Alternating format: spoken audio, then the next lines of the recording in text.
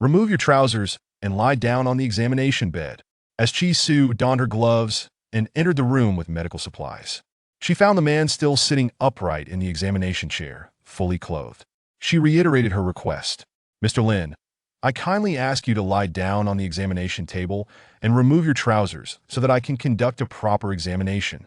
Lin Yuqian's dark eyes glinted with a sharp coldness as he reluctantly reclined, merely lifting his shirt to reveal his toned abdomen and the contours of a perfect line. Chi Su, feeling a hint of impatience, pointed to his lower abdomen. The trousers completely off. How am I to conduct an examination otherwise? Lin Yuqian's face, obscured by a mask, darkened further. He suppressed his urge to explode and unbuckled his belt, revealing a pair of pristine white boxer briefs. Yet the female doctor remained unsatisfied and audaciously took matters into her own hands, forcefully pulling away his last remaining modesty. Instinctively, Lin Yuqian reached down to cover himself, exclaiming, "Hey, you crazy woman, what are you doing? Conducting an examination? What else? Do you think I intend to do anything untoward? I am a healthcare professional. This is standard procedure. What is there for a grown man to be shy about?" The conviction in her words made Lin Yuqian feel as if he were the one behaving like an inexperienced fool. Moreover, she had no time to appreciate the view, busying herself with the medical instruments instead. Half a minute later, she stood upright, squeezed some gel-like substance in her hands, and rubbed it evenly. Then she commanded, "Remove your hands." Lin Yuqian disagreed, covering himself more securely. Is this examination truly necessary? Chi Su, having waited long enough, expressed her growing impatience. Of course it is necessary otherwise. Why are you in a hospital? Hey, are you even going to look? If not, I could just leave. There are others waiting outside. Lin Yuqian worked at a research institute, often swamped with work, spending months at a time in the lab, which led to minor health issues. Now that he had finally carved out time to see a doctor, he couldn't let his shyness waste half a day. Besides, wearing a mask meant that no one would recognize him. It was just a glance, after all. Thus, he cautiously withdrew his hands, creating a narrow gap. Is that sufficient? Chi Su, unable to bear the sight any longer, swiftly proceeded with the medical examination. What the hell are you doing? Lin Yuqian exclaimed, mortified. Chi Su forcefully pressed his bent legs back down. Lie flat. Why are you moving? If you keep hiding, how am I to examine you? I have examined hundreds of patients in a day, and never have I encountered an adult so uncooperative. As she uttered these words, the cheeks beneath her mask flushed a deep crimson. Indeed, she had examined countless bodies, but they were mostly children, with only the occasional adolescent. This was her first encounter with such a robust adult patient. Lin Yuqian closed his eyes, feeling as if he were undergoing torture for merely seeking a kidney checkup. 3 minutes later, Chi Su wiped the sweat from her brow and delivered her diagnosis. Mr. Lin, based on the examination, you are in excellent condition. Very nice. Completely fine, entirely without the need for a circumcision. What did you just say? Lin Yuqian jumped up from the examination bed in shock, nearly toppling the nearby medical cart with his flailing feet. Chi Su stared at him, bewildered, unsure of what she had said wrong. Could it be that her description lacked the embellishment he desired? But she had already praised him as very nice and repeated okay 3 times. What more did he want? Surely, she couldn't conjure more extravagant phrases? Mr. Lin, there is no need for surprise. You are very good, and there is absolutely no necessity for surgical intervention, nor will it affect your future marital life. Who told you I was seeking a circumcision? I came in for a kidney checkup due to back pain the other night. Ah. Chi Su felt mortified, her face burning with shame as she instinctively covered her flushed cheeks. Oh heavens, how embarrassing! Lin Yuqian had no time to concern himself with her humiliation, his voice sharp as he chastised. How can you practice medicine without clarifying the patient's condition first? Do you realize that invading a patient's privacy is illegal? I will file a complaint against you. Please, Mr. Lin, I beg you not to file a complaint, please. Chi Su's demeanor shifted from stern to desperate, her voice filled with a pleading tremor. She disregarded her own state of undress, clutching at him in a frantic plea. I am a newly graduated intern, and I have already faced reprimands from my superiors 28 times this month. If you file a complaint, I won't receive my internship report and won't be able to graduate. Please, I beg you. Lin Yuqian found the situation absurdly amusing. A doctor reprimanded 28 times in a month should not be allowed to remain in the hospital, lest they endanger patients and society at large. You lunatic, let go of me, that I must file a complaint today. If I tolerate your subpar practice any longer, I will no longer bear the surname Lin. Please, I beg you, Mr. Lin. In truth, my professional knowledge is quite substantial, and I excel in theoretical studies. Practicing medicine has always been my lifelong dream. Please, do not jeopardize this beautiful flower of our nation's medical field. Get away. Lin Yuqian struggled to reclaim his dignity, only to be forcefully pushed back onto the examination bed. I apologize, Mr. Lin. I was wrong. I sincerely apologize. As long as you do not file a complaint, I will do anything you ask. Forgive me, I truly made a mistake. How about I help you recover? Chi Su, completely dazed by the prospect of a complaint, acted in increasingly absurd ways. The patient's situation was deteriorating. Yes, I am truly sorry. I seem to have made an even more outrageous mistake. A heavy silence enveloped the room. Lin Yuqian stared at her with a deadly glare, his fury palpable. Is this woman unwell? How can she practice medicine in such a state? So, is it permissible for her to conduct examinations indiscriminately? After dressing, Lin Yuqian pulled out his phone, aimed it at her ID badge, and snapped several pictures. Dr. Chi, employee number 6596, prepare for a complaint letter, alongside a legal notice for invading patient privacy, which will soon arrive. Chi Su was petrified, her spirit nearly leaving her as she blocked the door with her petite frame, preventing his escape. If it weren't for the morning's scathing reprimand from that detestable deputy director, she would not have been so muddled as to commit such a blunder. Mr. Lin, please show some compassion, perform a good deed, and spare me this time. I know this was my fault, but I have my reasons. Oh, you have your reasons? Lin Yuqian scoffed coldly. You have 1 minute to explain. Without hesitation, Chi Su began to babble like a machine gun, detailing the reasons for her error. My name is Chi Su, a recent graduate from medical school, and I just began my internship at the hospital last month.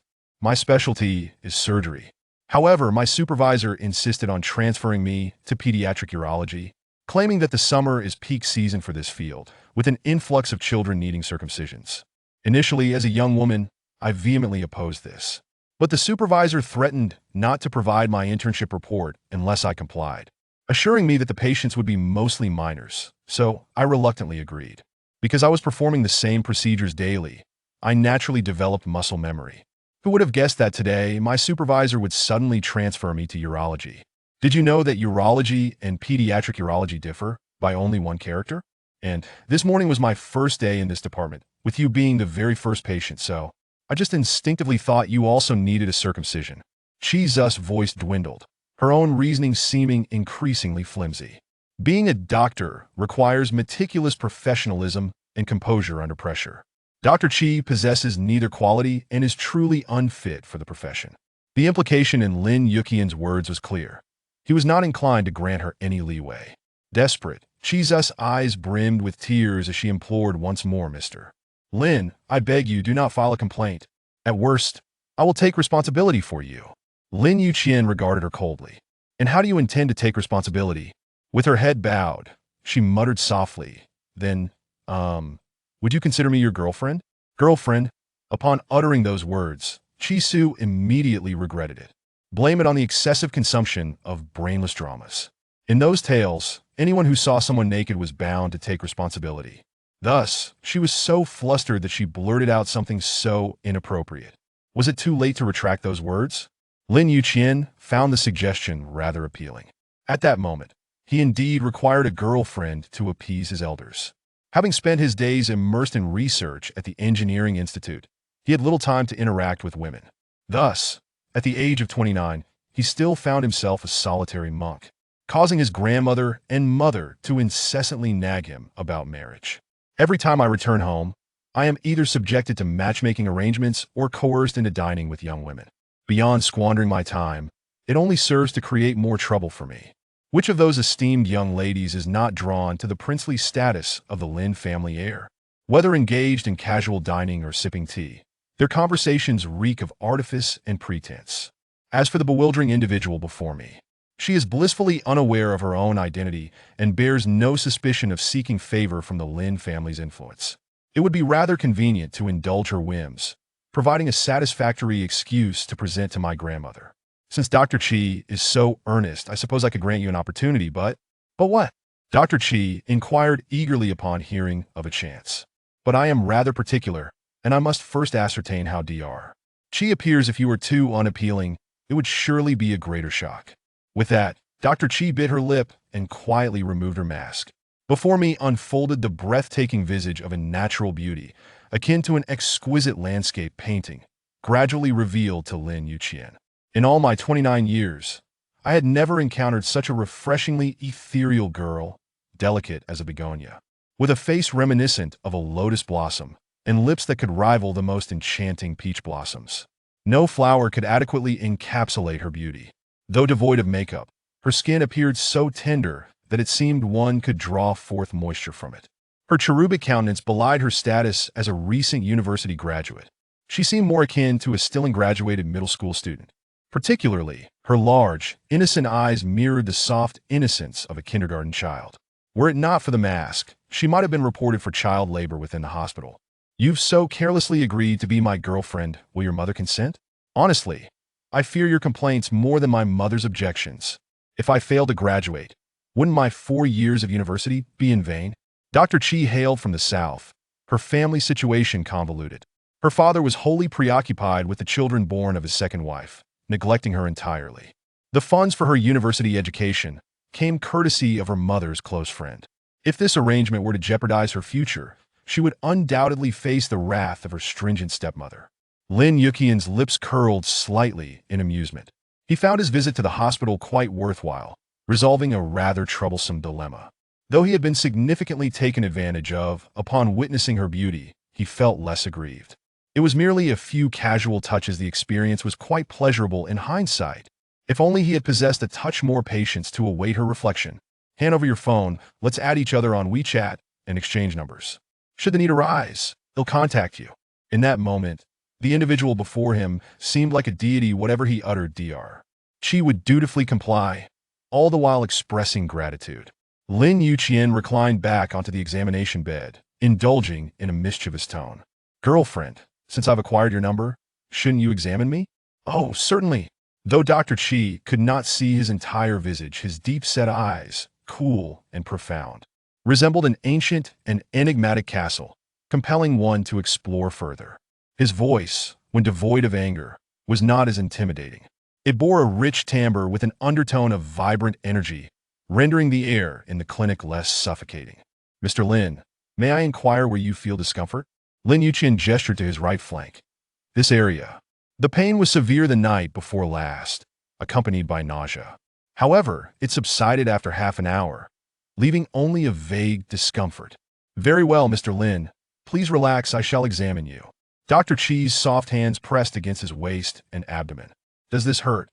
Not at all. What about here? And here? And here. After an extensive examination, Dr. Chi was covered in perspiration, ultimately concluding that there was no pain whatsoever.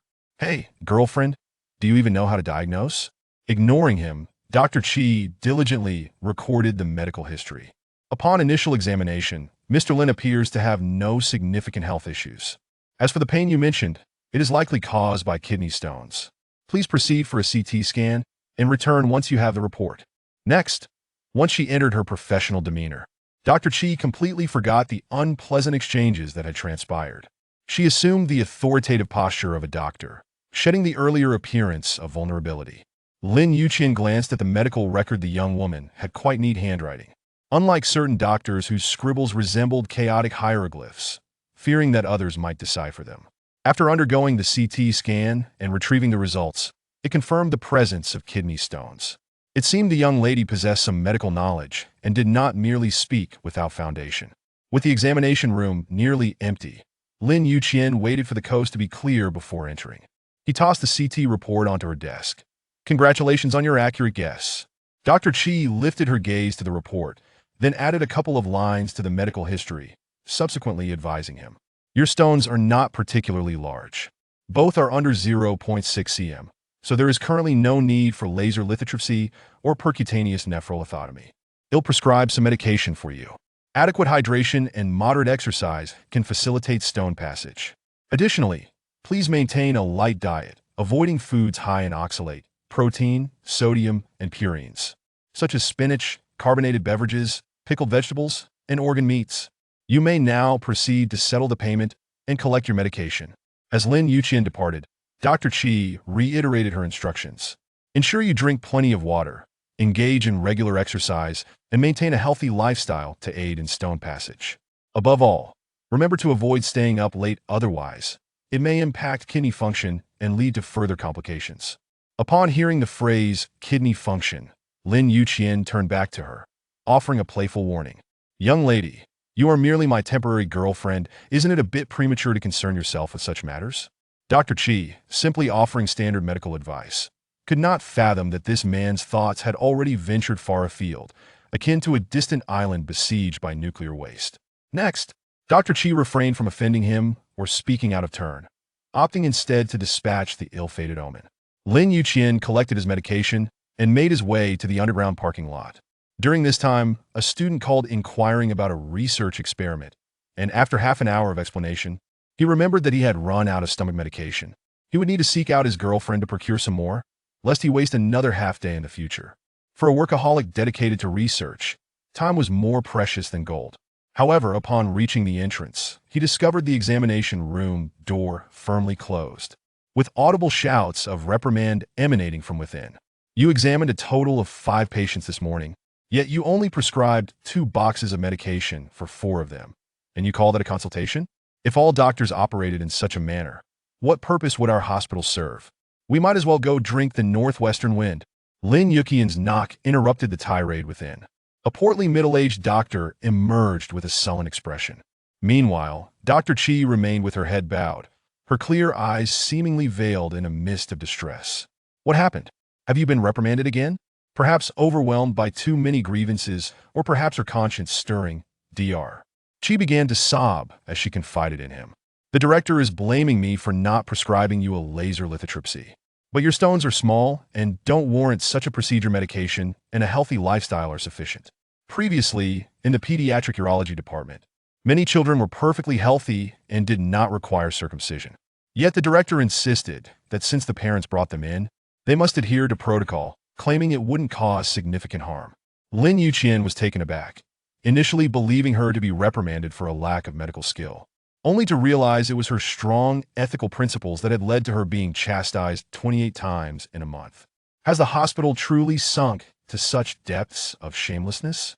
For medical students like us, lacking connections and influence, we can only secure placements in such private hospitals after graduation.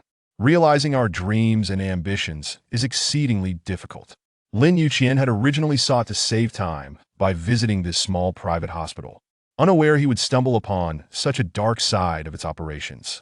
Focus on your work and do not compromise your integrity. If you encounter any difficulties, feel free to call me. Dr. Qi smiled, though it was merely a comforting remark. It provided her with warmth. Chapter 3. Playing a role as autumn deepens, the ginkgo trees in the lakeside city have begun to turn a golden hue, their vibrant leaves carpeting the green belts along the roads like 2 ethereal golden dragons weaving through the bustling city.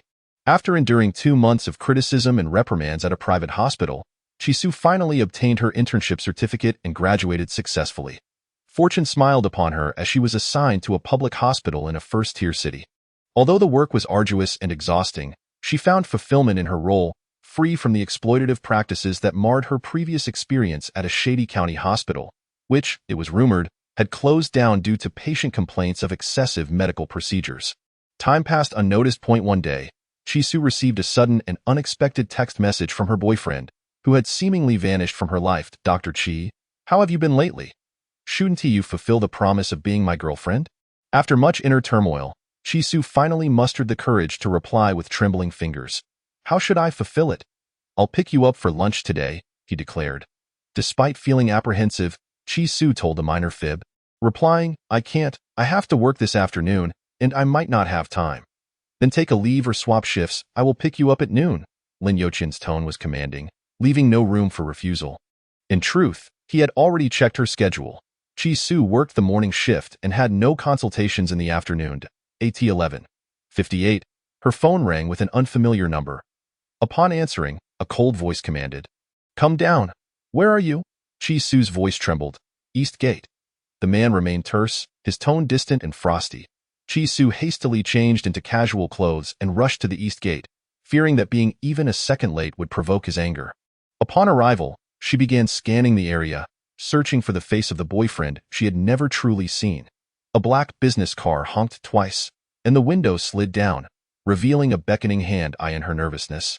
She failed to notice the license plate or the model of the car, let alone the appearance of her boyfriend in the driver's seat. As she opened the car door, she timidly asked, "Excuse me, are you Mr. Lin?" "You tell me," came his curt reply. The man radiated an aura of commanding coldness, causing Chi-Su to tremble slightly, hesitant to approach him. Lin Yuqian gestured toward the passenger seat. "Get in." Cautiously, Chi-Su opened the door, sitting stiffly in the seat, too intimidated to move. She didn't dare to inquire how he knew she worked at this hospital. Lin Yuqian pointed at the seatbelt. When she remained still, he leaned slightly and fastened it for her. A sudden rush of his distinct scent, reminiscent of perfume or perhaps his unique essence, filled her senses, reminiscent of the aroma she had encountered in the clinic before. "All set. Remember to buckle up next time."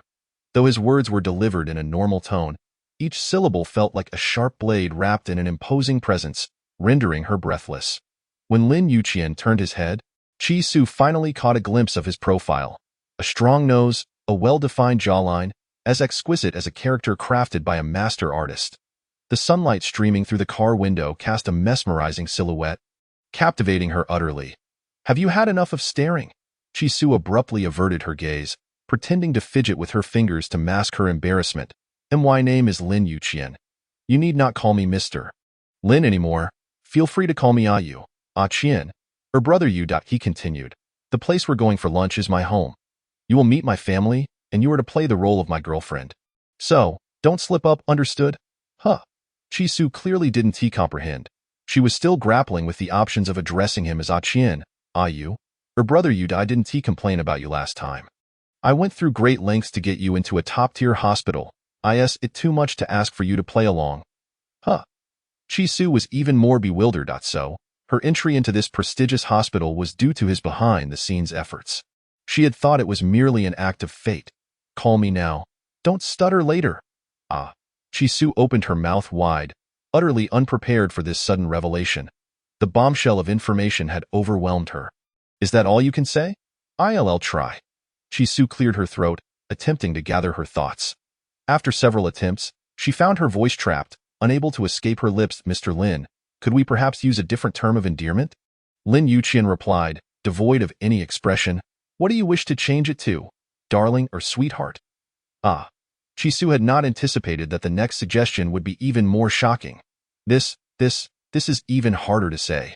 "Practice," Lin Yuqian commanded as if she were a student. 3 minutes later, a chilling cry emerged from the car. You?" Lin Yuqian flinched slightly. It was the first time someone had called his name in such a painful manner. "Did you just get into an accident? Come on, be normal." "Sorry, let me gather myself." After another 5 minutes, she finally seemed ready. Qian." Lin Yuqian's cold, handsome face darkened further. "Qian, are you sneezing or calling my name?" "Try again." Chi-Su felt a wave of frustration wash over her. She wasn't usually this tongue-tied, but the situation had her flustered. After a lengthy silence, a soft and feeble voice finally broke through the tension. "Darling." Lin Yuqian's body trembled slightly, nearly causing him to run a red light. Goodness, this woman is truly a marvel. One moment she sounds awkward, and the next, she is utterly enchanting. Can't she just be normal? "Call me properly, darling."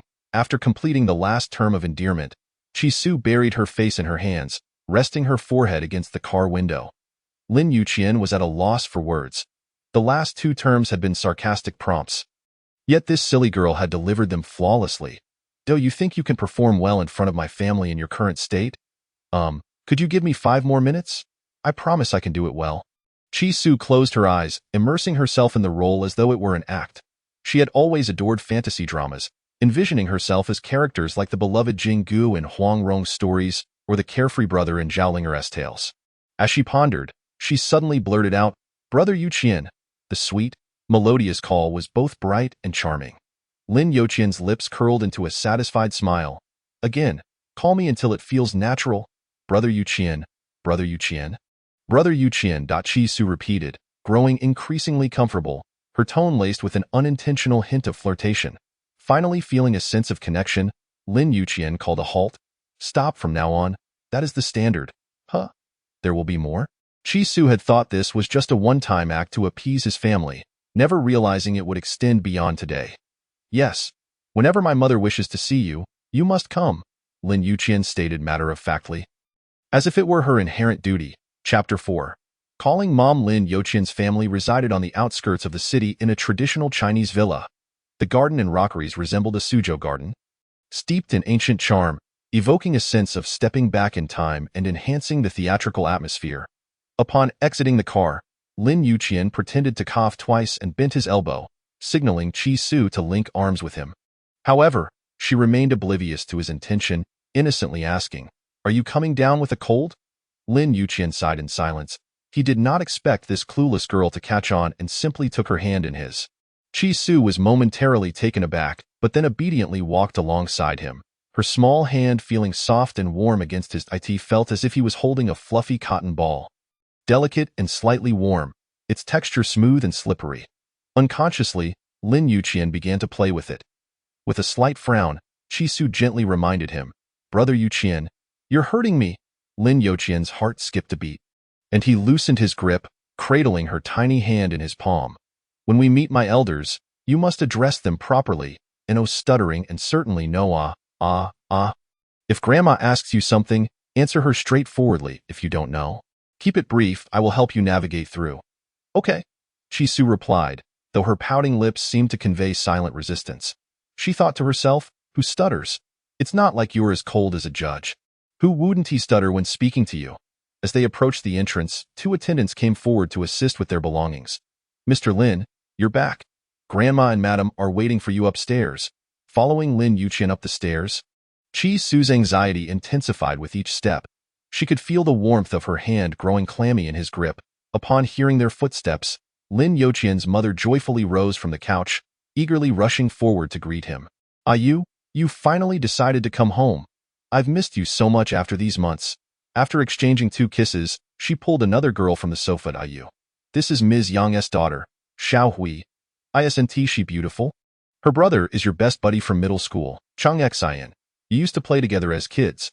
Chung Hui had already spotted Chi Su and appeared visibly awkward, softly greeting, "Hello, Xiao Lin." "Hello." Lin Yuqian nodded in acknowledgement, then took Chi Su by the hand and led her to his grandmother. It was only then that Mrs. Wenlan, Lin Youqian's mother, noticed that her son was accompanied by someone, an exceptionally handsome young lady. "Son, who is this girl?" Lin Yuqian affectionately placed his arm around Chi Su's shoulder, introducing her.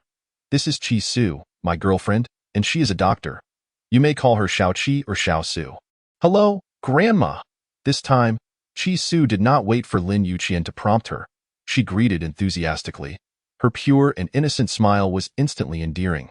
Sitting on the sofa, Grandma, with her head full of silver hair, was visibly delighted to meet her grandson's companion for the first time, her wrinkles seeming to lessen with her joy. Well, what a wonderful child. Xiaoqi is a lovely name. Just like you, being the 7th child in the family, you truly complement each other." The ranking referred to the Lin family hierarchy in this main branch. Only he and his sister were involved in business, with the company primarily managed by Mrs. Wan. The second branch had long settled abroad and was quite renowned in the international financial realm, while the third branch was involved in politics, maintaining limited interactions due to the need to avoid suspicion. Upon hearing the term girlfriend, Wenlan was taken aback, covering her mouth in disbelief. "Heavens, did I hear that correctly? My son is actually in a relationship, and it's with a woman." This was truly a moment of joy. Had she known, she would have bought firecrackers to celebrate this sacred and monumental occasion. God knows how much she had fretted over her son's romantic life over the years. Ever since he broke up with a girl at the age of 22, he had shown no interest in any woman. It was said that he buried himself in the research institute, sharing a bed with a man, and her world had crumbled. Later, she had painstakingly separated him from that male companion and introduced him to various socialites and beauties, even movie stars, yet he hardly glanced at any of them, often expressing disgust, preferring to immerse himself in the company of rough men and working diligently, returning home only once every several months. The entire family had begun to suspect his sexual orientation, believing he was only attracted to men and kept his distance from women. It was a miracle that when Lon never expected to witness this day of hope after so many years. Her precious son had finally held a girl's hand. What a tremendous joy! Chi-Chi, you are truly a blessing for our Lin family. You have no idea how long I've waited for this day. Oh, the bitterness of all these years has finally come to an end. As she began to speak, her emotions overwhelmed her, and she started to cry. Mom, what are you doing? Why are you crying? What else can I cry about? I am just so happy that you have finally found your way.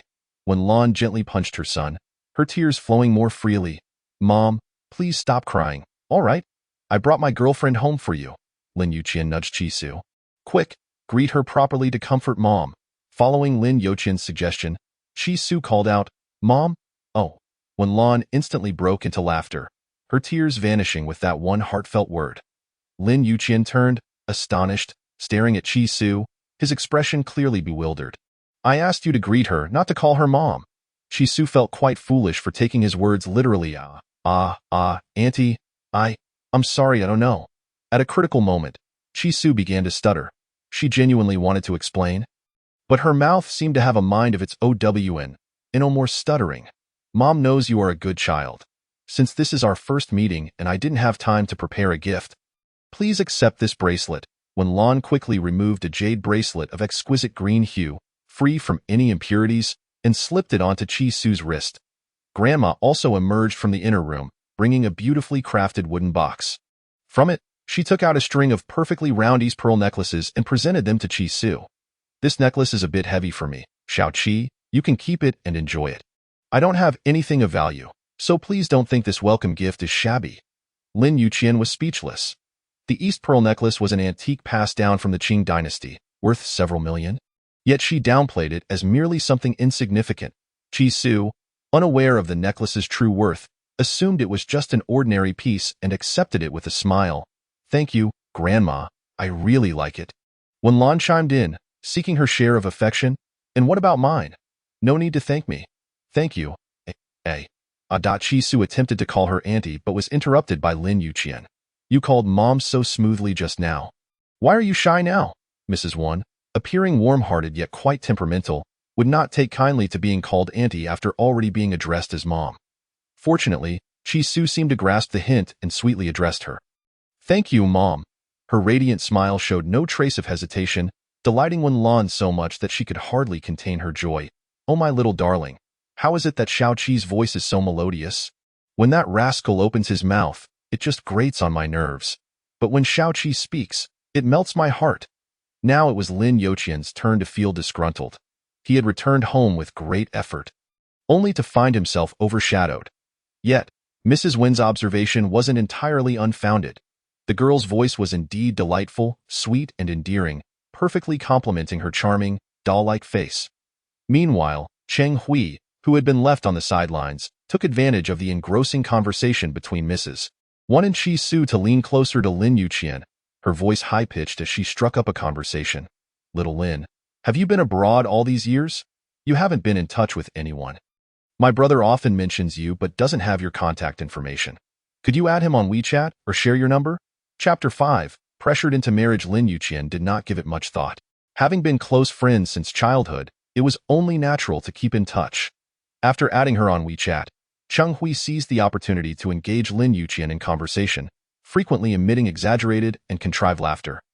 Hoping to leave a lasting impression on him, however, after her third inexplicable burst of laughter, Lin Yuqian's irritation grew, and he bluntly reminded her, Miss Cheng, your laughter is quite unpleasant. Please refrain from laughing again. Cheng Hui's mouth opened in shock, unable to recover from the emotional blow, and she burst into tears. Little Lin, how can you say such a thing? I curse you to be single for the rest of your life and never marry. After venting her frustration, she grabbed her bag and fled the room, covering her face. Mrs. Wan looked on in confusion. Ayu? What happened? Why is she crying? Grandma licked a large rainbow lollipop, chuckling. That boy said the girl's voice was unpleasant, and it made her storm off. Previously, Mrs. Wan would have scolded her son for lacking respect towards women, but after meeting Chi Su, she found herself agreeing with him. You wasn't wrong. Her voice is indeed rather grating. Unlike our Xiao Qi, who speaks softly and sweetly, it's truly a pleasure to listen to. Lin Yuqian was perplexed by how this young woman had managed to charm the stern and critical Mrs. When in less than half an hour, even making Grandma lose her sense of reason. The girl not only had an unappealing voice but also a sour disposition. How could she curse you to remain single forever? In my opinion, we should break that curse today. Let's have you and Xiao Qi go to the Civil Affairs Bureau to get their marriage certificate right now, so we can avoid any long-term issues stemming from that girl's wishes. Upon hearing this, Mrs. Wen raised both hands in agreement. Yes, yes. My grandfather used to say that curses must be lifted within 3 days, or one will face misfortune. Shall we visit Xiao Qi's parents tomorrow and settle this matter? Lin Yuqian was utterly taken aback by her words, feeling as if he might explode. He had already made concessions by bringing his girlfriend home to appease them, yet Mrs. Wen was now demanding marriage? Had he known, he would never have returned to this troublesome old house. Mom, please don't indulge in wild fantasies. I've only been dating her for half a month. I have no plans for marriage at the moment. Upon hearing this, Mrs. Wen's expression shifted from excitement to despair. She grabbed several tissues and began to weep uncontrollably. You disobedient rascal. Are you still thinking about that vixen Zhou? I swear, as long as I live, that woman will never set foot in the Lin family home. I am telling you clearly now, you must marry Xiao Qi within 3 days. If I don't see a marriage certificate, then we shall sever our mother-son relationship. I won't seek treatment for my illness or undergo surgery. I might as well just die early. 2 months prior, Mrs. Wen had been diagnosed with breast cancer, and the greatest source of her distress had been Lin Yuqian's romantic life. As long as he remained single, her heart would never be at ease. To alleviate her worries and allow her to focus on her treatment, he had brought Chi Su home to act as his girlfriend. Little did he expect that on the very first day, Mrs. Wen would make such an outrageous demand for marriage, akin to a bandit forcing him into a commitment without reason. Mom, what are you saying? You're in the early stages of cancer. The doctors said timely surgery and a good attitude can lead to a full recovery. Stop with the wild thoughts, all right? The more he spoke, the more she cried. My breast cancer was brought on by your negligence. If you had listened to me and pursued a good relationship, married and had children, would I have gotten sick? You remain indifferent to my plight and refuse to take a wife. What hope is left for my ailment? Grandmother approached with small, shuffling steps, her cane striking Lin Yuqian's back. You wretched child, your mother is in such a state, and you remain oblivious. If you are unwilling to marry, then leave through that door and never return. Even if your mother were to pass away, I would not permit you to attend her funeral. Lin Yuqian closed his eyes, desperately suppressing the bitterness within, and reluctantly acquiesced. Very well, I shall marry. Chi Su's mouth fell open in shock, resembling a doll, her expression frozen as she mechanically shook her head in refusal. Mother, I need to discuss this with her. Without allowing her a chance to protest, Lin Yuqian seized her hand and dragged her into another room, only releasing her once he had swiftly locked the door behind them. What are you doing? That hurts. Chi Su's fair arm bore a distinct circle of red impressions from his grip, contrasting sharply with her delicate skin. Lin Yuqian showed no remorse for his brusque behavior, but instead coldly inquired. My mother insists we marry. What do you think? Chi Su was no fool. How could she possibly agree to wed a man she had met merely twice, especially one with such a disdainful demeanor? I do not think so. Today is merely an act. I have no affection for you and do not wish to marry you. Lin Yuqian frowned slightly, remaining silent for an extended moment. His icy gaze lingered on her face, sending chills down her spine. Do you know who I am? Chi Su's mind momentarily blanked as she desperately searched her memories for this man's name, but found no recollection. Thus, like a wooden puppet, she shook her head. I do not know. Lin Yuqian's gaze continued to probe her features, deliberately leaning closer, his deep voice mingling with warm breath as it echoed in Chi Su's my name is Lin Yuqian. Meeting his gaze were clear, bright eyes, reflecting an utter innocence and ignorance. Oh! Lin Yuqian's frosty countenance immediately fell. His sharp voice held a hint of suppressed anger. I said, my name is Lin Yuqian. Chi Su? Intimidated by his fierce aura, instinctively recoiled and timidly replied, I understand. Your name is Lin Yuqian. Lin Yuqian was rendered speechless. Did this woman not comprehend the significance of the name Lin Yuqian? The Lin family of the capital is a prestigious lineage. Which noble lady would not aspire to marry into it? Even the most sought-after film stars would vie desperately for the position of Lin's eldest daughter-in-law. Yet this foolish woman remained unmoved upon hearing the name Lin Yuqian. Are you an idiot? Chi Su was baffled by the insult, staring at him in confusion, her voice trembling with fear. Lin. What of Lin Yuqian? C, could it be we knew each other before? B, but I truly have no recollection. Lin Yuqian was utterly exasperated. He had no desire to converse with a simpleton. Not only was she dim-witted, but she also stuttered. Little stutterer, I shall grant you one more opportunity. Will you marry me or not? Chi Su did not hesitate for a moment, her head shaking vigorously like a machine with a malfunctioning motor. No, I have no desire to wed. Who would wish to marry such a terrifying man? With that icy, expressionless visage, it would be a wonder if one were not frightened to death. Chapter 6. Eating cherries for the first time in his life, Lin Yuqian proposed to a woman, only to be met with unrelenting disdain. His frozen, corpse-like face quickly turned a shade of deep indigo. Little stutterer, do not be ungrateful, though you have any idea how many women wish to marry me. Hearing the term little stutterer made Chi Su somewhat angry. She turned her head away, pouting as she retorted, Then go find those women. I refuse to marry. It was utterly absurd. She had been perfectly fine before. But now she stuttered upon speaking to this man. If she were to marry him, wouldn't she turn mute from fright? Not marrying is just fine. I don't care. Bringing home a little stutterer would only invite ridicule. Lin Yuqian stormed out in a huff, leaving behind a string of feeble protests. Lin Yuqian. I am not a stutterer. After saying this, Chi Su felt utterly defeated. With her manner, how could she not be considered a little stutterer? Once Lin Yuqian emerged from the inner room, Mrs. Wen eagerly approached him to inquire about the outcome. How did it go, son? Did you manage to secure her? Lin Yuqian wore a sullen expression and promptly shifted the blame onto Chi Su. It is not that I refuse. She is the one unwilling. To Mrs. Wen was taken aback by such a strange turn of events. Was there truly someone who did not wish to marry her son? What a failure. He could not even secure a girl. She rushed over to Chi Su, taking her hand affectionately, and gently asked, Chi, why do you not wish to marry Ayu? Chi Su, with a pouting face, her plump lips forming a sulky expression, had glistening tears welling in her large, round eyes, and her voice carried a soft, whimpering tone. He called me a little stutterer. Mrs. Wen was bewildered. How could this sweet, melodious voice belong to someone who stuttered? Lin Yuqian, do you have a death wish? Why would you call someone so lovely a little stutterer? What man would not wish to hold such a charming girl in his palm, treating her with tenderness and affection? Only you, foolish boy, would fail to appreciate her beauty and keep making things worse. And why haven't you properly apologized to her? The word apologize had never once appeared in Lin Yuqian's lexicon. The previous remark had been a considerable effort to utter. Did I not apologize just now? My girlfriend, will you forgive me? The mockery in Lin Yuqian's gaze was laden with threat, particularly as he emphasized the term girlfriend, reminding her of the task she had agreed to do. Chi Su wiped her tears, avoiding his gaze as she silently sat on the sofa, fiddling with her fingers. Mrs. Wen returned from the kitchen bearing a plate of fresh cherries. Placing it beside her, Chi, eat some fruit? Thank you, Mom. Chi Su continued to address her as such, popping one cherry after another into her mouth. She neither chewed nor swallowed, merely stuffing her cheeks until they bulged roundly before stopping.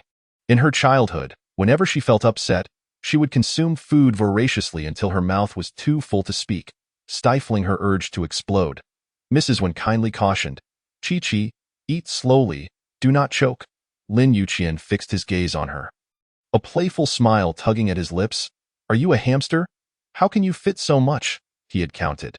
This woman's tiny mouth could accommodate a staggering 9 cherries without fear of bursting her cheeks. Mrs. Wen shot her son a fierce glare. Shut your mouth. If you cannot speak properly, do not speak at all. Even she could see that Chi was feeling wronged and angry. Yet this foolish boy continued to pour oil on the fire. I will check if the soup is ready. You must not bully Chi any further. Once Mrs. Wen stood up, The living room was left with just the two of them, the atmosphere growing even more awkward. Chi-Su remained silent, stuffing yet another cherry into her mouth, her teeth clicking against the insides of her cheeks. Lin Yuqian knew she was sulking but chose to ignore her. After 5 minutes, seeing her cheeks still puffed out, he could no longer bear it and extended his palm, commanding her, "Spit it out." Chi-Su remained motionless, shifting half her body away from him, attempting to distance herself. Lin Yuqian moved closer, his hand nearly brushing her lips, his tone becoming increasingly severe. "Spit it out, do you hear me?" Chi-Su shook her head vigorously, emitting a sound of defiance through her nose. Lin Yuqian's patience was wearing thin. He raised an eyebrow and firmly grasped her cheeks, forcing the cherries to emerge one by one. When he reached the last 2 cherries, Chi-Su clenched her teeth tightly. Refusing to relent, he resorted to brute force, prying her mouth open and forcibly extracting the cherries. Lin Yuqian felt a sharp pain in his finger. This woman had bitten him. "Have you a death wish?" Confronted by his fierce glare, Chi-Su, frightened, swallowed the remaining cherry whole. "Little stutterer, do not test my patience. I am not someone you can provoke." Chi-Su sat rigidly, motionless, her complexion shifting from pale to a deep purple, ultimately fainting on the sofa without warning. "Hey, little stutterer, what are you doing? Are you playing dead after just a few words?"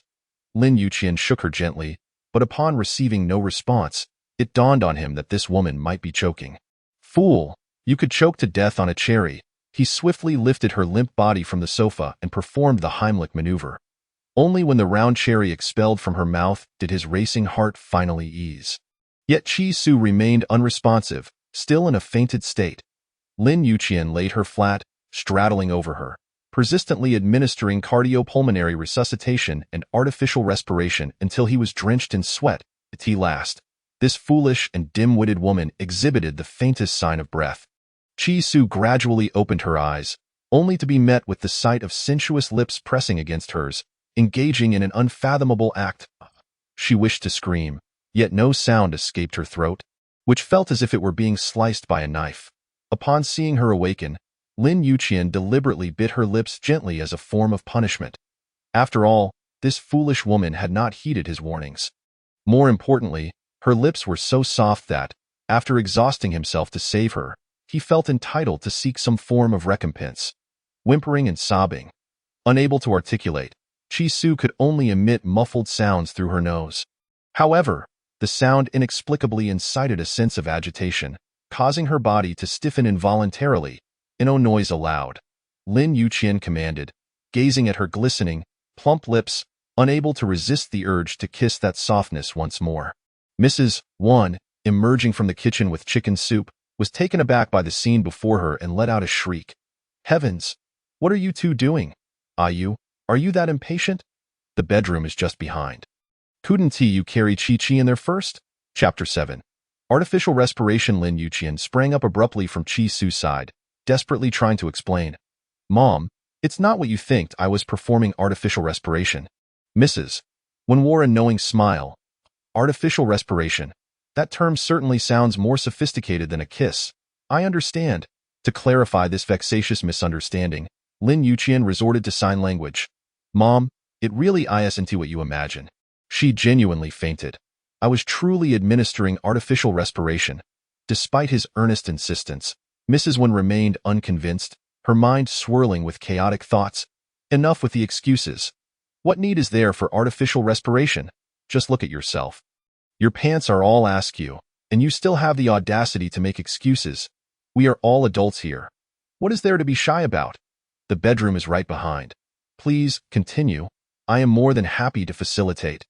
Lin Yuqian cast a glance downward at the uncooperative Chi-Su and muttered a phrase of exasperation. Damn it! For the first time in his life, Mrs. Wan witnessed her son, flushed and fiery, dash into the bedroom, slamming the door with an explosive sound. "Ha ha ha!" Mrs. Wan laughed uncontrollably, finally able to confirm that her son was not gay. This was indeed monumental news.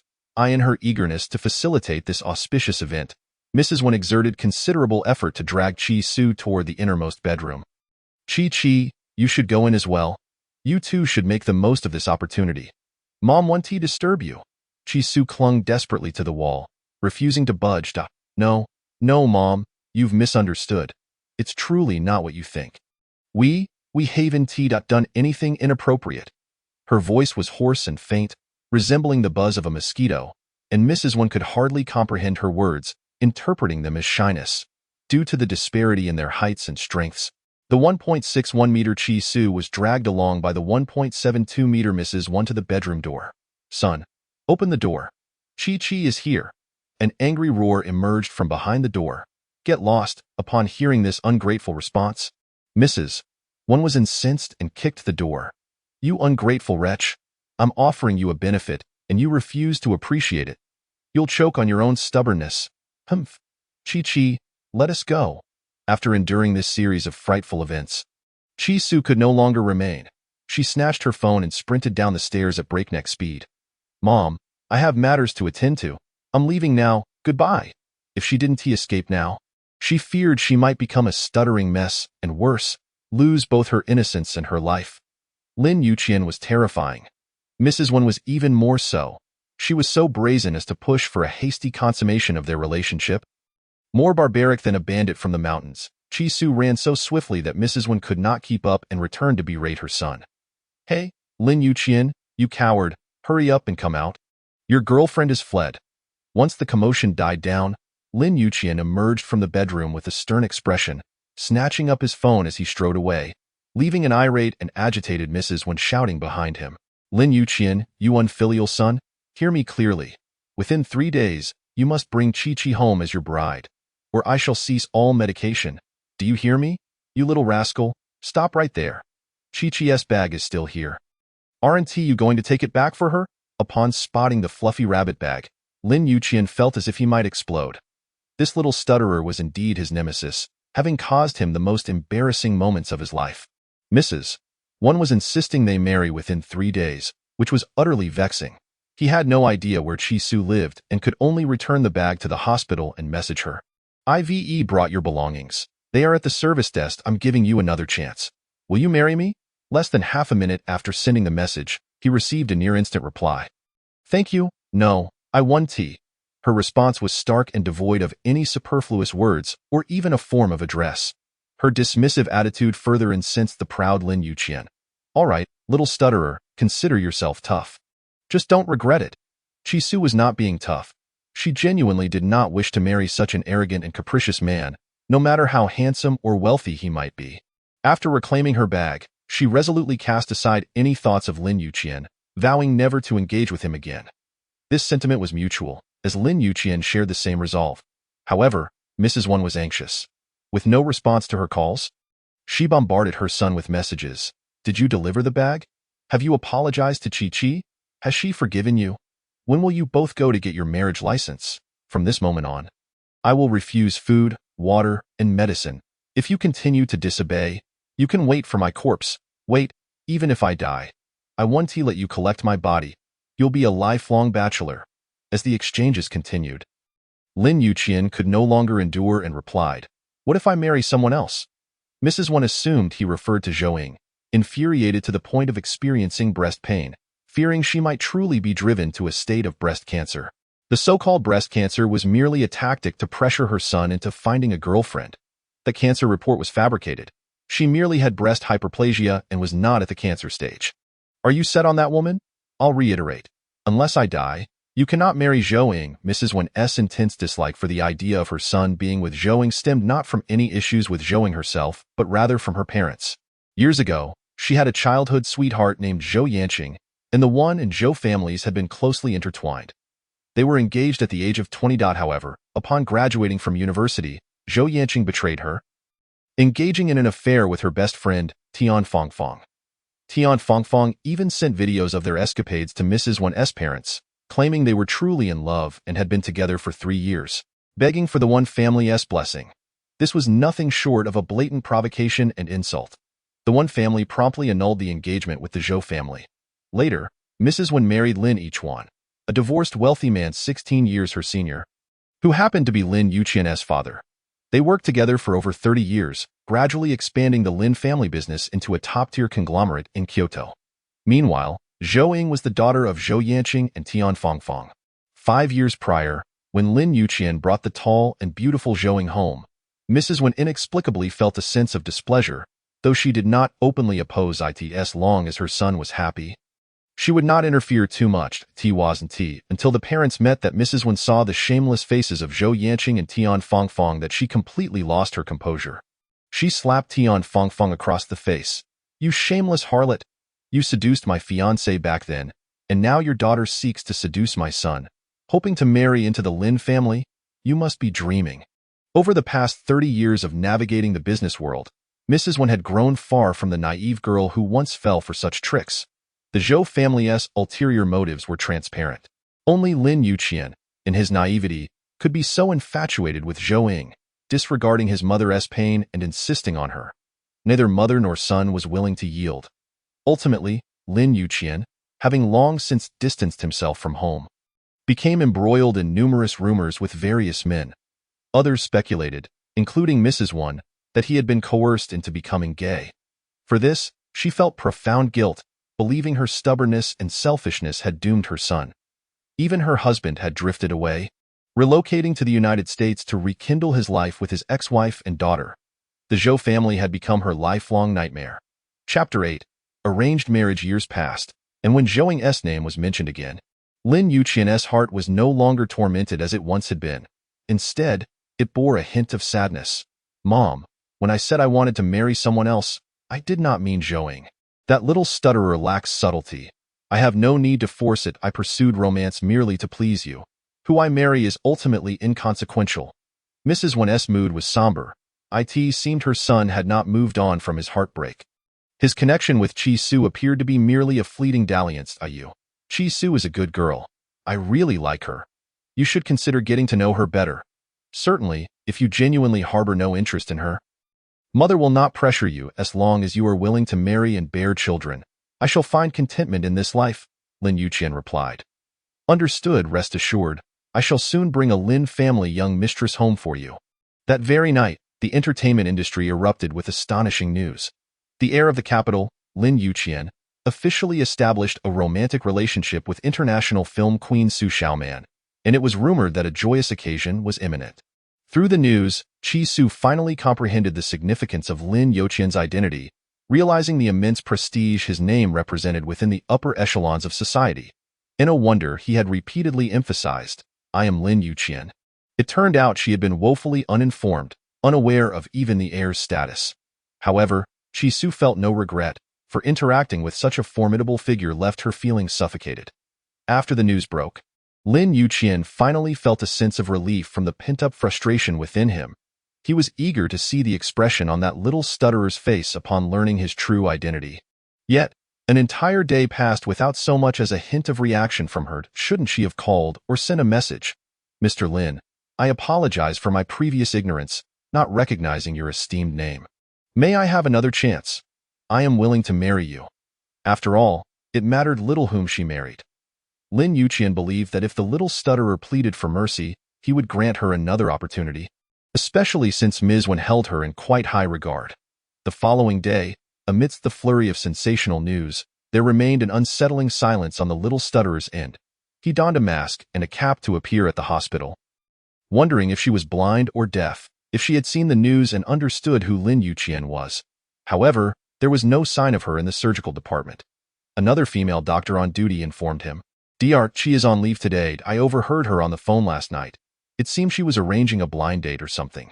May I inquire what your business with her is, if you are unwell? I can attend to you." Given his impressive demeanor and high-end attire, the doctor was eager to engage him, despite not having seen his face. Upon hearing the words blind date, Lin Yuqian's expression darkened significantly. Cold fury ignited in his eyes, instilling terror in the doctor, who instinctively recoiled, abandoning any pretense of camaraderie. "If you urgently need to contact Dr. Qi, I can provide you with her number." "No need," Lin Yuqian gritted through clenched teeth. He pulled out his phone and promptly blocked Chi Su's number. Such an ungrateful woman was hardly worth keeping around. Chi Su indeed attended a blind date. Last night, her adoptive father, Qi Wangxing, called, threatening her with her mother's health, compelling her to return home to marry and secure investments for the Qi family business. Little did she expect that this profit-driven father had arranged for her a suitor who was over 50 years old. An age that made him more than sufficient to be her father, dad, I refuse. I will never marry that old man. Qi Wangxing's tone turned icy, cold, and utterly shameless. You refuse to marry? Very well from now on. I will not contribute a single penny for your mother's hospital expenses. If you have the capability, support her on your own. Qi Su's mother, and Yunxi, had been in a coma for 3 years following a car accident, sustained solely by medication. The monthly treatment and nursing costs were substantial, and without relying on Qi Wangxing, she could hardly bear the burden. Her stepmother, Zhao Dandan, feigned concern. Xiao Su, Mr. Zheng, the gentleman your father arranged for you, while older, has excellent conditions in all respects. Marrying him means living in a grand mansion, driving luxury cars, and having servants attend to your every need as a leisurely wealthy wife. What could be wrong with that?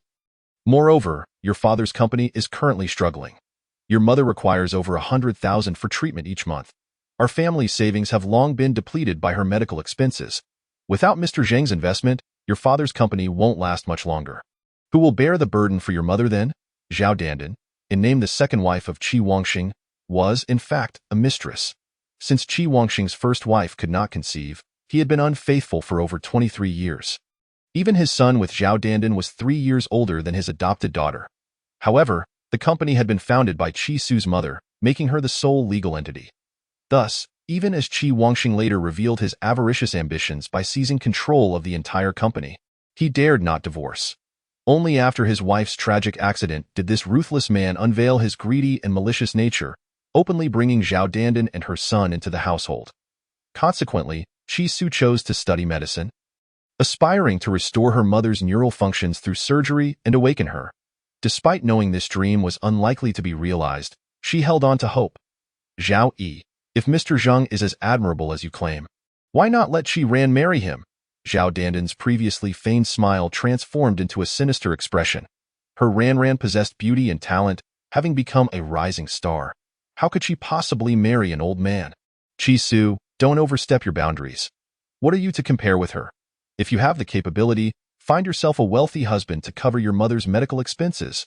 Anger and determination flashed in Qi Su's eyes. Fine.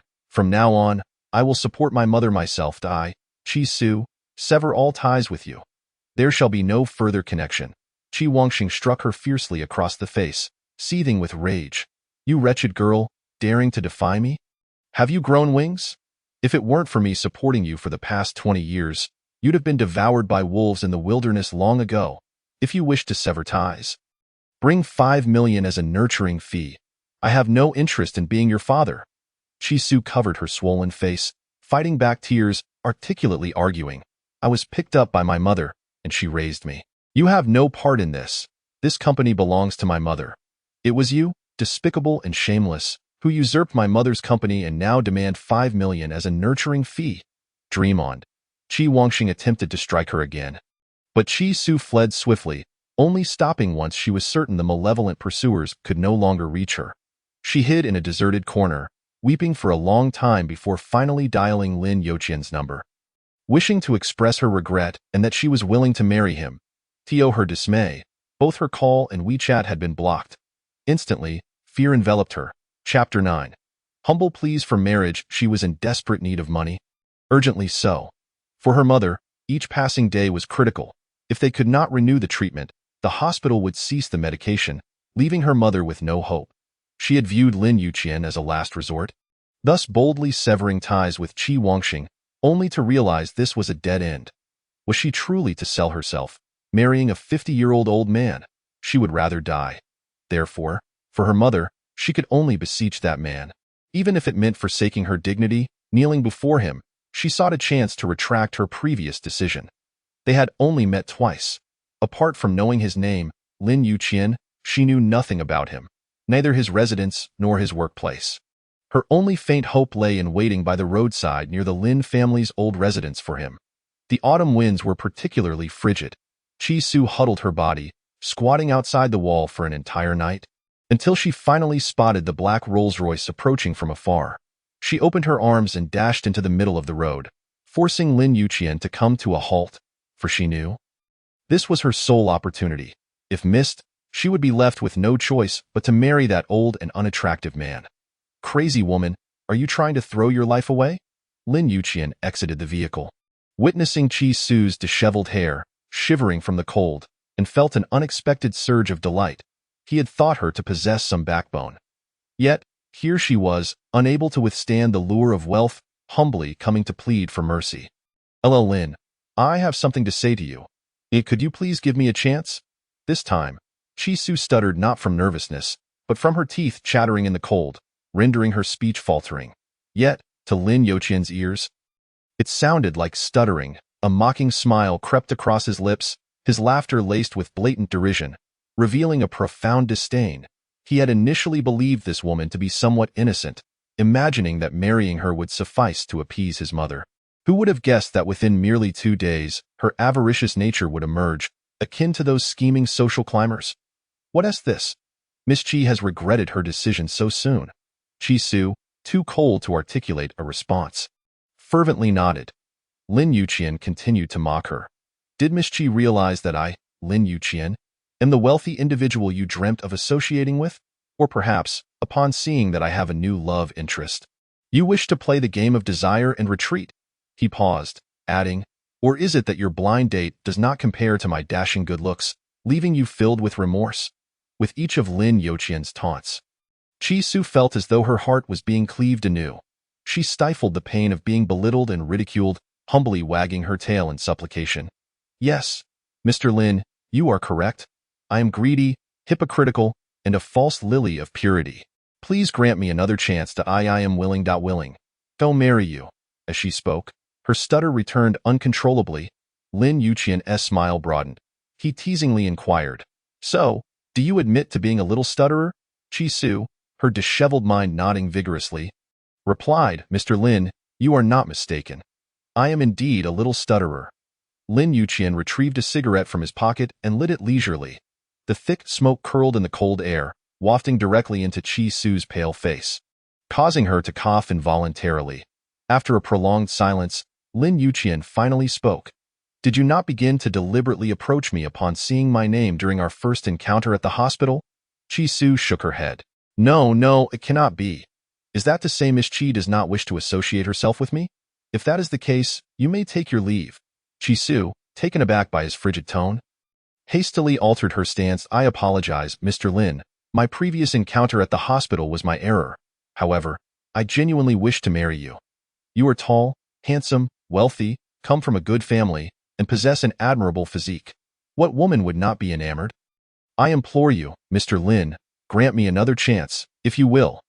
Amidst Chi Su's flowery compliments, Lin Yuqian resolved to give her an opportunity, particularly as her praises of his physique and stamina greatly appealed to his masculine pride. "Speak. What are your conditions?"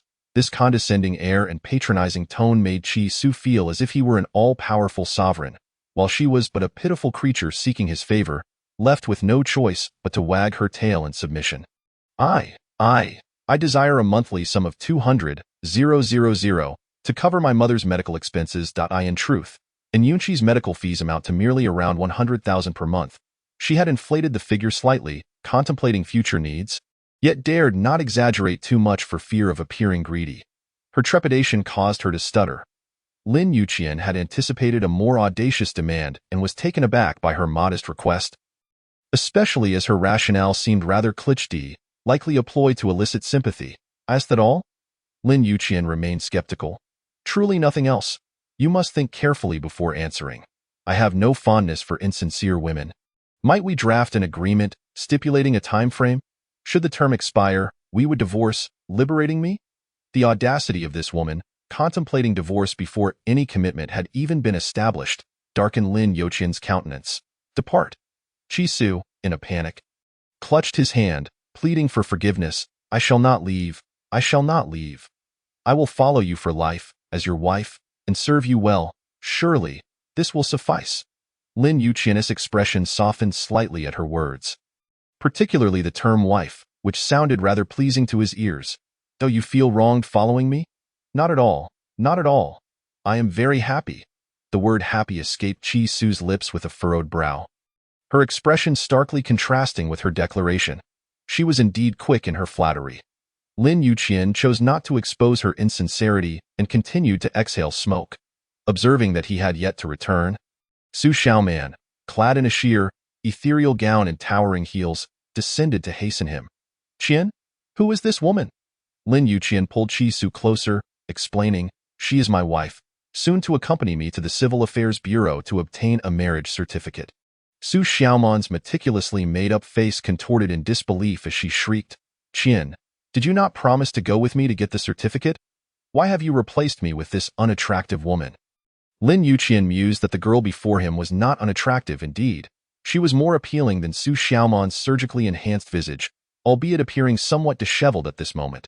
She is low maintenance, unlike you. She is petite, slender, and simple in attire. Chi-Su did not perceive this as a compliment. Su Xiaoman's face turned an unmistakable shade of green. Qian, what is your taste? This woman is short, thin, ugly, and lacks both bosom and curves. What could you possibly find appealing? Lin Yuqian scrutinized Chi-Su as if appraising merchandise. Short. She barely reaches my chest. Indeed, she is rather diminutive. Thin. That slender waist seems as if one could encircle it with a single hand.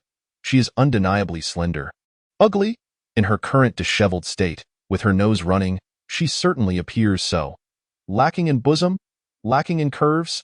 Sensing his scrutinizing gaze, Chi-Su sought to bolster her appeal. I possess bosom and curves. I am a C-cup. Entirely natural, unlike her, who has augmented her assets with silicone. From a medical perspective, my height and figure, a C-cup, is optimal and aesthetically pleasing. Lin Yuqian could not suppress his laughter. This woman certainly knows how to advocate for herself, divulging such intimate details, revealing her eagerness for matrimony. Su Xiaoman, blushing, retorted, Qian, do not heed her nonsense. I have not undergone breast augmentation. I am also entirely natural. Nonsense. You have altered your bosom, and your face, eyes, nose, mouth, and cheekbones have all been enhanced. As a surgeon, I can discern it in an instant. You little vixen. Su Xiaoman stuttered in outrage. Qian, do not listen to her lies. I am a movie star. Due to work requirements, I underwent slight adjustments. But I was already a natural beauty. How could I possibly have undergone extensive procedures? Indeed, minor adjustments are not objectionable. The desire for beauty is universal. Su Xiaoman's face indeed captures my interest. Lin Yuqian feigned indecision. Glancing between the two women. Little stutterer, what advantages do you possess that would warrant my choice? Speak up. Otherwise, I may not marry you. Chi-Su hesitated, her mouth opening and closing for an extended moment before summoning her courage. Blushing as she declared, I am a virgin. She is not. Cough, cough. Such bold words left even Lin Yuqian, accustomed to crude jokes, astounded. Su Xiaoman, incensed, turned red and thick-necked, once more reduced to stuttering. What does it matter if I am not a virgin? I possess experience, I am versatile, I am open-minded, and I can employ various techniques to satisfy you better. Can you? Calmly, Chi-Su replied, I may not have experience, but I am willing to learn. And you are not a virgin? Lin Yuqian could no longer contain his laughter, his fist pressed to his mouth to stifle the mirth threatening to escape. The little stutterer's retort was splendid. He almost wanted to applaud. Mr. Lin, are you ready to decide whom to choose?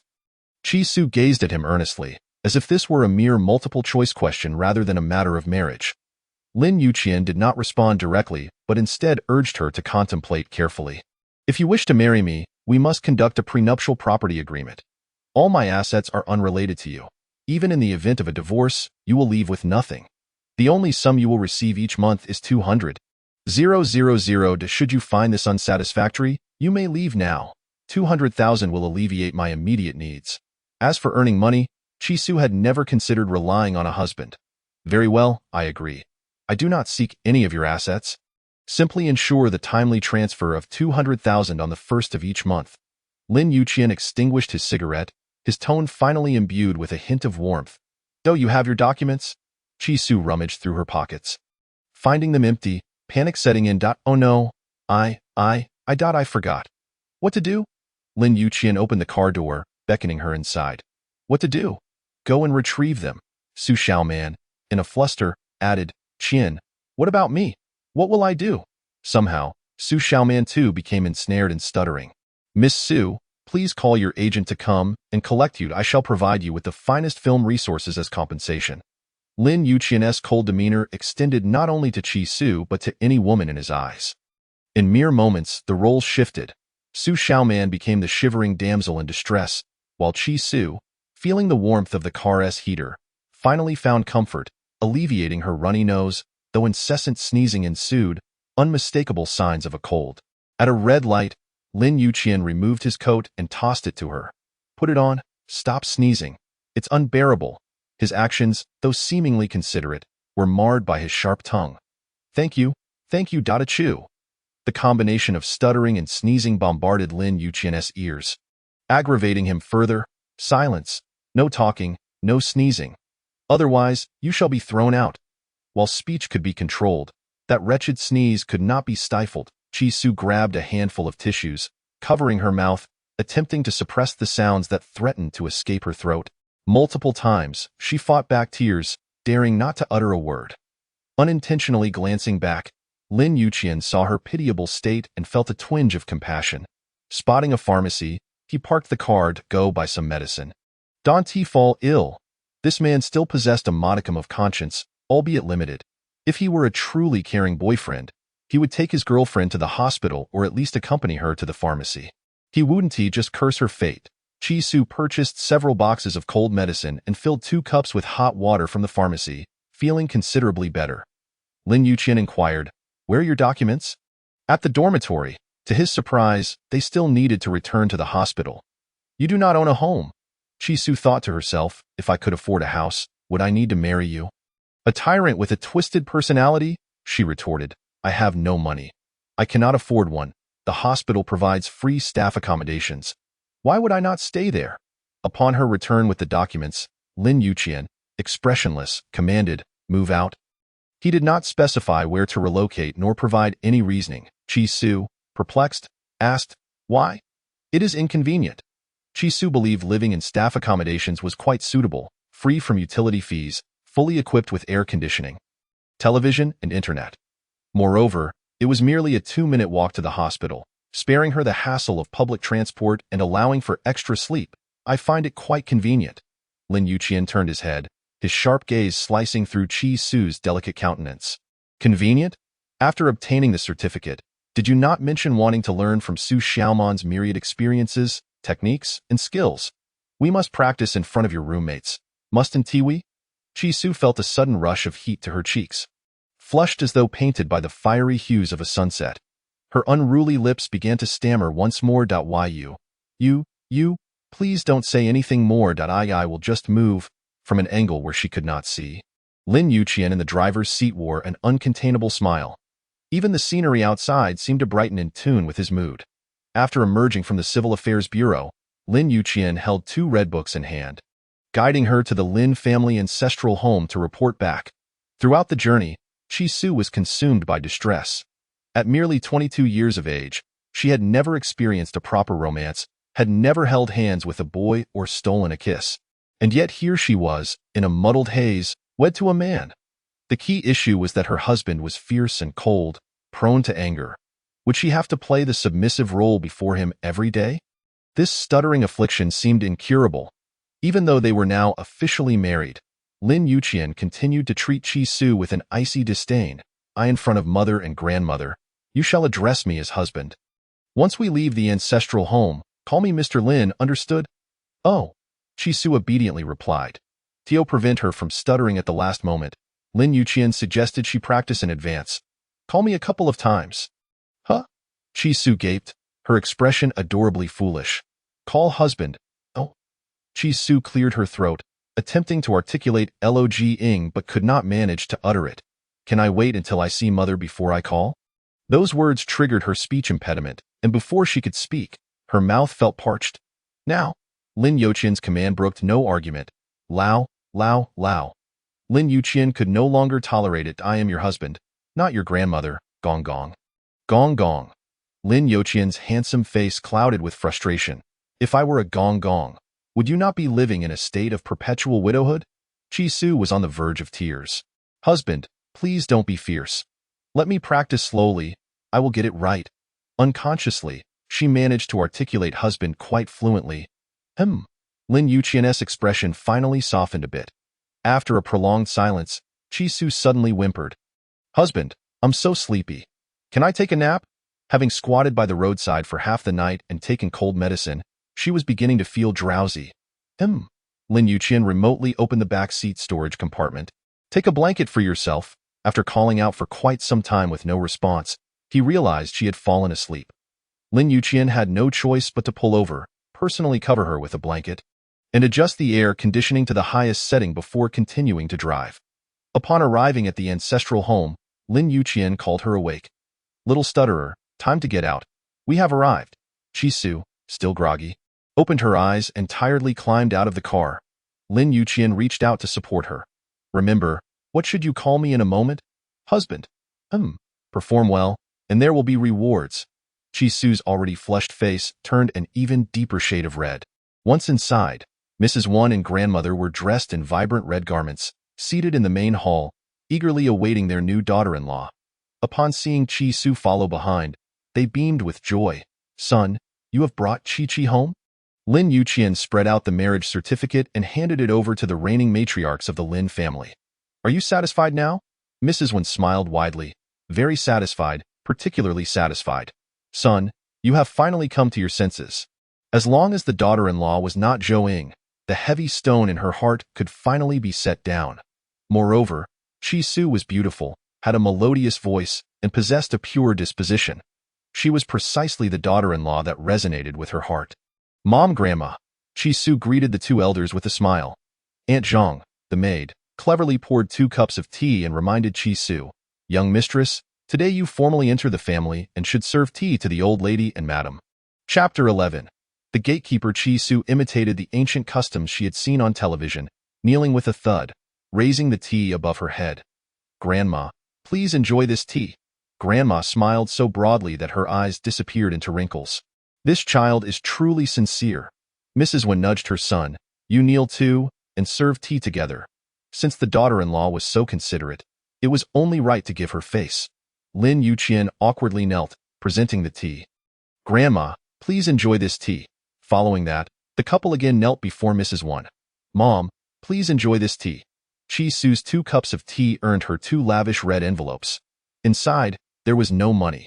One contained a property deed, and the other a black card. Chi-Chi, after you marry in, you are now a member of the Lin family. Spend freely. Your mother will support you. Chi-Chi, if that rascal bullies you in the future, Grandma will help you deal with him. Chi-Su was deeply moved. Ever since her mother became a vegetable, she had not experienced such genuine affection. Thank you, Mom, Grandma. Mrs. Wen looked at her teary eyes. Why are you crying? On your wedding day, you must be happy. Only then will your future days be harmonious and beautiful.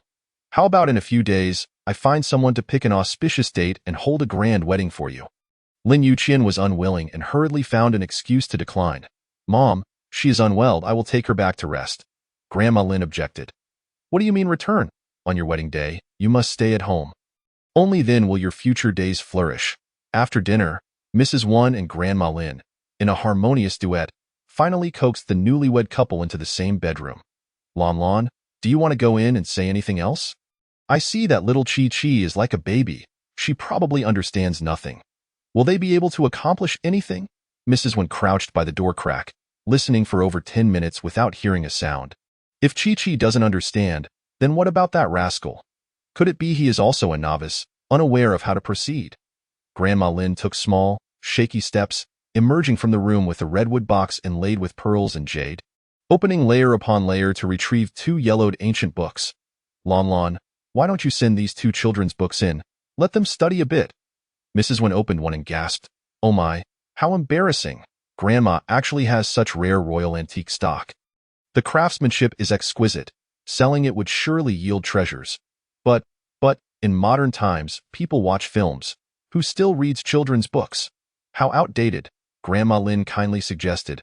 Why don't you find 2 films for these young ones to watch? Mom, in such a rush, where would I find films? Besides, that sort of thing, they should explore on their own. I can't possibly project it electronically, can I?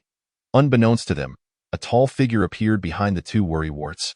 Mom, Grandma, are you both overly anxious? If you're bored, I can invite a few male models home for your entertainment. Grandma Lin's face flushed with embarrassment, nearly causing her to lose control. "You little monkey, what nonsense are you spouting? Grandma is 82. Don't ruin my reputation. Just wait until I give you a good beating." Mrs. Wen was also startled. "How did you appear here?" Lin Yuqian gently reminded them. "Have you forgotten?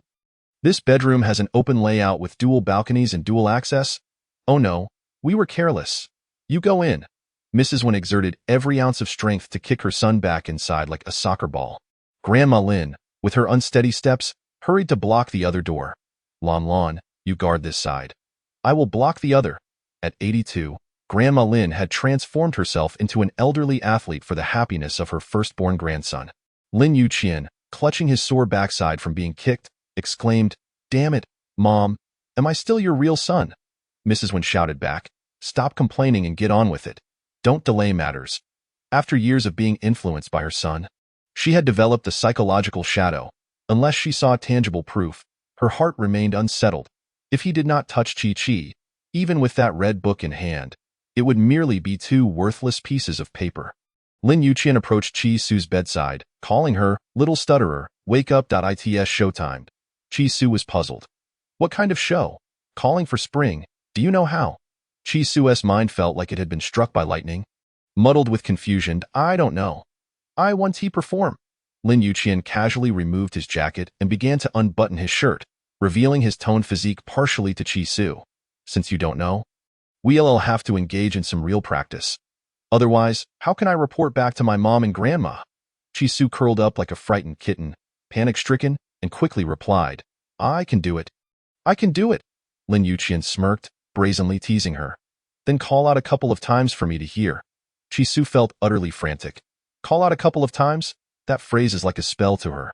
Every time Lin Yuqian says this, it never bodes well, and she stutters as soon as she opens her mouth. Call. How should I call?" Lin Yuqian was at a loss for words. "You ask me? Didn't you say you could? I can learn. Why don't you teach me?" Lin Yuqian found himself led astray. "I can't teach you." "Huh? You don't know how to call for spring either?" Chi-Su surprisingly ceased stuttering. What do you mean I don't know how? That is something only women call out. Why is it that only women are allowed to call out, while men cannot? Go away!" Lin Yuqian was so enraged that he felt smoke billowing from his ears. "Shut your mouth. You are making me stutter." Suddenly, there was a frantic knocking at the door. "Lin Yuqian, open the door. Your grandmother has something for you." Lin Yuqian deliberately stripped down to his bare skin before approaching. "What is it, Mom? Take a look for yourself." After Mrs. Wen tossed 2 illustrated books inside, she swiftly shut the door. Lin Yuqian gazed at the yellowed tome of royal court secrets with great disdain. "It is the 21st century. Who still reads this? A neurotic mother, a meddlesome grandmother, and a stuttering idiot of a wife. What a truly frustrating life this is. Little stutterer, come here. What do you want?" Chi-Su lowered her head, too timid to meet his gaze. This man's physique was a pinnacle of perfection, akin to a supreme work of art. His chest muscles were more robust than those of male models, with a well-defined waist and sculpted abs, subtly hinting at a tantalizing V-line. Any woman who laid eyes upon him would undoubtedly drool. "Your grandmother's treasured limited edition book is a gift for you."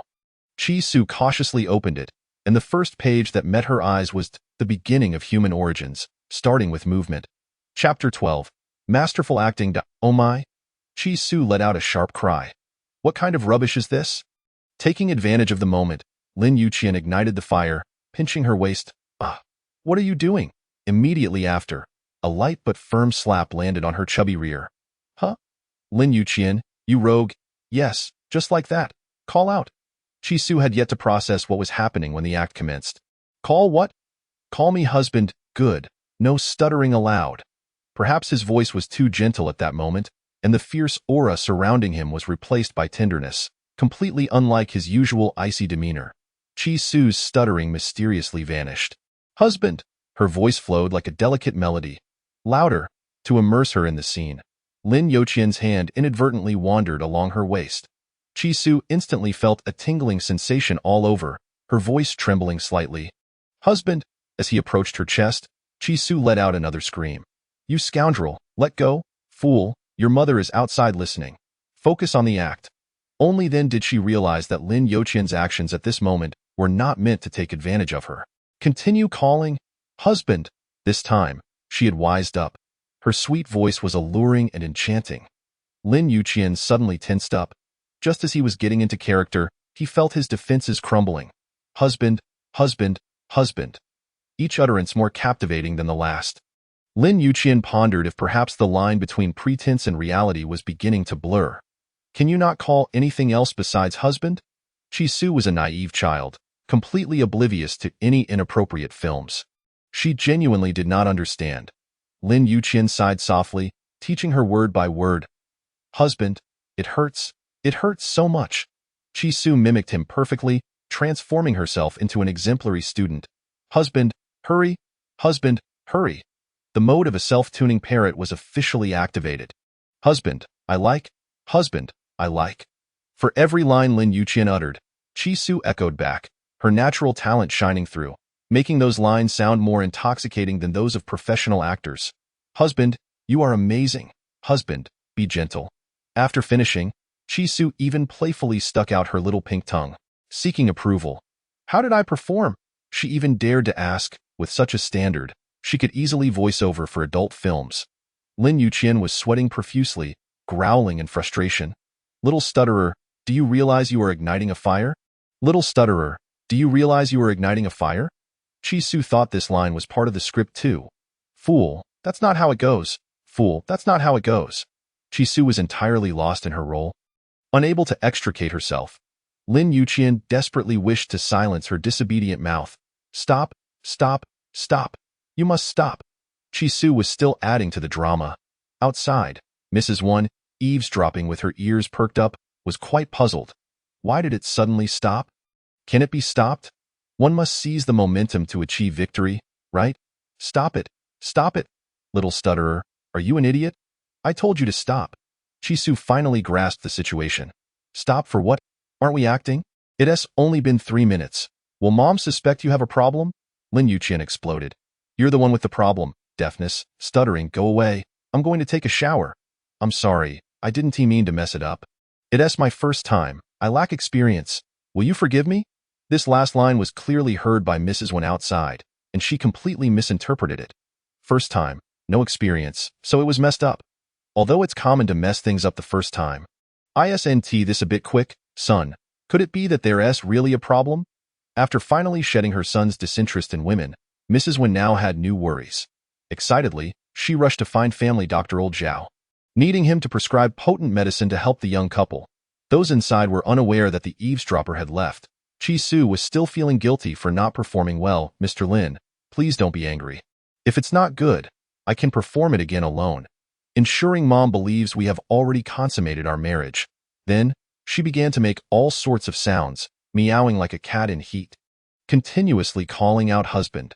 Standing under the cold water, Lin Yuqian felt utterly speechless. This woman was calling out so seductively. What was the point of his cold shower? He could only follow her rhythm to relieve himself. When Lin Yuqian emerged wrapped in a towel, she was still chanting. Her lips moved, making sounds, but her facial expression was devoid of any emotion, even appearing quite dejected, with no signs of arousal whatsoever. The key was that her voice was so lifelike. He truly wondered how she managed to separate her mind from her body, calling out without being aroused, or was it that his own self-control was too weak? Having remained distant from women for so long, was he unable to restrain himself? After just finishing his shower, did he already need to calm down? Hey, that you've been calling for half an hour. Isn't your throat hoarse? I want to drink water too, but I don't know how long you can keep this up. What if you don't meet the standard? Wouldn't that mean I have to do it all over again? Lin Yuqian's mind was in turmoil. This woman was completely clueless. Just as he extinguished the flames, she started stoking them again. Don't worry, I'm perfectly qualified. Want to give it a try? No, no, no. As long as you meet the standard, your mother won't worry, Lin Yuqian. Shouldn't this be your concern? What does my mother worry about? Engaging in conversation with such an unrefined woman was simply self-inflicted suffering. Lin Yuqian ceased his attempts to tease her and directly told her the rules she must follow as the Lin family's young mistress. During the day, I told you. Outside, do not call me husband. Do you understand? Yes, I know, Mr. Lin. Chi-Su was quite perceptive. Aside from her ignorance in matters of intimacy, she grasped everything else immediately. Regarding our marriage, aside from mom and grandma, I do not allow a fourth person to know. This includes your family. Lin Yuqian had no intention of meeting her parents. It was too troublesome, and he was too lazy to put on a show for her. Chi-Su had never considered introducing him to her family either. As the Chi family was full of wicked individuals. Don't worry, I want to speak out of turn. I want to cause you any trouble. Lin Yuqian was taken aback by her understanding. His cold tone softened a bit in terms of money and possessions. I will not shortchange you. As long as it's not excessive, you can spend freely. But beyond that, do not overthink things. I married you merely to deal with my family. It is not because I have feelings for you. Therefore, you should know your task is to keep my mother and grandmother happy. Do not entertain any misguided thoughts about me, as I will never be fond of a woman who is timid, weak, lacks principles, and stutters. Do you understand? Because he did not wish to expend energy dealing with messy emotional issues, his words were rather harsh. However, Chi-Su did not appear upset. Instead, she readily complied. Yes, I understand.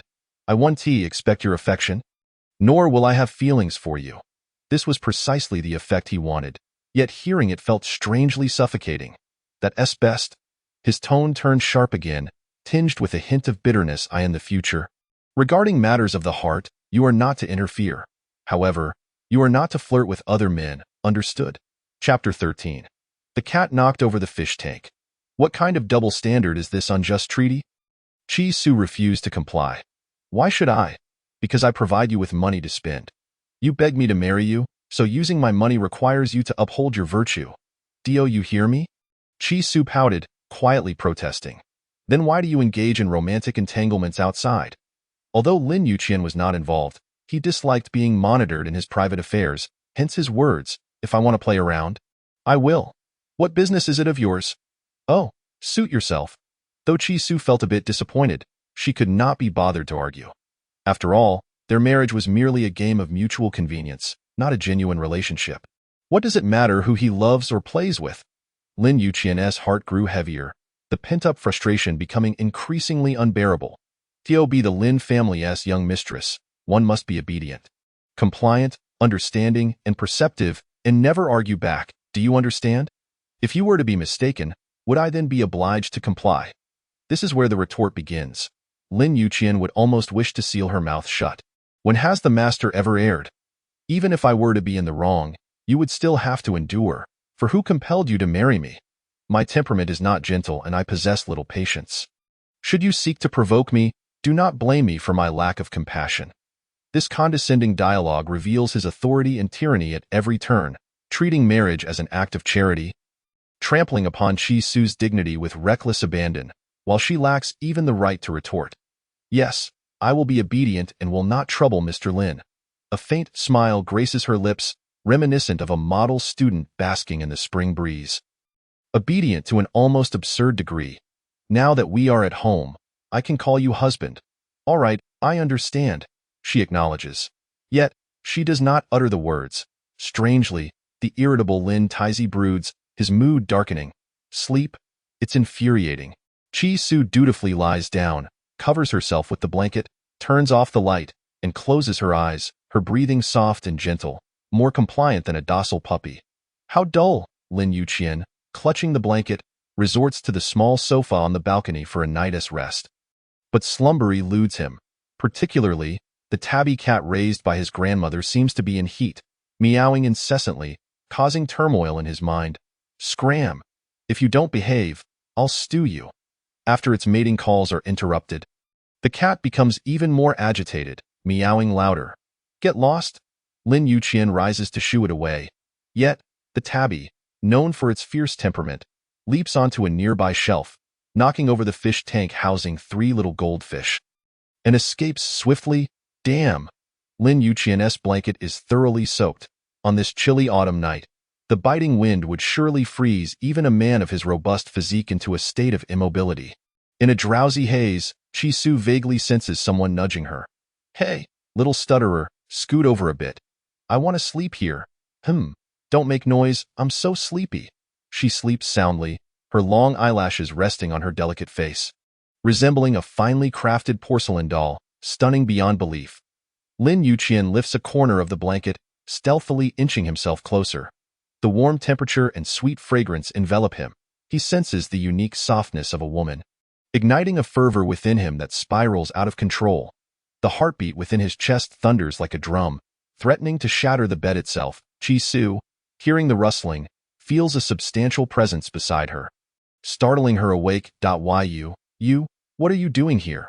Weren't you sleeping on the balcony? Lin Yuqian, exasperated, explains, my blanket got wet. How could a blanket possibly be wet? Chi-Su exclaims in astonishment. Are you really so grown yet still wetting the bed? Meeting Lin Yuqian's murderous gaze, she realizes her misstep. I'm sorry, I didn't mean it that way. I just found it strange. Lin Yuqian growls lowly. Are you deaf? Didn't you hear the cat meowing just now? Chi-Su shakes her head. I didn't hear anything. Did the cat urinate on your bed? Lin Yuqian feels an overwhelming urge to kick her off the bed. Aside from urine, can't you think of anything more normal? Oh. Her bewildered response leaves Lin Yuqian unsure whether she comprehends or not. Now that my mother and grandmother are gone, with so many bedrooms in your house, can't you sleep in another room? Lin Yuqian did not anticipate that his model-like visage and body, coveted by countless women, would be met with disdain. Anger surged within him. All the other bedrooms are locked by my mother. This is my home. My room, my bed. Why should I have to sleep elsewhere? Chi-Su found his reasoning sound, rendering her unable to refute. But, I'm afraid of you. Lin Yuqian, already irritated, interrupts her stammering. Rest assured, with your thin, frail frame, lacking any curves or substance, I wouldn't even glance your way. Soon, Lin Yuqian finds himself severely rebuffed. Merely tugging at the blanket, the sight before him causes his pupils to widen, making him reluctant to look directly. Just moments ago, he had dismissed her as worthless, yet now, he is unable to resist his desires. Her crystalline skin, perfect curves, and that soft, cherubic face present an irresistible temptation, making him yearn to consume her whole. Chi, are you dressing like this to entice me? Lin Yuqian's Adam's apple bobs up and down, akin to a ravenous wolf gazing at a plump little rabbit, unable to resist swallowing hard. I am not. This was sent by my mother. I don't have any sleepwear. Lin Yuqian's breathing becomes erratic as he inches closer to Chi-Su. Chi, do you want it? Chi-Su's face pales. Resembling a frightened little rabbit, panic-stricken, I don't want it. You don't come any closer. Her fear is not feigned. Her glistening eyes are clouded with a thin veil of tears, a prelude to sobbing. Lin Yuqian relinquishes his urge to kiss her. If she is unwilling, he would not force her. Faced with this youthful, innocent visage, to act against her will would make him a beast. It is essential to note that when this young lady conceals her figure, she appears as nothing more than a mere elementary school student. How could he bring himself to act? Sleep? I want to touch you. Chi-Su cautiously lies at the very edge of the bed, keeping a wide distance between them, as if protecting herself from a plague. Lin Yuqian feels he has drawn the short straw in this marriage. If he had wed another woman, at least he could have alleviated his frustrations. Instead, he is burdened with this naive little girl, soft and delicate, timid as a mouse, prone to tears at the slightest provocation. Even the slightest touch induces a sense of guilt. A normal man in the prime of life. Having navigated through 5 years surrounded by men, reaching the age of 29, now that he is finally married, he finds himself forced to remain celibate. Truly a cruel fate. Observing how frightened she is, trembling pitifully, Lin Yuqian assumes she will be terrified throughout the night and unable to sleep. Yet, after merely 5 minutes, her large, soft eyes are completely obscured by her long, curled lashes. Little stutterer, Lin Yuqian calls several times, but receives no response. The dual fires of anger and desire blaze within him, regardless of which, he longs to bully this little rabbit before him. She has ignited a fervor within him, yet sleeps soundly, which is utterly absurd. For the first time in his life, Lin Yuqian feels tormented by a little woman. Even during his previous relationship with Zhou, he had never lost control to this extent. He had even felt repulsed at the thought of holding hands, let alone engaging in more intimate actions. Why does the presence of this little stutterer evoke such tumultuous emotions? He has taken 3 cold showers, yet still cannot quell his body's restlessness. Chapter 14. Money. A night of sweet slumber, Chi-Su sleeps exceptionally well. Despite the unfamiliar surroundings, she does not experience nightmares. Ever since her mother's car accident, each time she returns to the Chi family home, even in her own familiar room, she is plagued by nightmares. However, last night, with a vigorous man lying beside her, she slept like a log upon waking. The first thing she does is lift the blanket to check if her clothing is intact, fearing she may have been violated. To her surprise, she encounters a rather startling scene. Oh my God. She covers her mouth, attempting to stifle her gasp, yet her uncontrollable astonishment awakens the man beside her. Little stutterer, what's wrong? Why you? This is so embarrassing. She spreads her arms wide, hastily covering her eyes, fearing that a mere glance more would result in her eyes developing hemorrhoids. What are you shouting about? Aren't you a doctor? You should know what a man looks like just after waking up in the morning. Lin Yuqian, too, does not cover himself, reclining casually against the headboard, reminiscent of a noble duke from a 19th century oil painting, exuding a lazy allure. Hey, little stutterer, aren't you a doctor? Didn't you specialize in urology? With your psychological resilience, how do you manage consultations? Chi Su's little face turns crimson, as if bleeding that I am a doctor. But, I'm not a urologist. Back then, in the pediatric urology department, the patients were all 7 or 8-year-old children. Who looks like you? Lin Yuqian smirks, narrowing his eyes, teasing her with wicked delight. Am I not good enough? I don't know. Chi Su utterly cannot bear to meet his gaze, covering her eyes as she rushes out, only to collide headfirst with the wardrobe. Ouch, that hurts. Lin Yuqian considers going to assist her but is met with a fearful reaction. Don't come near me, I don't want you. The usually proud young master of the Lin family, repeatedly met with disdain, finds his expression darkening. A man with unfulfilled desires is quick to anger, and his words turn particularly sharp. What are you pretending for? We've already been intimate the first time we met. Now you're acting all proper. If you're so high and mighty, why did you shamelessly marry me? When other ladies engage in such transactions, they do so happily once payment is made. What about you? With that sorrowful face, who are you trying to impress? Stop covering yourself so tightly. Even if you were naked in front of me, I wouldn't even bother to glance. Having spent 5 years among rough men, Lin Yuqian curses when he is in a foul mood, completely disregarding whether Chi Su can withstand such harsh words. After saying this, he strides out with his long, straight legs. Chi Su bites her lip, tears streaming down her cheeks like peas, struggling to bear the humiliation of being likened to a courtesan. From childhood, she has been a pampered young lady, never experiencing such grievances, let alone hearing such crude and vulgar language.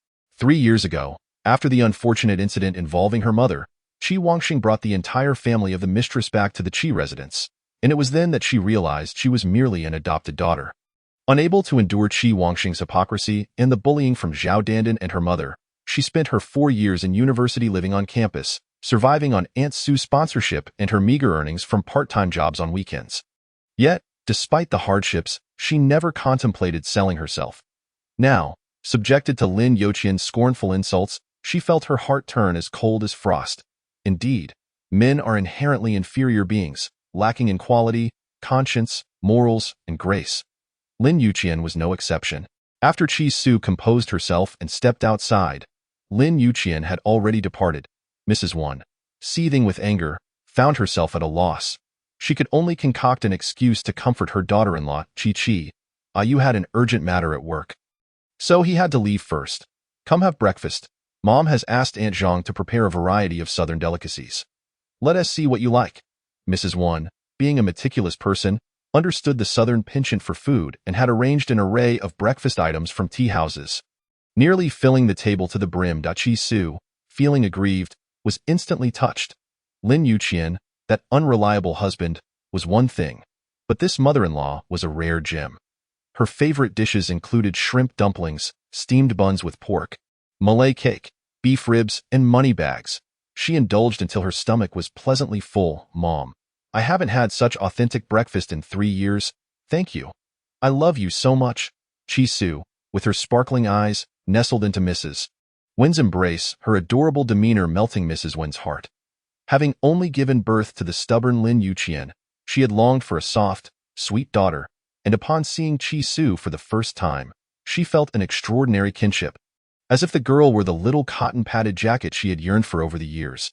Each call of mom was sweeter than honeyed. Chi-Chi is such a good girl. Would you like to come to Lin Group with me? You can join the company later. That rascal IU is reluctant to step into the business world, so mom will cultivate you as a successor. Chi-Su was reluctant and dared not. Lin Yuqian had long warned her to recognize her identity and not to covet what did not belong to her. The monthly allowance of 200,000 was merely part of their contractual arrangement. As for the identity of the Lin family's young mistress, it was merely to please grandma and mom. He did not wish for their relationship to be public, nor did he want her to have any ties with Lin Group. Mom, I am majoring in medicine, not business management. I wouldn't want to cause you any trouble. I've only taken 2 days off. I still have to go to work this afternoon. I will come visit you and grandma another day. Not only Chi-Su, but Mrs. Wen also rarely returned to the old residence, as there were numerous matters awaiting her attention at the company. Let Uncle Zhao take you back. This key is for Ayu's place. He said for you to move in. Mom has to return to Kyoto. I am busy with work and cannot stay. The main reason for this visit was to see you. Now that you two are married, I can rest easy. Remember to video call me daily. Love you, dear. Upon returning, Chi-Su received a call from the hospital in Nancheng. Hello, may I speak to Miss Chi, your mother? Ms. Yunqi's medical account balance is overdue. Please remit payment within 3 days, or we will cease treatment. Chi-Su was taken aback. She had not anticipated Qi Wangxing would be so ruthless. Despite the Qi Group's downturn, they still had tens of millions in assets. Yet, he could not even cover her mother's medical expenses. In the past, he was merely a small-time building material vendor. It was her mother who had supported him every step of the way, transforming his small shop into a chain and eventually into a conglomerate. Little did she expect that after 30 years of weathering storms together, they would end up as lambs in the jaws of a ravenous wolf. Doctor, please continue to administer the best medications for my mother. I will transfer the funds immediately. Chi-Su had only 3,000 yuan in her account, insufficient for even a day's expenses. She had been interning at that unscrupulous hospital without pay and had only recently started at Huqing People's Hospital 2 weeks ago, with no salary yet. That meager sum of 3,000 was what she had saved from her part-time job during university. She dared not touch Mrs. Wen's card. Thus, she was left with no choice but to ask Lin Yuqian for help. Hesitant and conflicted for the better part of the day, she pondered how to begin. This man was cold-hearted, imposing, and possessed a foul temper. She felt intimidated every time she spoke to him. After much deliberation, she concluded that sending a text message would be the most prudent approach. At least her ears would remain intact. Before she typed, she adorned her message with a series of smiley faces. Believing that a pleasant demeanor might soften the blow, Mr. Lin, good afternoon. May I discuss something with you? Regarding my monthly allowance of 200,000, would it be possible for you to provide it at the beginning of the month? I am currently in a tight spot and would greatly appreciate your generosity. Thank you. To make the request more palatable, she added 2 little hearts and a rose emoji at the end. Chapter 15. From now on, I shall be gentle. After returning from the old residence, Lin Yuqian wore a dark expression all day, lashing out at anyone who crossed his path, akin to a furious wild leopard that no one dared approach. What's wrong with the Lord today? Possessed? Or is it that time of the month? Observing the 2 blisters at the corners of his mouth, they speculated whether he was simply pent-up. It must be said.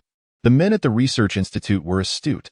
Each one seemed to possess a pair of discerning eyes that could see through the truth. How Guifei, who had shared the same bed with him for 3 years, teased, "Darling, could it be that you've indeed been holding back for so long that your desires are now clouding your judgment? Just look at you today. Your eyes are dark, your complexion waxy, and you lack the vigor of the top male model at the Military Research Institute. Shut up. If you ever call me darling again, I will knock out your teeth." In the past, to provoke Mrs. Wan and force her to accept Zhouing, he had gone straight to the Military Research Department after completing his master's and doctorate, establishing himself there for 5 years. He even coerced Hao Shuai into embracing him, playing the role of a same-sex couple, thus fostering rumors of the esteemed young master of the Lin family having an affinity for men within elite circles. Poor Hao Shuai, a handsome lad standing at 180 cm, was begrudgingly turned into the subject of ridicule in the military. Mrs. Wen employed every means at her disposal to suppress the news. Alas, her son remained obstinate. and the scandalous photos that emerged were increasingly absurd. Hao Shuai feigned a delicate voice. Darling, something's off with you. Are you planning to abandon me? Ever since he heard the stammering girl's soft, sweet voice calling him darling, hearing a grown man use the same term made him feel nauseous. Get lost from now on. Don't call me Hao Shuai. Call me something more fitting. Hao Shuai realized that something was indeed amiss with Lin Yuqian. Lord, have you caught a fever? Lin Yuqian, primarily responsible for researching launch-type military weaponry in the Military Research Institute, was known for his fiery temper, earning him the nickname Lord Cannon. Apart from Hao Shuai, no one in the institute dared to joke with him. Get lost? Lin Yuqian's roar echoed like a landslide. Even Hao Shuai could not withstand the outburst of the frenzied man. All right, I'm leaving. I'll make my exit swiftly. In light of our 3 years of shared intimacy, allow me to offer you a piece of advice. If you're truly feeling pent up, find a woman to relieve your frustrations from now on. He would stand tall and free, able to indulge in dating and casual flings without restraint. Farewell, Hao Guifei. Men shall rise. Poor Hao Shuai, coerced into playing the role of a fake girlfriend for 3 years by the formidable Lord Cannon. At this moment, he could finally liberate himself and proudly embrace his masculinity. Lin Yuqian gazed at Hao Shuai's jubilant figure, reflecting on the nonsensical remarks he had made, and fell into deep contemplation. It seemed that ever since that woman had meddled with him, his combat readiness had indeed been somewhat compromised. He found himself inexplicably yearning to drive. The key issue was that the woman possessed a doll-like face, delicate and tender, reminiscent of the soft innocence of a kindergarten child. How could anyone bring themselves to act against such an appearance? Suddenly, a new message pinged on his phone. Upon seeing it was from Chi Su. A flicker of anticipation stirred within him. He opened it to find a request for money. Was it only the second day after their marriage, and she was already revealing her greedy nature? Wasn't she quite adept at pretending? Why not continue to play the role of the selfless and noble? Initially, he had intended to propose a probationary period of half a month to observe her performance before dispersing any funds. However, seeing those 2 little red hearts and the pink rose emoji, he waved his hand and transferred 200,000 directly. Chi Su felt as if she might soar into the sky with excitement. To her surprise, Lin Yuqian was rather trustworthy. Aside from his sharp tongue and fierce temperament, he was quite prompt with the money. Finally, she discovered a small virtue in him. Thank you, Mr. Lin. You are truly wonderful, she replied, adding 2 flying kiss emojis at the end. After all, they were not real kisses, but they were the most effective way to placate a temperamental man. Flatterer, Lin Yuqian, who had worn a gloomy expression all day, finally displayed a faint, elusive smile. A soldier standing at the door, preparing to submit a report, felt as if he were witnessing an illusion. Heavens, what am I seeing? The notoriously fierce Lord Cannon is actually smiling. And so gently at that. Is it the onset of spring for him? Report. The 4th research group is preparing for a drill. Please proceed to guide. Captain Lin Yuqian, the captain of the artillery team, was primarily responsible for research on artillery weapons and commanding military drills. Delay the drill by 5 minutes. I will be there shortly. Lin Yuqian could hardly wait to call Chi Su, his mind swirling with thoughts of those winged flying kisses, as if the air were still imbued with a faint, youthful fragrance, reminiscent of what he had inhaled the night before. Hi, little stutterer. Did you receive the money? Chi Su was taken aback to hear such a gentle tone from Lin Yuqian for the first time. She felt a bit disoriented, questioning whether he had been hacked. Did I receive it? Thank you. Lin Yuqian let out a soft chuckle. Why are you stuttering again? Well, it's because you are too fierce. I feel intimidated. Lin Yuqian was rendered speechless. Me? Fierce? He had already bestowed upon her his utmost patience, the finest temperament, and the most gentle tone. It is worth noting that he usually dealt with those soldiers by yelling. Yes. You are the fiercest man I have ever encountered. The self-proclaimed mild-tempered Lin Yuqian felt a blow to his pride. Then, shall I speak to you in a softer, more tender manner from now on? In truth, when he was gentle, his voice was melodious, deep, and rich, imbued with an alluring charm. Mr. Lin, there is no need to be so deliberate. I find this quite unsettling. Then you shall gradually become accustomed to it. As the 5-minute mark approached, Lin Yuqian commanded her, Tonight, you will move in Datba? Tonight? Just like that. He had grown accustomed to her exaggerated reactions. Yes, tonight I will send someone to help you pack your things. You just need to come over. Chi-Su realized that this money was not given without a price.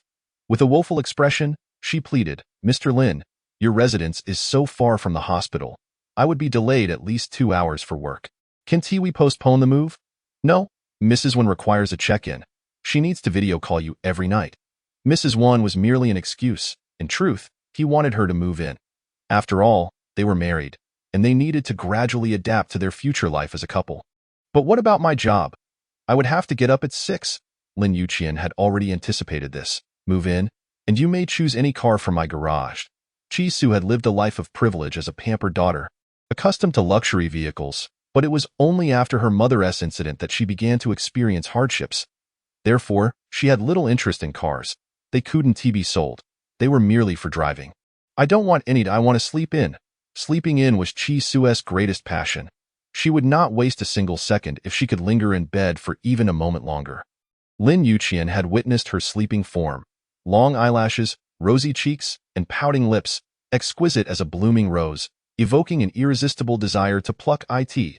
Be good. Move back. Next month, I will transfer you to the military hospital. It's right next to the residence, and then you can sleep in every day. But Chi-Su's excuse was interrupted. After work, I will come to pick you up. The tone left no room for refusal, rendering Chi-Su helpless. Having accepted his money, she had to heed his words. Even if this domineering man consumed her entirely, it was still preferable to marrying an old curmudgeon. Resignation was her only choice. Chapter 16. The Little Tail, the military hospital, the finest in the country, particularly the neurology department, which housed many of the nation's top medical experts. If she could enter the neurosurgery department, perhaps there was hope for her mother's recovery. Mr. Lin, can you truly transfer me to the military hospital? Then I will move. Previously, no matter how wealthy Lin Yuqian was, he would have been unable to arrange such a transfer for her. But now she was Mrs. Lin, and as a spouse of a regiment-level officer, she could naturally accompany him. At 6 o'clock, Lin Yuqian arrived punctually in his imposing black Rolls-Royce to pick her up. The young lady had quite a lot of belongings, with 2 suitcases and 3 large bags. Her petite frame was nearly overwhelmed, resembling an elderly woman struggling to catch a green train in the 60s. Leave it there. I'll handle it. Lin Yuqian approached with his long legs, effortlessly taking all the heavy items from her, leaving one hand free to pull her suitcase. Thank you, Mr. Lin. These things are quite heavy. I could help carry them. Carry them? How dare this little stutterer question his physical prowess? To prove his strength, Lin Yuqian dropped the suitcase and scooped her up by the waist with one hand. Even if 10 of you were to pack, it would be no problem for me. Chi-Su never expected to be carried like a child at over 20 years of age. It was utterly embarrassing. Mr. Lin, put me down and I can walk on my own. You're too slow. With a swift kick, he sent the unnecessary suitcase spinning 360 degrees before it landed perfectly by the car door. Wow, you're amazing. After applauding, Chi-Su noticed a problem. Wait, that's my suitcase, Lin Yuqian. How can you treat it so roughly? Lin Yuqian chuckled. What else should I do? Toss you over there. You can put me down. Don't move. Lin Yuqian tightened his grip around her. We are almost there. Lin Yuqian did not place the items in the trunk but piled them in the back seat, which meant she had to sit in the front passenger seat. Chi-Su remained stiff with tension, afraid to move her hands or feet. Lin Yuqian had no choice but to lean over and fasten her seatbelt for her. Hey, what are you doing? What do you think? Chi-Su squeezed her eyes shut, her heart racing in terror. Please, please, please, please don't kiss me. Pfft. Lin Yuqian could no longer contain himself and teased her. No need to plead. I can give you a kiss. No, that's not it. I mean, Lin Yuqian reached out to cover her mouth and gently kissed her forehead. Is that satisfactory for you, little stutterer? Chi-Su was on the verge of tears from frustration. You've kissed me, yet you still call me little stutterer. I said no kisses. Why can't you understand human language? How could Lin Yuqian possibly not understand? He was doing it on purpose. Who told you to stutter? What I heard was, kiss me, kiss me. It's all your fault for calling me little stutterer, making me truly become one. I detest it. Little stutterer, little stutterer, little stutterer. If you dare call me that again. I will. Chi-Su searched for a long time but could not find a sufficiently powerful retort. Lin Yuqian laughed. teasing her. What will you do? I will call you Little Tail. Clunk! Lin Yuqian slammed on the brakes, and Chi Su's head collided sharply with the car seat. His hands gripped the steering wheel tightly, veins bulging, as he growled angrily through clenched teeth. You're asking for it. Humph! Little Tail, Little Tail, Little Tail. Now you know how unpleasant the term little stutterer is, don't you? At this moment, Chi Su was no longer stuttering. She called out joyfully and clearly, full of triumphant bravado, completely unaware that she was fanning the flames. Lin Yuqian, weary of arguing with a woman, decided to resolve it with force. Conscience clear, will you dare to give me a nickname again? Ah! Chi Su screamed, flinging his hand away, covering her face, and did not turn back for the entire journey. Lin Yuqian's smile remained, much like the rosy hue on Chi Su's cheeks that lingered. Chi. Wei arrived. Although Lin Yuqian triumphed in their banter, he dared not call her little stutterer again. What if this mischievous girl shamelessly called him Little Tail? Though it sounded absurd, it would be quite damaging to his dignity. As Chi Su entered the villa, she was greeted by an expansive hall akin to a football field, adorned with exquisite lighting and furnishings, all designed with remarkable elegance. Luxurious yet minimalist, grand yet restrained, it reflected the artistic sensibilities of a refined man. Chi Su admired the design of the house. Having studied art, she had a fondness for all things beautiful. This house, whether in its exterior design or interior decor, was an exquisite work of art. You like it, Mrs. Lin? I love it. Chi Su genuinely adored the house and could hardly contain her excitement to move her belongings and find her room. Mr. Lin, which room do you live in?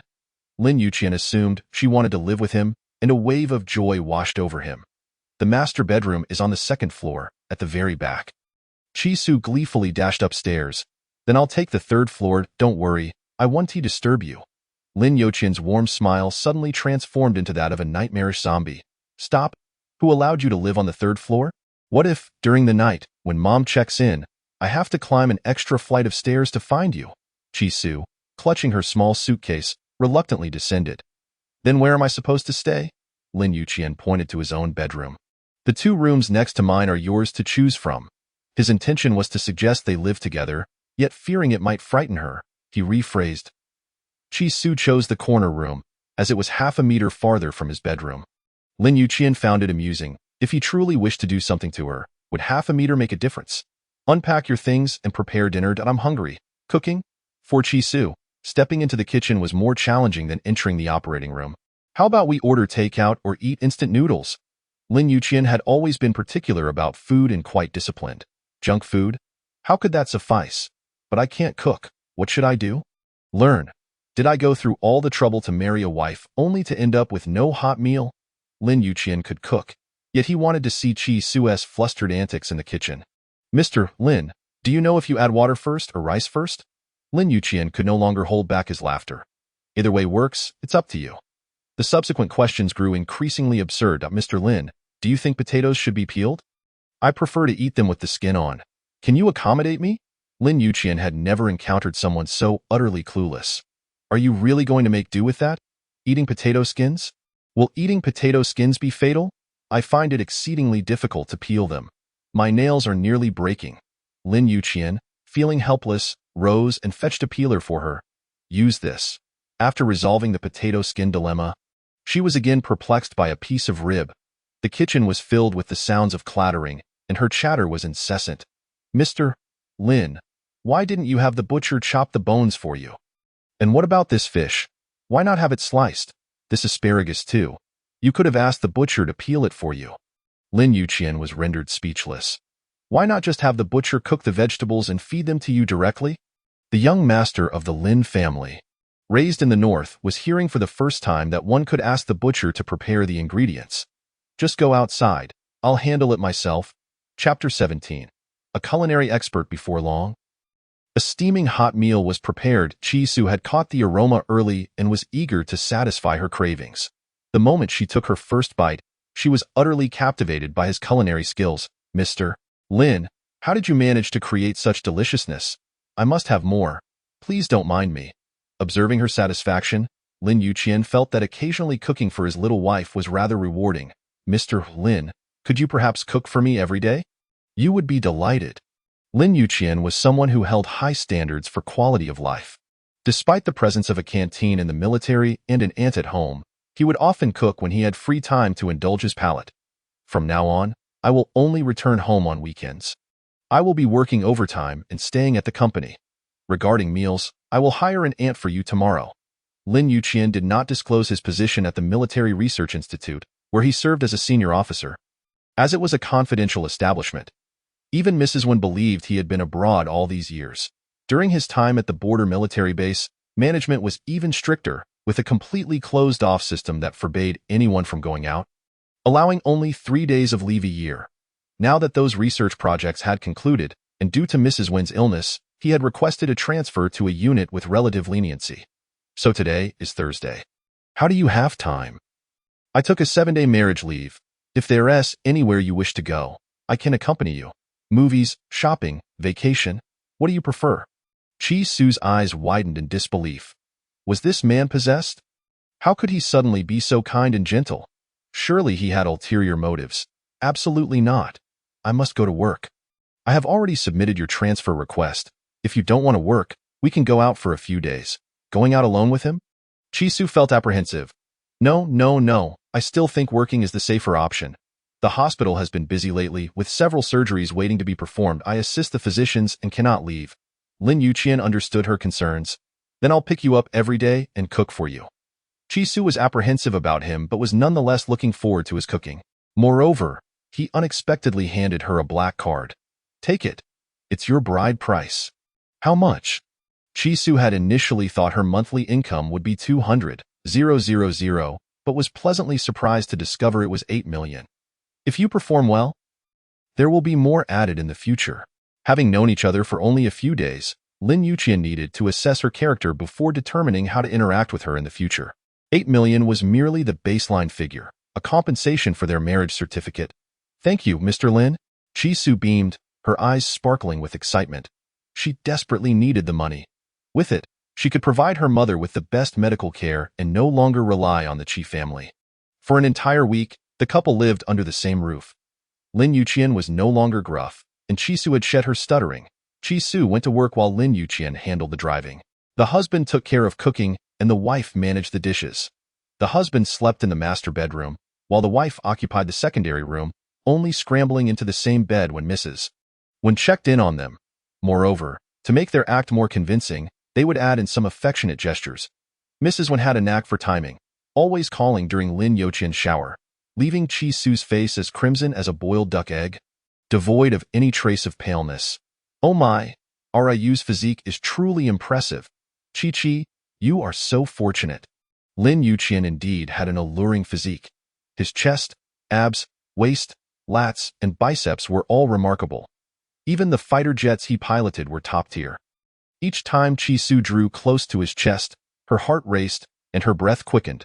Her mind flooded with reminders to avert her gaze, yet her eyes betrayed her, drawn to him uncontrollably. What woman could resist a figure radiating such sexual tension? Noticing her furtive glances, Lin Yuqian teased her with a smile. Chi, would you like to touch it? Huh? I dare not. Yet she longed to. The human models she had encountered in college were either uncles or elderly men. None had such firm and toned muscles. Silly girl, what is there to be afraid of? I'm your husband. Feel free to look and touch as you please. Understanding her shyness, Lin Yuqian took her hand and placed it on his chest. How does it feel? Chi Su felt his heart racing. More fervently than her own. So warm and so hard. The fire of desire within him was ignited by those two words, "Woman, you have provoked me." He could no longer contain himself, lifting her chin and kissing her soft, red lips. His domineering and passionate aura enveloped her. Chi Su's heart halted. Her mind went blank, and she even forgot to breathe. Until the air became stifling, and she felt utterly weak, Lin Yuqian finally released her. Chi, I want you. Is that permissible? Absolutely not. Chi Su's refusal was resolute, her cheeks flushed with indignation. This scoundrel had kissed her and now desired more.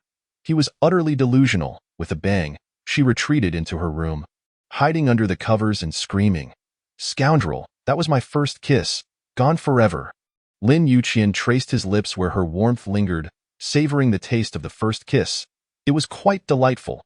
He had never anticipated being so captivated by a woman. Each time he saw her face, he felt an urge to pinch her cheeks. When he gazed at her lips, he yearned to kiss them. The sight of her emerging from the shower ignited a desire to sleep with her. It was akin to being poisoned, watching the antidote right before his eyes while being unable to consume or touch it, forced to endure and pretend to be a desireless old sage. Chi-Su, you are my wife. A soft voice emerged from the room. I am still young, a minor, and cannot sleep. What kind of nonsense was that? With a doll-like visage, she truly believed she was an infant. For heaven's sake. You are 22, not 2. I didn't marry you for show. Being 22 still makes me a baby. You said I am short, thin, flat-chested, and lack curves, right? I must grow more before. The bashful little girl found herself at a loss for words. Before what? Before I tell you. At 29, Lin Yuqian was not inclined to wait any longer. You have 1 month to eat well and gain some weight. After a month, I will require you to fulfill your marital duties. Do you understand? I can't hear you, came the humorous retort from within the room. I don't care if you're deaf, blind, stuttering, or mute. As long as you are my wife, you must accompany me to bed. During this month, you may cultivate your feelings for me, allowing us to adapt to one another. Otherwise, when the time comes to face the battlefield, you might faint from fright, and I would have to perform CPR while working. Upon hearing this, Chi-Su was nearly mortified. Wasn't it merely an adult activity? Surely she wouldn't faint from fright. And what did he mean by performing CPR while working? This man was utterly terrifying. Chapter 18. A yearning heart. After the holiday, Lin Yuqian returned to work at the unit, and he genuinely did not return home for 5 consecutive days, at most sending a phone call or a message to remind her to eat well, sleep adequately, and refrain from binge-watching dramas that could affect her health. With someone suddenly absent from home, Chi-Su felt rather out of sorts. Although the new aunt prepared exquisite dishes, they simply did not compare to his cooking.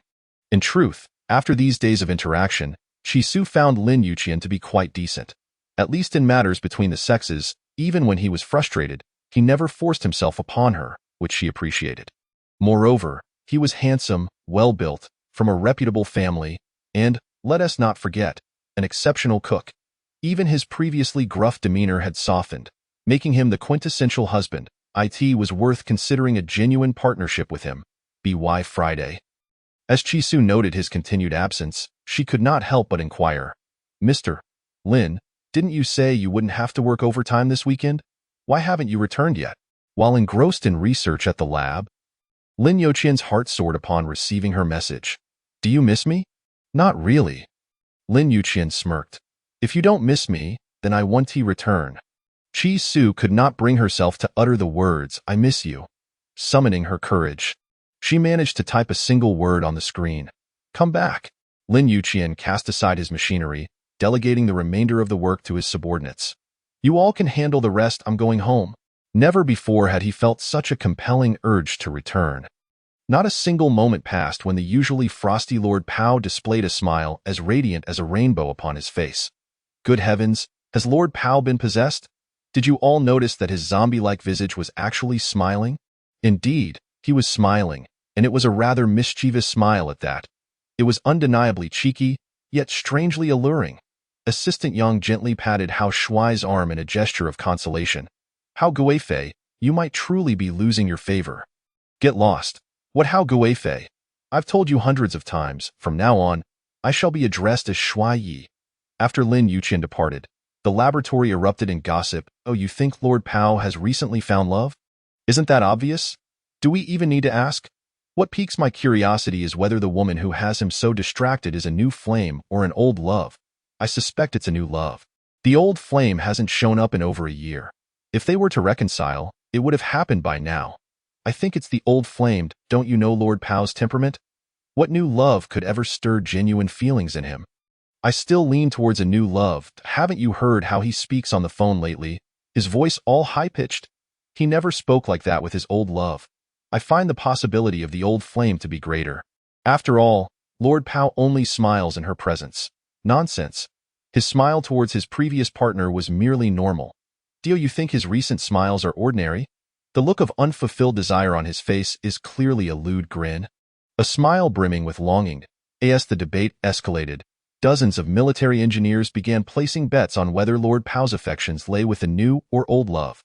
As the news spread like wildfire, the entire Military Research Institute, with thousands of officers, joined in the betting, eager to gossip about Lord Pau's romantic entanglements and catch a glimpse of the rumored sister-in-law. Back when they were stationed at the border base, Zhou frequently visited him, and the two often maintained private correspondence, so those old comrades were well aware. Now that they had been transferred to the Military Research Institute, most were newcomers, with only Lord Pau's old partners privy to his romantic history. For those fresh recruits, whether it was a new or old love, their curiosity was piqued. Do you think someone as fearsome and fierce-looking as Lord Pau could ever show tenderness towards a woman? Wouldn't he scare her into stuttering the moment he spoke? Forget about women. Even grown men feel intimidated in his presence. While I may not stutter, I do tremble. I don't stutter either, nor do I tremble.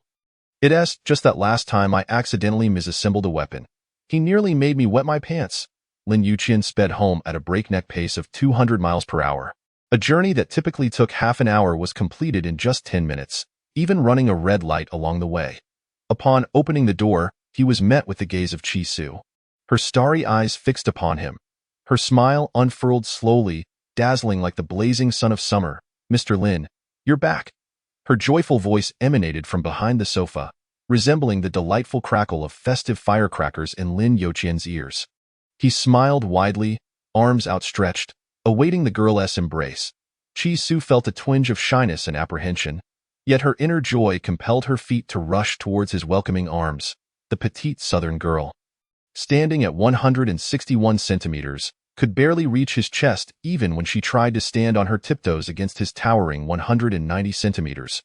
With a gentle embrace, Lin Yuqian lifted her effortlessly, cradling her across his waist, and leaned down to kiss her tender, soft lips with fervor and intensity.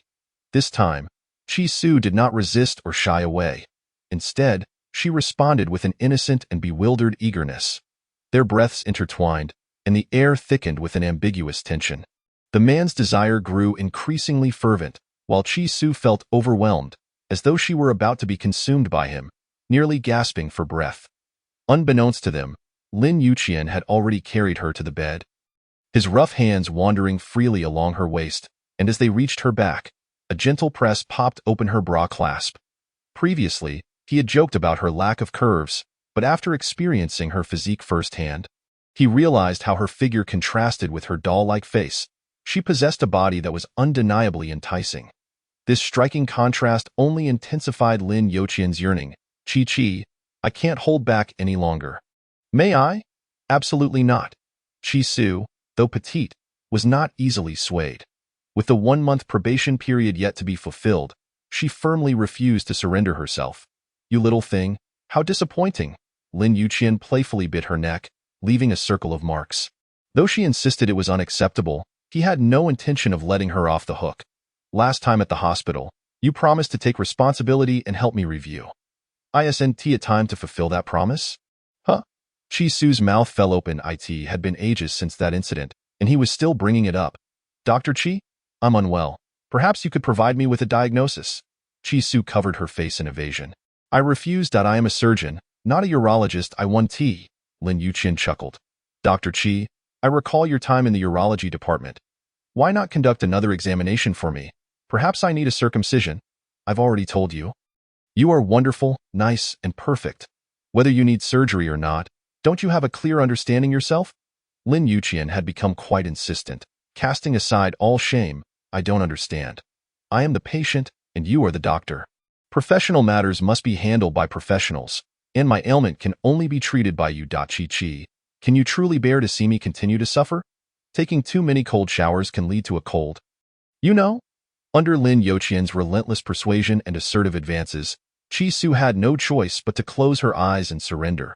She was, after all, a surgeon who wielded a scalpel. Why should she have to also delve into urology? It was utterly frustrating. A word of caution. There will be a White Lotus character causing trouble later on, but she will quickly exit the scene. The main characters remain pure in body and mind. Although there will be a slight misunderstanding along the way, the story contains minimal angst and plenty of sweetness. If this is a concern for you, feel free to skip this story. Writing is not easy. Please refrain from harsh critiques. Thank you for your reading and support. Chapter 19. Connections after the treatment, the relationship between the two deepened. Lin Yuqian began to develop an addiction to her. Wishing every day could be the weekend, allowing him to cuddle his soft, adorable Barbie doll and sleep in. Chi-Chi, the onboarding procedures for the military hospital have been completed for you. Can you report on Monday? His identity was rather special, making it unsuitable for him to appear at the military hospital. Should he encounter someone familiar, it would expose his identity in front of Chi-Su. After all, he planned to retire next year. And it was best not to involve her in matters concerning the military. No problem. The military hospital is right across from our home. I can go by myself. New doctors typically began in general surgery to accumulate experience and build their credentials before moving on to neurosurgery or neurology as assisting physicians. On her first day of work, Chi-Su received unanimous praise from the hospital's leadership for her meticulous and rigorous work ethic as well as her exceptional professional skills. Initially thought to be merely a figurehead due to her connections, she turned out to be quite capable. Is that girl named Chi-Su a connection? I thought she was someone who had passed the Military Medical Academy's entrance exam. The question came from a lead surgeon named Zhang Yan, who held a higher position than Chi-Su, a newly appointed physician. As a fellow young woman, seeing someone younger, prettier, and more competent naturally stirred feelings of jealousy. When the head of surgery, Director Zhang, heard this, he expressed his displeasure and admonished her. Anyone who enters the military hospital is either a graduate of the Military Medical Academy or a qualified accompanying family member. Chi-Su entered through proper channels. So let us not view her through tinted lenses. Moreover, her professional abilities are commendable, making her a rare find. In the future, let us support and look out for one another. Another male physician jested. Isn't it surprising that Dr. Chi is already married? I was considering pursuing her, but it seems that ship has sailed. Upon hearing this, Director Zhang's expression turned serious as he sternly warned his subordinates. Let me make myself clear. None of you should harbor any thoughts about this young lady. You do not want to cross the powerful figure behind her. Instantly, the small conference room fell silent. With everyone too intimidated to make any further comments about Chi-Su, each speculating in their minds who her influential backer could be. Zhang Yin had feelings for Dr. Liu, who just happened to be the one who had jokingly mentioned wanting to pursue Chi-Su. This only intensified Zhang Yan's disdain for Chi-Su, as she muttered indignantly to herself, she's already married. Yet she still dresses to the nines and flirts with men on her first day at work. How shameless! For several consecutive days, Zhang Yin found herself increasingly irritated by Chi-Su, assigning her menial tasks such as changing dressings, administering injections, and cleaning wounds. Eventually, Chi-Su could no longer tolerate it and confronted her directly. Dr. Zhang, I am not your personal assistant. If you require assistance with your work, please consult a nurse. Kindly refrain from interrupting my consultation time. Zhang Yin rolled her eyes, responding sarcastically, you're the only one in surgery who seems to have too much time on your hands. What's wrong with helping a colleague when the consultation room is empty? They say that new doctors should be humble, diligent, and eager to learn. Yet here you are, acting as if you're above it all. Zhang Yin retorted. Chi-Su smiled and replied with calm assertiveness, Dr. Zhang, our hospital has regulations that on-duty physicians are not permitted to leave their posts during work hours. Your repeated attempts to assign me additional tasks seem to be an intentional effort to get me in trouble. Furthermore, changing dressings, administering injections, and cleaning wounds are the responsibilities of nurses. If I overstep my boundaries, the nurses might think I'm trying to take their jobs. Zhang Yin had assumed that Chi-Su's youth and delicate appearance made her an easy target. But she was surprised to find that Chi-Su's sharp tongue and assertiveness were formidable. Since Dr. Chi has delineated the responsibilities so clearly, we should each focus on our designated tasks. When you encounter difficulties, do not call upon me. Chi-Su is merely an ordinary surgical intern. When faced with severe injuries requiring surgical intervention, it is only natural to refer the case to a more advanced department. Zhang Yan's remarks are clearly intended to provoke trouble. I am not perturbed by Dr. Zhang's difficulties, but if they hinder the patients, I trust the director will not remain indifferent. I wholeheartedly agree with Dr. Zhang's sentiment. Let us each fulfill our own duties and maintain a harmonious working relationship which benefits everyone involved. Humph! Zhang Yin scoffed, suppressing her fury, and arrogantly tossed her head as she departed. How dare a mere acquaintance flaunt their influence before her? As if no one else had connections? In the military hospital, who does not know that Zhang Yan's aunt is the director of the Human Resources Department? That little wretch is utterly clueless. Being instructed by her is a mere elevation of her status, yet she dares to challenge me. What audacity! During the lunch break, she hurried to the Human Resources Department to seek out her aunt. Zhang Jing, hoping to unearth Qi Su's background. If she is merely the spouse of a low-ranking officer, I shall tear her apart. Aunt, could you please tell me how Qi Su managed to get here? Zhang Jing, a principled individual, did not acquiesce to her unreasonable demands. The personnel files in the military hospital are confidential and cannot be divulged casually. Just focus on your own work. Why are you so interested in this? I want to know. That Qi Su is seducing my boyfriend, Dr. Liu.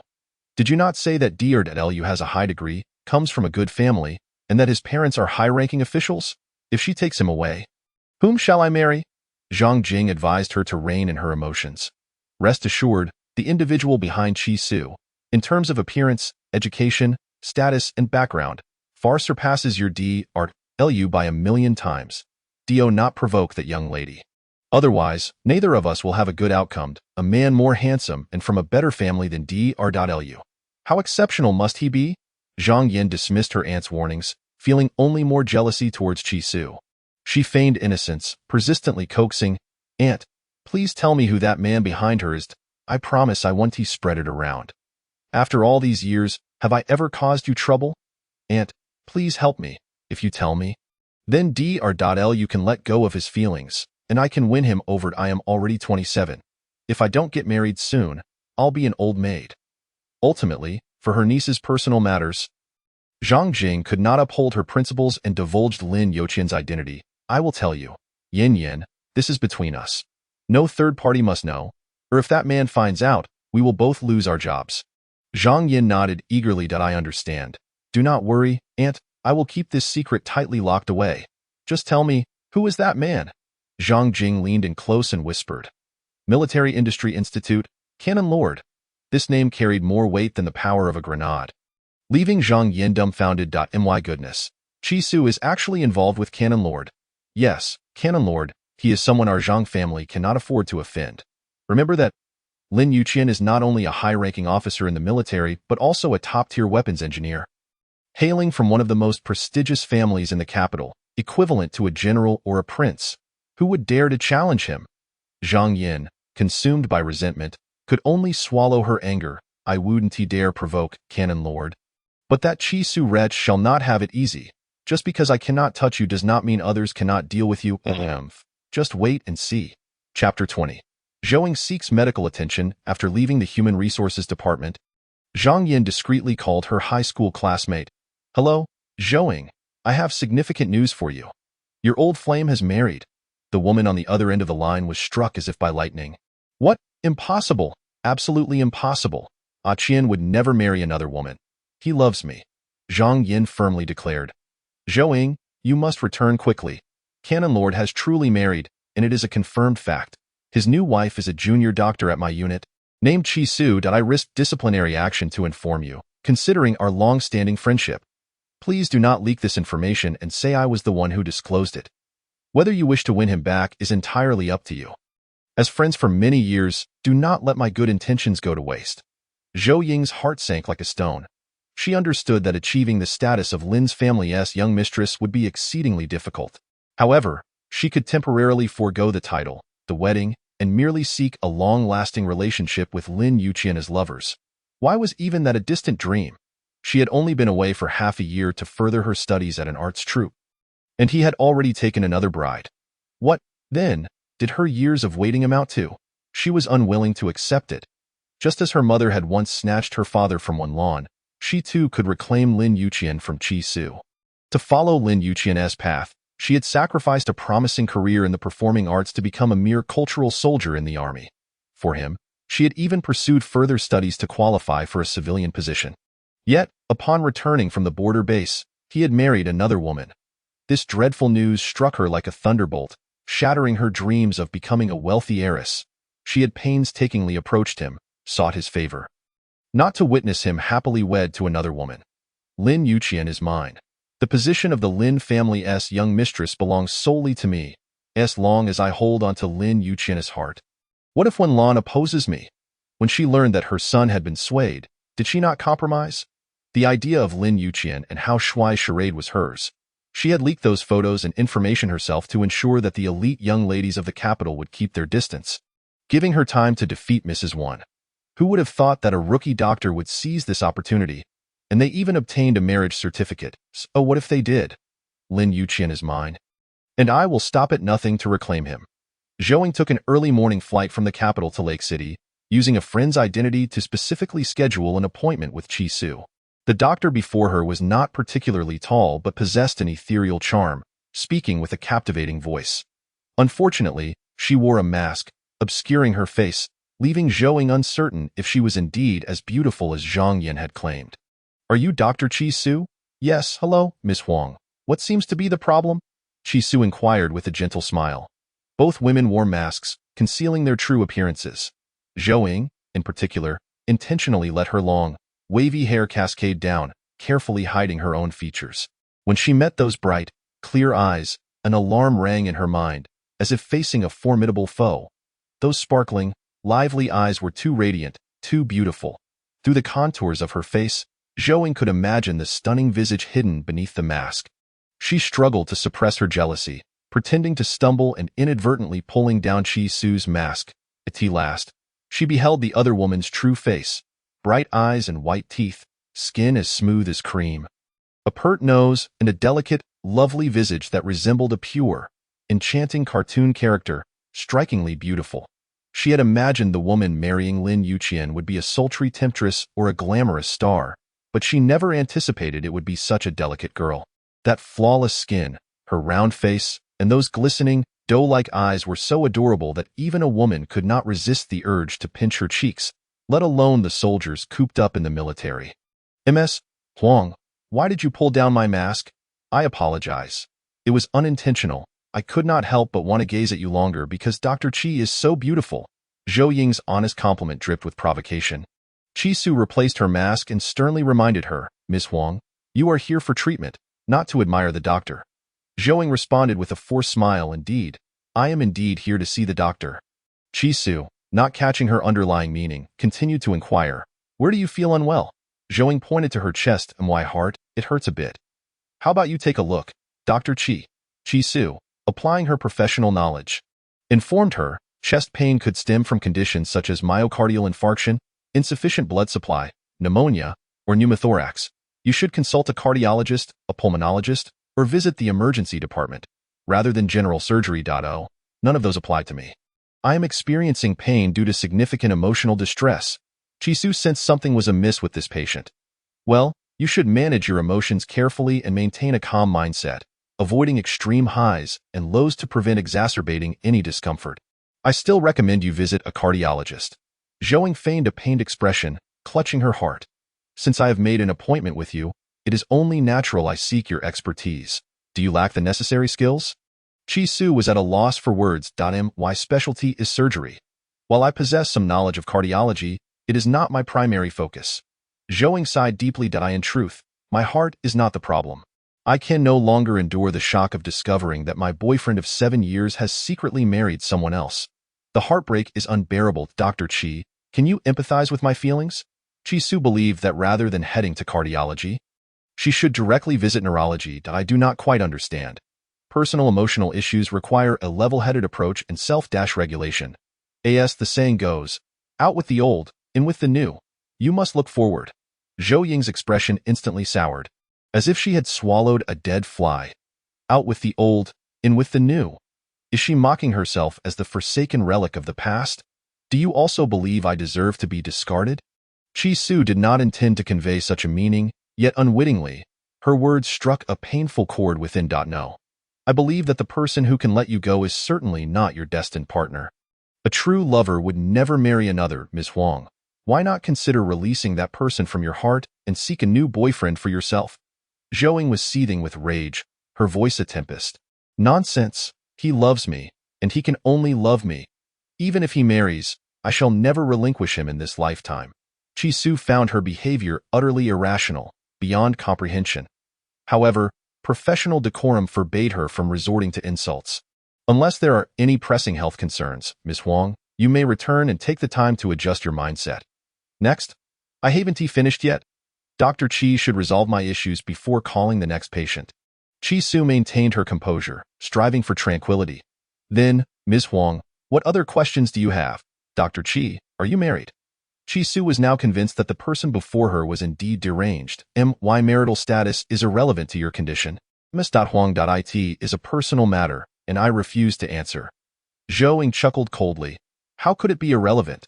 It might very well be connected. Dr. Chi, have you ever contemplated that one day, your husband might harbor feelings for another woman? What would you do then? Chi Su could no longer contain her exasperation, pointing at her head. Ms. Huang, perhaps I should refer you to a neurologist. Your issue lies not with the heart, but rather with your mind? Chapter 21. Taking leave, soothing the child ha ha ha. Zhou Ying laughed heartily. Dr. Chi, there's no need to be nervous. I merely aim to remind you to keep your wits about you and not to invest all your thoughts in your husband. Lest you be deceived and find nowhere to lament your sorrow, you're not insane. Chi Su bit back her retort, recognizing that it was best to avoid provoking someone so embittered by romantic disappointments. Indeed, I am unwell. My chest aches. Perhaps Dr. Chi could examine it. Zhou Ying, without hesitation, hiked her clothing up, revealing her ample cleavage. Dr. Chi, what do you think of my figure? Do men find it appealing? A child like you, still in your youth, likely cannot comprehend the allure of a mature woman, can you? Chi Su felt an overwhelming urge to take a syringe and deflate those exaggerated assets. How dare she compare her artificially enhanced flesh to Chi Su's natural beauty, a blatant humiliation. I have discerned the cause of Ms. Zhou's chest discomfort. It is likely due to either a leakage of the implants or the silicone hardening. I recommend you visit a specialized cosmetic clinic for correction to prevent complications such as mastitis, hyperplasia, or even breast cancer. If severe, it may lead to cardiovascular blockage, posing a risk to your life. Zhou Ying was taken aback by Chi Su's astute observation, immediately realizing that her secret had been uncovered. Had it not been for Lin Youqian's disinterest, she would never have doubted her own attractiveness and sought breast augmentation in Thailand. Who would have thought that despite her extravagant expenditure, he still remained aloof? She suspected the man might have issues. Perhaps he had become so engrossed in his role that he was genuinely drawn to men. Dr. Chi, has your husband ever touched you? Chi Su could no longer restrain herself and pressed the alarm button. Ms. Huang, if you have no further issues, please exit and refrain from disrupting my work. Zhou Ying was desperate to uncover whether Lin Youqian had ever laid a hand on her. He was a man of formidable self-control, drawn to strong and independent women like herself, and would never fall for a fragile little girl. Zhou Ying, anxious and self-soothing, left before the security guard arrived, but not without leaving a bewildering remark. Men prefer mature, older women. Dr. Chi is far too young to be in a romantic relationship. Get lost. Chi Su muttered under her breath, exasperated by Zhou Ying's outlandish statements. Insanity. It is truly revolting how someone incapable of earning a man's affection seeks to pour their frustrations onto me. What nonsense, claiming men favor older women. Lin Youqian is enamored with someone like me. His desire to devour me whole is palpable. Furthermore, aside from my youthful visage, I possess ample curves. At least I do not exhibit the madness to undergo augmentation, only to remain insecure. After work, Chi Su could not resist venting to Lin Youqian about encountering a lunatic today, tentatively asking him, would you ever have an affair? The man's laughter resonated through the phone, clear and refreshing. Never. From now on, I shall stick with you, my little fool, and live my life. You married me to appease your mother and grandmother. You once confessed to having liked another woman. If one day she were to return, what would you do? Would you divorce me or embark on an affair? Lin Youqian felt a headache coming on, bewildered by her sudden shift to such distressing topics. Divorce? Affairs? I currently desire you, and you should be pondering when you will become my true wife. Stop overthinking. Chi Su's reluctance to engage physically stemmed from her concern over his past feelings. Since the subject had been broached, clarity was necessary. I wish to know, should your white moonlight return one day, what would you choose, me or her? Lin Youqian paused for a moment, then resolutely declared, you. I will not reconcile with her. Chi Su's laughter rang like wind chimes in a serene valley, cascading through the phone signal and stirring emotions within Lin Youqian. Chi, do you wish for me to return tonight? I can take a leave of absence. Although he assured her of his fidelity and lack of interest in rekindling old flames, Chisu remained somewhat uncertain. After all, they had known each other for less than a month, and this rapid romance felt akin to a rocket launch, too swift to feel secure. And oh need, there is nothing pressing at home. Why take leave? Lin Yuqian was at a loss. Silly girl, why would you want to take leave? After 2 weeks of persistent coaxing, Chi Su understood his intentions. She was 22, after all, not a mere child. No need to take leave. Just focus on your work. Lin Yuqian was so frustrated he felt like biting her. Go ahead. Chi Su's face flushed hotly. Get lost? No way. Regardless of his objections, Lin Yuqian resolved to take leave. It had been 3 days since he last squeezed that cherubic face of hers, and he found himself longing for her. If he couldn't see her, then she must help him with a checkup. Buzz? Chi Su's mind spun in chaos. Her cheeks burned, and her hands felt feverish and tingly. What to do? What to do? Someone save me. This is my surgical hand. If this continues, I'll be ruined. It was not until 10:30 that Lin Yuqian returned home. Chi Su felt a pang of worry. Did you not say you would take leave? Did you, or did you not? Can you please clarify? Lin Yuqian gazed at the messages on his phone. Unable to suppress a smile. This scene pierced Zhou-Ying's heart with pain. Yes, I have taken leave. Dining with friends. You should freshen up and wait for me. After returning from the hospital, Zhou-Ying called Lin Yuqian to arrange a meeting. To avoid misunderstandings, he invited along colleagues who had transferred with him, as they were also familiar with Zhou-Ying. The table full of friends gaped at Lin Yuqian, astonished. Bro, who are you texting? You're actually smiling. My mother has recently adopted a little girl, a new member of the Lin family. Lin Yuqian refrained from saying wife. His situation was peculiar, and he intended to wait until after his transfer before making it public. His friends began to tease. Ha ha ha, adopting a little girl? You're not considering a child bride, are you? In a shocking turn of events, Lin Yuqian did not object. Yes, let us see how it goes, really? Is that for real? The dinner table erupted with excitement. Bro, how old is that little girl? Can we get a glimpse? Lin Yuqian casually made up a story. Just started kindergarten. Once she is well behaved, I'll take her out for a spin. This statement sent his friends into a frenzy. What? A kindergarten girl? Your mother is quite heartless. By that logic, bro, it'll be 20 years before you can indulge. By then, you'll be 49. Can you still manage? Get lost? Lin Yuqian bellowed, silencing everyone. I'm indulging tonight. Oh my gosh, oh my gosh, oh my gosh, oh my gosh. The table exploded with shock. Even the guests in the next room came to witness the spectacle. Bro, can you actually act on a kindergarten girl? Lin Yuqian thought back to the beginning, feeling guilty when faced with her innocent visage. However, after experiencing her model-like physique, he cast aside his guilt. Who could comprehend the allure of that soft, cherubic face paired with an exquisitely seductive figure? After finishing the meal, he declared, I'm returning to soothe the child. Zhou-Ying suddenly stood up, intimately linking arms with Lin Yuqian. Qian, let us go together. We all old friends, they know Tong Tong. You don't need to hide. Chapter 22. The little girl Tong Tong. The crowd suddenly understood. Oh, so it's about comforting Tong Tong.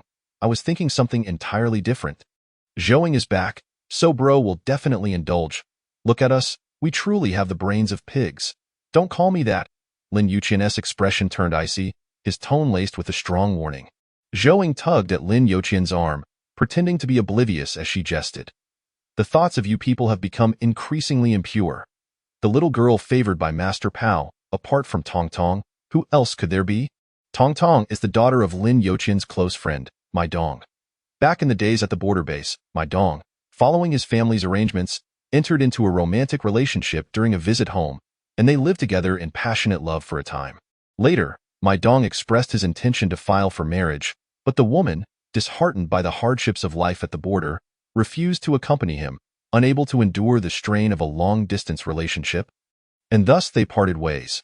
Who would have thought that a year later, the woman would show up at the base with a 2-month-old baby girl, claiming she was Mai Dong's daughter? Through paternity testing, it was indeed confirmed. The woman declared her inability to raise the child and abandoned her with Mai Dong before disappearing without a trace. That time, Mai Dong received an urgent notification requiring him to carry out a mission abroad. Due to the high-risk nature of the task, he entrusted the child to his good brother Lin Yuqian. Master Pao, I entrust my daughter to you. Let her reside under your name if I return safely. I will reclaim Tong Tong if misfortune befalls me. You shall be her father and raise her to adulthood. Is that agreeable? With a bond of brotherhood placed on the line, Lin Yuqian vowed to comply. Rest assured, I will take good care of the little one until your glorious return. 10 months later, of the 12 brothers who executed the mission, only 9 returned victorious. Thus, my Dong left behind his daughter, who was not yet a year old. Lin Yuqian registered the child in his name, renaming her Lin Lutenji. As a man, he was ill-equipped to raise a child. The base was a confidential place, barring the entry of outside nannies. Consequently, the artistic soldier Zhou volunteered to take the child under her wing. Qian, I adore Tong Tong. Please, allow me to raise her. As an artistic soldier, I am free from training and missions, affording me ample time to be with her. Besides, our art troupe consists of women, and we surely understand how to care for a baby better than the rough men at your arm's base. Our art troupe is merely half a day's journey from the base. Henceforth, whenever you are free from missions, you can come to see the baby. At that time, Lin Yuqian was immersed in leading a significant research project and had neither the energy nor the time to care for Tong Tong. Thus he acquiesced. Zhou Ying was overjoyed. Ever since their breakup, Lin Yuqian had deliberately kept his distance, treating her like an ordinary friend, neither warm nor cold.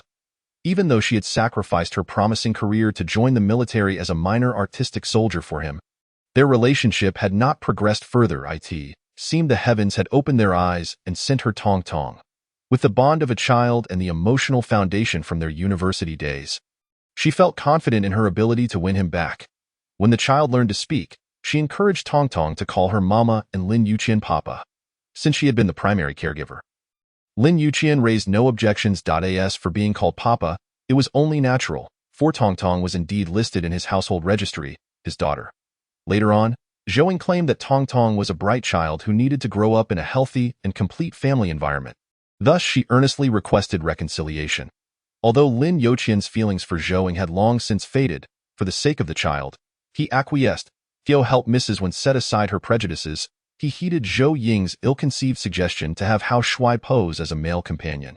The thought of accepting a rival's daughter as a daughter-in-law seemed preferable to accepting a man, did it not? Yet both of them underestimated Mrs. Wen's determination. She would rather see her son remain a lifelong bachelor than allow Zhou Ying into the family. She declared that the Zhou family's ethics were flawed, and Tian Fangfang had a malicious heart, surely unable to raise a good daughter. If Lin Yuqian were to marry Zhou Ying, it would spell disaster for the Lin family for 3 generations. Unless she were to die, no daughter of the Zhou family would be permitted to enter the Lin household. Thus, the mother and son continued to endure this impasse. Zhou Ying waited patiently until Mrs. Wan, armed with a breast cancer diagnosis, compelled Lin Yuqian to marry Qi Su. The train carrying 2 generations' worth of love and hatred finally veered onto a new track. Lin Yuqian frowned slightly, appearing somewhat displeased. You brought Tong Tong as well? Zhou Ying smiled gently. Yes, the baby said she missed her daddy very much, so of course, I had to bring her back. Moreover, she is over 3 years old now and should be starting kindergarten. The border region is harsh and cold. Every winter, she frequently catches colds. Therefore, I wish to take her back to Lake City. Firstly, you are here, so father and daughter can meet often. Secondly, the climate here is pleasant, and both the quality of education and the environment are superior. Our baby deserves the best care, does she not? Lin Yuqian contemplated Zhou Ying's words, realizing she was indeed correct. For Tong Tong's optimal growth, it would be wise to bring her back to Lake City for kindergarten. However, how to explain this to the little stutterer? Regarding the kindergarten matter, I will consider it. Once I have made arrangements, we shall enroll her. Zhou Ying understood his concerns. At present, she had only the means to utilize Tong Tong to bind this man to her. Was there not a military kindergarten adjacent to the Military Research Institute? It was the best in terms of faculty and campus environment. You are a soldier. Our Tong Tong can enroll there. The military kindergarten indeed offered higher safety and confidentiality compared to other kindergartens, making it a commendable option. She decided to keep the little one in the dark for a while longer, waiting until she had fully captured Lin Yuqian's heart before revealing the truth about the child. Very well, tomorrow, I will consult about it and expedite Tong Tong's enrollment process. You should return home and rest early. Zhou Ying's heart felt as if it had been brutally sliced by a dull knife. Her nails dug deep into her flesh to alleviate the pain in her chest. After a while, she managed to compose herself and present a smile once more. Qian, Tong Tong really misses you. After 6 months without seeing you, do you not wish to spend time with her? In the past, he would have eagerly rushed to see the little girl, but now, as messages from Chi Su flooded in one after another, all he desired was to return and comfort the older girl. It is too late today. Tong Tong must surely be asleep. Please tell her that I will visit first thing in the morning. All right. Zhou Ying was taken aback by Lin Youqian's infatuation with Chi Su to such an extent that even Tong Tong could not hold his heart captive. Tong Tong said she would wait for you to return before sleeping. She said that if Daddy does not come home, she will not sleep at all. If you do not believe me, shall I send her a video? Before gathering for dinner, Zhou Ying had instructed the aunt not to allow Tong Tong to sleep and told her that if Daddy called, she should cry and plead for him to return. Lin Youqian watched the video of his daughter, tears streaming down her face, and could not bear it any longer. Tong Tong, dear, do not cry. Daddy is coming to be with you right now. Chapter 23. The 77 aviation rocket model. As midnight approached, Lin Youqian mustered his courage to call Chi Su. Chi. I have things to attend to tonight and will not be coming over. Shall I return another day to accompany you? Chi Su sounded somewhat dejected, her voice lacking its usual cheer. Oh, I understand. Be good. Rest early. Your husband loves you. This was Lin Youqian's first time referring to himself as husband, and it was also his first direct expression of affection. Out of guilt and fear of her anger, he spoke in the gentlest of tones, trying to soothe her. Zhou Ying, lurking in the shadows, felt a surge of rage that could bite through her teeth. She intentionally raised her voice. Qian, the baby wants you to read her a story. Faintly, Chi Su seemed to hear a woman's voice calling Qian. Where are you now? Who is beside you? Lin Youqian's heart nearly leapt into his throat. He feigned calmness and lied. I'm out, drinking with the guys. Goodbye. Chi Su was no fool. She had clearly heard a woman's voice. No, I want a video. Lin Youqian's back was drenched in cold sweat, his tightly clenched fists trembling slightly.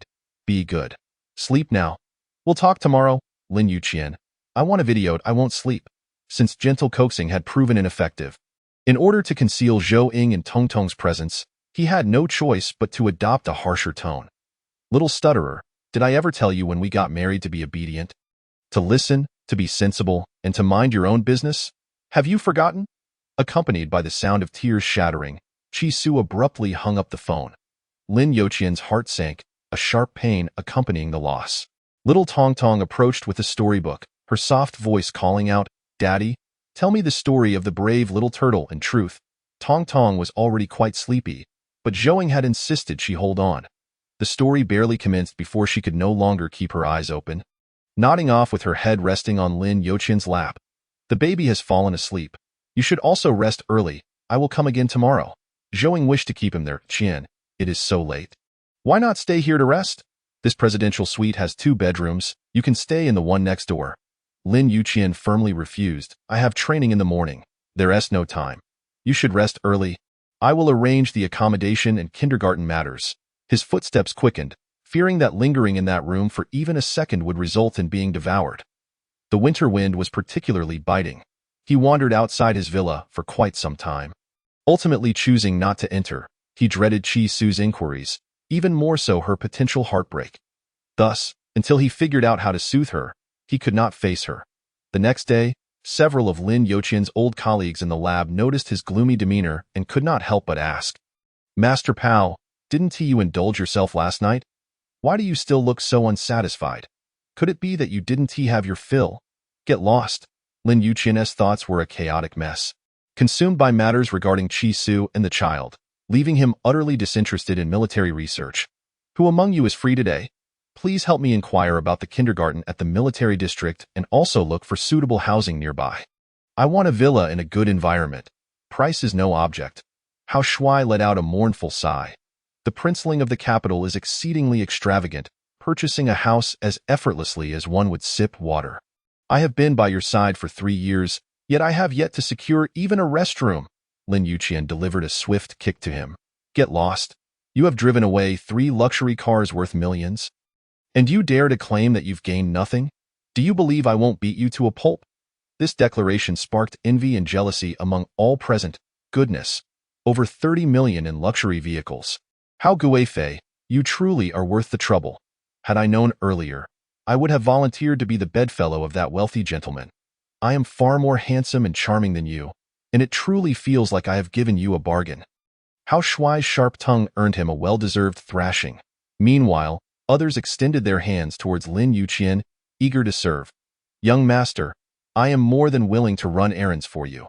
Just a small token of appreciation will suffice."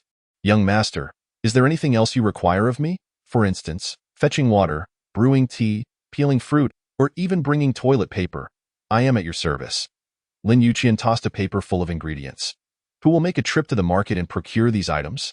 1,000 for the errand. Wow." Within the arms research facility, exclamations of astonishment filled the air. Everyone craned their necks, awaiting the assignments from the young master. It is known that the monthly salary for an ordinary officer is merely around 10,000. Roses, 999 of the finest quality.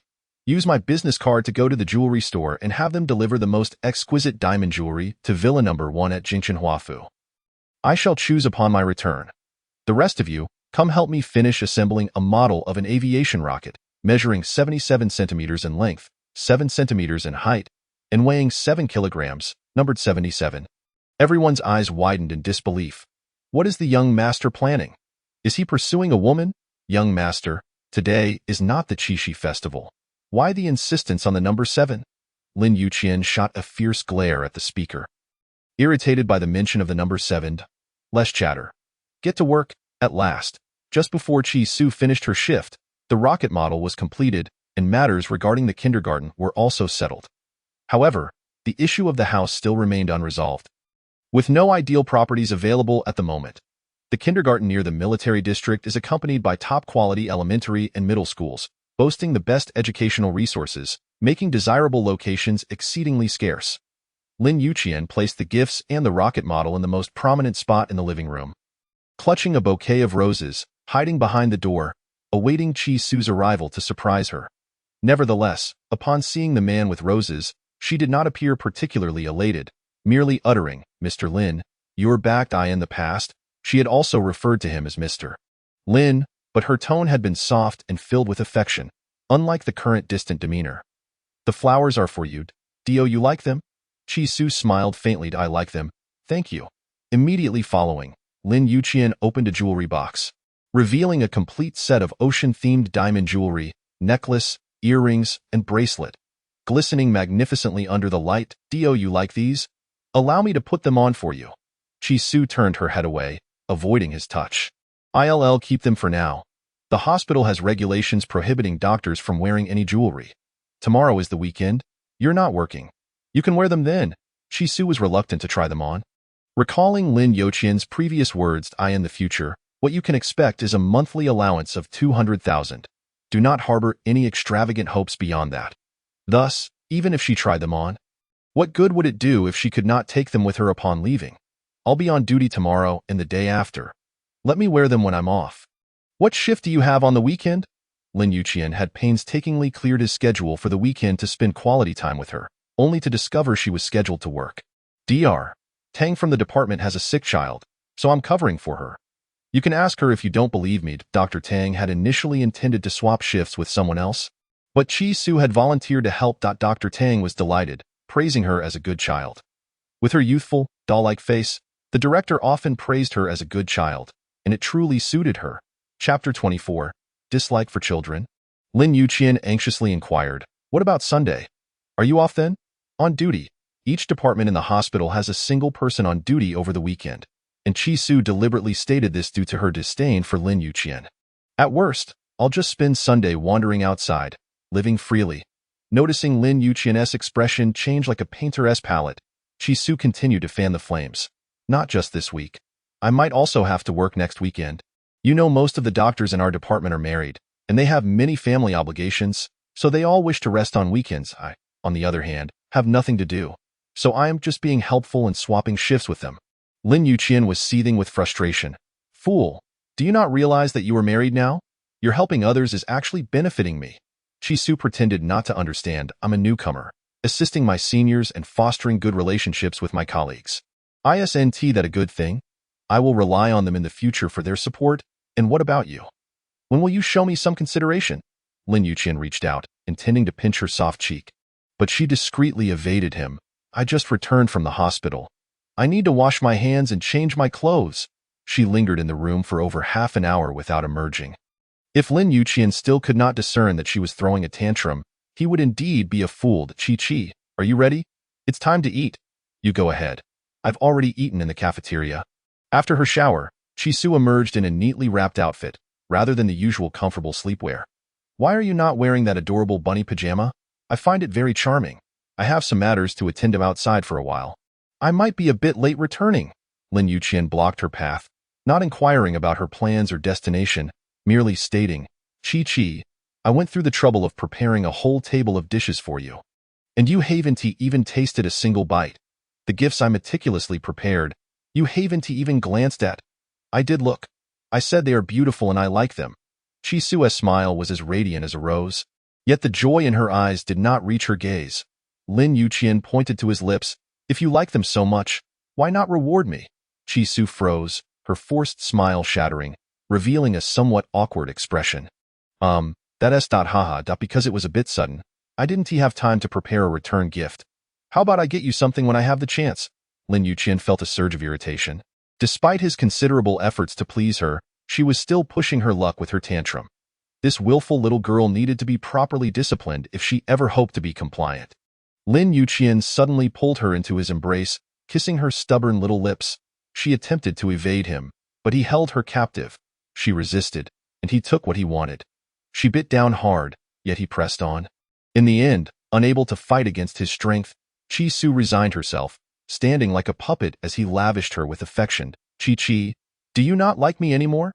Chi remained motionless, silent. Lin Yuqian felt a pang of disappointment. Just days prior, she had always responded, and at times even initiated the flirtation. How could a mere day transform her demeanor so drastically? He had indeed missed their appointment, but he had his reasons. And he was diligently trying to make amends. The situation with Tong Tong needed resolution without delay. Continuing to conceal the truth would not suffice. Otherwise, with her petty nature, their relationship would surely grow increasingly distant. Chi, do you like children? Huh. Chisu snapped out of her daze, thinking Lin Yuqian was suggesting they have a child, causing her to stutter once more. I don't like them. I don't want a child at all. I'm still a child myself. How can I take care of a child? Lin Yuqian found her words difficult to follow and interrupted her. Fool, what are you worried about? I never said I wanted you to have a child right now. I meant, if you don't wish to give birth, how about we adopt a child? Recently, I came across a lovely little girl who lost her parents, and I thought about adopting her. What do you think? Lin Yuqian watched her anxiously, waiting for her response. No, I don't like it. Chisu replied decisively, without a hint of hesitation. She herself was an adopted child. Originally, Qi Wangxing treated her very well, almost doting on her. Indulging her whims, she believed that her father was the best person in the world, until her mother's incident changed everything. Suddenly, Qi Wangxing's demeanor shifted, and within 3 months, he brought home Zhao Dandan and the children she bore. From that moment on, she personally felt the stark difference between an adopted daughter and a biological one. She was no saint, and could not guarantee that she would treat an adopted daughter and her biological children with equal fairness. Moreover, since she was capable of having her own children, why should she adopt someone else's? Lin Yuqian's heart sank significantly. Initially, he had hoped that if Chisu was willing to accept an adopted daughter, they could raise Tong Tong together as a couple, but as she had pointed out, she herself was still a child. How could she possibly care for a child? Let us not discuss children. It is time to eat. Lin Yuqian forcibly led her to the dining table. Regardless of whether she had eaten or not, he filled her bowl to the brim. From the kitchen came Aunt Young's enthusiastic praises. Madam, you are truly fortunate. I never expected Mr. Lin to be such a skilled cook. All these delightful dishes are prepared by him for you. I offered to help, but he refused. Chisu glanced at the numerous dishes on the table, all of which were her favorites, and indeed, he had put in a great deal of effort. Since he had already served her, she reluctantly decided to eat, as it was better than going hungry. Originally, she made an excuse to go out solely to satisfy her hunger. After indulging in a meal, her anger had diminished significantly. After all, this man was both nitpicking and peeling shrimp, even meticulously feeding her corn kernel by kernel, catering to her needs quite well. Seeing the little one's face regain some warmth, Lin Yuqian felt a sense of relief in his heart. He pulled her towards the aerospace rocket model, teasingly asking, "Such a grand gift, can you not see it?" Chisu noticed it, but found nothing particularly special about it. From a young age, she had never been interested in weapons or tanks. As a girl, her interest lay in Barbie dolls and pet toys. "Did you see it? It's just a toy. What's so remarkable about it? Besides, I'm not a preschooler anymore. Why would I play with this?" Lin Yuqian was so vexed he could hardly speak. This was a model meticulously crafted by dozens of senior engineers from the Armaments Research Department, and she dared to call it a mere toy? He had loved tanks, guns, and rockets since childhood. "You know nothing. This is an aerospace rocket model, personally made for you by me. It measures 77 centimeters in length, stands 7 centimeters tall, weighs 7 kilograms, and bears the number 77. Do you know what it signifies?" Chisu blinked her large, watery eyes, genuinely puzzled. "What is so special about 77? Can it fly?" Bang. Lin Yuqian's heart shattered into a million pieces. He had encountered women who lacked romantic sensibilities. But never one as oblivious as this. "No. Because I did not install a propulsion system." "Then why didn't you?" Chisu asked. "Explosives and gas are dangerous materials that cannot be used lightly." Lin Yuqian replied, exasperated, "I'm afraid it might explode and hurt you." Chapter 25. The military wife Chisu turned on her heel and walked away, too disinterested to glance at the aerospace rocket model. Lin Yuqian knew she was upset again. As the ancients said, it is difficult to raise a woman and a petty person. This little woman was even harder to appease than Tong Tong. A 3-year-old child could be easily soothed with a lollipop, a story, or a toy. Yet, this little woman, despite being gifted jewelry worth millions and treated to a feast, still pouted and threw a tantrum.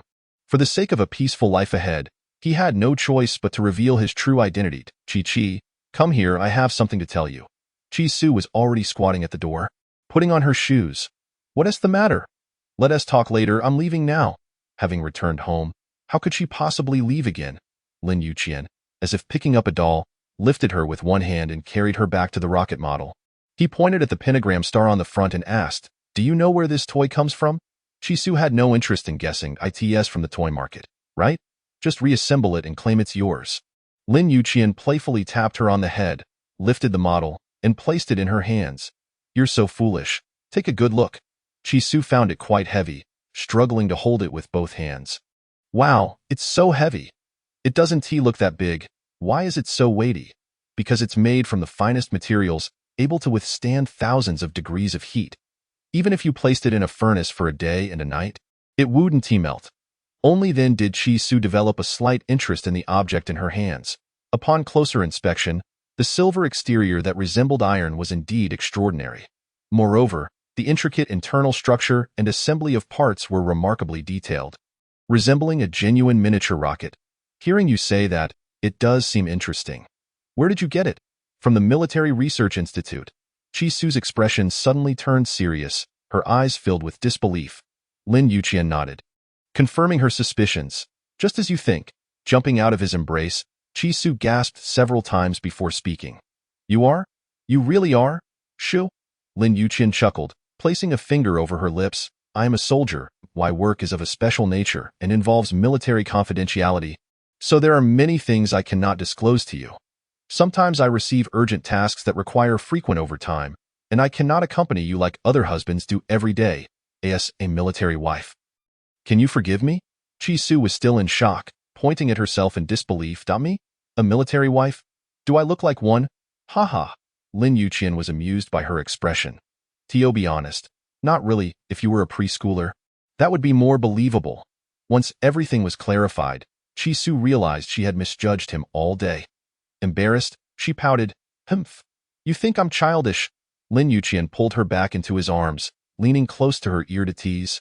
"Being small is fine, as long as the right places are not small. I like it." Chisu swatted away his restless hands, gazing at him with admiration, excitedly asking questions. "Are you really a soldier? Can I see your credentials? I feel like I'm dreaming. It doesn't seem real." Having not enjoyed any intimate moments, Lin Yuqian pinched her cheek. "You silly girl, how could I possibly deceive you? If I weren't a soldier, how could you have entered the military hospital? My credentials are at work. If you want to see them, I'll bring them next time. Chi-Su wasn't disbelieving. She just wanted to see him in uniform. I don't doubt you. I'm just curious. Him. What branch of the military are you in? And what is your rank? Are you a non-commissioned officer or an officer? I belong to the Air Force. Currently, I hold the rank of colonel at the division level. Wow. Chi-Su's eyes widened like saucers, her mouth agape as if she could fit a large duck egg inside. A division-level officer? You're not even 30 yet. How are you so impressive? You're amazing. For the first time, Lin Yuqian saw such fervent admiration in her eyes, and he felt an uncontrollable joy within. Had he known revealing his identity was more effective than a confession, he wouldn't have gone through the trouble of crafting a model rocket numbered 77. This foolish woman, didn't he understand military equipment? It was simply a waste of effort. I possess exceptional skills, have remarkable achievements, and have been commended multiple times, which is why I have rapidly advanced ranks. Chi-Su felt elated, wanting to jump with joy. So, does that mean I'm also a military officer's wife? And my husband holds a high position? Lin Yuqian's smile could hardly be contained. In the military hospital, many officers' spouses walked with an air of confidence, speaking with authority, especially when mentioning their husbands, which made them feel proud. Chi-Su had never imagined that she too would be a glorious military wife. The happiness came so suddenly, filling her with immense pride. She longed to boast, "Colonel Lin's wife, you have bestowed upon me such an honorable identity. Shouldn't you reward me?" Countless kisses rained down, and Chi-Su's breathing quickened. Suddenly, she opened her eyes, realizing that the crystal chandelier in the living room had transformed into the ceiling of the bedroom at some point. "Dr. Chi, my condition has worsened today. May I request a more effective treatment?" Chi-Su clutched her clothes tightly. "No. The treatment isn't complete. We need to conduct a re-examination first." Lin Yuqian was determined to take drastic measures to completely win over this little woman. "Dr. Chi, after so many examinations, yet you refuse to provide comprehensive treatment to the patient. That a bit irresponsible." Chi-Su was flustered and distracted, failing to focus on anything. "Stop. If you don't follow the medical advice, do you believe I'll perform a minor surgery to ensure you never have such problems again?" "Damn," Lin Yuqian exclaimed, astonished. "You're so ruthless towards your own husband. What happened to your conscience?" Chi-Su mumbled, "My conscience is lost. I'm scared." Lin Yuqian understood her meaning and eagerly lunged towards her. "Lost? Where did it go? Let me help you find it. Here? Is it here? Or here?" After a passionate kiss, he suddenly remarked, "Chi-Chi, your conscience is so soft." Chi-Su felt a mix of embarrassment and anger. Closing her eyes, she braced herself for an adult awakening. However, the ringing of his phone came even quicker than the sensation of pain. One must admit that woman, Zhou Ying, was more adept at ruining the mood than Mrs. Wan, calling just in the nick of time. Lin Yuqian didn't want to answer, hanging up several times, but the caller was relentless. "Damn it!" He threw on a bathrobe and stepped outside. "Chi-Chi, I need to take a call. Wait for me. What is it?" His voice was fiercer than a lit cannonball, filled with immense anger and intimidation. Chapter 26. Huakong Hospital. Zhou Ying knew he was with Chi-Su, which is why she called to summon him back, but she hadn't anticipated his fury. She squeezed out some tears and began to cry. "Qian, please come back quickly. Tong Tong needs to go to the hospital. She's injured." Lin Yuqian's brows furrowed deeply. How could Tong Tong be injured? Zhou Ying cried earnestly. "It's all my fault for being careless. I was preparing milk powder for her when a delivery arrived. While I went to get the package, she took the milk bottle to get water by herself and ended up scalding her hand. Now her hand is red and covered with blisters. All right, first, apply ice water to her hand. I'll be back soon." Lin Yuqian quickly dressed, making an excuse about an urgent military task, and hurried off to the hotel where Zhou Ying was staying. In her attempt to cover up her lie, Zhou Ying had maliciously guided the 3-year-old girl to fetch water for her milk. When Lin Yuqian arrived, he found Tong Tong's hands covered in blisters. Crying so hard she could barely catch her breath, her throat hoarse from the effort. "I'm sorry, Qian. It's all my fault for not taking care of Tong Tong properly. She has suffered such severe injuries. She is so young. What if she is left with scars on her hands? I'd rather it be me who got hurt. It is entirely my fault. I am not a qualified mother." Tears streamed down Zhou Ying's face as she berated herself, crying louder than Tong Tong. Seeing her mother in such distress, Tong Tong, with her rosy hands, reached out to wipe away her tears. Don't cry. Mama, it's Tong Tong's fault for being clumsy and not knowing how to prepare the milk formula. Please don't blame yourself. This heartfelt statement from Tong Tong allowed Zhou Ying's anxious heart to find some solace. Although Lin Yuqian refrained from raising his voice, the sullen expression on his face conveyed his discontent and hinted at reproach. Tong Tong, you must not touch dangerous things in the future. Matters like preparing milk formula should be left to your mother. Do you understand? I understand, Daddy. Despite her tender age, Tong Tong displayed remarkable maturity. She was well-behaved, never indulging in capriciousness or mischief that would trouble the adults. Knowing that Chi Su worked at the military hospital, Zhou Ying deliberately inquired, Qian, where are we taking Tong Tong now? To Huakong Hospital. Zhou Ying's frustration surged once more as she questioned him. This place is the closest to the military hospital. Moreover, as a soldier, you can ensure Tong Tong receives the best treatment. Why go to Huakong Hospital? Lin Yuqian offered little explanation. It's better over there.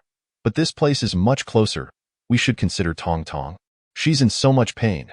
Besides, if a girl doesn't have her wound treated properly, it could leave a scar.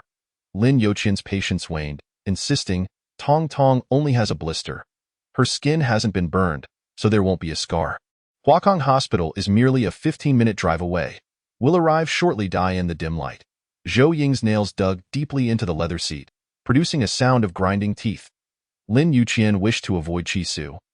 Yet she insisted on going there, determined to find a way to reveal Tong Tong's identity to that woman, hoping she would retreat in despair. Qian, can we go to the military hospital instead? It's closer to your unit, allowing you to visit Tong Tong every day after work.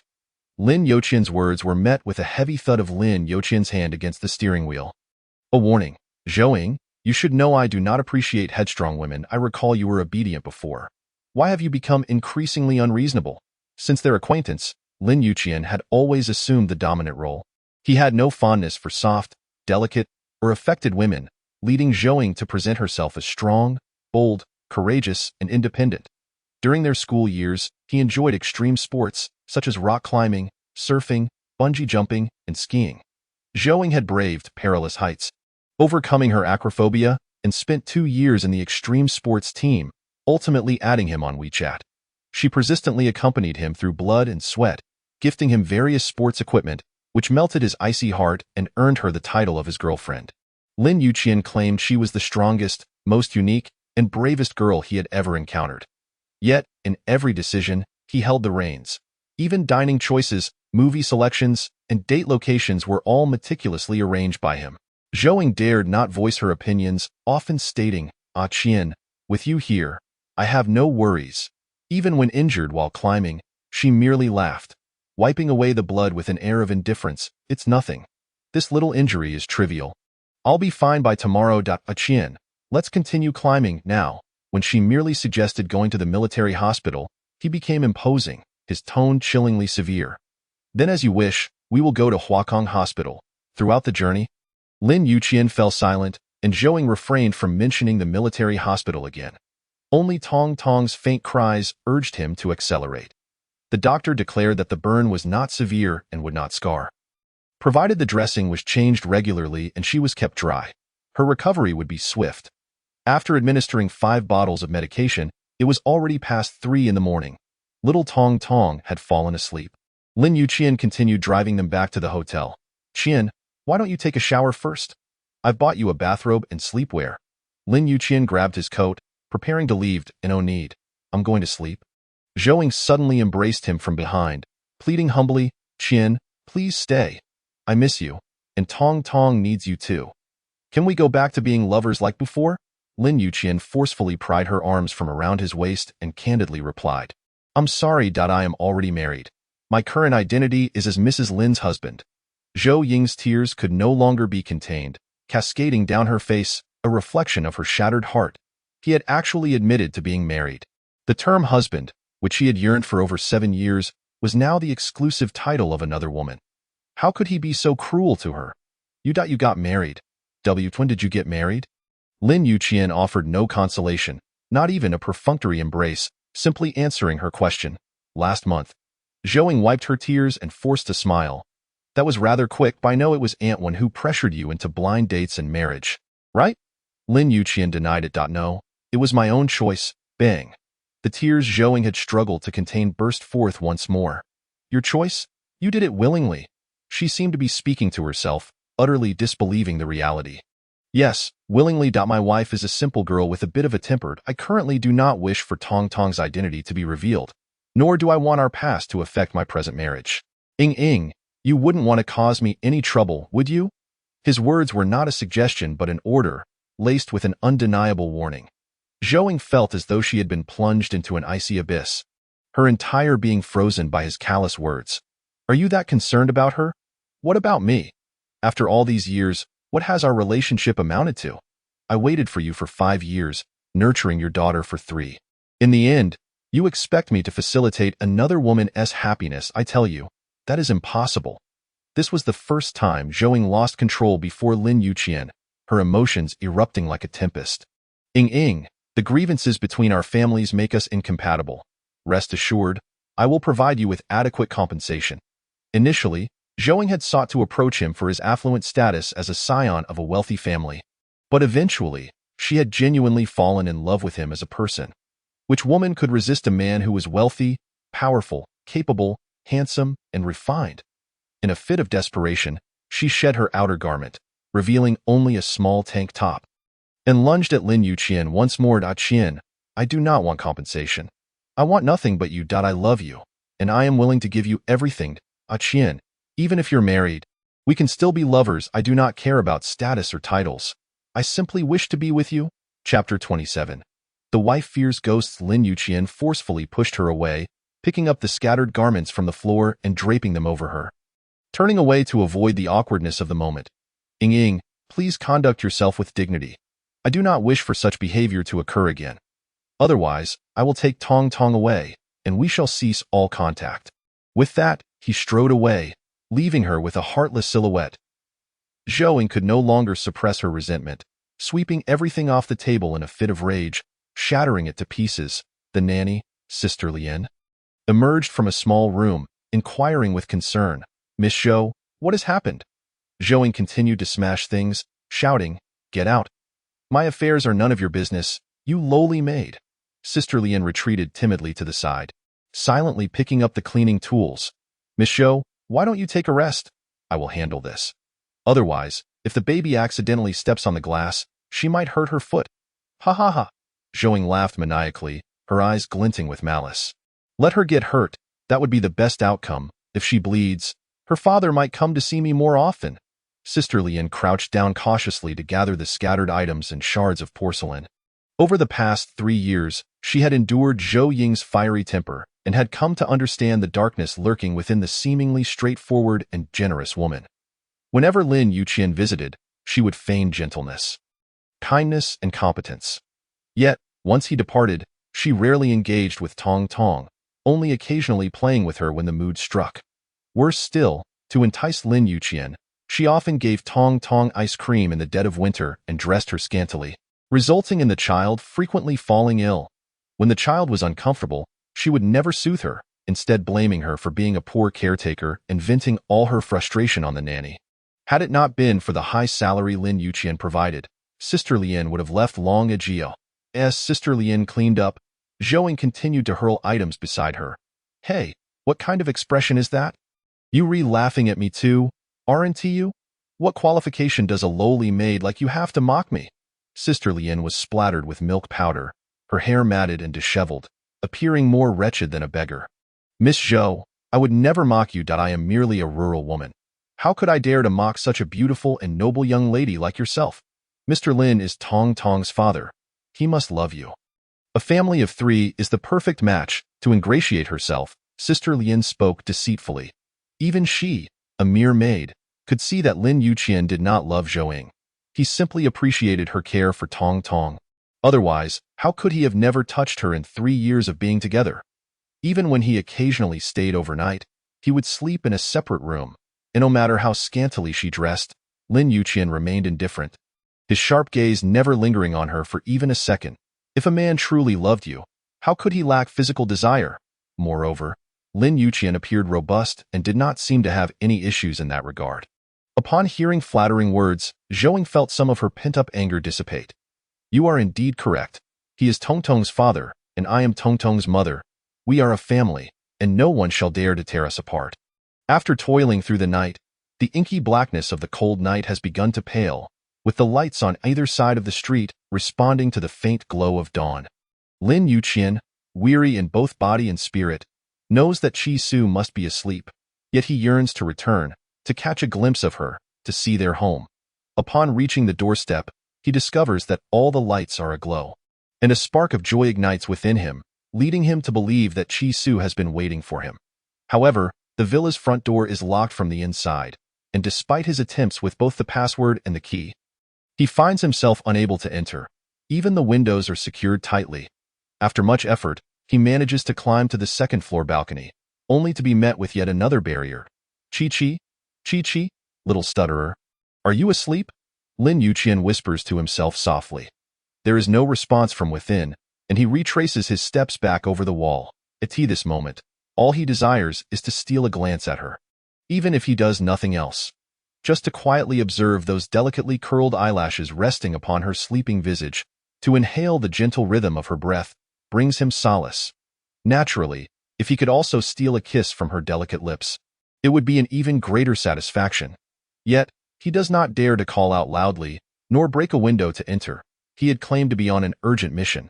If he were to appear abruptly now, it would seem rather implausible. It would be better to wait a few days. For in these next few days, he must take Tongtong for vaccinations and dressing changes. Furthermore, Qi Su has her own duties to attend to. Even if he were to return, their paths would not cross, leaving no room for intimacy or explanation. Thus, the date for the coming-of-age ceremony must be postponed once more. After much effort to gain her consent, they are but a step away, yet fate has conspired to thwart their opportunity. What if, next time, the little one has a change of heart? He waited in the car for 2 hours, only sneaking back home after watching Qi Su exit with her white coat in hand. Aunt Yang looked at him in astonishment. Mr. Lin, Madam said you were working late. Why are you back at this hour? Lin Yuqian, ever reticent with others, often finds himself too apathetic even to respond with a simple yes. He held the bowl that Qi Su had used, casually eating some porridge and bread, before asking Aunt Yang, last night, I saw all the lights in the house were on. What is the reason for that? Aunt Yang chuckled as she explained, Madam is rather timid. She fears ghosts. Every night, she insists on having all the lights on and every door and window locked tightly before she can feel at ease. Fears ghosts? Lin Yuqian chuckled lightly. That little girl truly is a coward. Recalling their first encounter, he remembered how a slightly raised voice had rendered her speechless, a woman so lacking in fortitude. From now on, I shall frequently return to keep her company. His voice carried a tender affection. Indeed, sir, you ought to spend more time with Madam. She misses you dearly when you are away, especially on Fridays when she spends most of the day curled up on the sofa. Staring at the front door, waiting for your return, Lin Yuqian's heart swelled with love, a sweet happiness enveloping him. Had it not been for Aunt Yang's unintentional revelation, he would have remained oblivious to his little wife's concealed affections for him. Oh, why do I feel that little one is heartless, wishing for me not to come home? Lin Yuqian feigned ignorance, hoping to coax more insights about her from Aunt Yang. Madam is rather proud and easily shy. How could she ever confess to you that she misses you? Yet, Aunt Yang, being a woman of experience, could see clearly that in Madam's eyes and heart, there exists only her husband. Sometimes, when you are not home, Madam sneaks into your room to sleep, even telling me that your presence brings her comfort, warding off evil spirits. She believes that sleeping in your bed will help her avoid insomnia. Tell me, what else could this be but longing for her husband? Lin Yuqian chuckled softly, envisioning the scene of the little girl stealthily burrowing into her blankets at night out of fear of ghosts. Understood. I shall ensure she no longer has to endure solitary nights. Aunt Yang, having said enough, discreetly ceased her chatter, quietly tidying the dining table. Sir, having worked late into the night, might you wish to rest?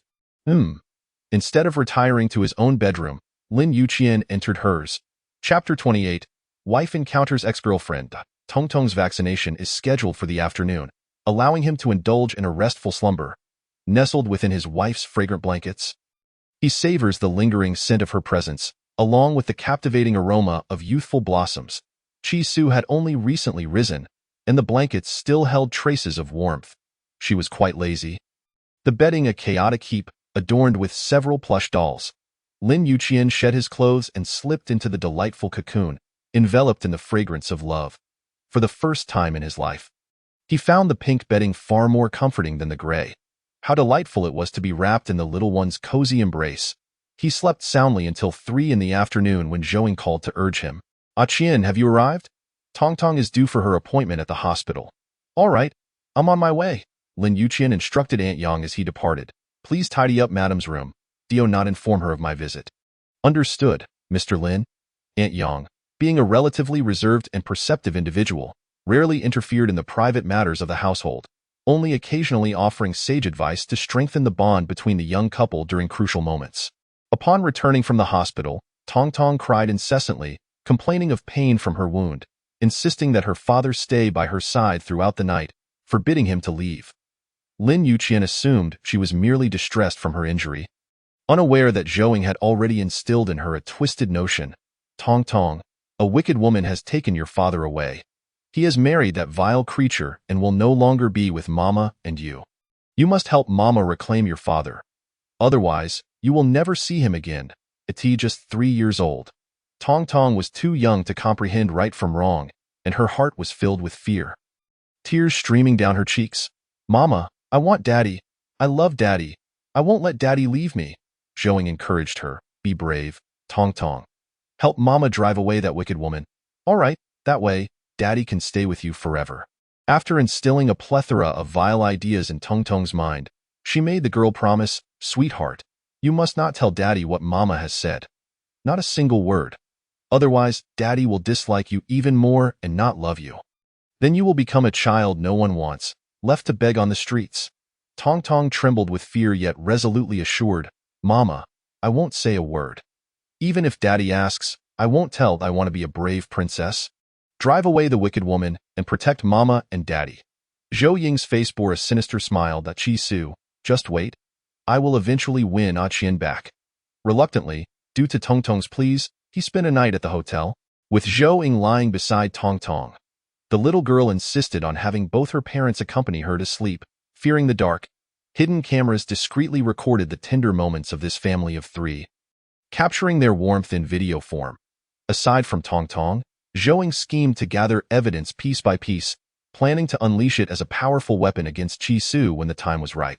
On Sunday, Chi-Su was not on duty.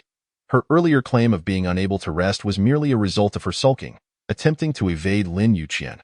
However, Lin Yuqian was busy with his tasks.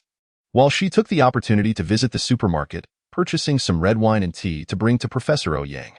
Professor Ouyang Song was her university mentor and the director of Huakong Hospital. He had always held high hopes for her, encouraging her to pursue further studies and obtain advanced qualifications before entering the workforce. Yet, her financial situation was constrained, as Aunt Sue's family belonged to a humble background, unable to bear the exorbitant costs of postgraduate studies. Thus, after graduating, she entered the workforce immediately. Now, with her needs comfortably met and a surplus of 800,000 in savings, her work at the military hospital was quite manageable, allowing her the opportunity to study while working, further enhancing her education and professional skills. Professor Ouyang had a fondness for tea and a penchant for collecting fine wines. In the past, she had lacked the means to gift him anything substantial, only able to bring him bags of ordinary fruit when seeking his assistance. Yet, he never showed disdain, always offering his unwavering support and guidance. Additionally, he was aware of her financial struggles and often provided her with generous gifts. Now, she could finally live up to her mentor's expectations and continue her journey toward advanced studies. Upon her arrival at Huakong Hospital, she found that her mentor was not available. His assistant informed her that the director was in a meeting and she would have to wait. Out of boredom, she decided to wander around the surgical department as her senior brother, Chu Qingyang, was the deputy director there. Since she was already present, she naturally wanted to pay him a visit. However, as she exited the stairwell, she spotted a familiar silhouette. Lin Yuqian. Chi-Su instinctively called out, but he did not hear her, continuing on his way. She could not see the man's face, but his tall and upright stature could only belong to her handsome husband. At that moment, Lin Yuqian was hurrying down the corridor, clutching a medical record and a payment slip. Chi Su's small legs carried her for 3 minutes before she finally caught up. Lin Yuqian. Ah Qian. Two distinct female voices rang out simultaneously. Lin Yuqian turned to face Chi Su, while she gazed at Zhou Ying, who stood opposite them. A triumphant smile etched across her face, exuding an air of provocation. Who is she? Chi Su inquired. The woman across from her feigned ignorance, asking, Ah Qian, who is she? Lin Yuqian's nerves suddenly tensed, a cold sweat breaking out on his forehead. It seemed that the scene of an ex-girlfriend colliding with the current wife had unfolded before him. He stepped forward, wrapping his arms around Chi Su, formally declaring her identity. This is my wife, Chi Su. Initially, Chi Su harbored doubts about the relationship between the woman before her and Lin Yuqian. Upon hearing his words, the doubts in her heart dissipated like mist. Zhou Ying was about to speak when Lin Yuqian immediately interrupted her, personally explaining to Chi Su. This is Zhou Ying, our artistic female soldier. Her child has injured her hand. So I brought them here, Ah Qian. Tong Tong is also your child. As soon as Zhou Ying uttered this sentence, she was met with a sharp warning glare from Lin Yuqian. His voice was cutting and frigid, laced with intense anger and reprimand. You let a 3-year-old child make her own milk formula and burn herself. What kind of mother are you? If Tong Tong is left with a scar on her hand, how will you explain it to her father? Tong Tong is getting an injection right now. What are you doing out here? Hurry back inside. It must be said that Lin Yuqian was exceptionally adept at manipulating emotions. His words not only intimidated Zhou Ying but also clarified Tong Tong's identity, dispelling Chi Su's doubts about that statement, effectively achieving 3 objectives with 1 action. Zhou Ying's expression was one of grievance. Tears welling in her eyes, Lin Yuqian threatened her in a tone that was meant to be comforting. Comrade Zhou Ying, I remember you as a strong and independent woman. It's natural for children to stumble and fall. There's no need to cry. Go take care of the child. Zhou Ying felt as if her lungs were about to explode with anger. The reason she was strong and independent was that he favored such women. Thus, she never dared to shed tears in front of him, fearing it would tarnish her brave image. Yet now, having endured such great grievances, she was chastised even for crying. But she was a woman too, deserving of tenderness and affection. Ah Qian, Chapter 29. A family of 3. Lin Yuqian ignored her, pulling Chi Su along as he strode outside. Lin Yuqian, why are you so frantic, dragging me away? Are you hiding something from me? Chi Su's words were half joking, half serious. With his cunning and astute mind, how could Lin Yuqian directly answer such a tricky question? He turned the tables, questioning her instead. I haven't even asked you yet. Didn't you say you were on duty? Why are you here? Are you lying to me? Chi Su's face flushed, her momentum instantly diminished. Dr. Tang's family matters have been resolved, so I don't need to cover for anyone. Besides, I can't handle 2 consecutive shifts. Then what are you doing at Huakong Hospital? Chi Su answered truthfully, I'm here to see Dean Ouyang. He was my university mentor, and I wanted to consult him about graduate school. Lin Yuqian pinched her soft little cheek. I didn't expect our Chi Chi to be such an ambitious child. After explaining her whereabouts, Chi Su turned the question back to him. And you? Weren't you supposed to be working overtime on an urgent mission? How did you end up as someone else's escort? He explained with a smooth tongue. When women and children encounter difficulties, as a comrade of the People's Liberation Army, one must unhesitatingly offer assistance. Just as you said, helping others brings joy, right? Humph. Chi Su scoffed. Taking care of someone else's child and making them your own. Such conduct from Colonel Lin is indeed quite noble. Lin Yuqian smiled wryly. Knowing this little girl was not easily deceived, his explanation being half true, half false. The child who was injured today is named Tong Tong, the daughter of my comrade. He sacrificed himself while on a mission. Before he left, he entrusted me with the care of his only daughter, saying that if he could not return safely, I should adopt this child. Hence she calls me daddy. That day when I mentioned wanting to adopt a daughter, it was her. Chi Su was stunned. She had not anticipated the truth to be such. She revered heroes and felt deep sympathy for the little girl who had lost her father. Was the lady named Zhou Ying earlier the baby's mother? Lin Yuqian shook his head. No, she is an artistic soldier in the army. Since the child is so young and needs the care of a mother's love, she has raised her since childhood. Ms. Zhou Ying indeed appeared to be a kind-hearted and beautiful mother. Chi Su's praise was tinged with jealousy. She tilted her head, gazing at Lin Yuqian. I would like to ask, Lin Daddy, what exactly is your relationship with Zhou Mommy? Lin Youqian's scalp tingled. He had never known this little one was so perceptive, already grasping the essence of the matter and pressing for answers. What relationship could there be? We simply co-parent Tong Tong. Really? There's nothing else? Chi Su's clear eyes were filled with deep scrutiny. No? Lin Yuqian firmly denied it, yet his heart was in turmoil. Some matters needed to be explained gradually. Revealing everything at once would surely make the little girl explode with anger. He figured he wouldn't be able to enjoy any meat for the next 6 months. And what about her feelings towards you? Doesn't she have even the slightest thought? Lin Yuqian truly wished to silence her with this tangled web of questions. There was no right answer. Why should I care about her? What she thinks of whom is none of my business. I only love my little wife. Am I the little wife? Then who is the big wife? Is it Zhou Mommy? Though it was a perfect answer, Chi Su still managed to pick at it. She was quite displeased with this family of 3 without blood ties, especially since that woman clearly had feelings for her husband. What little wife, big wife? Isn't the only wife yours? When did you learn to be so jealous, little rascal?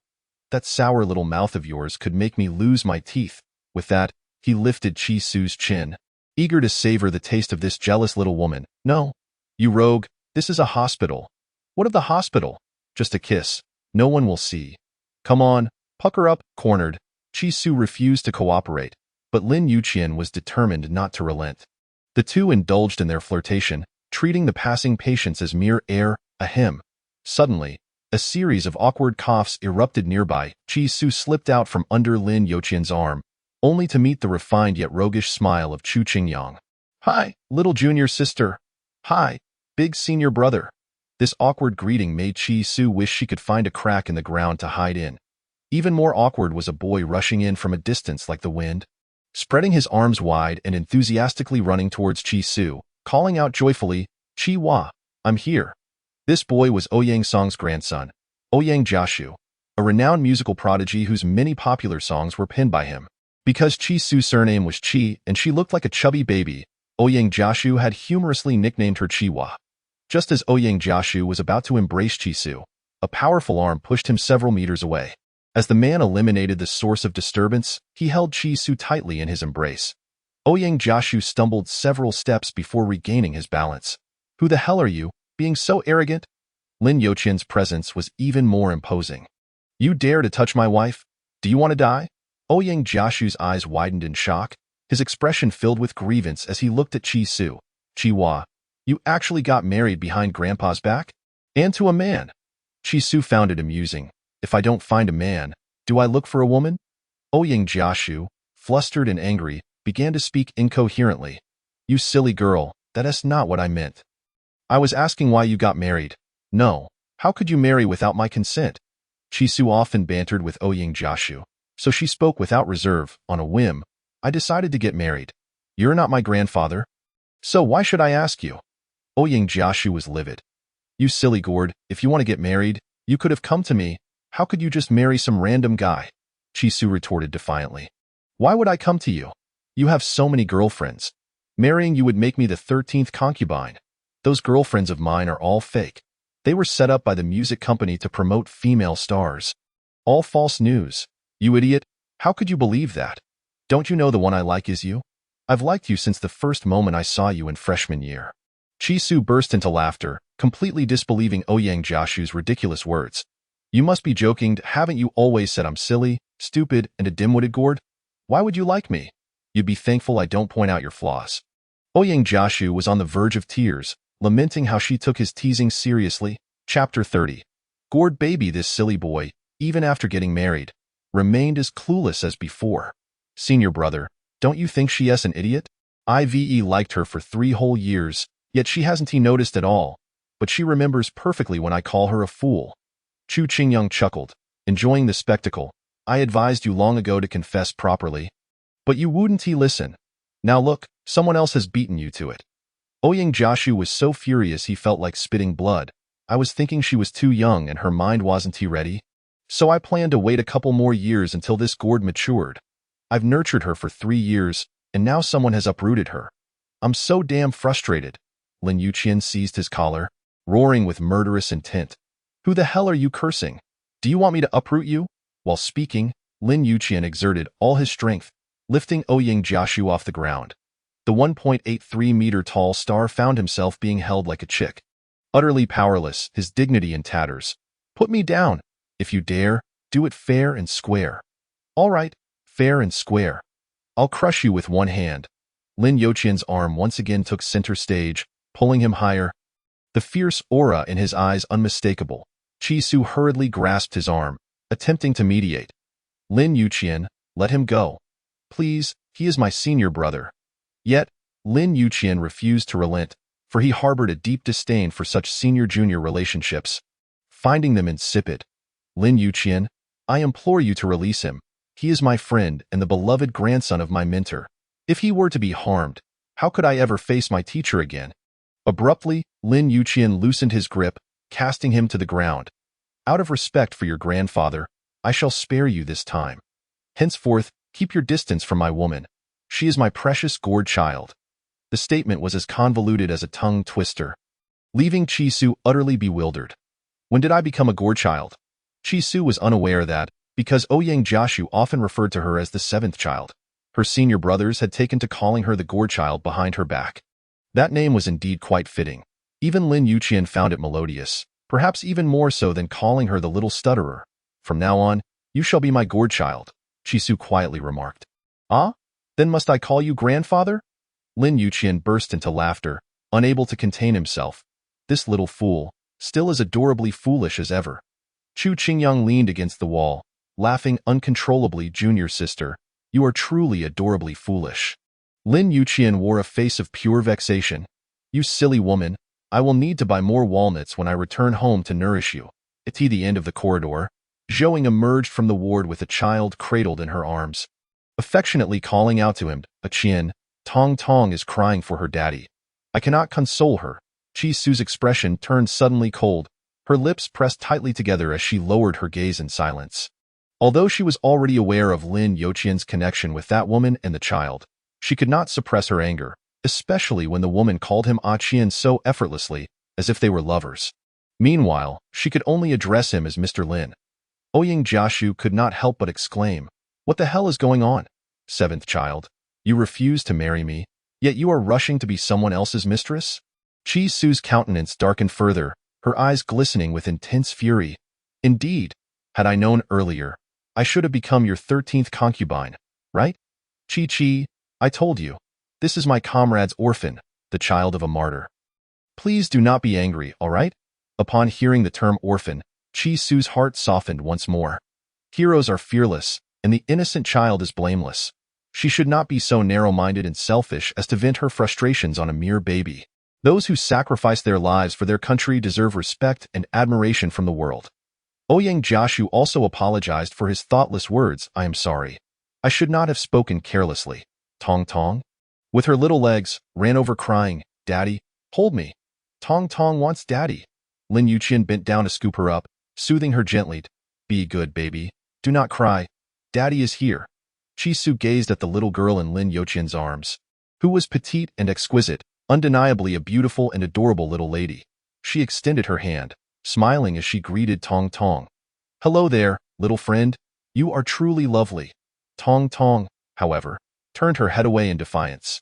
Lin Yuqian admonished her. Tong Tong, the auntie is greeting you. How can you ignore her? That is quite impolite, you know. Tong Tong glanced at Chi Su, pouting as she uttered a hilariously innocent remark. She is so small. How can she be an auntie? Chi Su took no offense, interpreting it as a compliment on her youth, and continued to playfully tease her. You do not have to call me auntie. You may call me sister instead. All right. Auntie sounds old. I do not like it. Lin Yuqian's face was once again shadowed in annoyance. If his daughter called his wife sister, what would that make him? What should he be called then? Would he become the brother-in-law? Tong Tong, with her big, twinkling eyes, curiously inquired, Daddy, what is a brother-in-law? Lin Yuqian replied curtly, if you call her sister, then Daddy must become your brother-in-law, so hurry and call her Annie. Tong Tong hesitated, unsure of what to do. If she did not call, Daddy would be angry. If she did, Mommy would be upset. After pondering for a moment, she asked Chi Su, what is your name? Chi Su. The clever little one finally found a solution to her dilemma. Can I call you Chi-Su? Of course, we can even become good friends. Tong Tong shook her head, looking toward Zhouing. Mommy, let us go home. Baby wants to sleep. Lin Yuqian discerned a hint of information from Tong Tong's apprehensive gaze. Zhouing must have said something she should not have, which was why she disliked Chi-Su. Following Tong Tong's cue, Zhouing spoke up, Qian, let us go home. Tong Tong needs a rest. Lin Yuqian looked at Chi-Su, genuinely at a loss for words. The child needed him. Since he had taken on the role of father, he must fulfill his responsibilities. Thus, he could only return the little one home before tending to the older one. Chi, may I take Tong Tong back first? Chi-Su's lips curled into a faint, mocking smile. All right. Watching the harmonious figures of the family of three, her heart felt a pang of suffocation. Clearly, she was the legitimate Mrs. Lin. Why did she feel as though she were the intruder in someone else's marriage? Chu Qingyang teased her, junior sister, your husband's family is rather complicated, isn't it? Ouyang Jiashu further stoked the fire, little seventh child. Why not divorce him and marry me instead? I promise you will be the one and only legitimate wife, bearing only my legitimate heir. Chi-Su's simmering irritation erupted into an angry shout directed at Ouyang Jiashu. Get lost. Chapter 31. Wrapped in cotton, Lin Yuqian's thoughts had already drifted away. After escorting Zhou Ying and the others back to the hotel, he was eager to return to Chi-Su. However, Tong Tong clung to him tightly, crying and protesting against his departure. Daddy, do not go. Tong Tong wants you to stay. Daddy, please, do not leave. Daddy, it hurts. Hold me again. Daddy's embrace will make the pain go away.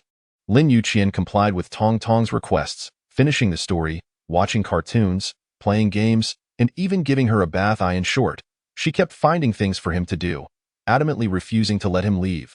As night fell, he realized that if he did not return soon, no amount of explanation would suffice. Moreover, even if he returned now, he might not be able to clarify anything. Both the older and younger girls were equally difficult to appease. Tong Tong, Daddy really must go now. I have spent the entire day with you, and I still have a lot of work to do. Be good. Can I come to see you tomorrow? No. Tong Tong wanted Daddy to accompany her to sleep. Just like the day before, the three of us, Daddy, Mommy, and Tong Tong, sleep together. It makes Tong Tong so happy.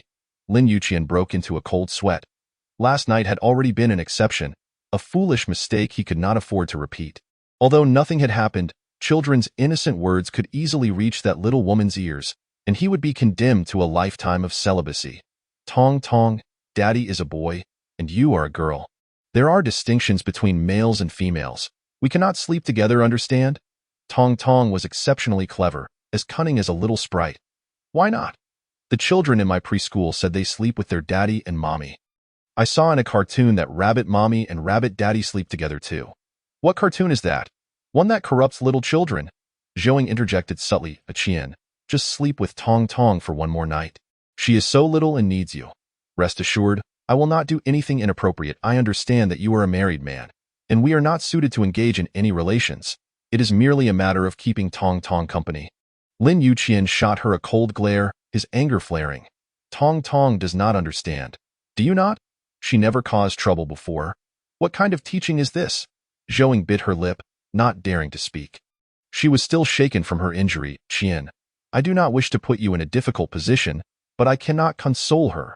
I have been advising her not to cling to Daddy and to let him go to work. After receiving Zhou Ying's pointed look, Tong Tong began to comprehend a little. Daddy, then can you stay with me just a bit longer? Once I fall asleep, you can leave. Okay. Baby will fall asleep quickly. She said this quickly, yet an hour passed without a hint of drowsiness. Lin Yuqian was parched from telling stories, yet she remained brimming with energy, her eyes sparkling brighter than the stars in the night sky. Eventually, at 10 o'clock, his patience waned. He resorted to the iron-fisted tactics of the military to discipline her. Tong Tong, if you do not fall asleep within 10 minutes, you have two choices. Either sleep with Mommy here, or go back with Daddy. You decide. Tong Tong understood that Daddy was angry. She furtively glanced at Zhouing, who offered no response, and thus lay down obediently, finally falling asleep. Daddy, I am sleeping. Finally, after 15 minutes. She drifted off. Lin Yuqian picked up his phone and left without a moment's hesitation. Zhouing hurried after him, concerned. Qian, did you eat anything tonight?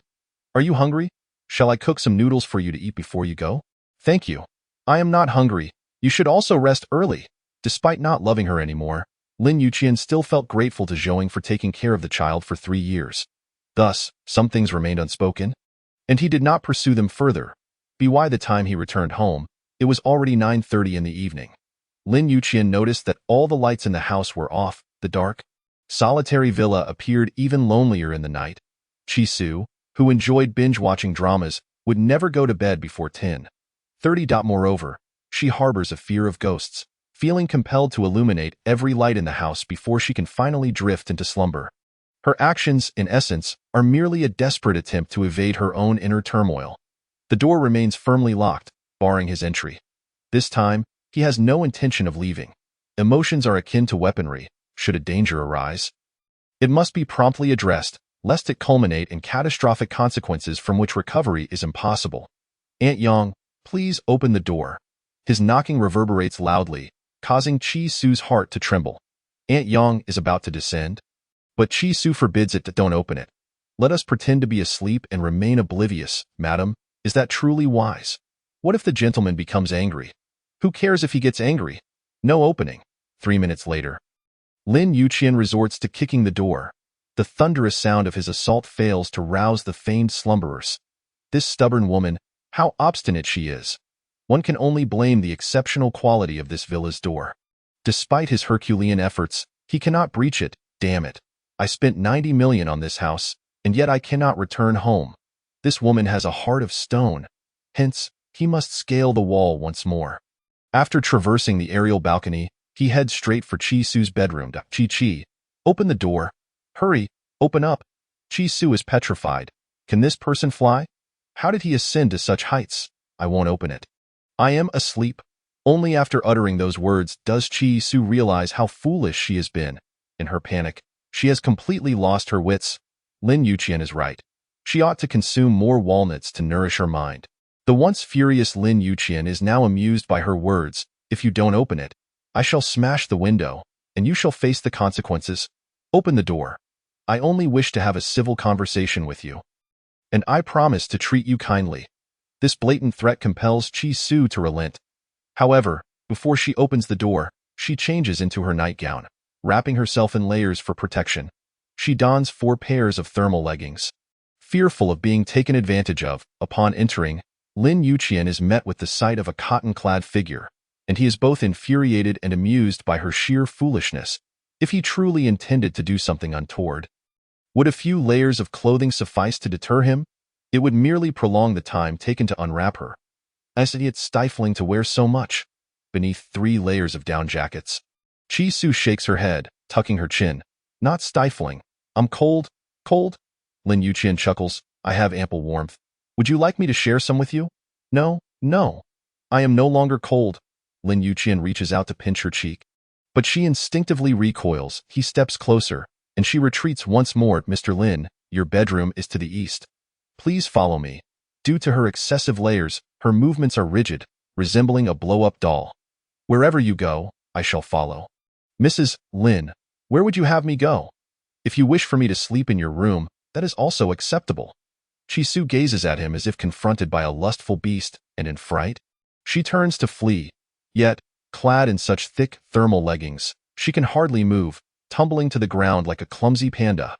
Lin Yuqian bends down to lift her, intent on helping her remove her outer garments. How absurd to wear 3 down jackets, it must be suffocating. With a startled cry, Chi-Su, truly frightened, bursts into tears. Lin Yuqian, don't touch me. I refuse. Chapter 32. An unexplainable mark. Foolish girl. You refuse? Why are you crying? Knowing full well that you're unhappy, I still force you. Do you truly think me a beast? Chi-Su cries even harder. You are no beast. Why then do you tear my clothing? Lin Yuqian finds her reaction amusing. If I don't help you out of these layers, am I to watch you suffocate? I'm not suffocating. I prefer to wear many layers. What concern is it of yours? I do not care. Who else would? You are my wife. I have the duty to ensure you are well-fed and happy. Chi-Su pouts, clearly displeased. Lin Yuqian disregards her protests, peeling away layer after layer. Who could have anticipated that beneath those 3 down jackets, she would be wearing 4 thermal tops? Little stutterer, are you a cabbage, capable of such wrapping? After much effort, he finally uncovers a tender little heart, already damp with sweat. Her round face, flushed with heat, belies her claim of not being stifled. If he had delayed even a moment longer, this foolish woman might have truly suffocated. Are you comfortable now? Not comfortable. I'm cold. I want to wear more. Chi-Su stubbornly insists, resilient to the end. Lin Yuqian opens his arms, softly coaxing. Cold? Come to your husband. Let me hold you. No. Lin Yuqian recognizes her anger, but he has already explained himself. Further discussion will only lead to more discontent. He can only demonstrate his intentions through actions. Chi-Su understands that his predicament is beyond his control, yet she remains upset. She despises his lingering connections with that woman over the child. Chi-Chi, I love you. I wish to live a good life with you. To walk hand in harmony for a lifetime, so let us not quarrel over this matter, shall we? For the first time, Chi-Su hears such a succinct confession. He lacks grandiloquent phrases, merely 3 words. I love you, leave her flustered. The struggle between forgiveness and resentment tugs at her mind, seeking resolution. Yet Lin Yuqian offers her no additional time for contemplation. He leans in slightly, closing the distance to her lips. Aiming to dissolve her emotional turmoil, it's the moment their lips touch, Chi-Su forcefully pushes him away, uttering a profoundly hurtful remark. Don't touch me, Lin Yuqian. I find you repulsive. The warmth of his affection dissipates, replaced by a flash of anger at the indignity of her words. Chi-Su, have I been too indulgent, allowing you to become so audacious? You were the one who sought marriage. You stirred my emotions and captured my heart. Now that I am wholly devoted to you, you find me repugnant? What do you mean by that? In Chi-Su's eyes, veiled by a mist of tears, her voice quivers with barely restrained sobs. Lin Yuqian, your love is too cheap. I cannot afford it. What did you say? Lin Yuqian is thoroughly incensed. Were he a rough soldier, he would have struck her by now. Yet she is a delicate woman, likely unable to withstand even a mere finger. Thus, he clenches his fists, striking the floor in frustration. Chi-Su, you are forcing my hand. Since she refuses to listen, to be considerate, he sees no reason to continue his careful indulgence. If softness fails, then he shall resort to strength. Lin Yuqian, whether in the business realm or the military, is a fierce wolf. Surely he can manage one small woman. The sound of tearing fabric mingles with Chi-Su's cries. Ultimately, Lin Yuqian cannot bring himself to force her. Speak, you are mistaken. I will let you off this time. Lin Yuqian, you scoundrel. You have slept with other women. How dare you touch me again? You are utterly disgusting. Lin Yuqian realizes she has misunderstood him. Chi-Chi, what nonsense are you spouting? I have not slept with anyone else. I only wish to be with you. Chi-Su points to the kiss mark on his shirt collar. I refuse to listen to your lies. There is lipstick from another woman on your clothing. Do you expect me to believe you? Woo-woo.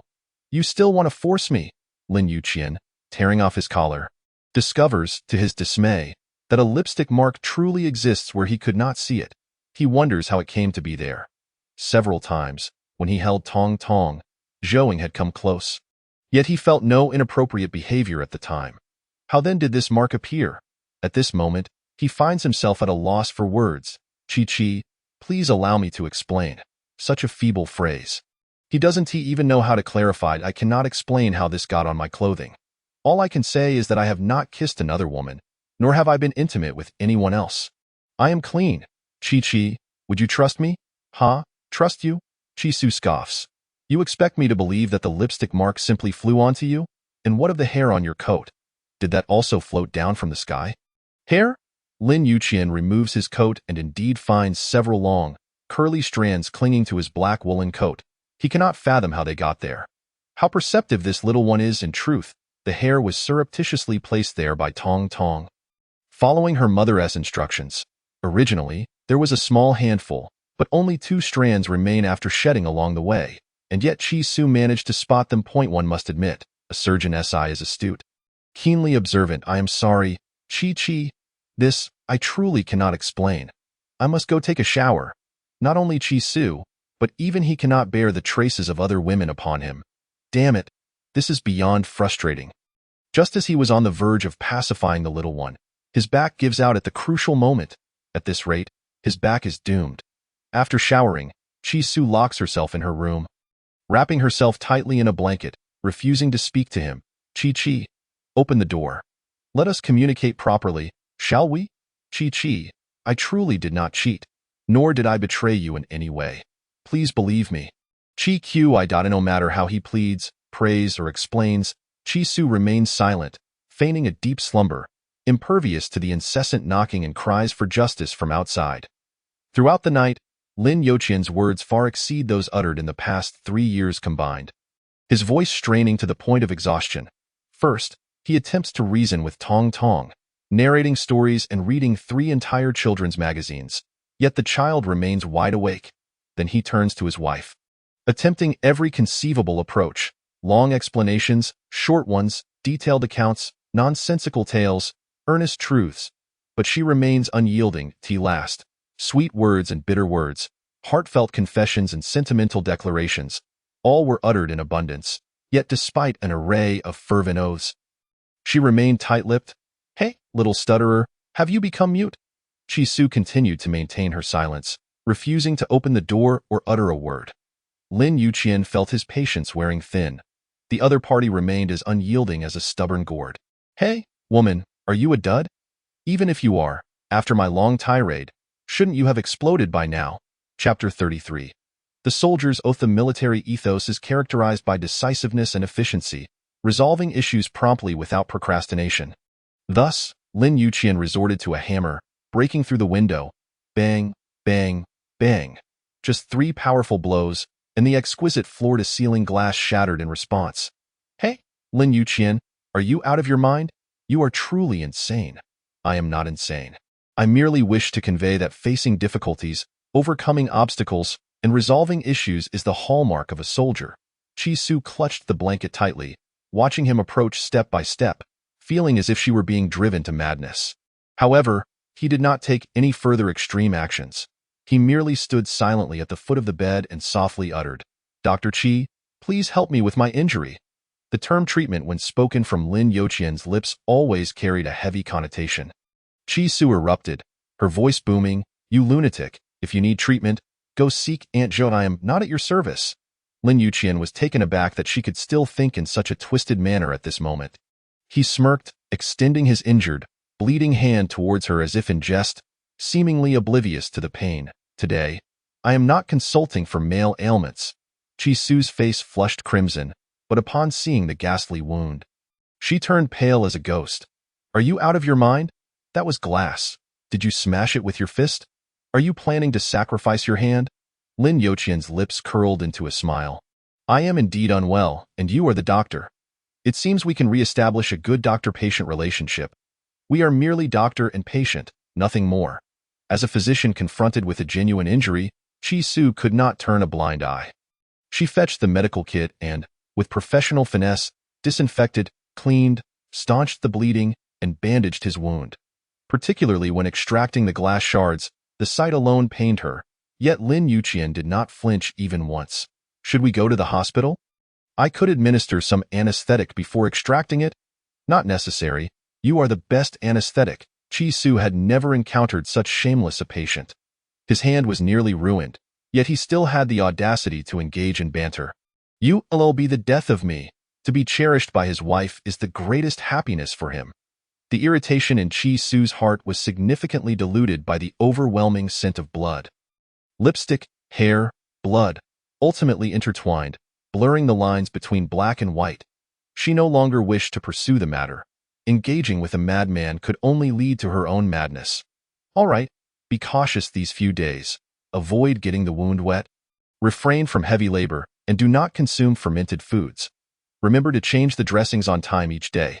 Should any signs of inflammation arise, promptly come to the hospital for an injection. Chi-Su's tone was entirely that of a physician addressing a patient, devoid of any personal sentiment. Lin Youqian stood at attention, raising his bandaged hand, resembling a dumpling, and saluted her with the most formal posture.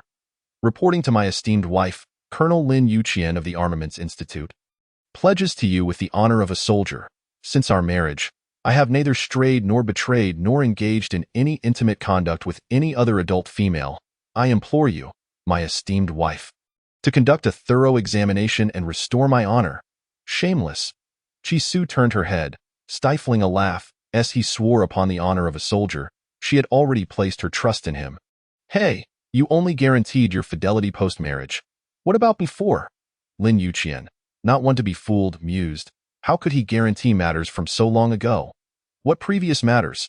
Does being cradled by my grandmother and kissed by my mother count? Chi-Su certainly did not mean that I know playing tricks. I meant other women, you know? Lin Yuqian ground his molars, vaguely and ambiguously revealing to her. I have not been with anyone, but at the age of 29. Surely I must have a tale or two from my youth. Hey, what kind of youthful stories do you have? Do share. Chi-Su, curious, wanted to gossip about his youth and perhaps unearth some hidden truths. Lin Yuqian was well aware of her cunning intentions. This little one appeared innocent and harmless, at times quite foolish, yet when sharp, she was more astute than a seasoned strategist. Which man would dare discuss ex-girlfriends with his wife? That would be a path to self-destruction, especially since his ex-girlfriend was Zhou Ying. Hey, little stutterer, if you're bored, we could engage in other activities. Though my right hand is injured, it does not hinder the performance of other parts. Chi-Su sprang up, tossing aside the covers, and lay flat in one swift motion. Turn on the lights. Sleep. Good night. No sending off. Lin Yuqian used his round, dumpling-like hand to cover his upturned mouth. Hey, little stutterer. Are you truly going to sleep in a room filled with glass shards, with the cold wind howling and darkness enveloping us? Yes. Glass shards are just glass shards. I need to use the restroom at midnight. So I step on them. Hey? Aren't you afraid of ghosts? Lin Yuqian's tone turned ominous and eerie. This room has no windows. A ghost could swoop in with the wind. Some might hide in the curtains, others in the wardrobe, some lurking beneath the bed. And perhaps one might even crawl into your blanket from the foot of the bed, then it will nibble on your toes while you sleep. Ah, stop it, Lin Yuqian. You mustn't leave. You have to stay here with me. I'm scared. Ha ha ha. Lin Yuqian opened his uninjured arm, gesturing for her to come closer. Fool, where would ghosts come from? Come here. I'll protect you. Chi-Su leaped from the bed, hugging him like a teddy bear. I don't want this room anymore. There are ghosts. This sentiment was precisely what he desired. Lin Yuqian lightly patted her behind with his dumpling-like hand. Let us go. Time for bed. Chi-Su's body stiffened, instantly entering a state of alert. Hey, Lin Yuqian, we need to set some ground rules. No diagnosis, no treatment, no examinations. Only then will I sleep with you.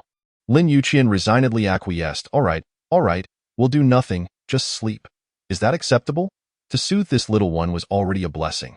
He dared not hope for any further benefits. On Monday, Chi-Su returned to work as usual, while Lin Yuqian also went back to his unit to fill out a leave request.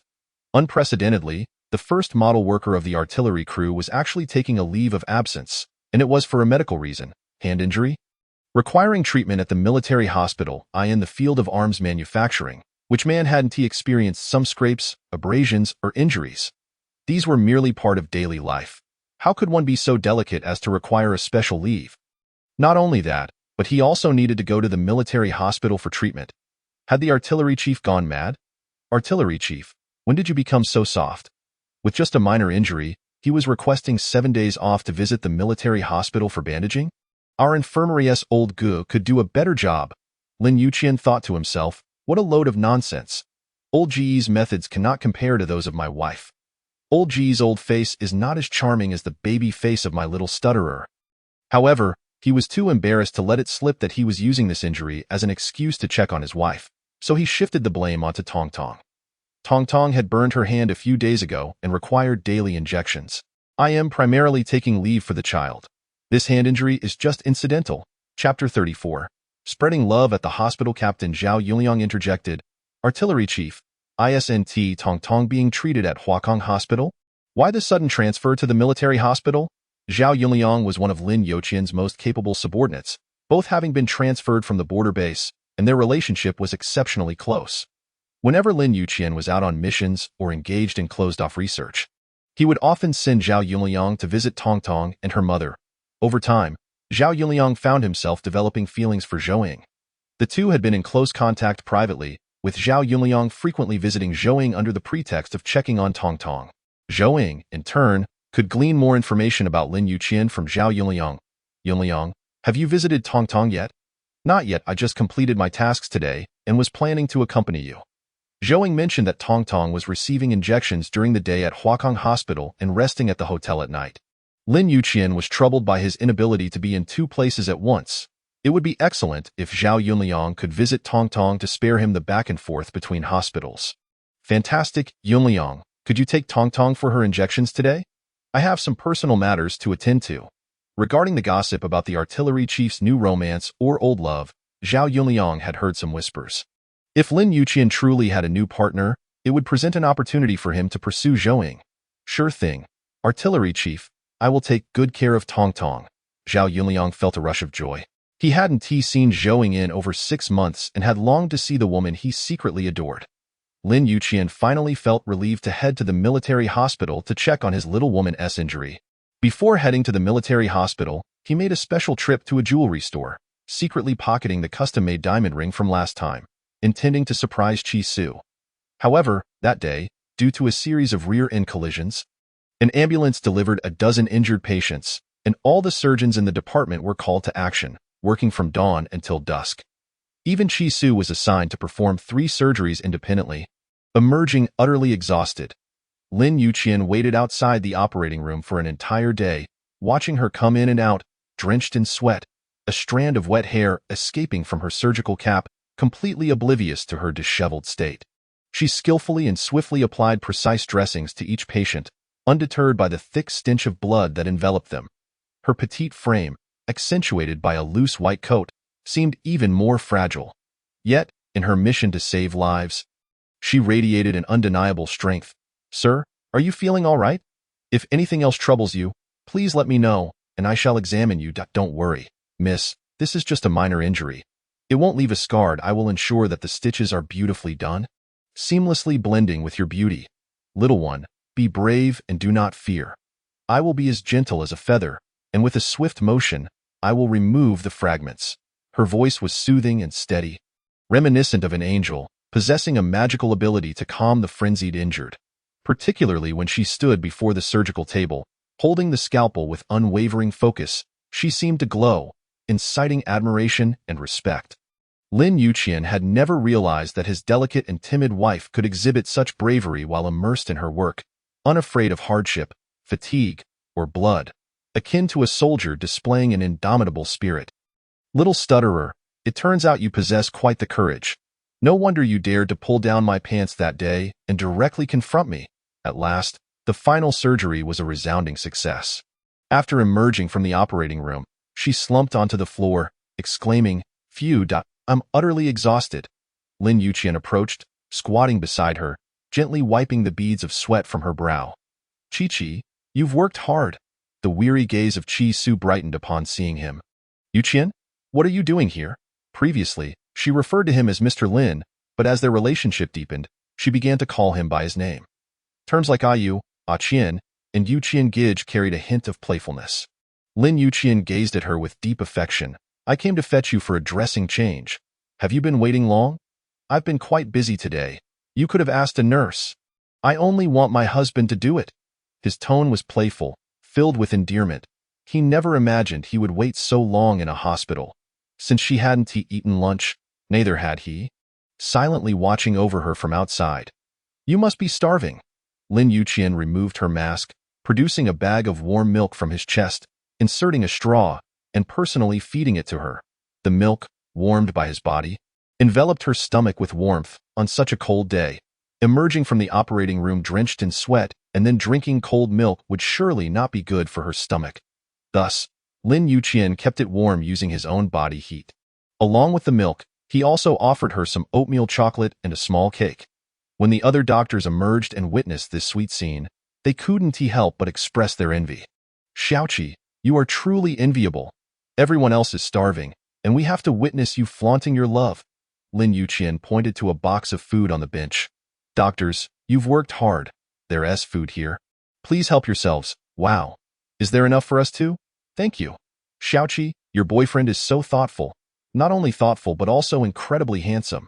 Xiaoqi, you are indeed fortunate." The playful Dr. Su purposely emphasized the word fortunate, accompanied by a mischievous grin, leaving the meaning unspoken. Though Lin Yuqian wore a mask, His aura clearly indicated that he was indeed a strikingly handsome man. Just his tall, well-built stature was enough to captivate hearts. Xiaoqi's happiness was undeniably enviable.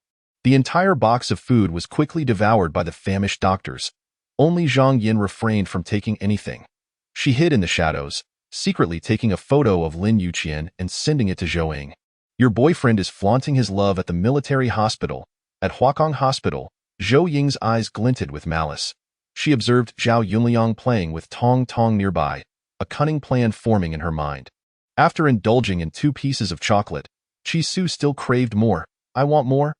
Lin Yuqian swiftly used his tongue to clean the crumbs from the corner of her mouth, playfully admonishing, no more.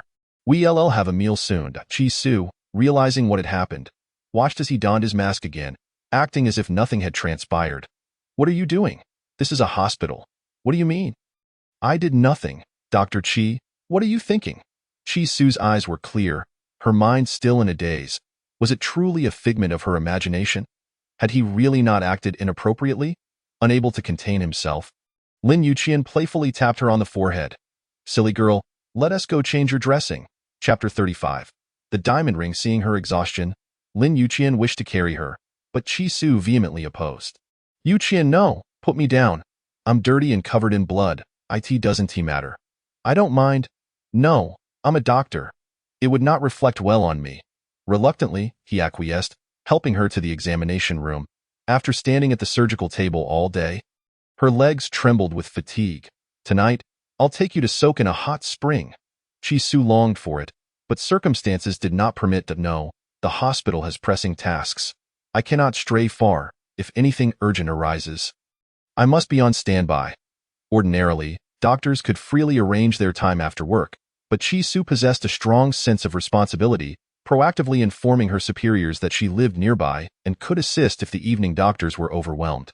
The head of surgery had always praised her professionalism and capability, never expecting her ideals to be so noble, marking her as an exceptional doctor. Lin Yuqian's wound was healing well, with no further bleeding. As Qi Su carefully unwrapped the layers of gauze, a sparkling object suddenly fell out. What is this?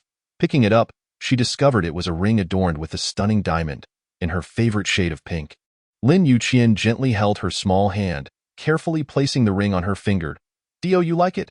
Qi Su gazed at the beautiful pink diamond, then at his rough, scarred hands, and was immediately overwhelmed with emotion. I do, but why must you give me a ring at such a time? Couldn't you wait until we got home? Lin Yuqian's lips curled into a sly smile.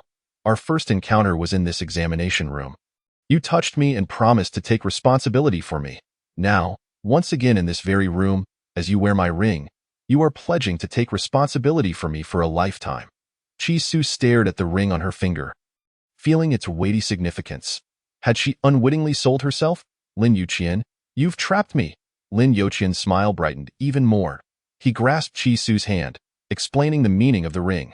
These 7 small stones total 7 grams. The large one in the center represents you, while the 6 smaller ones surrounding it represent me. You are my one and only, and I will protect you in every way, showering you with 360 degrees of love. So, what do you say? Will you be responsible for me for a lifetime?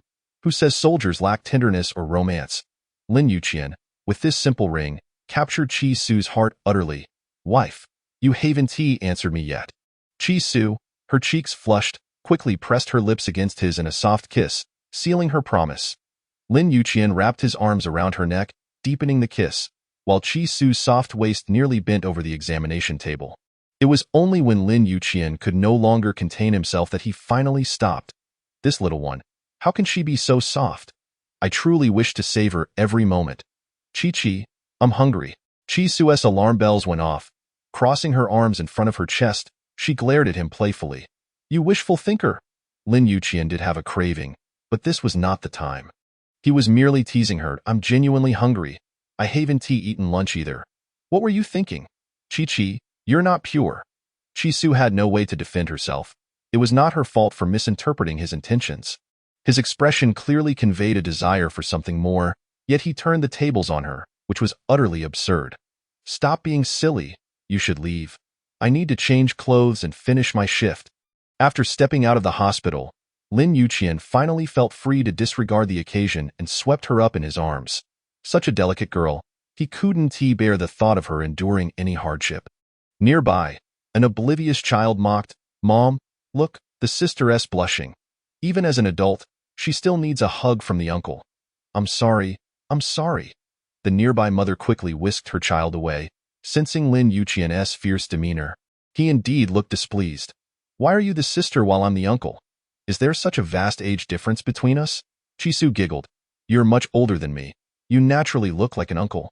Lin Yuqian's expression darkened further, and he playfully pinched her bottom as a form of punishment. You should eat more and grow a bit. I hate for others to think I'm luring underage girls. Concealed at the street corner, Zhang Yin took out her phone, secretly capturing the moment and sending it to Zhou Ying. Ying, look at this little hussy, shamelessly clinging to your boyfriend for a princess carry in broad daylight. After hitting send, a devious and triumphant smile crept across Zhang Yan's face.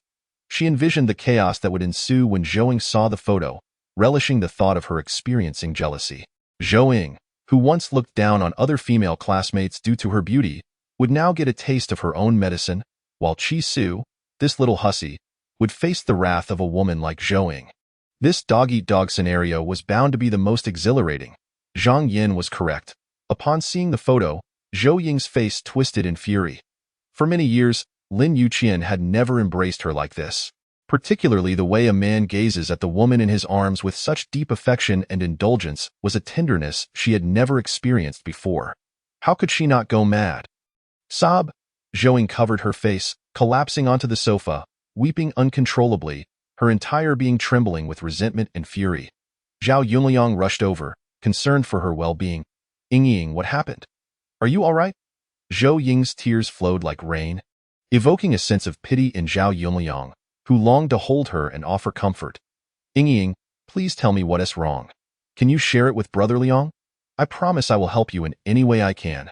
Only then did Zhou Ying, through her sobs, begin to speak. Brother Liang, Qian has changed his heart. He has found another woman. Zhao Yunliang's heart tightened. He had not expected the rumors circulating in the office to be true. That scoundrel Lin Yuqian had betrayed Ying and sought a new love. Brother Liang, after so many years of our relationship, I sacrificed so much for him, abandoning a bright future to follow him to the border. Raising Tong Tong for him. How could he betray me? What is it about me that is lacking? Please tell me, Brother Liang, what is wrong with me? Zhao Yunliang gently embraced her, whispering words of solace. Ying, you are wonderful. You are kind, generous, strong, and independent. You are the best girl in the world. It is Lin Yuqian who is blind to your worth. He is unworthy of you. Zhou Ying nestled in Zhao Yunliang's embrace for a while, and then hesitantly expressed her predicament. Brother Liang, you know how much I love Qian. Without him, my life is devoid of light. Do you understand this kind of love? Zhao Yunliang felt a bittersweet pang in his heart. I understand. Ying, I truly understand. Brother Liang, can you help me? You are the only one who can assist me now. Please, I beg you. Zhou Ying's plea, so fragile and pitiful, rendered Zhao Yunliang unable to refuse, without asking any questions. He agreed. All right, just tell me what to do if it is within my power. I will certainly help you. A glimmer of hope sparkled in Zhou Ying's eyes as she looked at Zhao Yunliang with admiration. Really, Brother Liang, you are so kind. In truth, I am not doing this for myself. It is primarily for Tong Tong. She wishes to enroll in kindergarten, but Qian has mentioned that the housing near the school is scarce, and there are currently no suitable accommodations, forcing me to stay in a hotel. I feel so insecure. Zhao Yunliang had previously helped find housing, and he knew that the area was indeed highly competitive, with every inch of land being precious. Ying, this is not the fault of the captain. The school district housing is limited. I have inquired. To obtain quality apartments or villas, you may need to wait until after the June entrance exams. After the college entrance exams, there will be a wave of people willing to sell. Zhou Ying desired more than just a house. She wanted Lin Yuqian. I understand, Brother Liang, I am not coveting his house. I want your help to inquire if there are any available spots for employee housing at the Military Research Institute. Perhaps Tong Tong could stay there temporarily until Qian secures a home. And then we would move out.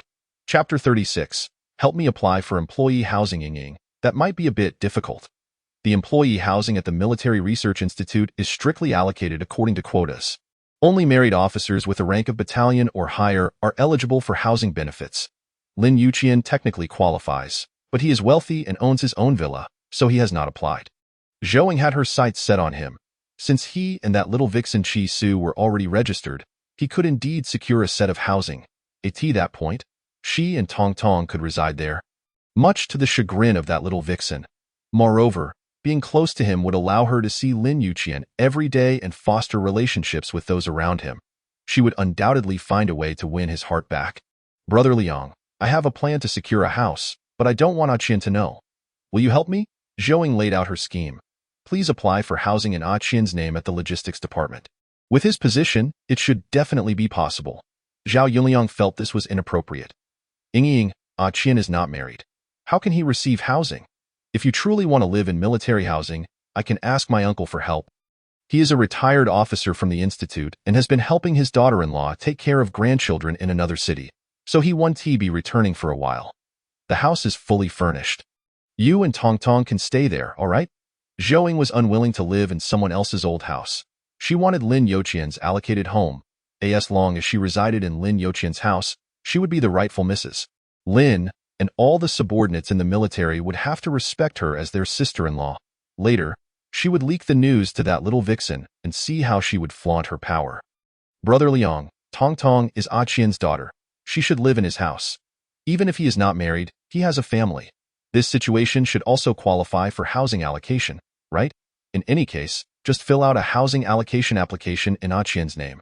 Then, I will take his household registration and documents on the pretext of enrolling Tong Tong in kindergarten. Once we quietly handle this matter, it will be settled. You know how much Qian values his reputation. The housing at the institute is also in high demand. He certainly wouldn't want to fight for such benefits, so you are the only one who can help me. Zhao Yunliang still felt this plan was unreliable. Ying, don't waste your efforts. The verification of housing allocation quotas at the institute is very strict. Even if he holds a high position, he cannot bypass the rules. Zhou Ying feigned angered. I said it will work. It will definitely work.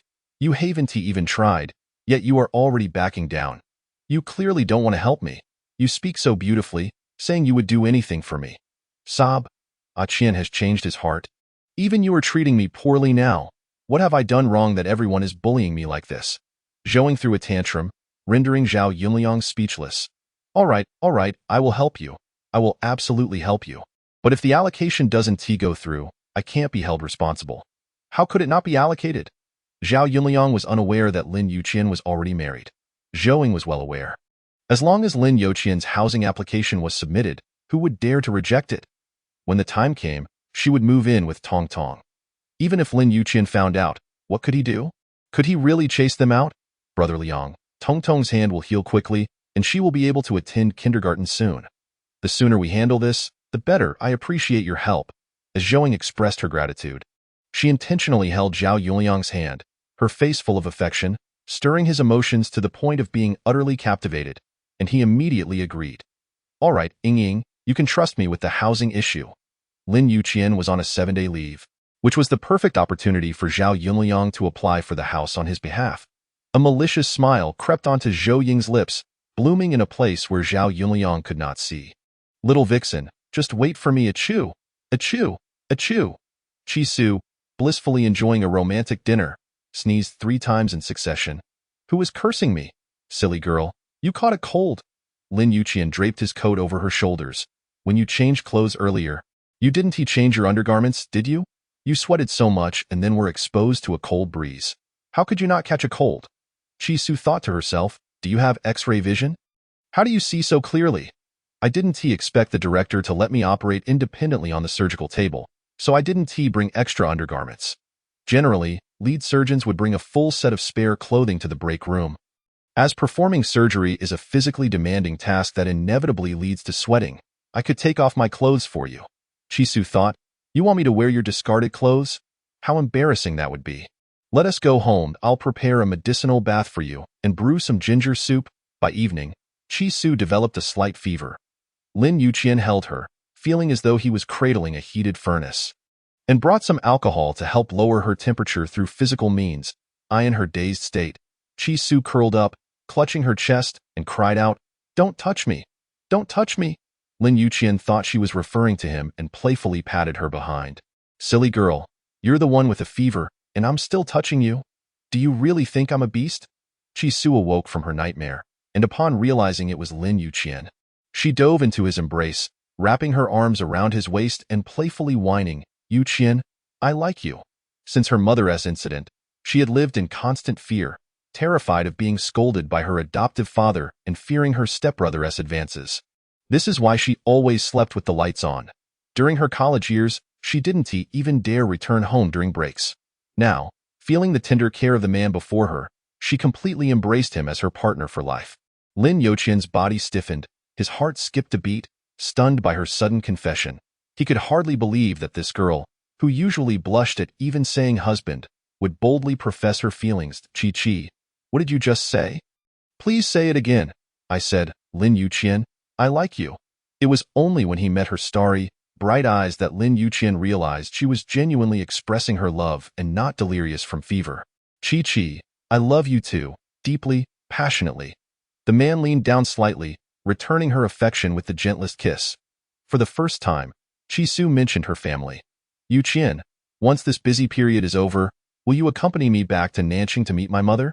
Of course. Lin Yuqian had already regarded her as his true wife, and her family was now his family as well. However, Chi Su did not share the details of her mother's illness or the circumstances surrounding the Chi family. These matters were too heavy and difficult to discuss. She decided to wait until everything settled before revealing them.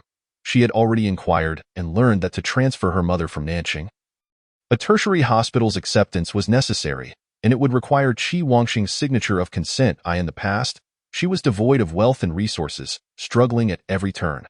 Now, with her husband as her support, matters have become less complicated. The military hospital offers better resources, and she herself works there, making visits more convenient. However, it is essential to have a senior official as a guarantor. Inevitably, Lin Yuqian will need to step forward. Even if the military hospital does not accept ordinary special-grade patients, they can always go to Huakong Hospital. Teacher Ouyang is the director there, ensuring her mother receives superior treatment. Yet, there is a concern with Qi Wangxing. He will surely create trouble. If he were to discover Lin Yuqian's identity, he might demand exorbitant fees. This is why she hesitates to disclose her family's situation to Lin Yuqian. Chapter 37. The Stone of Longing. Outside the operating room. Knowing Lin Yuqian's character, if he were aware of her difficulties, he would undoubtedly spare no effort to assist her in bringing her mother home.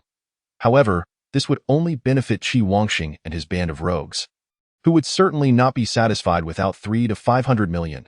The best course of action is to first probe their bottom line, tempting Qi Wangxing to sign the papers, and then proceed with the transfer. After some time, I shall take a vacation and formally seek the hand of my in-laws. Then, we can hold a romantic wedding. Chi Su merely wished for him to meet her mother, yet he took the conversation to such lengths. The wedding can wait. We shall discuss it later. Lin Yuqian understood that the young lady was shy again and deliberately teased her. How could I sleep with you openly without a wedding? In ancient times, couples only consummated their marriage on the wedding night. Why then? You would have no reason to refuse, would you? Hey, Lin Yuqian, you are at least a principled soldier. Can't you think of something other than sleeping? Since she mentioned soldiers, Lin Yuqian, in his soldierly manner, began to impart ideological education, knowing full well his political acumen was quite profound. The military has an excellent tradition. In their position, they must manage their responsibilities. The duty of a husband is to cherish his wife. Hence, I am diligently fulfilling my responsibilities and kindly ask for the cooperation of the colonel's wife. Chi Su found herself speechless. This man's political mentor not named Huang? Sleep? Not today. I am unwell. Lin Yuqian wrapped his arms around her waist and obediently closed his eyes. Even if the little woman were well, he would not demand anything of her at this moment. During the day, she was already exhausted, so how could she withstand any exertion at night? Around 4 in the morning, Chi Su was awakened by an urgent call, informing her that one of yesterday's patients had abdominal bleeding and required emergency surgery, and the director asked her to assist. Lin Yuqian, I'm going to work. You sleep well. Lin Yuqian, ever alert, undoubtedly heard her movements. Wear more clothes. I will drive you. No need. It's less than a 10-minute walk. I can manage. Lin Yuqian dressed faster than Chi Xu. It's so dark, and my wife is so beautiful. You think I can rest easy letting you go out alone? In the 2 minutes it took Chi-Su to brush her teeth and wash up, he had already packed her bag, phone, and a change of clothes. He started the car, opened the door, and personally ensured she reached the clinic as quickly as possible. Wife, do your best. Thank you, husband. These brief exchanges showcased the spirit of public service from 2 different professions. Watching her confidently stride into the operating room, Lin Yuqian suddenly felt that being a doctor's husband, much like being a soldier's wife, was an immensely proud endeavor, especially when Chi-Su called him those last 2 words. It made Lin Yuqian smile foolishly in the hospital corridor for quite a while. Zhang Yin, who had also been called into work, snapped a photo of the Stone of Longing and sent it to Zhou. At 4 in the morning, the hospital's most beautiful scenery. Proud and lovely Miss Zhou, we have to work overtime tonight, so you might as well stay awake. Upon seeing the photo, Zhou nearly collapsed the sturdy super king-sized mattress in her presidential suite. Ah, Lin Yuqian, you scoundrel, I despise you. After venting her frustrations, Zhou stormed into Tong Tong's room, stealthily lifted her blanket, and poured a glass of ice water onto her mattress as a form of revenge. Lin Yuqian, since you are heartless, let us torment each other. No one shall have it easy. As nightfall gradually receded, the sky began to blush with dawn. Tong Tong's room echoed with hoarse coughs. Zhou, feigning ignorance, continued to lie in bed pretending to sleep until the nanny shouted loudly, "Oh dear, baby, why have you kicked the blanket off completely and wet the bed? Miss Zhou, come quickly. Tong Tong seems ill and might have a fever." Only then did Zhou lazily rise from her cocoon and feign an anxious demeanor. "What should we do? Tong Tong's hand hasn't healed, and now she has caught a cold and has a fever. Isn't that just compounding her ailments?" After Sister Lian changed Tong Tong into clean clothes, she urged Zhou, "Miss Zhou, you should call Mr. Lin to take the baby to the hospital. If her cough worsens into pneumonia, it will be even more troublesome. I won't call him. Just say I didn't take care of the baby properly." Sister Lian had cared for Tong Tong for 3 years and genuinely loved the child. Moreover, when Tong Tong fell ill and caused a fuss, it would still be Sister Lian who had to manage it. "Why don't you let me call? I'll say you've been unwell these past few days and couldn't accompany Tong Tong to sleep. It's my oversight that she caught a cold because I didn't look after her well at night." What Zhou desired was an excuse to distance herself from the situation. Sister Lian was always understanding, and it would be best if she took the blame. Zhou leisurely said, "Let us first give her some medicine, and we can call in the afternoon after all." Tong Tong was not her child, so Sister Lian had no authority and could only comply with her arrangements. The saying goes, good steel should be used at the right moment. This would bring Lin Yuqian back, while Chi-Su was in the operating room, entirely unaffected. She preferred to wait until that woman finished her shift before summoning Lin Yuqian back, allowing her to experience the pain of losing her beloved. In the afternoon, when Chi-Su returned home, exhausted, Lin Yuqian was just preparing to leave. With Zhang Yin as her timekeeper, Zhou could pinpoint every second accurately. "Yuqian, where are you going?" Lin Yuqian felt an inexplicable tension rising within him. After carefully considering his words, he replied honestly, "Chi-Chi, Tong Tong needs an injection for her injuries and has a bit of a cold. I'm taking her to the hospital. I've prepared dinner and made pigeon soup. You can eat first. I'll be back later." Seeing Lin Yuqian being so cautious, Chi-Su didn't press further. She was not unreasonable, especially considering the child was ill, so taking her to the hospital for an injection was entirely justified. "All right, drive carefully. No need to rush. Take good care of the child." Lin Yuqian understood that she was not only timid but also somewhat petty, prone to jealousy. To his surprise, she was being quite magnanimous this time. Good. Tonight, husband will continue to warm your bed." After Lin Yuqian left, Chi-Su felt a hollow emptiness inside. Despite his preparation of a splendid meal, eating alone rendered it tasteless. By evening, weary in both body and mind, she waited and waited until she fell asleep, yet Lin Yuqian did not return. The next day, she saw a message. "Chi-Chi, there's an urgent matter at the office. I want to be back tonight. Rest well." Unaccountably, 2 hot tears slipped from her eyes. She could not discern the truthfulness of his words, feeling an unexpected void in her heart. Meanwhile, Lin Yuqian had indeed returned to the army. Zhao Yunliang mentioned that there was a minor issue with the manufacturing in Group 2 that required the captain's direct intervention. In reality, it was merely a trivial problem orchestrated by Zhou, who insisted he find a way to keep Lin Yuqian occupied. To cooperate with Zhou, he deliberately created some minor faults, successfully compelling Lin Yuqian to work overtime for a night. Chapter 38. Come back now to accompany me. Shopping. Tong Tong's cold was severe, and after a day's delay, it developed into pneumonia accompanied by a fever, necessitating a week-long hospital stay. Additionally, her hand injury had yet to heal, and the child, tormented by illness, was restless, making it impossible for the nanny to soothe her. Unfortunately, Zhouing also caught a cold and could not approach Tong Tong, as the doctor warned of cross-infection. Thus, Lin Yuqian had to spend every day at the hospital caring for the mother and daughter. In the vast villa, Chi Su lay alone in the emptiness, staring blankly, feeling as though the entire world had turned gray. She had opened her heart to welcome the man who radiated warmth like the sun, only for a sudden cloud to obscure his presence, leaving her feeling lost and unable to see a clear path forward. Lin Yuqian had not returned for 4 consecutive days.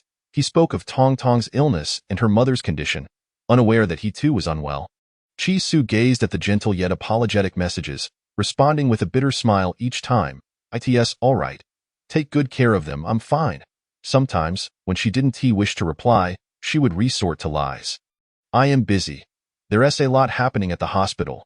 We'll talk after work." In truth, she had not been to work for 3 days. Aunt Young remarked, "Madam, you are quite ill.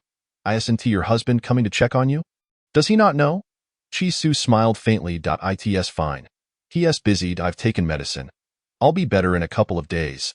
During these days, she pondered deeply, forcing herself to focus on Lin Yuqian's merits. Engaging in self-PUA, he was wealthy, handsome, fit, an excellent cook, skilled at building model airplanes, and even bought her a ring. He was a worthy man to entrust herself to, just because he hadn't returned for a few days to care for a sick child. This was also a sign of responsibility and could be forgiven. Yet reality struck her like a bolt from the blue. The so-called being embroiled in one's own troubles blinds one to the truth. With a single phone call from her elder brother, Chu Qingyang, her self-hypnosis was shattered. "Chiwa, was that man truly your husband? He spends his days in the hospital, tenderly accompanying another woman and her child. While you can endure this, my brother had no intention of meddling, but he feared you might let the haze of romance cloud your judgment and bury yourself in a quagmire, which is why he felt compelled to offer a word of caution. It is your own affair. Reflect upon it earnestly." Chishu's tears fell like snowflakes in winter, cascading downwards. Indeed, while others bask in familial bliss, she lay alone at home, feverish and unwell. How does this differ from her own family? Does she intend to become the second in Yunxi? Absolutely not. She is not her mother and resolutely refuses to endure such a fate. "Lin Yuqian, I demand your immediate return, right this moment." Seeing the message while attending to Tong Tong's nebulization, Lin Yuqian promptly returned her call. "What's wrong? Chi-Chi, has something happened?" Chishu responded with a cold laugh. "Nothing's the matter. I am merely bored and wish to go shopping, to savor the hot pot from Shangchuan. And I want you to accompany me." Lin Yuqian chuckled softly. "Would it be possible to do this in a couple of days? I truly cannot leave today." Chishu was insistent. "No, I want you back now." From her tone, Lin Yuqian detected her dissatisfaction. He surmised that after several days of absence, the little one was throwing a tantrum. Tong Tong needs to undergo nebulization now, and later, she has to receive an injection. "I will find time this evening to spend with you, all right?" Chishu was no longer as accommodating as before. "No. I demand you return now. Isn't Aunt Zhou there to look after Tong Tong? At worst, there's a nanny, so why must it be you? I told you already, Zhouing is also ill and hospitalized. How can she care for the child? Tong Tong has been emotional lately and refuses the nanny." "My dear, can you be magnanimous and not be jealous like a child?" Lin Yuqian replied. "If you don't return now to accompany me shopping, then don't come back at all." Chishu's pin-up emotions erupted at that moment. Lin Yuqian, feeling helpless and unable to be in 2 places at once, could only resort to coaxing her. "Chi-Chi, be good and obedient. I will return tonight to spend some time with you. Please don't throw a childish tantrum." "Lin Yuqian, I am not throwing a tantrum. I am being serious." Beside her, Tong Tong began to wail. "Daddy, where are you going? I want to allow you to leave. I want you." While Lin Yuqian found himself overwhelmed by the dual onslaught of demands from both the little one and Chishu, his tone growing slightly impatient. "Chi-Chi, you are a doctor. You must understand that being ill is quite distressing. Tong Tong is still so young. She needs my company. You can go shopping at any time. Why must it be today? Once Tong Tong is better, I will accompany you for as long as you wish, all right? Chishu realized she was losing the argument but could not help but inquire. So, you want to be coming back? Will you? Chi, I said. Once Tong Tong is asleep tonight, I will return to be with you.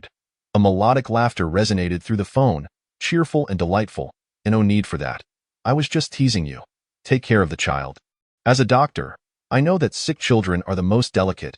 They cannot do without their father. I am on duty tonight, so don't rush back.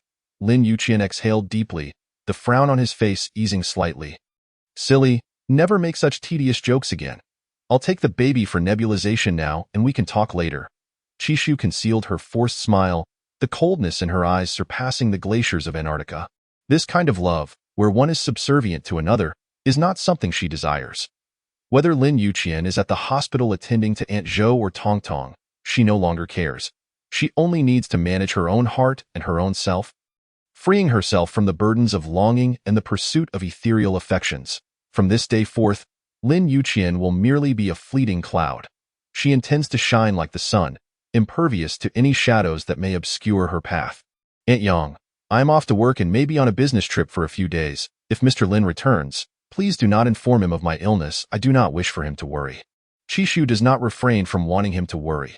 Rather, she dismisses his concern entirely. Aunt Yang, noticing the change in her demeanor, inquired with genuine concern, Madam, you are still unwell. Cannot you take a few more days off? The hospital is busy. I cannot delay matters. In a flurry, Chishu rushed to the hospital, seeking out her superior, Director Xiao. Has the quota for the Medical Academy's academic seminar been decided yet? I would like to attend. It has been finalized.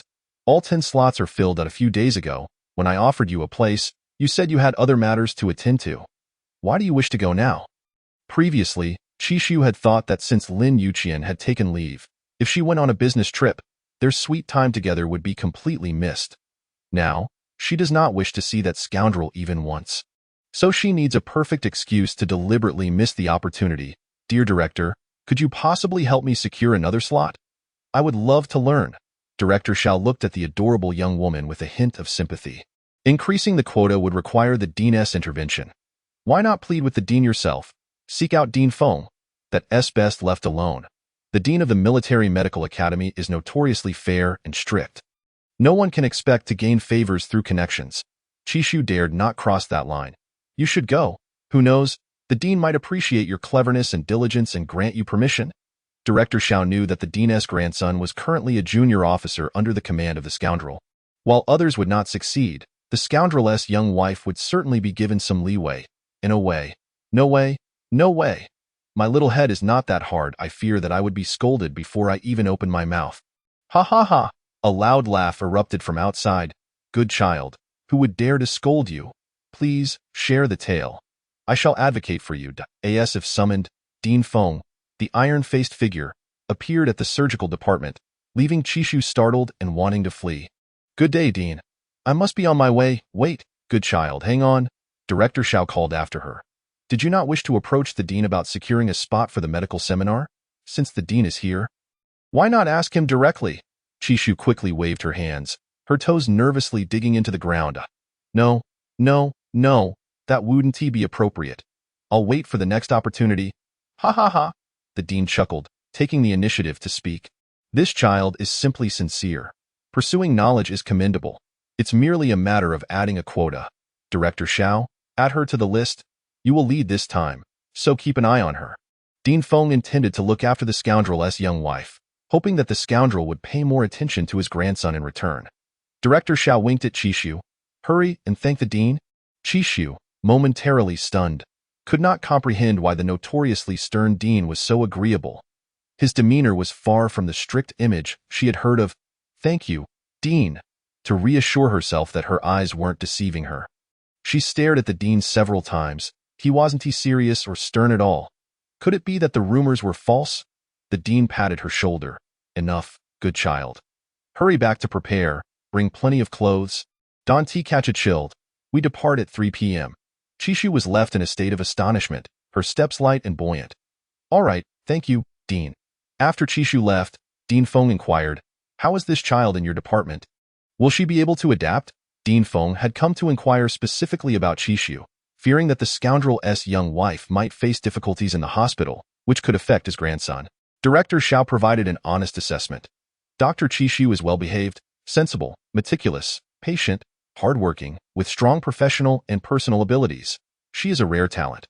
With this, Dean Feng felt reassured and did not need to arrange any special positions for her. I knew that scoundrel had sharp eyes. He wouldn't have taken an interest if she didn't have true merit. Director Xiao chuckled in agreement. Indeed, indeed. Just days prior, the topic regarding Wang Qishu had circulated throughout the surgical department. The rumored scoundrel, known for his disinterest in women, nearly broke that reputation in the hospital. His interest in Qishu was likely due to her beauty rather than her talent, right? Dean Feng patted Director Xiao on the shoulder. Xiao, take care of Qishu more in the future. Thank you for your hard work. Certainly, certainly. Without the Dean's reminder, he would have diligently looked after Qishu. After all, aside from the scoundrel, she is indeed a remarkable medical talent.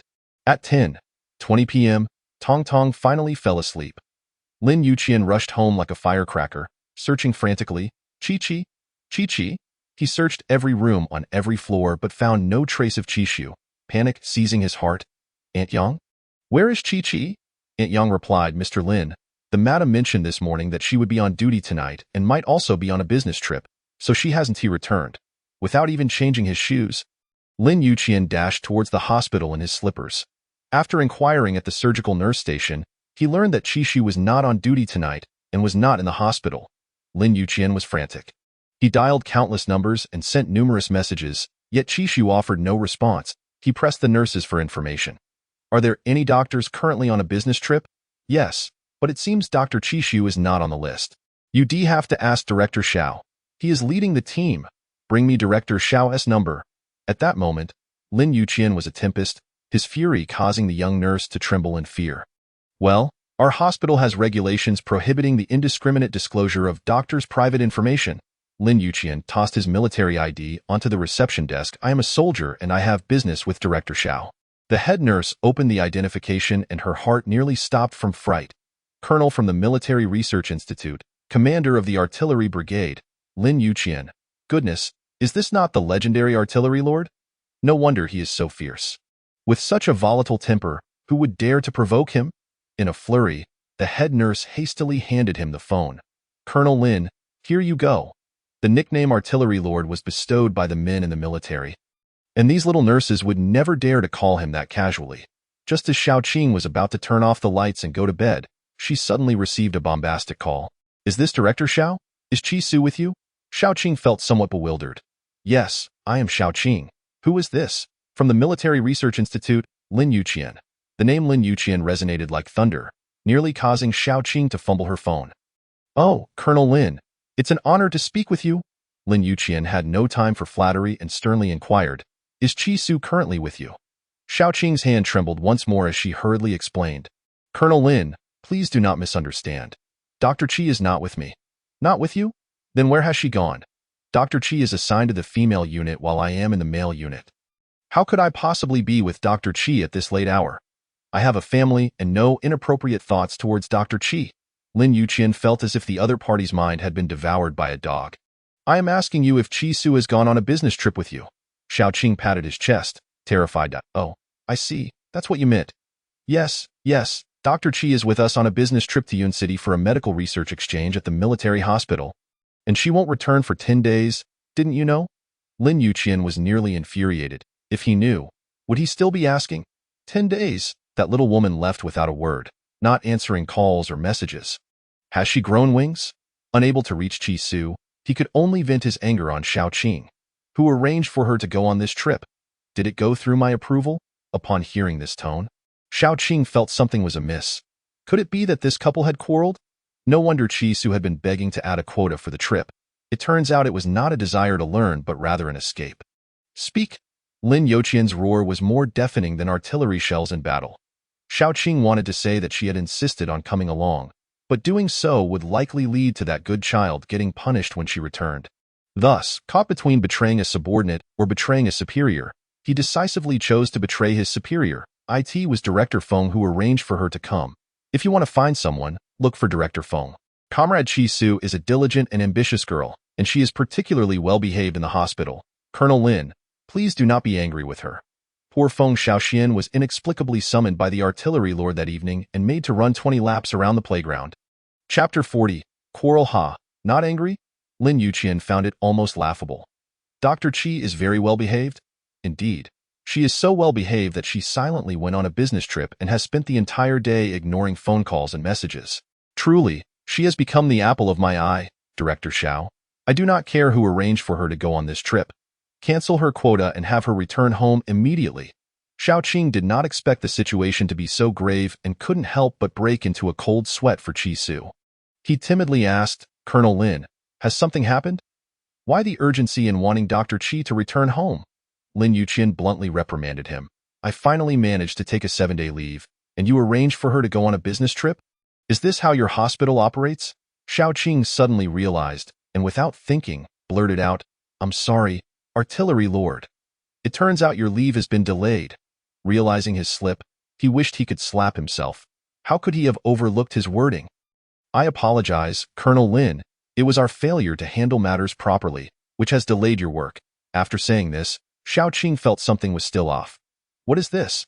They have failed to manage their own affairs and are now creating trouble for others. Lin Youqian's face darkened, and he was practically steaming. Delaying work is one thing, but now he has no chance to unleash his artillery. The key issue is that little woman is angry. How to coax her back is now the priority. You need to find a way to contact her and have her call me back. Xiao Qing dialed Chi Su's number, but it was indeed turned off. As a man, it was not appropriate to rush to the female staff's quarters at this late hour. So he had no choice but to call Zhang Yin, as each department had one quota. Others might not know Chi Su. Zhang Yin, please go find Chi Su and ask her to return her husband's call. He is furious because he cannot locate her. Zhang Yin, with her double-edged sword, immediately relayed the news to Zhou Ying. Beautiful Zhou, good news. Lin Yuqian is currently arguing with that little wife of his. They must have had a falling out. Today, Chi Su suddenly begged Director Xiao for a quota to come on the trip and has been ignoring her husband's calls. Your artillery lord is furious.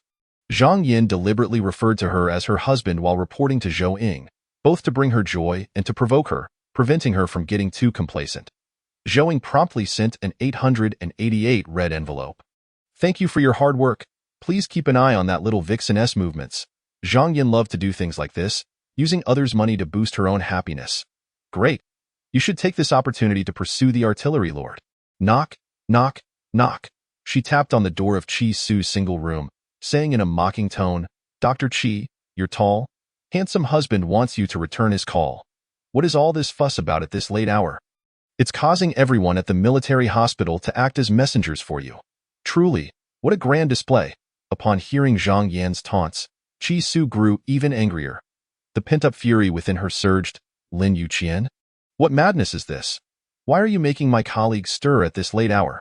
Having spent half the day searching for her, Lin Yuqian was also filled with rage. What is your problem?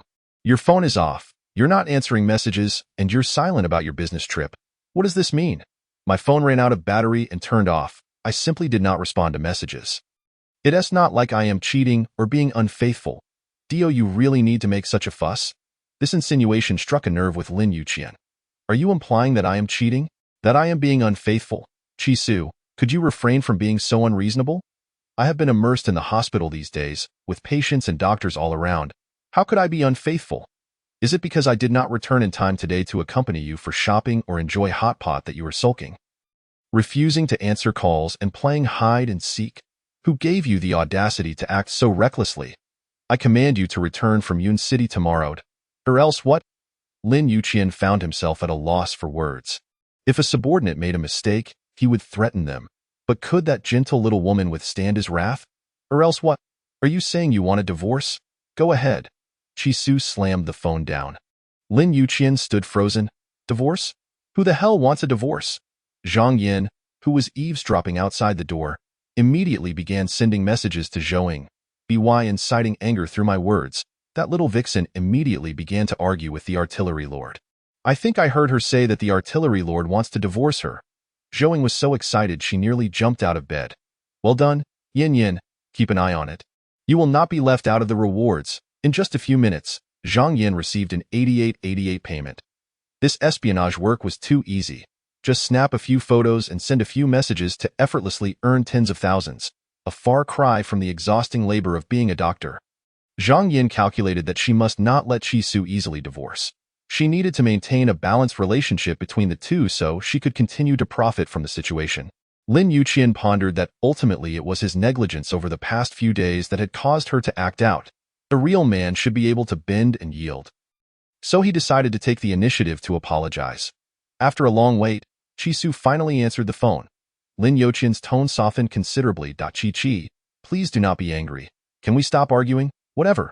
Qi was not arguing with him. She merely no longer wished to love him as for the marriage that initially emerged from a transaction. If it could last, it would. If not, then so be it. Qi, I will pick you up tomorrow. Okay. Mr. Lin, I am at work, not playing house. I cannot just come and go as I pleased. I am a doctor with my own career, just as you are a soldier. Can you leave your post whenever you have a mission? In just a few short days, her address had shifted from Yuqian to Lin Yuqian, and finally to Mr. Lin. Lin Yuqian was both infuriated and at a loss for where to vent his frustrations. Her rebellious nature was like a stark contrast to the timid person she used to be. If he continued to indulge her, wouldn't it lead to chaos later on? Let her calm down for a while. That would be best. Then you focus on your studies and take good care of yourself. When will you return? I will come pick you up that day. Thank you. Qi tone was unsettlingly distant, akin to that of a stranger. Lin Yuqian suddenly felt that a loud argument would have been better. At least then he could sense her genuine emotions. Qi, what is wrong with you? Please tell me, don't act like this. It makes me feel unwell. Qi herself was unsure of what was wrong. She too felt unwell. From an objective standpoint, Lin Yuqian did not seem to have done anything wrong. As for Tong's matter, it was a reality that needed addressing. As the child's father, he had his own difficulties. Qi yearns for nothing but pure love. Yet this intricate emotion leaves her feeling suffocated. Rather than placing him in a predicament, it would be wiser to let go herself to Mr. Lin. I am merely on a business trip to attend a medical symposium. Do not overthink it. Rest early, for you must care for the child tomorrow. Good night. Chapter 41. The senior's birthday banquet. Lin Yuqian felt both powerless and resigned. It was his first encounter with such a challenging woman. He could neither scold her nor reason with her. And soothing her proved futile. What kind of peculiar hybrid of a rabbit and a cat was she? She appeared gentle and obedient, yet could suddenly become fierce, driving him nearly to madness. Were it not for the ties of parenthood, he would have surely raced to Yun City to reclaim that disobedient little woman and give her a stern reprimand. However, now, after Tong was discharged from the hospital, Lin Yuqian returned to his duties at the Military Research Institute as usual.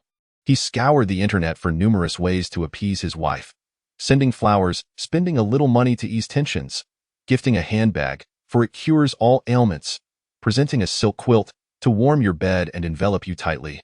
Each day, Qi received gifts, yet her heart remained as still as a stagnant pond, devoid of even the slightest ripple of joy. Her conversations with Lin Yuqian were similarly perfunctory. They exchanged pleasantries, refrained from quarrels, and exhibited no anger, yet her tone was laced with a frigid distance. The medical symposium took the form of a competitive academic research event in teams. Qi was astonished to discover that her partner would be none other than her senior from high school. Her name was Jing, also from Nanqing, having graduated from Nanqing No. 1 High School, albeit 3 years ahead of Qi. Unluckily, they shared the same homeroom teacher, who had taught Jing's graduating class before moving on to Qi's first-year class. This serendipitous connection rapidly forged a strong friendship between the two temporary partners, and they exhibited remarkable synergy in their academic discussions, jointly submitting a scholarly report and proposal that garnered excellent results. In just 3 days, it would be Jing's birthday. That evening, she invited some friends to dine and sing, extending an invitation to Qi. To her surprise, in this small world, amidst a gathering of just a dozen people, she encountered 2 familiar faces. One was her childhood friend, Song Yunzhou, who had once been betrothed to her in a childhood agreement. The other was her dear sister, Chiron. Ironically, these two had now become inseparable lovers. In the past, the Song and Qi families had maintained a close relationship, engaging in business dealings. Their elders had arranged a childhood engagement between Song Yunzhou and Qi. The two had grown up together, and though they had never officially dated, They had tacitly acknowledged their identities. However, after the incident involving Yunxi, when Qishu's identity as a fake heiress was revealed, Song Yunzhou had severed all contact with her. Consequently, the intended union between the Song and Qi families shifted from Qishu to Qiran. Unaware of the circumstances, Xue Jing warmly introduced Song Yunzhou to Qishu. "Junior, this is my friend Song Yunzhou," the young lady beside him. "You might recognize, she's a social media influencer with 600,000 followers. Miss Qi." Qishu suppressed her disgust and managed a cold smile. "Yes, I know her. She is my half-sister, Qiran, born just 12 days after me." This revelation left everyone astonished. What did half-sister mean? It was an unusual relationship. Qishu then turned to Song Yunzhou. "Mr. Song, congratulations." Song Yunzhou felt a strange discomfort. He harbored no significant romantic feelings for Qishu. They were childhood friends, and he was aware of their past engagement. Yet, before he could wait for her to mature, his parents had informed him that Qishu was not a true daughter of the Qi family and urged him to pursue the genuine heiress. Curand, by the time Qishu left for university, she never returned, and he had not sought her out. Now, hearing her address him as Mr. Song left him inexplicably disheartened. "Shu, it has been years. You no longer call me Brother Yunzhou?" Qishu smiled, subtly provoking him. "Mr. Song, now that you are courting my sister, it would be appropriate for you to address me as elder sister. Once you are officially married, you will be my brother-in-law." Song Yunzhou's expression darkened significantly. Forcing him to call his former fiancée elder sister was more painful than swallowing excrement. Upon entering the private room, Chiran's gaze remained fixated on Qishu, and she seethed with rage. "Elder sister? You are not even my father's biological daughter. What gives you the right to claim that title?" Qishu let out a cold laugh, delivering a powerful retort. "Though I may not be Qi Wangxing's biological child, I am the only one registered on his household registry. His current lawful wife is still my mother. If you have the capability, persuade your father to divorce my mother. Then, you can rightfully place your name on his household registry." What a convoluted and melodramatic scene, leaving the onlookers in shock. "You little wretch, you won't inherit a single penny from the Qi family. You are merely a penniless fake heiress. What right do you have to act so arrogantly before me?" Chiran, in a fit of rage, attempted to strike Qishu, only to be restrained by Song Yunzhou. "Ranin, calm down. You are a public figure now. Maintain your composure." Qishu deliberately made exaggerated expressions toward Song Yunzhou. "Thank you, Brother Yunzhou. You still defend me just like before." This scene further enraged Chiran. "Qishu, you little wretch, you dare to seduce Brother Yunzhou? Just wait until I tear you apart." Qishu beckoned with her finger. "Go ahead. Hit me. There are cameras everywhere. If you lay a hand on me, your carefully cultivated image of a gentle lady will be ruined, and all your followers will vanish." Xue Jing quickly stepped in to mediate. "Everyone, today is my birthday. Could you please give me some face and refrain from arguing? Your personal grievances and family issues can be addressed later."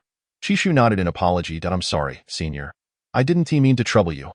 Suppressing her fury, Chiran chose to ignore Qishu. She proactively raised her glass, addressing the crowd. "I apologize for my earlier outburst. I'll drink this as a self-punishment." Then, she deliberately announced her engagement. "Today, in honor of Sister Xue Jing's birthday, I wish to share some news. On the 12th of next month, I will be getting engaged to Yunzhou, and I warmly invite everyone to attend our engagement banquet. This toast is for you all." Applause erupted as everyone raised their glasses in congratulations. Chiran pointedly addressed Qishu. "Sister, won't you congratulate me?" Qishu scoffed. "Congratulations for acquiring a man I did not want." Cough, cough, cough. Many were choked on their drinks. Chiran's face turned a shade of green with fury. "Qishu, you are simply envious of me. You envy that Brother Yunzhou is marrying me instead of you." "Ha ha ha." Qishu laughed exaggeratedly and unabashedly, showcasing her ring. "What do I envy you for? I have no interest in your Brother Yunzhou. I, your elder sister, am married. My husband is tall, handsome, and wealthy, 1,000 times better than your Song Yunzhou." Chiran, exasperated, slammed her glass onto the table. "You are talking nonsense. What man would want a destitute woman like you?" Song Yunzhou looked at Chiran, now resembling a shrew. With disdain, he stared at Qishu in disbelief. "Shushu, are you truly married?" Chapter 42. Singing without ordering green tea. Qishu once again showcased her ring, her face beaming with pride. "Of course, if you don't believe me, ask Senior." My husband has been sending me flowers and gifts daily, and my hands are getting sore from receiving them. Shuejing initially thought those gifts were from Chishu's boyfriend, unaware they were from her husband. Indeed, the junior's husband is quite romantic. Even while she studies away, he sends her flowers every day. We, her fellow doctors, are envious. Driven by jealousy, Chiron adamantly refused to believe that Chishu could marry well. Even if her husband had some money, could he possibly compare to Song Yunjo's family background? If you're married, why haven't you held a wedding? Why haven't you brought your husband home to meet our father? Could it be that she married an old miser or a penniless nobody, unworthy of showing off? Chishu remained composed as she sipped her drink to "S for my husband. As long as I like him, that is sufficient. Why should I bring him home for you to see? What if you become envious of his good looks and attempt to seduce him? You?" Chiron's teeth were nearly ground to dust. "I have a fiancé. Why would I need to seduce your poor husband?" Chishu smiled knowingly and pointed at Song Yunjo. "This former sweetheart of mine, is he not the one you seduced away? Yet, I thank you for your opportunistic actions.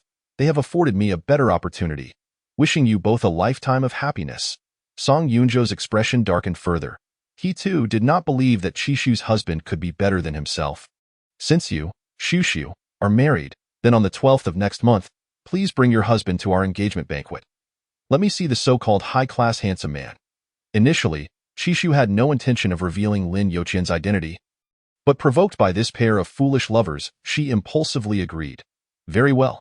I hope Mr. Song will not feel ashamed of himself." Chiron also made a bold statement. "Good sister, ensure you bring your brother-in-law along. I wish for all present to witness who the true clown is." This birthday banquet, filled with an air of discord among the sisterly duo, was destined to be unpleasant. Chishu took her leave first. "I apologize, senior. I have some matters to attend to, so I must take my leave." "Happy birthday. My apologies, junior. Let us reschedule. Please take care." Shuejing felt quite apologetic, unaware of the underlying tension between Chishu and Song Yunjo. Had she known, she would never have invited Chishu, putting her in such an uncomfortable position. After Chishu departed, Song Yunjo remained unyielding, continuing to probe. "Shuejing, have you met Xiao Su's husband?" Shuejing prefers not to discuss this topic. "No. I haven't met him. I have only just become acquainted with her in recent days. However, she possesses commendable character, so her husband must surely be of good quality as well. Let us dine together. Today is my birthday celebration, and I would prefer to avoid any irrelevant discussions."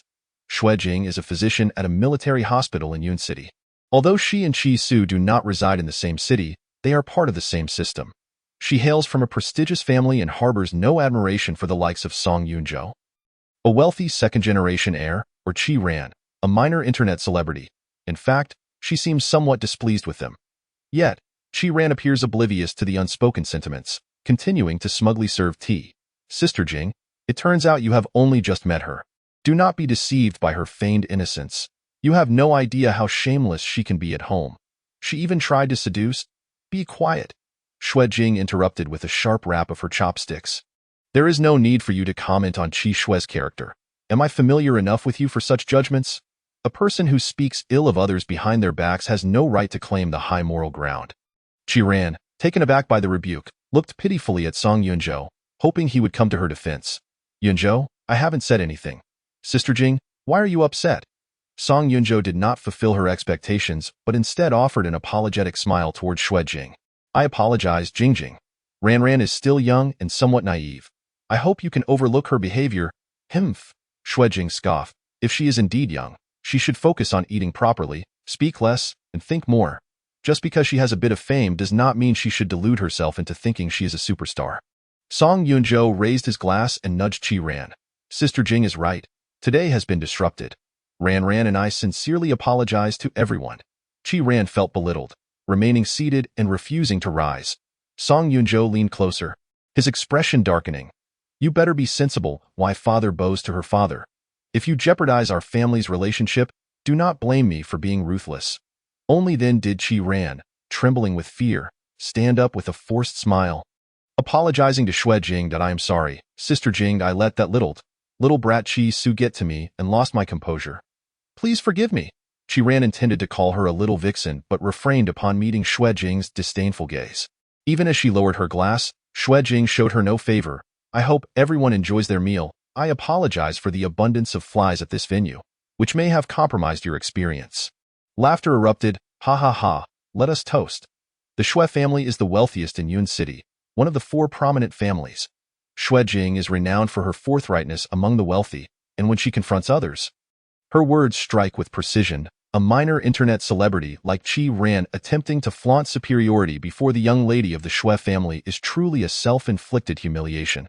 Song Yunzhou felt his face flush with embarrassment, but dared not speak, silently enduring the situation while casting several fierce glances at Qi Ran. If it weren't for this foolish woman, he would not have been so humiliated in front of these wealthy heirs today. During the subsequent singing activity, both Song Yunzhou and Qi Ran felt too ashamed to participate, especially after Xue Jing boldly stated, "In Yun City, we have a rule: no green tea during karaoke." "Yunzhou, are you joining us?" "Oh, Ran and I have some matters to attend to, so we shall pass. Enjoy yourselves." Such blatant mockery would not have escaped Song Yunzhou if he were not a fool. Shortly thereafter, Xue Jing sent a message to Qi Su. "Qi, I avenged you. Next time I visit Lake City, remember to invite me for a meal. Bring along your handsome and wealthy husband. I would like to meet him." Qi Su's smile was brighter than a blooming rose. "Thank you, senior sister. Next time you come to Lake City, I will have my husband cook for you. His cooking is superb, even more delicious than that of a 5-star chef." Xue Jing was indeed curious about what kind of husband such an adorable girl would marry. Meanwhile, Qi Su missed Lin Youqian's cooking as well. Heaven knows that during her time studying in Yun City, every meal had been bland, and she had not slept soundly. For the sake of the daily bouquet of roses, perhaps she should give him a chance. On the day Qi Su was returning, Lin Youqian awaited her outside the hospital early. He stood like a tall statue in the crowd, intently watching the military hospital's bus, fearful of missing that little figure that occupied his dreams. The moment Qi Su stepped off the bus, dragging her suitcase, his world suddenly brightened, and he eagerly opened his arms, rushing towards that little son. Chapter 43. I give you 1 minute. Qi Su did not leap into his embrace as she used to. Instead, she tossed her suitcase and backpack to him. "Thank you, Mr. Lin." Lin Youqian's heart, once aflame, now felt a chill. "What did you call me, Mr. Lin? That sounds lovely. Why not call me husband?" Qi Su regarded him seriously. "Did you not say that I should only call you husband when we are at the old house acting? Outside, it should be Mr. Lin, to avoid causing you trouble." At this moment, the past's nonsensical words seemed irrelevant. Lin Youqian felt a surge of frustration. What was said before no longer counted. From now on, you must call me husband. The agreement we made cannot be disregarded. Mr. Lin expects me to be well-behaved, obedient, and sensible, and I will strive to fulfill that. It had been 10 days, and her anger had yet to dissipate. "Qi, do you intend to keep this passive-aggressive behavior towards me indefinitely?" Qi Su maintained a calm demeanor. "Neither happy nor sad. I am merely communicating with you normally. If you insist on interpreting it as passive-aggressive, I have nothing further to say. I am tired. I wish to go home." "Qi Su, that is enough. I bring you flowers and gifts daily, making every effort to please you, and I even took a leave of absence to pick you up. Why are you still angry with me? What is this all about?" "I am not causing a scene. I simply wish to lead a simple and normal life.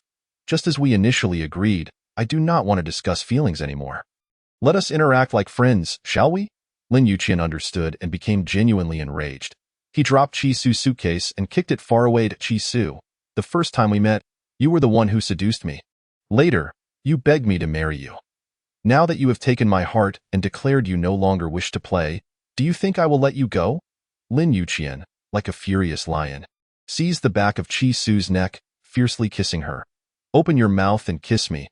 Otherwise, I won't hesitate to strip you here." Lin Youqian's assertiveness left no room for refusal. "You scoundrel!" Qi Su watched helplessly as her shoulder revealed a hint of skin, and she dared not resist any longer, wrapping her arms tightly around his waist, submitting to his advances. Lin Youqian, satisfied, adjusted her clothing. It dawned on him that this woman was easily frightened, in such a public setting. How could he possibly strip his wife bare? That would only benefit others. Not far away, Zhang Yin first sent the scene of Lin Youqian kicking Qi Su's suitcase to Zhou. "The cannon lord has exploded." Someone's suitcase flew higher than a cannonball. After receiving a red envelope of 8888, she sent the photo of the two embracing and kissing. This shameless woman dares to openly seduce the cannon lord. How despicable! Zhang Yin knew this photo would yield no profit, but the thought of provoking Zhou's ire brought her satisfaction. As long as both Qi Su and Zhou were unhappy, she felt content. Today was yet another joyful and delightful day. 8888. How wonderful! Qi Su found herself carried home by Lin Yuqian, who had to free one hand to drag along her suitcase, which was missing all four wheels.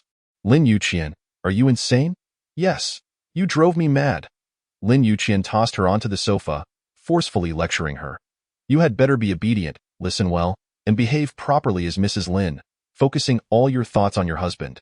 Loving me, missing me, and trusting me every day. If you continue to act out, do not blame me for punishing you in a man's way. Qi Su curled up like a frightened little rabbit. Hugging her knees, she attempted to inch away from this furious beast. When she thought she could leap to safety, Lin Yuqian swiftly reached out, pulling her back into his embrace, firmly placing her hand on his heart. Feel for yourself. Is it not you that resides within? Who else could make it beat so fervently? Do you realize how cruelly you have tormented it these days? It is almost giving me a heart attack. If you refuse to reconcile with me, then use your scalpel to extract it and see if I am lying. Qi Su had never encountered such a fervent and domineering love before. Her heart raced wildly, hot and intense, leaving her bewildered. Just as she wavered, he kissed her passionately. Chi, give me. Qi Su blocked his advance. No, I am not ready. Lin Yuqian could no longer hold back. I am more than capable. You do not need to think. Only by giving yourself to me will you love me wholeheartedly.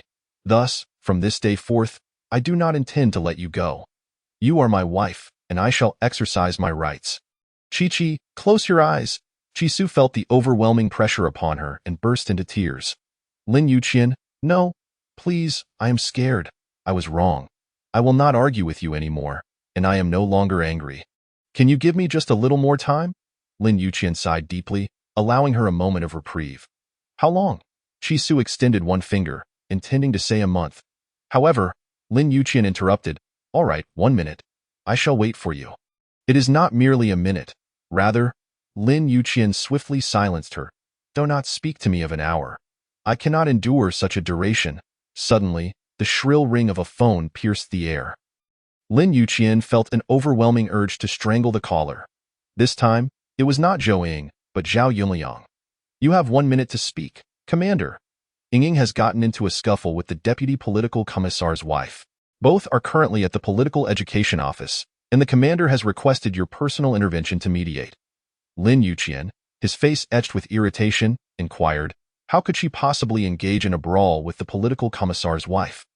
What on earth is going on? Zhao Yunliang stammered. It's about the housing issue. Please hurry back. I will explain in detail once you arrive. Although Lin Yuqian refrained from naming names, Qi Su understood precisely whom he referred to. She provocatively wrapped her arms around Lin Yuqian's neck, challenging him, Mr. Lin, I am ready for our 1-minute countdown. Come now, let us continue. Desperate. Lin Yuqian genuinely wished to indulge himself first before attending to that woman's plight.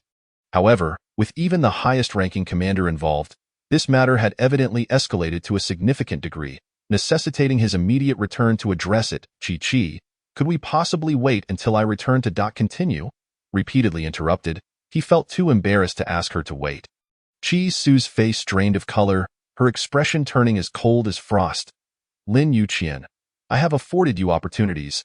Should you abandon me again for another woman, be it for a grand or trivial matter, I shall never entertain you again.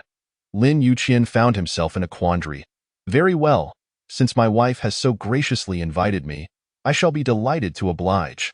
He tossed his phone aside, rekindling his enthusiasm as he meticulously peeled away Qi Su's layers.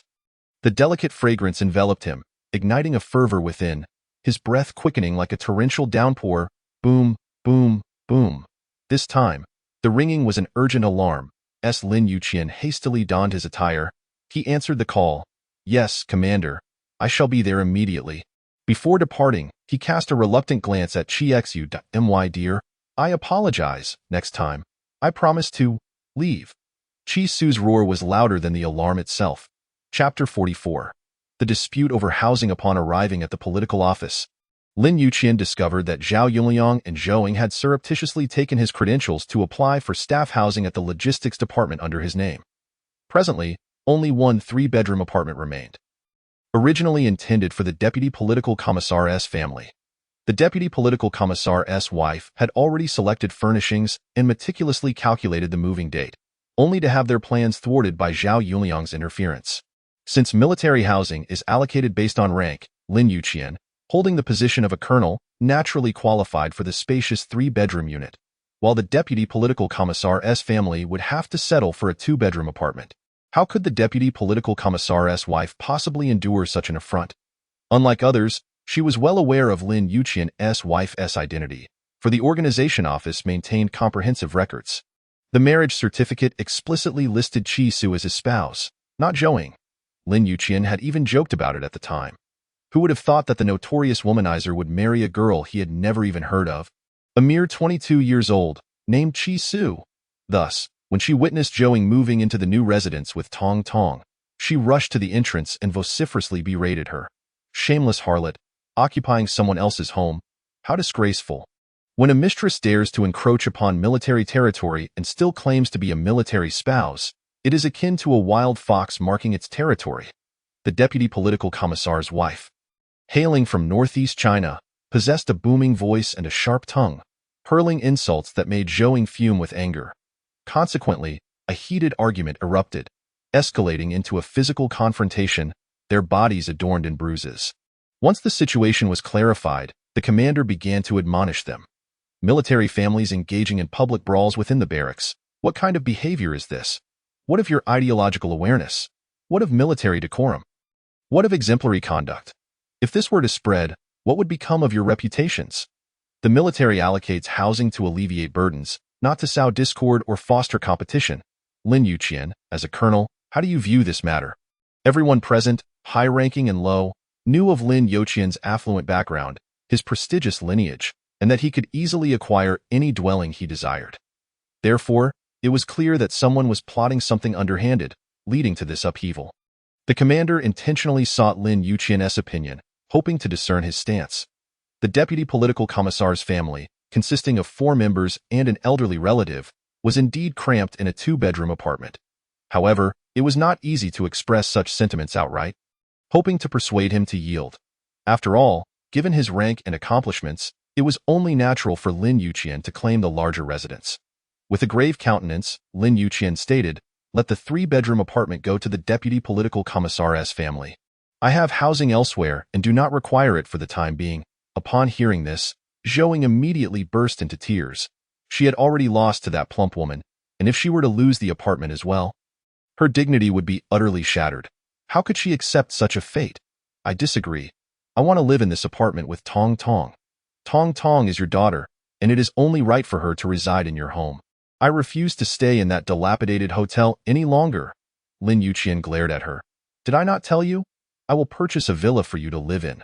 Why must you vie for such a trivial 3-bedroom apartment? This is not merely a matter of apartments. It is a matter of pride, Zhou insisted, unwavering. What is rightfully yours should not be surrendered to those harpies. Moreover, there are currently no quality housing options near the military kindergarten. Tong Tong is set to start school next Monday. Where do you expect me to house her? Lin Yuqian's brows furrowed deeply, his voice brimming with fury.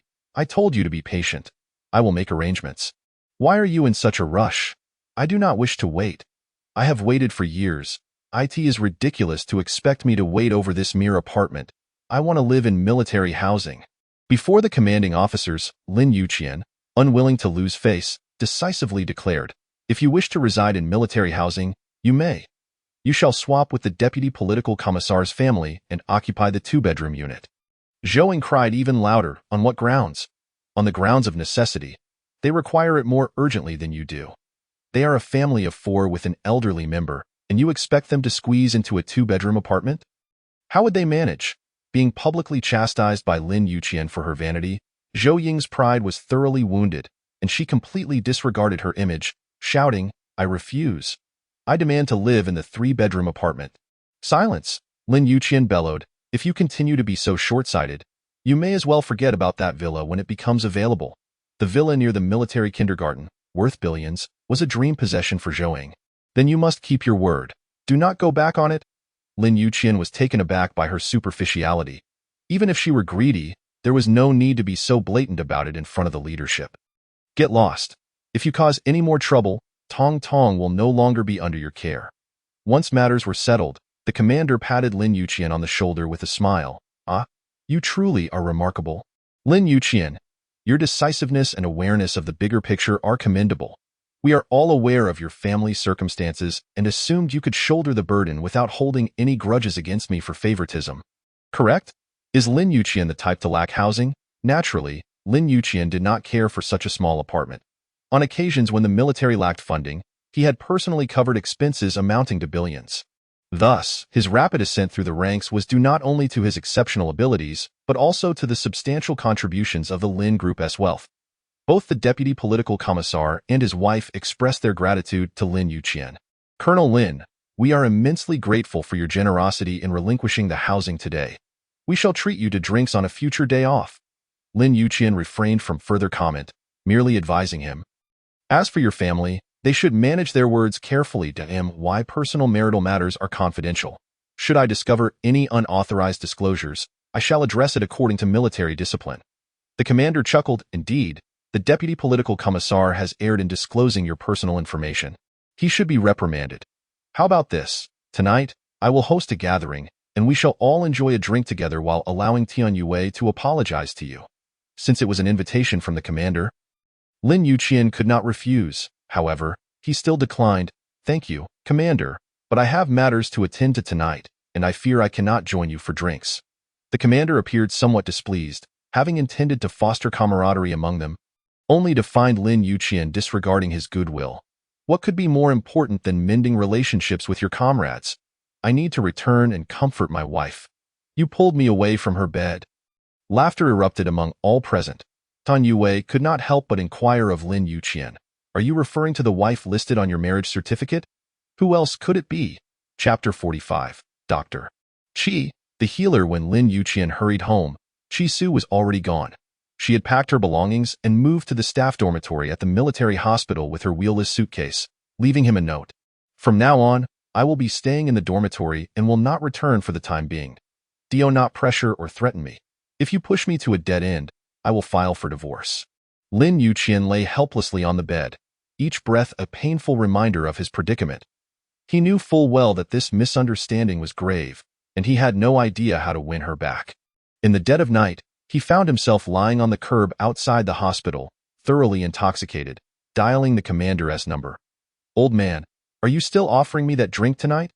The commander had a close relationship with Lin Yuqian, not only because he was an elite member of the military industry, but also due to his reputation as a financial benefactor, of course.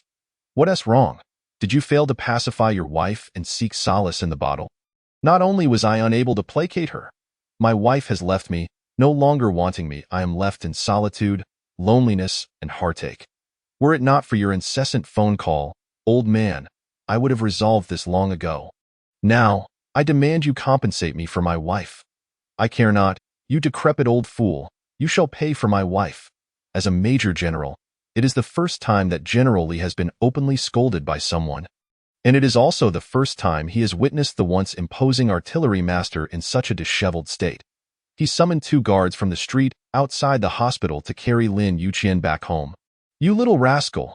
Had I known you would end up like this, I would have certainly waited for you to finish your business before calling you. However, this cannot all be blamed on me. If you had not entangled yourself with 2 women, how could the Eastern Palace have caught fire? In a daze, Lin Yuqian seemed to receive enlightenment, suddenly realizing. What did you say? 2 women? Who the hell has 2 women? The only woman I desire is but one, just this one little woman, and I have yet to win her over.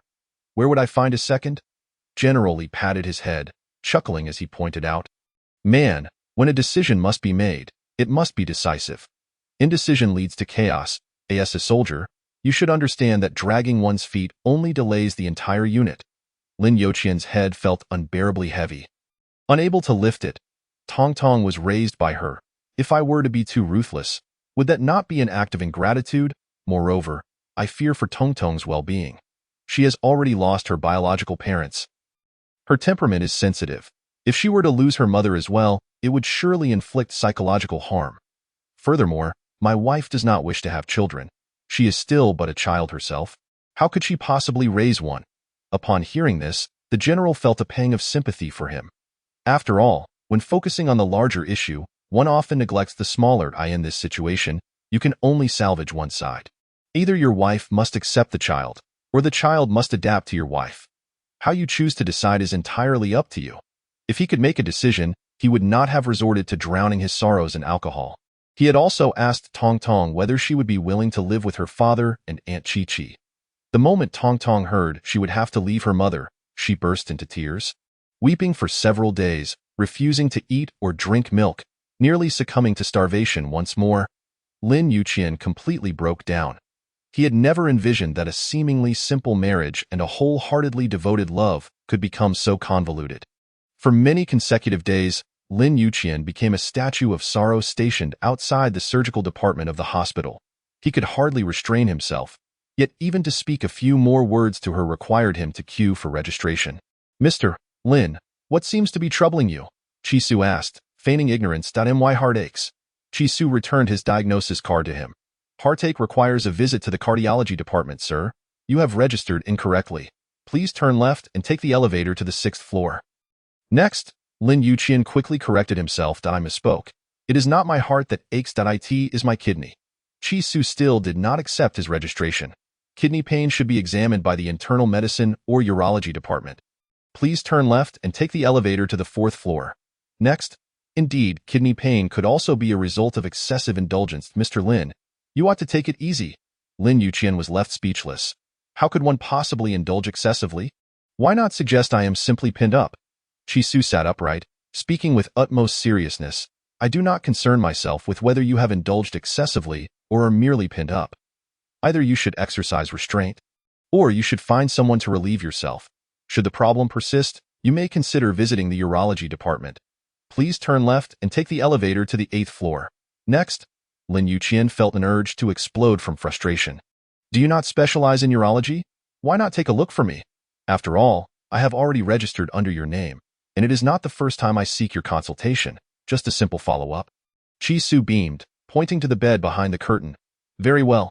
Please lie down, Mr. Lin, and remove your trousers for my examination." This scene felt all too familiar. Lin Yuqian truly lay down, yet he dared not remove his trousers, feeling as if this little girl was up to no good. Sure enough, the next moment he heard her say, "Oh, where is my surgical knife? Where did I put it? What the hell?" Lin Yuqian quickly sprang from the bed. "Must you be so extreme?" Chi-Su waved the surgical knife, still maintaining her serious demeanor. "Mr. Lin, why do you not lie down? Moreover, if you do not remove your trousers, how can I conduct an examination? This is a brand new knife I just replaced 2 days ago. It is especially sharp. Once it cuts, it will be swift and clean, and it will not hurt much. Furthermore, my technique is exceedingly precise. Once the knife strikes, your troubles will be resolved. From henceforth, Mr. Lin, you shall no longer be troubled by urology issues. There will be no need for you to register under my name for follow-ups." 1,000 lines of despair crossed Lin Yuqian's face. "Be silent. I shall not have it. Is that clear?" The resolute man from a moment ago began to soften his tone. "Chi-Chi, will you return home with me?" Chi-Su rolled her eyes, decisively ringing the registration bell. "Please, patient number 236, XXX, report to surgery room number 3 for consultation." Lin Yuqian grasped the final moments, negotiating with her. "You may not sleep at home, but you must set aside 2 days each week to return for dinner. If you cannot even meet this small request, I shall come to disturb you every day." In truth, Lin Yuqian had also been busy lately, lacking the time to visit the hospital daily. Fortunately, he had informed the old man of his circumstances, and occasionally sneaking out had not drawn any ire. Since Tong Tong moved to the Military Research Institute, many matters had indeed become much more convenient. At the very least, he no longer had to worry about picking her up from kindergarten every day. As for Zhouang, he preferred to avoid her altogether. He had not even stepped foot into that apartment, and whenever he wished to see Tong Tong, he would have Zhao Yunliang bring her over and then take her back to Chi-Su. Unable to endure the harassment from family members, proactively requested Director Xiao to transfer her to the inpatient department. Although it was a bit more exhausting and busier, at least she could enjoy some peace, free from being pestered by someone seeking urology consultations. Little did she know, on her very first day at work, she encountered an exceedingly troublesome patient named Louis. The moment Chi-Su laid eyes on her, she was seen chewing on a lollipop, riding on the back of a female nurse, unleashing her fury. Above, there were fierce blows raining down, and below, the nurse's anguished cries echoed for help. "Save me! Help!" Regardless of how brutally the little nurse was being beaten or how desperately she screamed. No one dared to intervene. For Liu Yi was the precious gem of the Liu group, spoiled to the point of being lawless. Her identity and background were more formidable than the fists she wielded. She was not there for hospitalization. Rather, she had intentionally come to cause trouble. She claimed that the little nurse had stolen her boyfriend and had been causing a ruckus for several days, and no matter the service, the little nurse was the target of her wrath. Whether it was a misaligned injection, a painful dressing change, or a delayed response to the call bell, she found an excuse to beat the little nurse mercilessly. She claimed to have fractured her foot and was transferred from another hospital with a cast. In reality, she was uninjured. Yet she insisted she was, and the doctors were left helpless. Whether they suggested a new X-ray or removing the cast to assess her injuries, she refused, clearly being a nuisance. "Help me, please, stop hitting. I was wrong." Others pretended not to hear or see, hiding in the duty room. Only Chi-Su, a Na'vi newcomer on her first day, rushed in without understanding the situation. "Hey, what do you think you're doing, you little girl? How can you strike medical personnel? Let go, or I will call security." Liu Yi, brimming with arrogance, pointed at Chi-Su and shouted, "Who the hell do you think you are? If it has nothing to do with you, get lost. Otherwise, I will beat you too." Chi-Su forcefully pushed her aside, pulling the little nurse from beneath her. "This is a military hospital, not a playground for your antics. If you have any grievances, you may file a complaint or call the police, but you cannot resort to violence against the doctors. I will complain about your father, and I will call the police on your grandmother." Liu Yi's fists flew indiscriminately towards Chi-Su. Fortunately, Chi-Su reacted swiftly, slightly tilting her head to dodge, missing the blow, though her mask was torn off. "A little sister, how is it you?" Liu Yi suddenly exclaimed in delight. Following that, she embraced Chi-Su tightly like a madwoman. "Oh my, I finally found you." Chi-Su struggled to breathe, caught off guard by an unwelcome kiss. Were it not for the fact that Liu Yi was a woman, Chi-Su would have seriously considered reporting her for harassment. Hey, what are you doing? Stop. Who are you? Do I know you? Huh? Little sister, you truly do not remember me." Liu Yi's face fell with disappointment. Chi-Su took a closer look at her.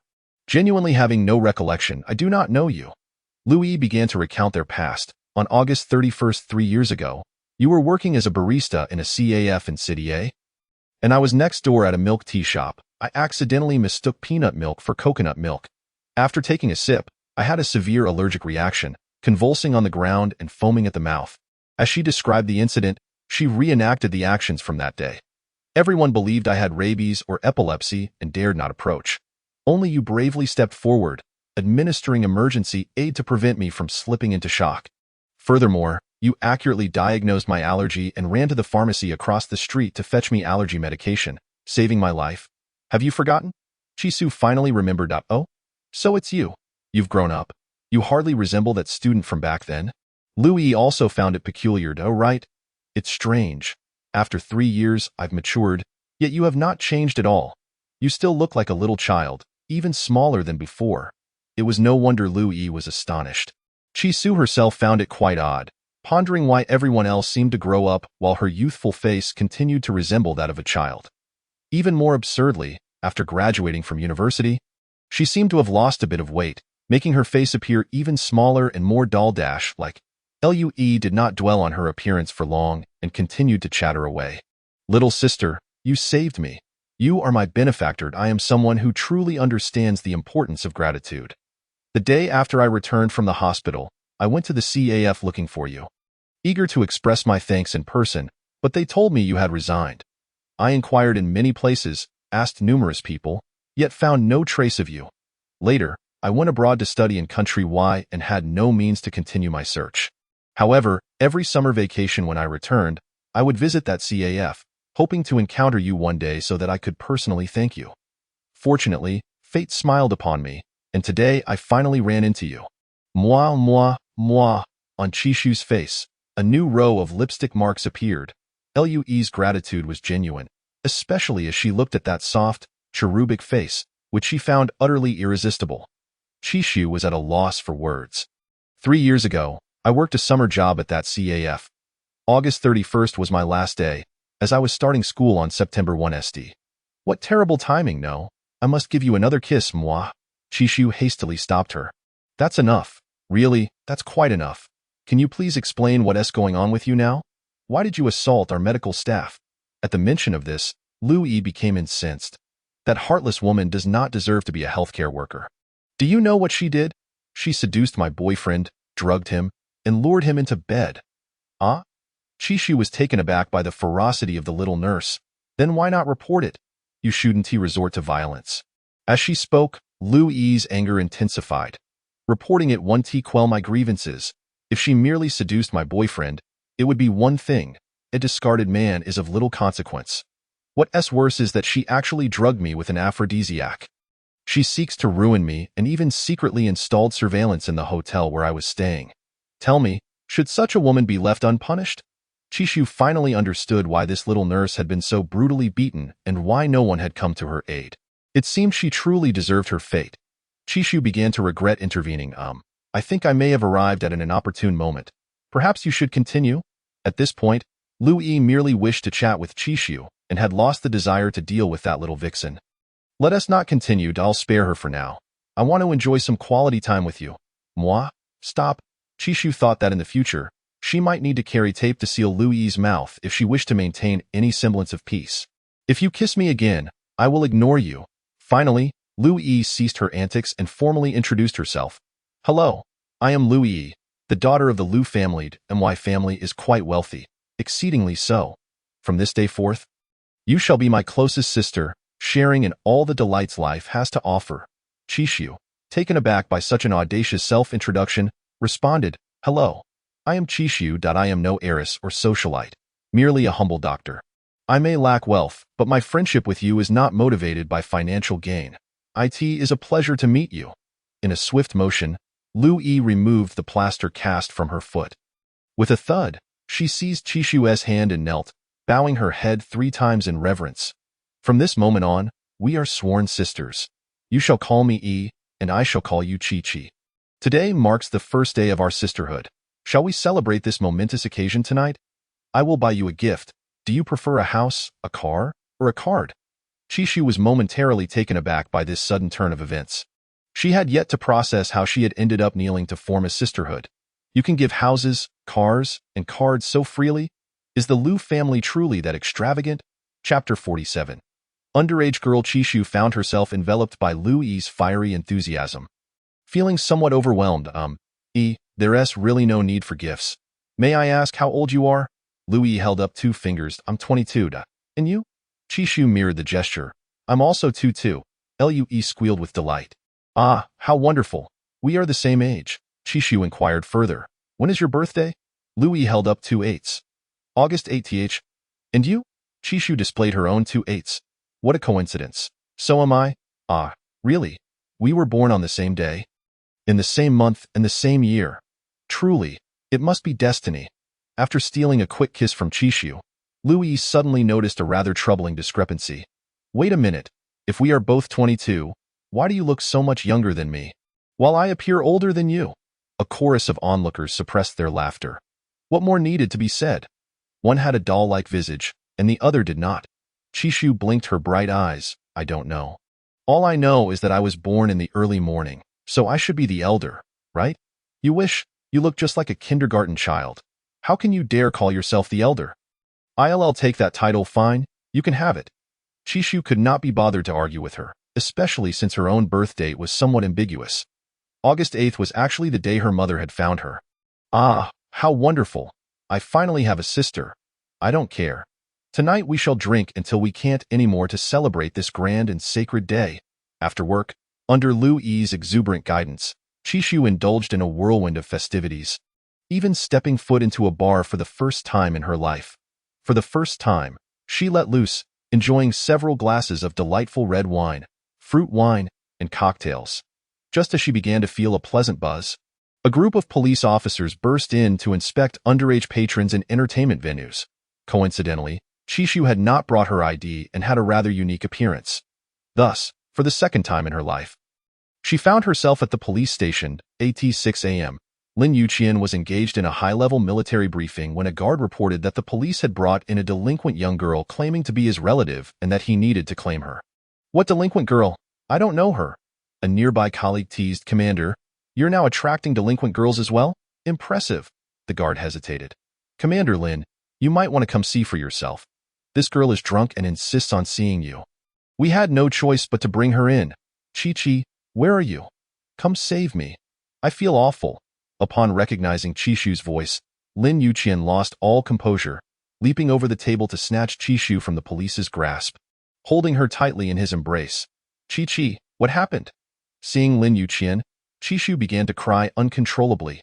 Lin Yuqian, they bullied me, yelled at me, cursed at me, and even said they would arrest me. I'm scared, boo-hoo. Lin Yuqian's fierce gaze, sharp as a sword, bore down on the officers. What have you done to my Chi-Chi? The two police officers, meeting Lin Yuqian's menacing glare and noting his military rank, trembled slightly. Colonel Lin, here's the situation. Please allow us to explain.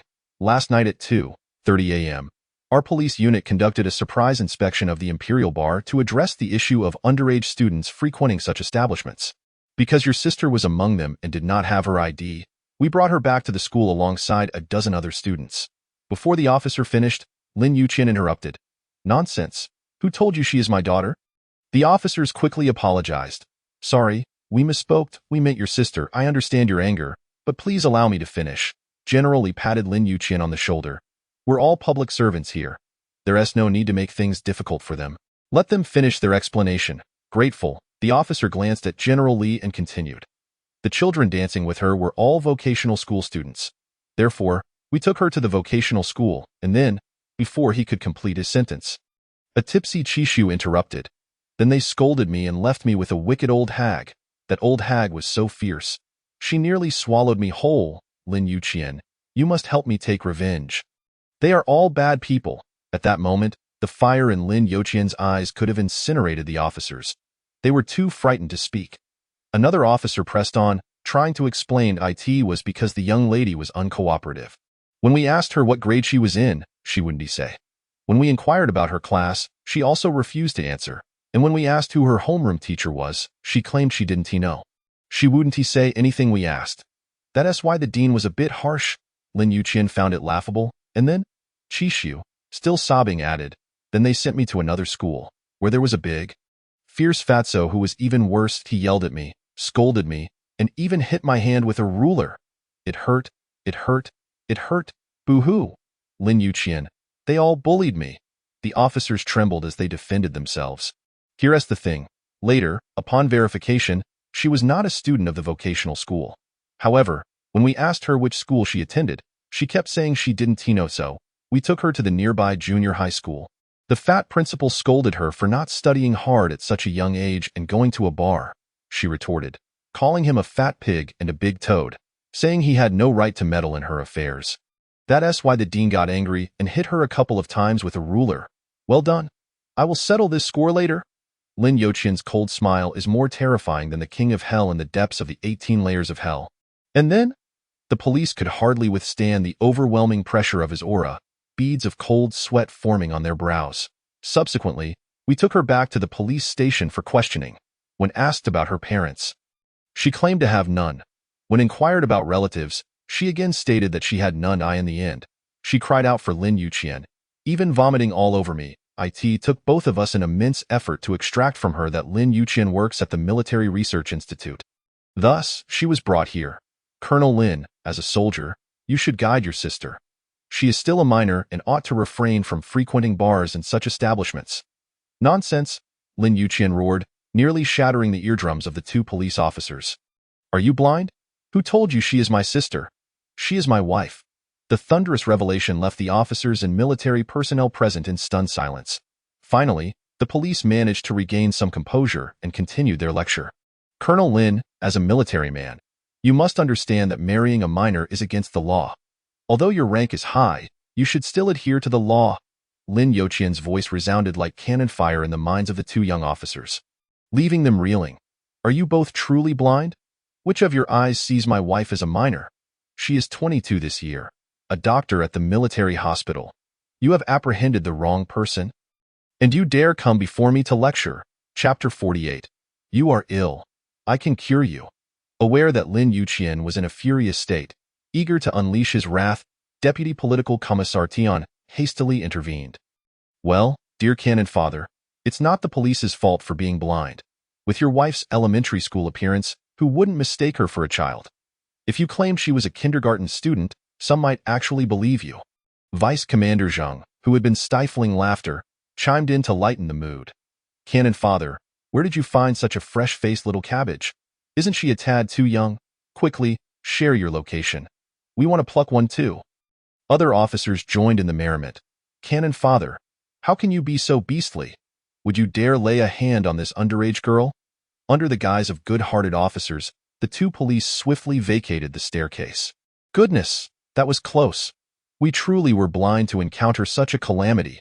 Enough talk. We must flee. If that killing god insists on holding us accountable, we would be in for an unimaginable ordeal. After the police left, Lin Yuqian began to interrogate Qi Su. You went to a bar and got so drunk? Who gave you the courage to do so? Already inebriated, Qi Su waved her arms excitedly, boasting, I made a new sister. And she is fabulously wealthy. She wants to gift me a house, a car, and promise to support me from now on. Hemph, Lin Yuqian, I no longer need your money. Lin Yuqian gritted his teeth in anger. Do you think I cannot provide for you? Do you think I lack money? Qi Su pouted. Hemph, you miser. You only give me a meager 20,000 a month. It's utterly insufficient. If I had known, I would never have married you. It simply isn't worth it. She said she would give me 200,000 a month. Pfft. Laughter erupted from those present. The Canon Father, so wealthy, indeed seemed stingy for only providing 20,000. Lin Yuqian pinched her cheek forcefully, hoping to rouse her from her stupor. Have you forgotten I gave you a black card? That card has no limit. You can spend as much as you desire. How dare you call me stingy? Are you asking for a beating? Qi Su continued to complain. Just because you have money doesn't mean I like you. I despise you. Lin Yuqian began to probe. Why don't you like me? Why do you hate me? You are fierce, unfaithful, and you have issues. Fierce, Lin Yuqian could comprehend. He had indeed been somewhat stern initially, even scaring her into a stutter. Unfaithful was a misunderstanding. It was futile to argue with a drunken person. But what does having issues mean? Do I have issues? What issues do I have? In her intoxicated state, Qi Su spoke without thinking. You have andrology problems. Boom. This statement was yet another thunderclap, leaving everyone stunned and speechless. Especially Lin Yuqian, who felt utterly fried. Nonsense. When have I ever had andrology issues? You don't have andrology issues?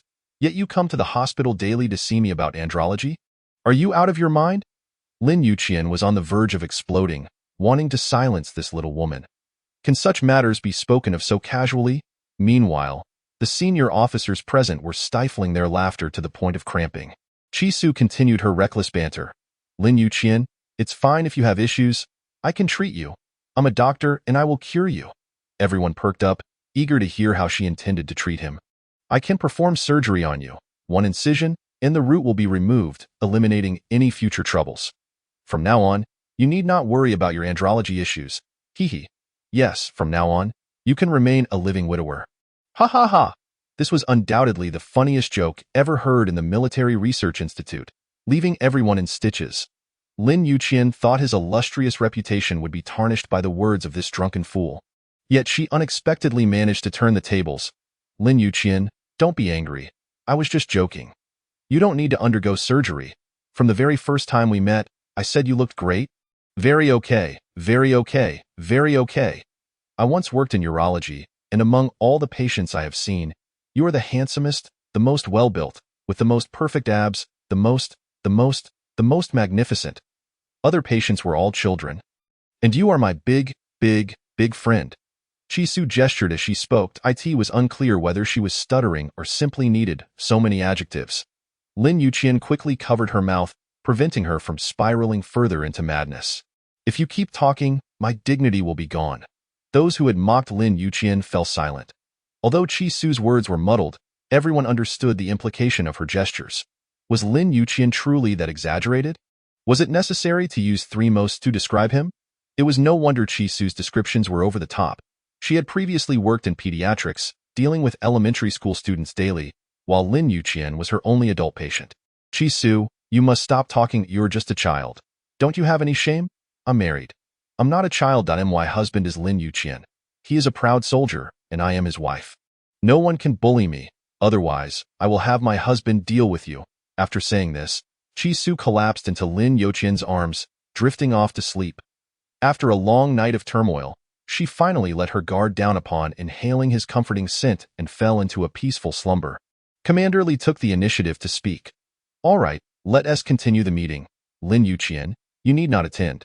Take your little cabbage and sober her up. Observing Lin Yuqian's affectionate demeanor towards Chi-Su, Deputy Political Commissar Tian jested. Haha, who would have thought Cannon Father's taste is so unique?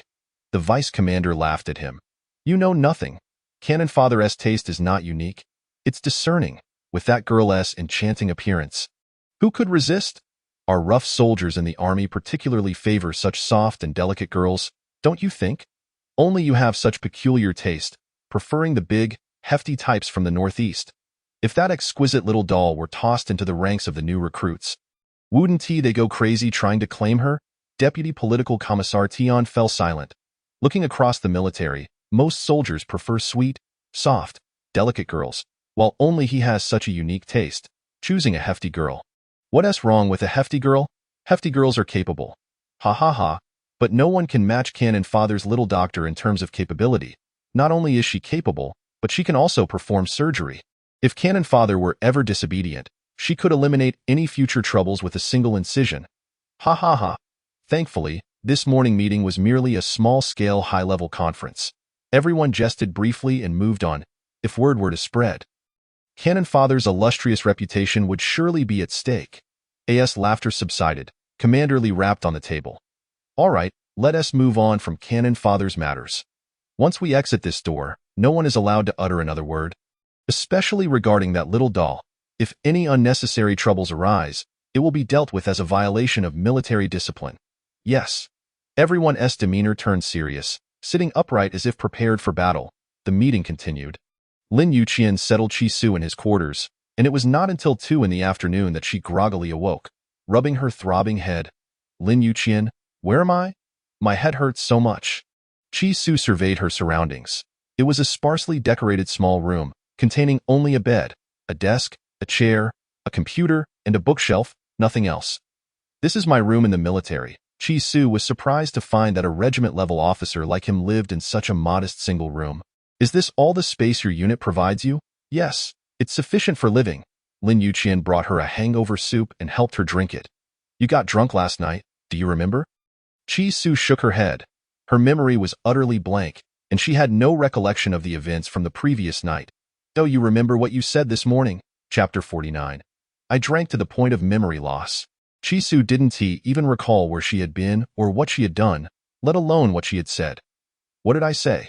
Since she had blacked out, Lin Yuqian decided to help her remember. You said you missed me, you loved me, and you wanted me. You stripped me of my pants, acted lewdly, and made me serve you. Just take a look at the scars on my body. They are all from your scratching. Lin Yuqian rolled up his sleeves, spinning tails. The 2 marks on his waist were clearly mere scratches from a branch during his distracted training. Chi-Su's expression twisted into a frown, resembling a cracked rice cake. Could it be? Am I truly that wild? Lin Yuqian deliberately provoked her. Your wildness nearly overwhelmed me. Chi-Chi. How do you feel now? Does it still hurt? You were crying out in pain all night long. Upon hearing this, Chi-Su felt as if she might burst. She hastily threw off the covers to examine herself. Lin Yuqian's smirk was barely containable. Hey, you vixen, I was asking about your head. Why are you looking below? Ah, you scoundrel, you tricked me. Chi-Su shrieked, swinging her fist at him, only to be effortlessly subdued and pinned to the bed. Foolish woman, I warn you, if you ever go to a bar again, I will flay you alive. Thankfully, it was the police who took you away last night. What would you have done if you encountered a nefarious person? The memory of her drunken stupor made Chi-Su feel a twinge of guilt. Said a little drink wouldn't hurt. How was I to know I had such a low tolerance? I only had 3 cups of each type, mixing drinks and having 3 of each. No wonder she was completely inebriated. That foolish girl truly lacked common sense. I don't care who said what. You are never to associate with that E again, and you are never to step foot in a bar. Do you understand? Chisu nodded and shook her head. I can refrain from going to bars, but I still want to hang out with E. Lin Yuqian was incensed. She takes you to bars and leaves you to your own devices if something goes wrong. What kind of good girl is that? Lu Yi was Chi Su's sworn sister, and she staunchly defended her. No, E is a good girl. She didn't abandon me. It was because she cared that she hit 2 policemen with a bottle and got arrested. This was a memory Chi Su recalled vividly before her blackout. Furthermore, that bar, E claimed, belonged to her uncle, assuring her it was a safe place to drink without worry. The royal bar was indeed owned by the Su family, who had familial ties with the Lu family. That Lu Yi might very well be the daughter of the Lu group, which explained her audacious claims of gifting houses, cars, and cards, not to mention her promises of support. Both the Lu and Lin families were titans of the business world. Lin Youqian's wife would hardly need to rely on someone else for support. From now on, you are not allowed to accept money from anyone else. I can support you. Lin Youqian handed her his salary card. The last time I mentioned the bride price was 8 million, but it actually has no limit. You may spend as you wish, as much as you desire. This is my salary card. I don't even know how much is in it since I've never drawn from it since I started working. It's all yours. That moment. Chi Su's once steadfast heart began to waver. A myriad of internet sayings inexplicably flooded her mind. I don't care how frivolous a man is. I simply want to spend his money. As long as my husband dutifully hands over his finances, I can roam freely, grasping your finances, seizing your card. I can frolic as I please, unbothered. Chi Su continued to extend her hand. Do you have any other cards? Hand them over. Lin Yuqian was both amused and exasperated. This little woman was insatiably greedy. How much money would it take to satisfy her hunger? I've given you the black card my grandmother bestowed upon me. It has no limits, no limits, no limits. Fool, do you not understand? Chi Su pressed further. What about the card from your mother? Of course, I have one. I am her biological son. What do you think? Immediately, Chi Su found her salary card less appealing. Here, take it back. It's just a salary card. I have my own and don't need it. Lin Yuqian returned it to her, affectionately ruffling her hair. Mother's money is hers. This is my money. I am currently a soldier and cannot engage in business matters. Although it's not much, it is all that I have. You are my wife, and I entrust it to your care. Chi Su reluctantly accepted it, her mind still contemplating. What use is it for me to manage your card when I cannot control your wandering heart? Who knows if you have an affair with that Aunt Zhou? The bell for the afternoon drill rang. Leaving Lin Yuqian with no time to indulge her further in the last minute, he hurriedly instructed. Chi, I must go for drill now. I have tasks this afternoon and will be quite busy. I won't have time to accompany you anymore. If you want to eat or need anything, just call the attendant. I've already instructed them. If you feel bored, you may also stroll outside. The scenery in the military district gardens is quite pleasant. However, you are not allowed to enter the heavy-duty base or the experimental building. Understand? In those final moments, Lin Yuqian continued to speak. Though no sound escaped his lips, Chi Su touched her moist lips and called after his swiftly departing figure. Lin Yuqian, are you starving or what? Lying on the simple iron-frame bed, covered by a dark green military blanket, Chi Su gazed around the modest room, feeling as though it was filled with Lin Yuqian's essence. Especially the bed, which had been used for years, exuded the unique and intense scent of the man, identical to his cool aroma. The air was thick with hormones, and Chi Su's heart, which had remained calm for over 10 days, was once again thrown into disarray by Lin Yuqian's presence. This man, so extraordinarily handsome, possessed a physique that radiated sexual tension. Even clad in military attire, he exuded a subtle yet lethal allure, and his damn kissing skills could crumble a person in mere minutes. If he lingered a moment longer, this iron bed might just become a cradle. Feeling shy about remaining in his bedding, she knew that if she continued to do so, she would lose control. She was still just a girl and must not entertain inappropriate thoughts. Instead, she decided to explore the military camp, her first time stepping into a barracks, eager to experience the ambience of military life. The nurses at the hospital had spoken of how exceptionally handsome the soldiers were, and she was curious to see if a gathering of such dazzling young men would blind her with their brilliance. Thus, she removed Lin Yuqian's camouflage uniform, donning the pink rabbit fur coat he had prepared for her, slipping into a pair of white fluffy ankle boots and styling her hair into a cute, bouncy bun. Bouncing out the door at IT was just as Commander Lee had said. A delicate and adorable girl like her, tossed into a military camp, would surely have the rough men fighting over her. Indeed, within mere 30 steps from the dormitory, she found herself besieged by a throng of soldiers. Wow, look! When did our unit get such a stunning little lady? She looks absolutely delightful. Just look at that rosy little face. I want to pinch it. In an instant, a wall of camouflage appeared before Chi-Su, a cacophony of cheerful faces and laughter dazzling her senses. Hey, little sister. What's your name? How old are you? Are you lost? How come you're wandering around the military base? It's Friday. Aren't you supposed to be in school? Want to add me on WeChat? I used to be a top student. If you have any questions, you can ask me. Come on, add me too. I'll buy you lollipops every day, little sister. I wanted to. Come on, quick. Chi-Su was overwhelmed by the sudden onslaught, covering her cute face and retreating repeatedly. No, no, no. Too many, too many. I can't handle this many brothers.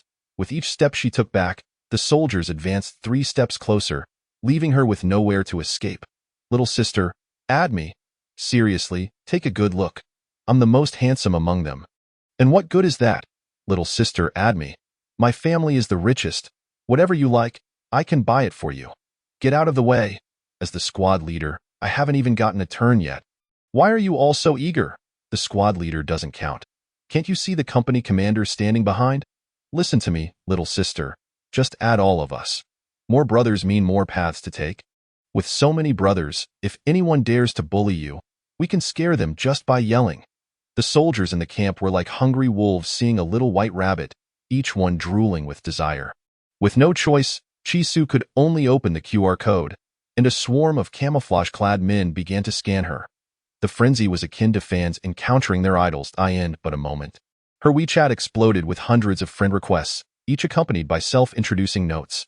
Finally, someone asked, "Little sister, whose darling are you? You're simply too precious." Chi-Su's voice was sweet and soft. "I belong to Lin Yuqian." Suddenly, the sky seemed to rain down a cannonball, revealing Lin's little sister. What the heck? Oh my goodness, it's Lin's little sister. In an instant, the soldiers fell silent, their expressions shifting from excitement to panic. Who would dare to flirt with Lin Yuqian's sister? One misstep could lead to disastrous consequences. Lin's little sister, we have something to attend to. The wives of the brothers live in the East family quarters. If you feel bored, you can go there. Chi-Su watched the soldiers rush away in a flurry, pondering the implications. Wives? Whose wives? Are all the families in the military called wives? She has never had a clear understanding of her identity as a military spouse.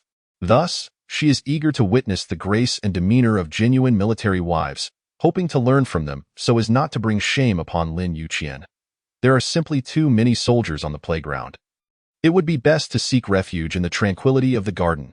As Lin Yuqian remarked, the scenery in the military district garden is quite lovely, tended to by dedicated soldiers, with each flower, grass, and tree meticulously pruned into unique shapes, vibrant in red and green.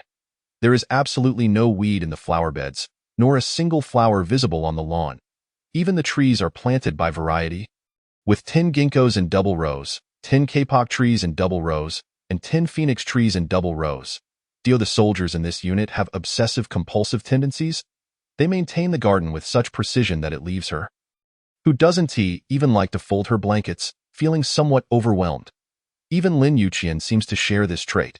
In that small room, every item is arranged with meticulous order, as if measured with exact precision. How is it that even a stroll through the garden reminds her of Lin Yuqian? At around 4:30, children began to emerge from the kindergarten, filling the garden with their lively chatter. Many little ones, upon seeing Chi-Su, flocked to her like little monkeys spotting the Monkey King. "Wow, sister, you're so beautiful. Can you play with us? Sister, can we play eagle catches chicks? Please." Surrounded by a throng of little darlings, Chi-Su became the undisputed queen of the children.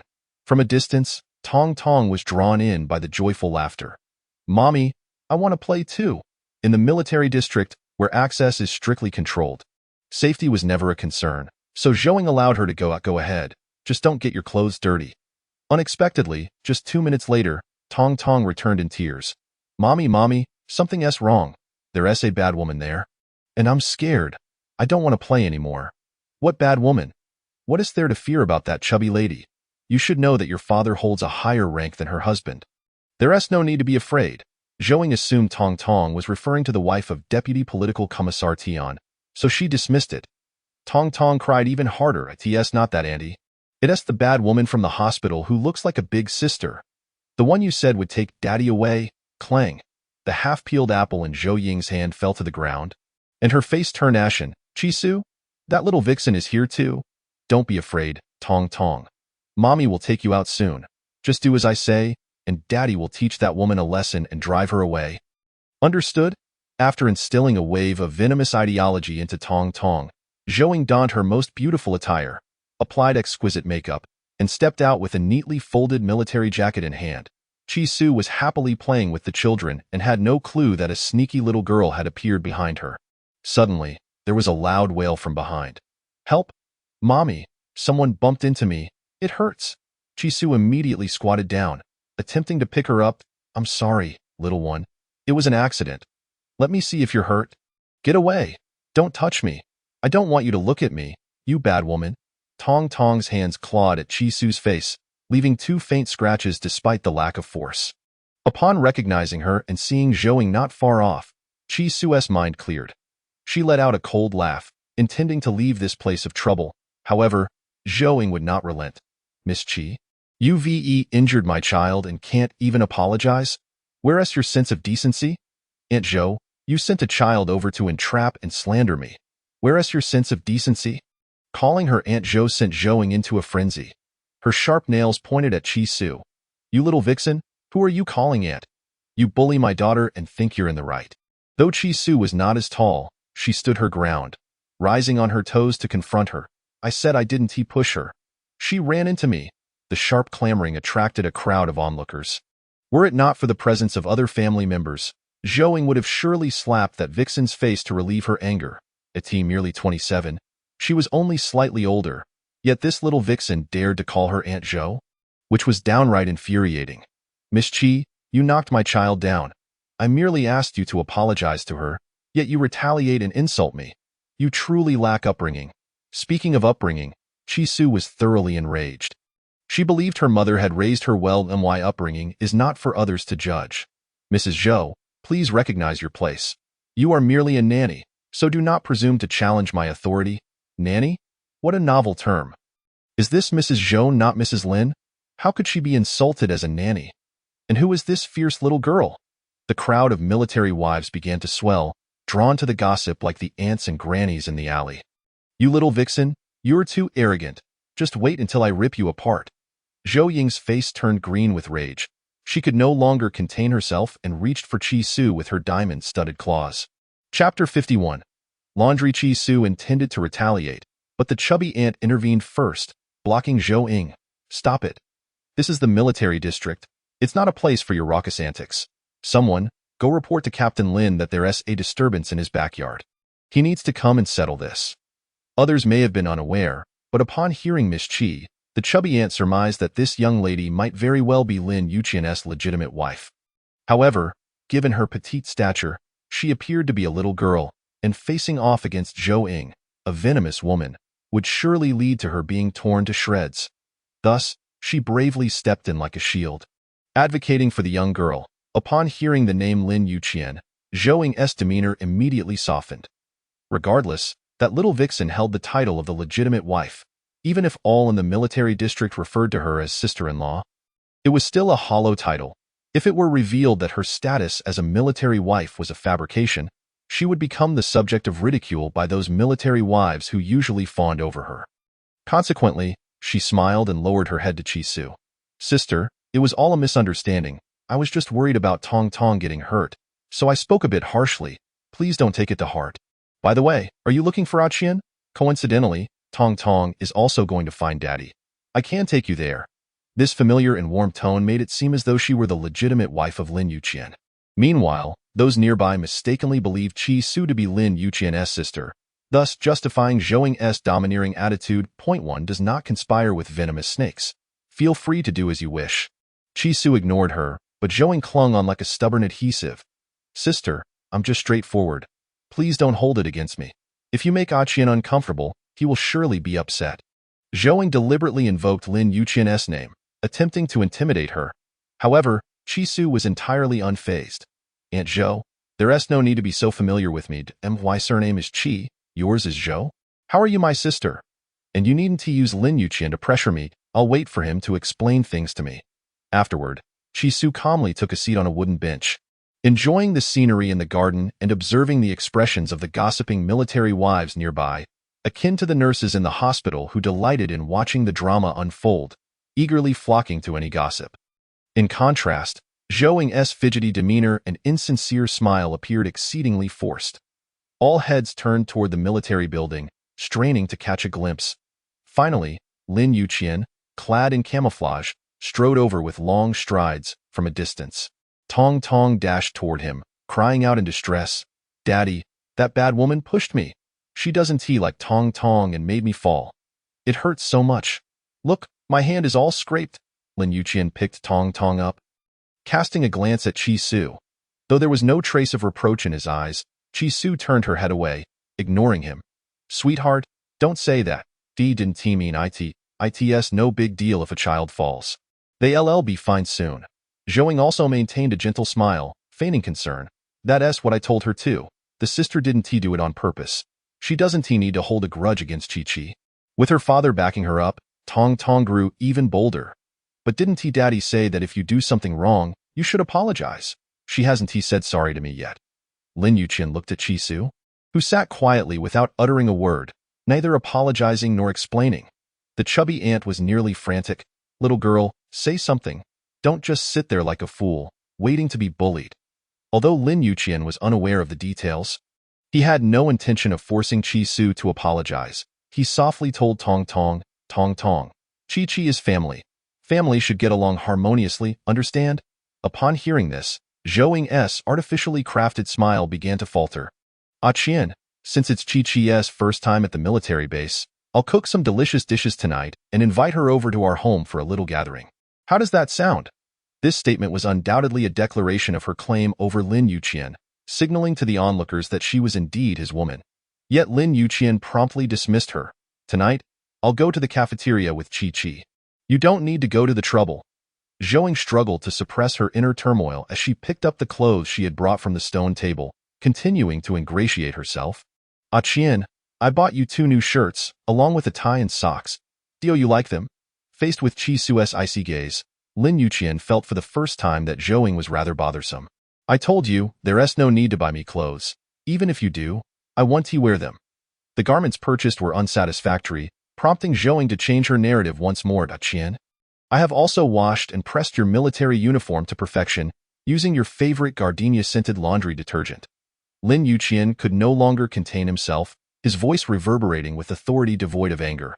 "Zhou, I kindly ask you to refrain from unnecessary actions. My clothes will be taken care of by the attendant.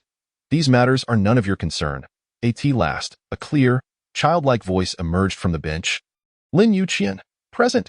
Lin Yuqian stood upright, facing Su, awaiting her command. "The clothes I changed out of last night are in your room. Kindly wash them." The corners of Lin Yuqian's mouth lifted slightly, amused by how this little woman managed to maintain her dignity. He responded with utmost respect. "Certainly." Aunt Fong clapped her hands, finally alleviating the pent-up frustration within her. This little girl, seemingly docile, only spoke when she could deliver a sharp retort. Little did she know, the most cutting remarks were yet to come. "Lin Yuqian, remember to hand-wash my underwear." Bang! This scandalous bombshell, wrapped in the guise of underwear, fell with a splash, shocking the onlookers. What was happening? Did the esteemed Lin Yuqian really assist his sister in washing underwear at home? Lin Yuqian's face flushed and paled in quick succession. This audacious girl had no reservations in the comfort of home. Washing underwear might be trivial, a mere playful intimacy. But here, in the military, did he not care for his dignity as a man? He pressed his lips together, both exasperated and amused. "After washing, must I also dry them with my body heat?" Su shot him a sarcastic glance. "You could also use that mouth of yours, filled with lies, to blow them dry." Pfft. Aunt Fong could hardly contain her laughter. She had expected this little girl to be an easy target, but she had no idea how skillfully she could manipulate the esteemed Lin Yuqian. Nonsense, when have I ever lied to you? Chi-Su pointed at Zhou. Why is she staying here? Is it a secret love affair? Before Lin Yuqian could interject, Zhou leapt to explain. Rather than an explanation, it felt more like a show of pride and provocation. Chi-Chi, please don't be angry. Tong and I are here because she is starting kindergarten. Qian promised to buy me a villa. But there were no suitable listings. I visited yesterday. An owner over at Longting Shijia said he would vacate this month for an additional 5 million premium. Qian, shall we take Tong to see it tomorrow? Indeed, upon hearing the word villa, Chi-Su's face turned a shade of green with rage. Even more exaggerated was Lin Yuqian's expression. This was something that should have remained secret from Chi-Su. Purchasing a home for Zhou was intended as compensation, a token of gratitude for her care of Tong over the past 3 years. From that point forward, their obligations would be settled, and there would be no need for lingering debts. Who would have thought she would brazenly announce it in front of Chi-Su? How could this little woman not explode? Chapter 52. Buying a villa. As anticipated, Chi-Su sprang up from her seat. Her cherubic face flushed crimson with indignation. Chi-Chi, let me explain, I do not have a secret love affair. Silence. Chi-Su refused to utter another word. Her tone was frosty as she warned him. Lin Yuqian, you need not wash my underwear. If they are dirty, I shall dispose of them. I can always get new ones. New ones? Lin Yuqian raised an eyebrow, his tone laced with displeasure. Chi-Su, who granted you the audacity to speak so presumptuously? Chi-Su remained silent, aware that Lin Yuqian was incensed. Yet she was unwilling to yield. Why should he toy with emotions while she could not? Speak. Who do you intend to replace me with? Lin Yuqian grasped her shoulders, applying a slight pressure that made her tremble involuntarily. Yet her rebellious tongue did not relent. You concern yourself with whom I choose to replace you with. There are plenty of suitors eager to wash my underwear. Today, numerous young men in the military district added me on WeChat. Squad leaders, platoon leaders, company commanders, battalion commanders, countless numbers, over 100. Even if they were to line up to wash my underwear, the queue would extend 6 months. Chi-Su was unaware that her statement would spell doom for her newfound admirers. Naturally, Lin Yuqian was the first to suffer. He extended his massive hand and firmly pinched her cheek, kneading it mercilessly. Over 100 suitors, you certainly know how to play. Very well, since you wish to play so much, I shall indulge you. In an attempt to escape his grasp, Chi-Su opened her mouth and bit down hard on his wrist. After which, she darted away. However, in her haste, she stumbled and fell headlong into the flower bed. Now, she finally had a reason to shed tears of grievance. Ouch, that hurts. When Lin Yuqian pulled her from the flower bed, her cheeks were streaked with tears, far more than mud. Lin Yuqian, you scoundrel, you are bullying me. Lin Yuqian found himself at a loss for words. When have I ever bullied you? You pinched me, and you want to hit me? I shall tell Mama. Chi-Su, like a petulant child, determined to pursue her complaint to the end. On the other end of the line, Mrs. Wen's sweet voice resonated. Hello, my dear. How could you bear to call Mama? Woo-woo, Mama. Lin Yuqian is bullying me. He slapped my face and tossed me into the flower bed, causing me great pain. My hand is bleeding. So much blood. Lin Yuqian felt his eyes nearly pop out. He had seen people lie through their teeth, but never had he encountered someone who could so audaciously fabricate a complaint. When did I ever toss you into the flower bed? You fell in by yourself? For goodness sake, where is the blood? You barely scraped the skin, and you have the audacity to claim it was so much blood. Why don't you say you bled a river and flooded the garden? Chi-Su paid no heed to his explanations and directly whined to Mrs. Wan. Mama, you must help me seek justice and properly punish that scoundrel Lin Yuqian. Once Chi-Su began to cry, Mrs. Wen's heart softened entirely. All right, dear, don't cry. Mama will help you. Tell me how you wish to punish him. Mama will comply with your wishes. Chi-Su shot Lin Yuqian a fierce glare. Mama, freeze his card. Deny him any funds. Let us see if he dares to act arrogantly in front of me again. He intends to use your money to buy a house for another woman. I will not permit it. Upon hearing her son intended to purchase property for another woman, Mrs. Wen immediately guessed who it was and felt even more incensed than Chi-Su. Without hesitation, she agreed wholeheartedly. Very well, I shall listen to my daughter-in-law. It is done. From now on, without your permission, he shall not receive a single penny from Mama. After hanging up the phone, Chisu placed her hands on her hips and raged at Lin Yuqian. You scoundrel! Were you not going to buy her a villa? If you have the ability, go buy it now. Humph. Lin Yuqian never imagined that this little woman's tearful complaint would play such a devastating card. Deprived of Mrs. Wen's card, he was left with nothing. Forget about a villa. He couldn't even afford a pair of underwear. Well done. Aunt Fong felt a surge of satisfaction, nearly clapping her hands raw. This little girl was ruthless in her actions. She had alleviated years of constipation, and tonight she could indulge in 3 extra bowls of rice. Zhou Ying merely wished to flaunt her new home in front of Chisu. But who would have thought the villa would vanish in the blink of an eye? Ah Qian, you promised to buy me. Lin Yuqian, feeling embarrassed, could only scold Chisu for her cunningness. Did you not hear? Mama froze my card. How can I buy it for you? Zhou Ying regretted her actions. She never anticipated that Chisu, this little vixen, would not only win Lin Yuqian's heart, but also endear herself to Mrs. Wendata Qian. Don't you still have your salary card? You could buy a modest apartment for Tong Tong and Mead. Chisu pulled out Lin Yuqian's salary card and a black card, brazenly flaunting them. Oh dear, I am now a little rich lady. I must think carefully about where to celebrate. This time, Zhou Ying's face truly turned an alarming shade of green, more so than Lin Yuqian's military uniform. She had not expected Lin Yuqian to hand over both the black and salary cards to Chisu.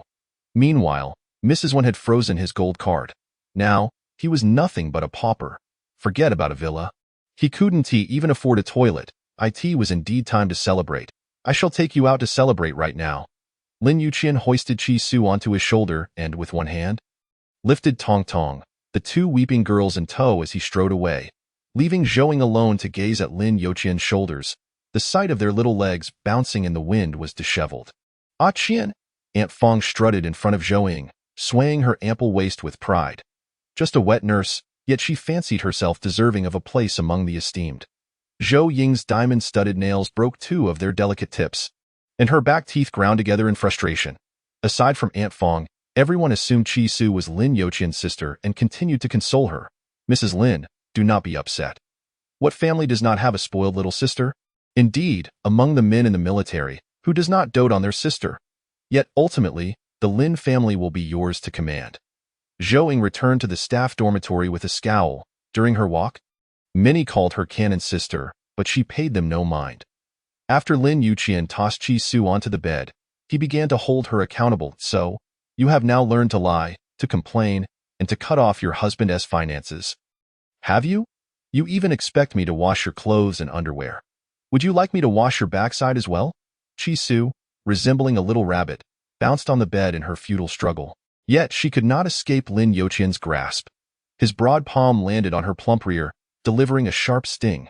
Chapter 53. Reluctant to raise Tong Tong this time, Lin Yuqian truly exerted a measured force, intending to make her recognize her mistakes and refrain from further unreasonable tantrums.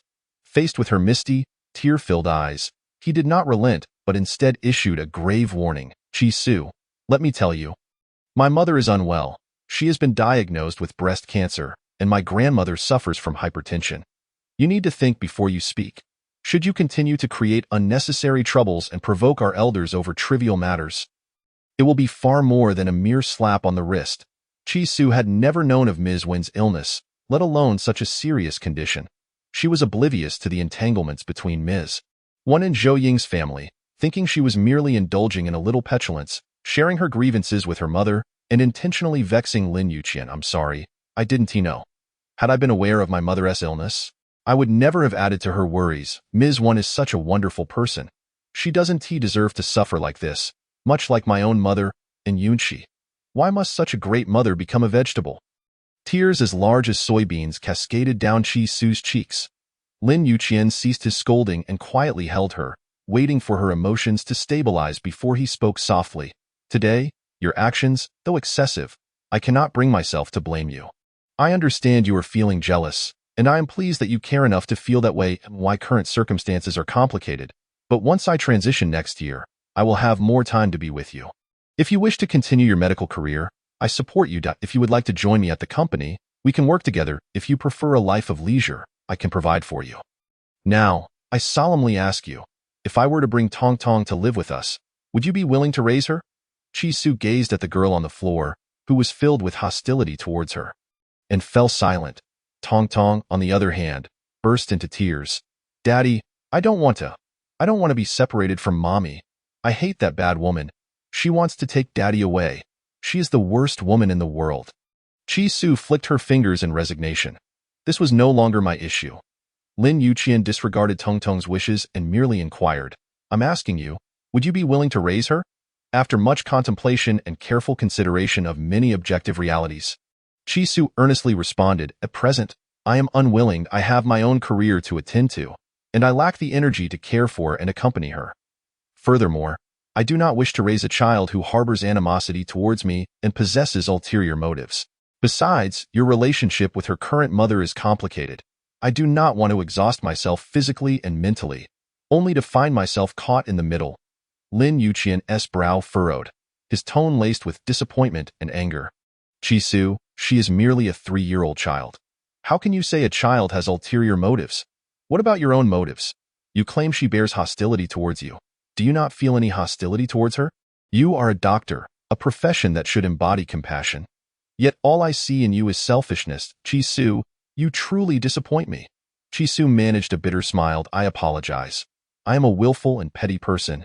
Lacking the compassion of Ms. Zhou, I have let Mr. Lin down.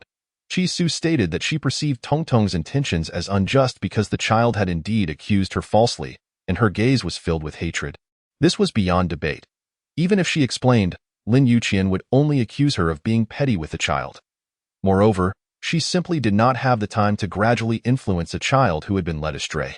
If she were to bring her mother over, she would need to frequently visit the hospital to care for her. She also aspired to pursue graduate studies, unwilling to be idle at the age of 22, playing the role of a dutiful wife and mother. Furthermore, she could not guarantee that if she had her own children in the future, she would treat Tong equally. After all, she had witnessed the darker sides of humanity through Qi Wangxing. Lin Yuqian's demeanor turned cold, his voice chillingly indifferent. Then, until I transition, Tong will have to continue living with Zhou and I in the future. You need not lose your composure or use this matter to trouble me. Tong is my daughter. I cannot abandon her. Chi-Su maintained a calm expression, as if this matter had no bearing on her. Very well. Rest assured, Mr. Lin, I will not act willfully or take my frustrations out on you in the future. Chi-Su returned the black card and salary card to him. Today, I failed to think ahead and delayed your opportunity to buy a house for Ms. Zhou. Please take the cards back. Lin Yuqian did not accept them. If he were to take the cards and buy a house for Zhou Ying, it would mean that his relationship with this woman had truly been reduced to mere formality. At that moment, his heart was in turmoil. Previously, he had regarded her as innocent, timid, obedient, and sensible. He never anticipated that she would now appear willful, selfish, cold, and somewhat scheming. Chi-Su, if you cannot be a good mother for a child, how can you fulfill the role of a wife? Chi-Su believed that their current discord signified the end of their partnership, leaving behind only a marriage certificate born of contractual obligation. What kind of wife do you wish for me to be? Obedient, understanding, compliant. I hope to never again engage in such manipulative games as today. Suppressing her tears, Chi-Su resolved not to let them fall. Understood. I do not have an extra bed. I will send someone to take you home shortly. You are not to drink again. Do you hear me? Before leaving, Chi-Su mustered the courage to ask him, Mr. Lin, do you have any plans for the day after tomorrow, Sunday? What for? His tone suggested that he did not intend to return on future weekends. I have a distant relative who is getting engaged on the 12th, and I would like you to accompany me to the celebration.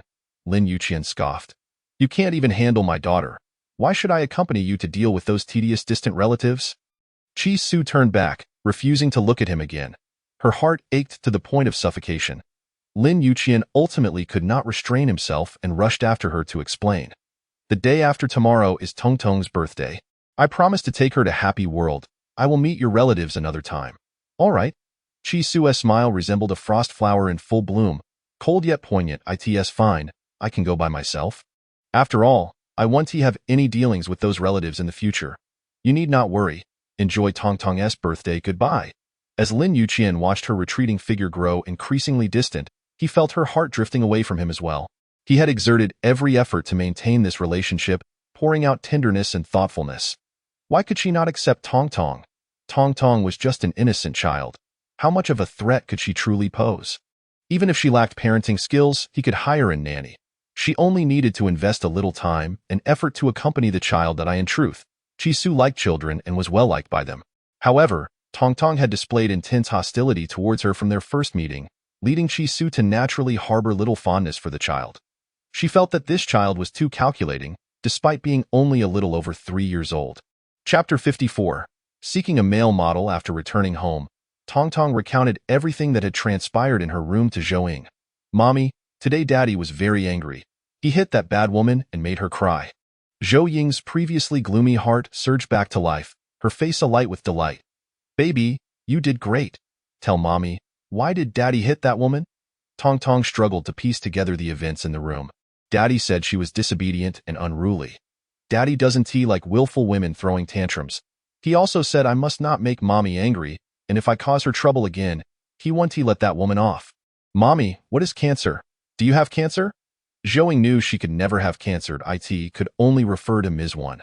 That dead witch, Wan Lan, actually has cancer? Oh my goodness, this is fantastic news. If it weren't for that dead witch's interference, I would have been Lin Youqian's wife long ago. Now, as long as I wait for that dead witch to die, I can marry into the Lin family without any obstacles. Zhou was unable to contain her excitement. Lost in the dream of marrying into wealth. "Good Tong Tong, tell Mommy more. What else did Daddy say about that bad woman?"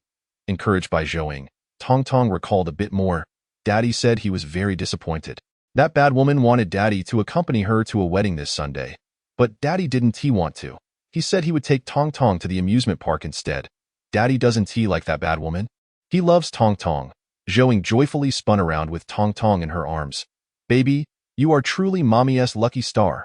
She resolved to teach Tong Tong to ensnare Lin Youqian's heart, while she would simply play the role of a gentle and virtuous mother. Lin Youqian did not like willful women. She had always known that. Hence, that little vixen was ultimately too naive. During the day, Chi-Su took a break while working the night shift. Lui had taken up residence in the hospital, throwing a fit, not to deal with the mistress, but to wait for her. "Chi-Su, you're finally back.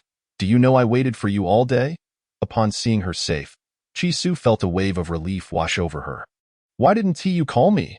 I tried calling you, but your phone was off. Do you know how worried I was?" "Oh, my phone broke at the police station." Lui hugged her, showering her with affection and laughter. "Those foolish police mistook you for a student and took you away. Let me advise you, don't sue them.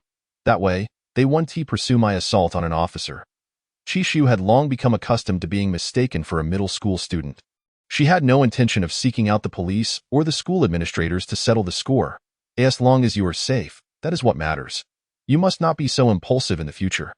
I am your elder sister, and for your sake, I would brave mountains of knives and seas of fire without hesitation. Should any police dare to wrongfully detain you again, I shall not hesitate to strike back. Lui, with a cheeky grin, remained oblivious to any wrongdoing on her part. In that moment, Chi-Su felt an overwhelming sense of happiness as all her troubles dissipated in the wake of Lui's genuine smile. Ever since the Chicha family had proclaimed that Chiron was the true heiress and she merely an adopted daughter, her so-called friends had deliberately distanced themselves from her, some even failing to acknowledge her when they encountered her. Yet, on the very first day Lui met her, she was willing to risk her life to protect her. Such a sister was worth cherishing for a lifetime. Thank you."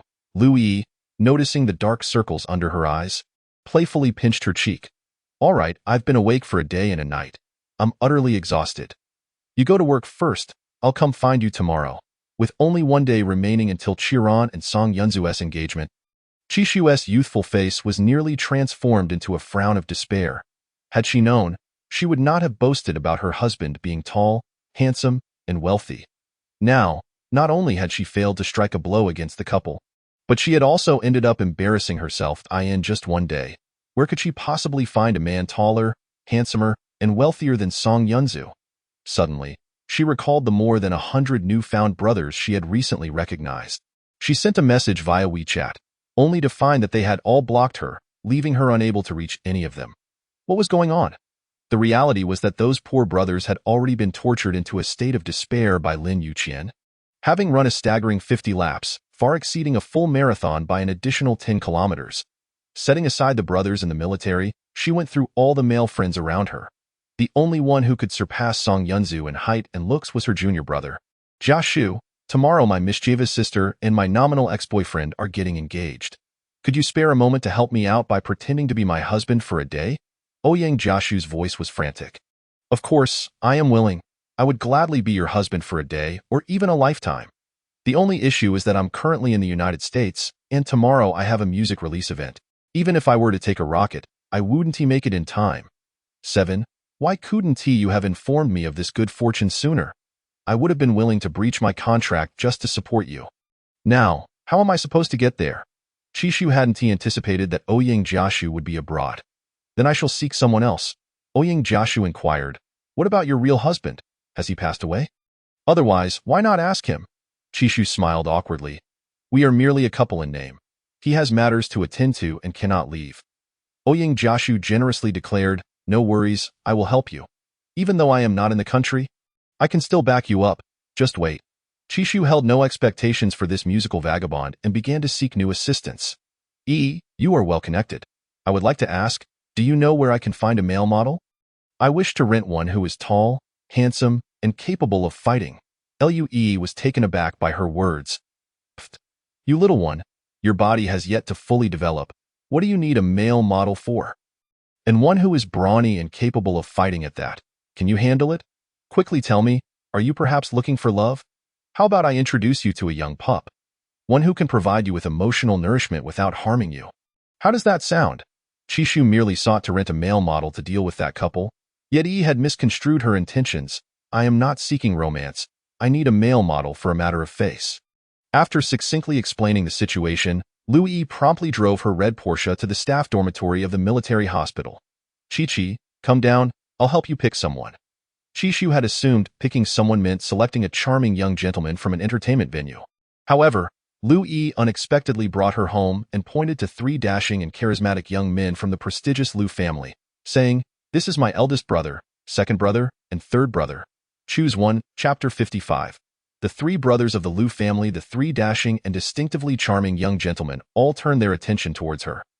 Hi there, little one. Liu, acting like a caretaker, instructed her brothers. I've told you countless times. Chi-Chi is my lifesaver, my sworn sister, equivalent to a real sister. You must treat her as you would treat me. As a dear sister, do not call her little one. Call her sister instead. Initially, the brothers had intended to call her sister, but upon seeing her youthful face, they struggled to do so. The third brother was the first to break into laughter. Is she the one you mentioned, the one who was mistaken for a primary school student and taken to the disciplinary office by the police? Chishu lowered her head, her cheeks flushing as she corrected him. Not a primary school student, a middle school student. Ha ha ha, you're killing me. With your appearance, you'd still be too old for primary school. You'd fit right in at kindergarten. Liu shot her third brother a glare before introducing him. This rascal is my third brother, Liu Shiyu. He is all about fun and games. But if you ever find yourself in a predicament you can't resolve, you can count on him. That flirtatious nurse at your hospital? My third brother has already made her disappear. Chishu's face turned pale with fright. Huh? Disappear? What does that mean? She couldn't fathom that her seemingly clean-cut and cheerful third brother could be so ruthless. The carefree Liu Shiyu teased Chishu with a grin. To disappear means I made her leave Lake City. What else could it mean? Seeing the little girl was genuinely frightened, he burst into laughter. Don't worry, third brother specializes in dealing with wolves, not innocent little rabbits. A sweet little darling like you deserves to be pampered. As he spoke, Liu Shiyu reached toward Chishu's cheek, but Liu swiftly swatted his hand away. Get away from her. Don't frighten my little darling. She then pointed to another gentleman wearing glasses, introducing him. This is my eldest brother, Liu Shichong, the president of the Liu Group and the head of our family. He handles all business matters, she added. I'll ask him to issue a business order to completely blacklist that so-called Song family's ventures. Let us see how arrogant they remain. Liu Shichong adjusted his glasses and offered a gentle smile to Chishu.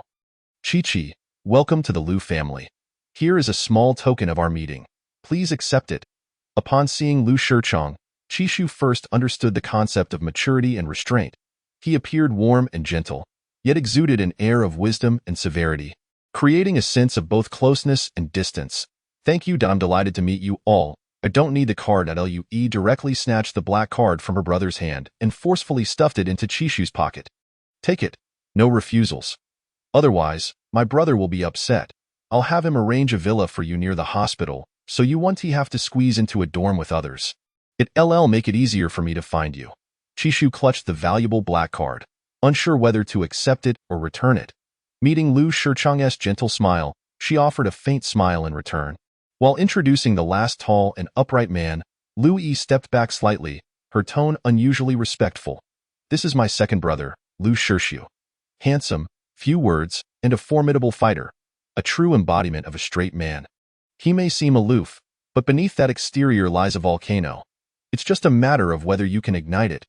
Personally, I dare not. Lui leaned close to Chishu and whispered, my second brother can be a bit fierce.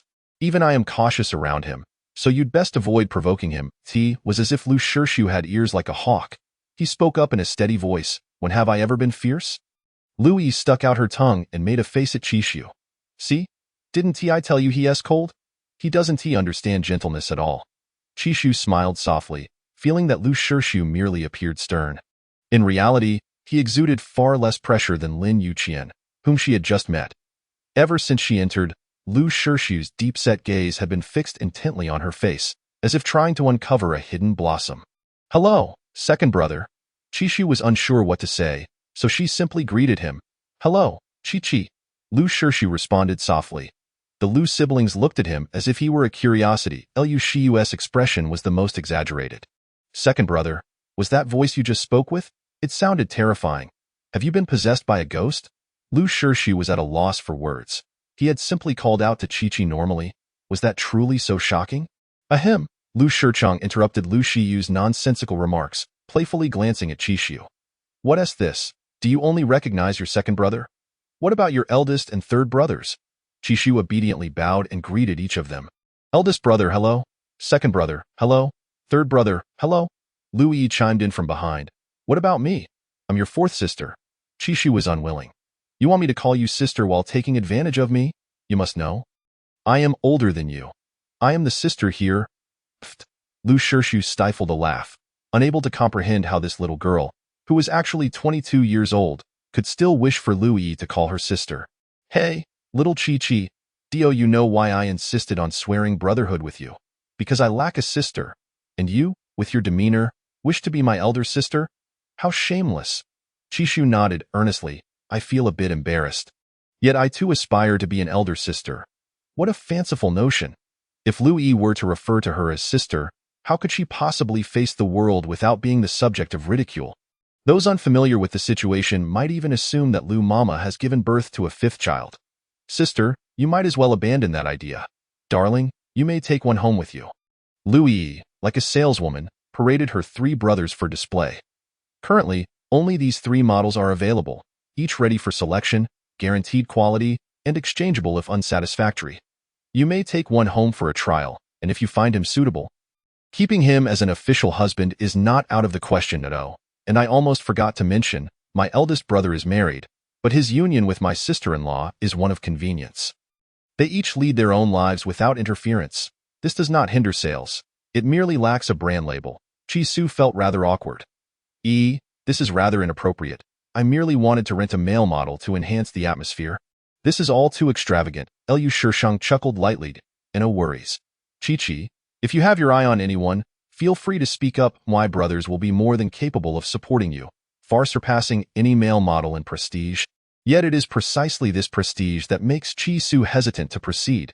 Lu Shiyu was the first to volunteer enthusiastically. Chi-Chi, choose me. I will bring along 100 brothers to eliminate that sycophant-named song.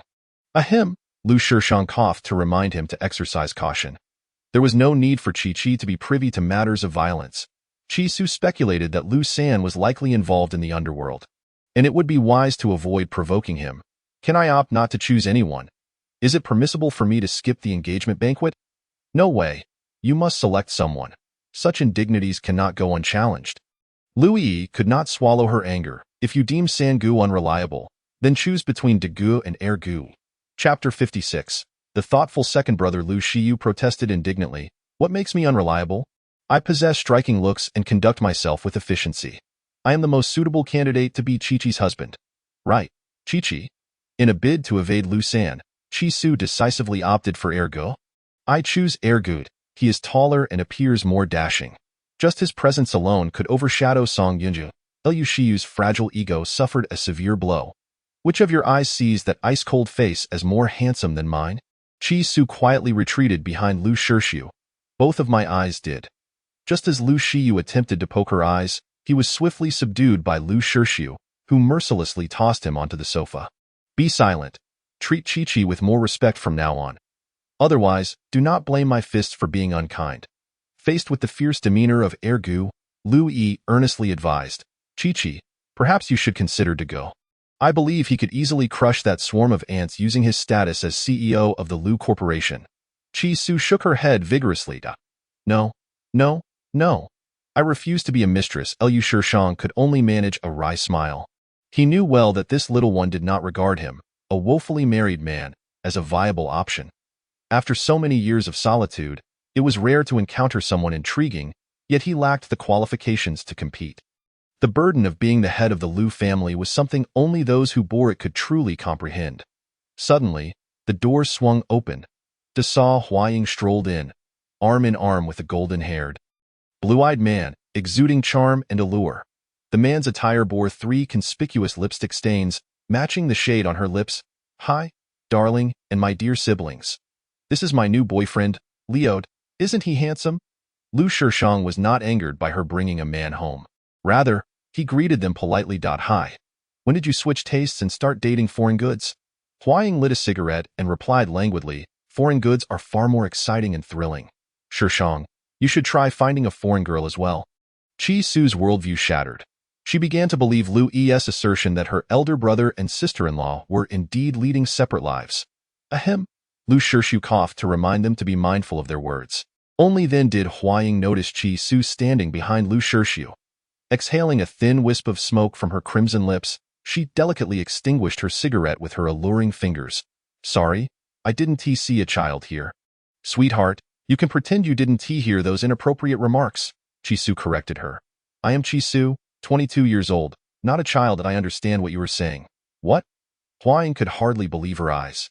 Child, please tell your sister once more, how old are you? What grade are you in? I am 22 years old, a graduate with a degree, currently employed at the Military Medical Academy. Goodness, your reverse aging is simply terrifying.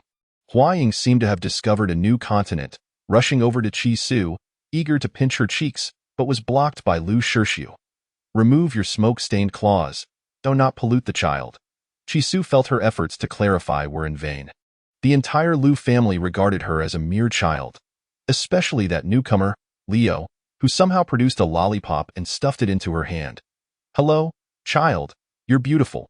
Qi Su unwrapped the candy and popped it into her mouth, silently sitting on the sofa, expressing her silent protest through her demeanor. Watching her sulk, Huaying was reminded of someone, though she could not quite place who. Sweetheart, are you certain you're 22 and not 12? For this trivial question, Qi Su no longer wished to explain. She nudged Lu Yi and stood to take her leave. Everyone, I must head to Nanjing for some errands. I will take my leave now. Lu Shixiu stood up as well. What about me? In truth, Qi Su had not intended to bring him along. She still felt that renting a male model was the more reliable option. If Ergu truly has the time, I would appreciate your assistance. Lu Shixiu led the way, with Qi Su trailing behind like a small child. Upon reaching the garage, Lu Shixiu pointed at a row of luxury cars and asked her, which one do you like? Huh. Qi Su thought he was gifting her a car and hurriedly waved her hands. No, I can't drive. Although Qi Su possessed a driver's license, she had not touched a steering wheel since her mother's car accident. Lin Yuqian had also mentioned that she could choose any vehicle from the garage, yet she felt too intimidated to try to admit. Which model do you prefer? We shall drive that one, any of them. Qi Su had no strong preferences regarding cars. To her surprise, Lu Shixiu selected a black Rolls-Royce, the same model as Lin Yuqian's. Instantly, a familiar sense of oppression washed over her. On numerous occasions, Lin Yuqian would take advantage of her under the pretext of fastening her seatbelt, denying her the chance to do it herself. As Lu Shixiu leaned over to secure her seatbelt, Qi Su instinctively tensed up and closed her eyes. No kissing me. Lu Shixiu was taken aback, awkwardly fastening the seatbelt. Do you suffer from forced fantasy syndrome? Qi Su's face flushed crimson. Why did she always think of Lin Yuqian during such moments? It was infuriating. Observing her rosy cheeks, Lu Shirshu was genuinely tempted to steal a kiss.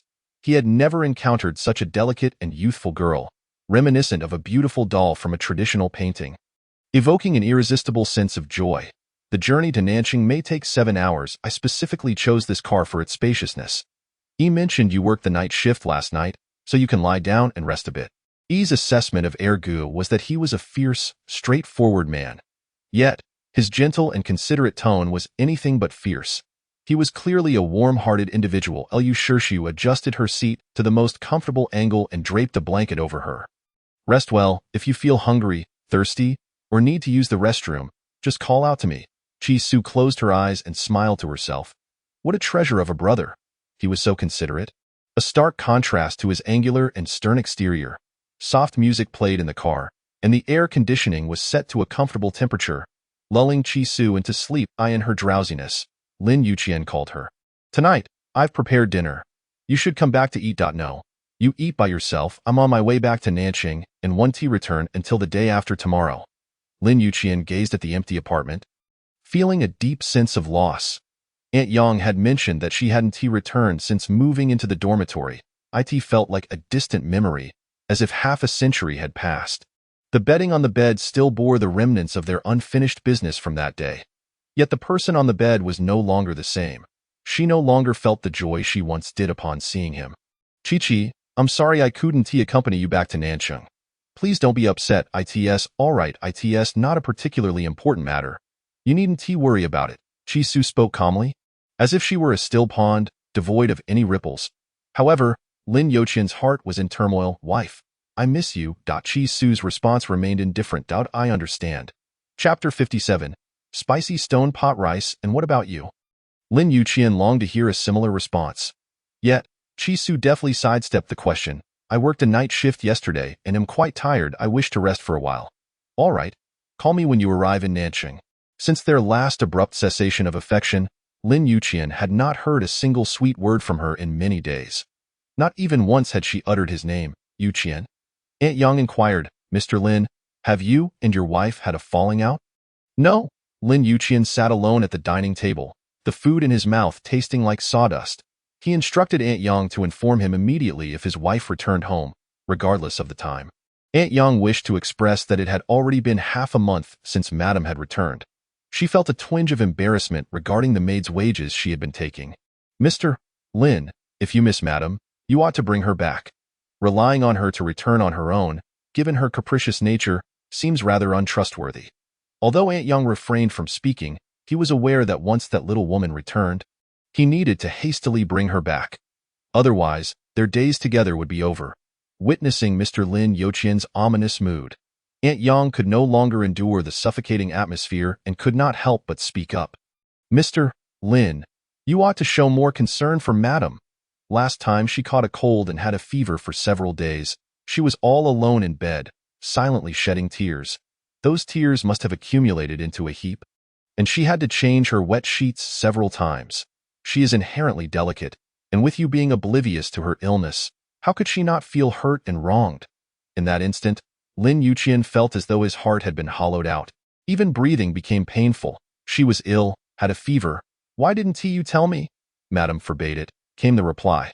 She said you were busy, and this little matter need not trouble you. Lin Yuqian finally understood why she had moved to the staff dormitory and had been sulking for half a month. She was not being unreasonable. Rather, she was silently enduring neglect. He could hardly bear to imagine how heart-wrenching she must have looked, crying under the covers. In the car, Lu Shirshu inquired of Chi-Su. Who was it that called you? My husband. Chi-Su replied. Lu Shirshu felt a sudden tightness in his chest, his grip on the steering wheel stiffening. What do you mean, your husband? Literally. I am married. He is my nominal husband. A sense of unease washed over Lu Shirshu. You are married and have a husband, so why did you call me? As I said, he is my nominal husband. Our marriage resembles your brother and sister-in-law's. Initially, upon hearing about Lu Dage and Hua Dajia's relationship, Chi-Su found it incredulous. But upon reflection, she realized she bore little difference from them. Lu Shirshu felt an inexplicable pang of sympathy. You are so young. Why marry? At that time, I was at my wits' end and needed money, so I sold myself short. Regretting it now is futile. I suppose I shall just carry on. Lu Shirshu felt a tug at his heart. He did not know what Chi Su had endured, but it must have been difficult and helpless, leading her to marry someone she did not love for the sake of money. If only he had met her sooner. Might the outcome have been different? He pulled a card from his pocket and offered it to her. This is my salary card. Take it, if it isn't enough. Just let me know. Chi Su found it peculiar that recently every man seemed eager to give her cards. Thank you, but I don't need it. I have my own card.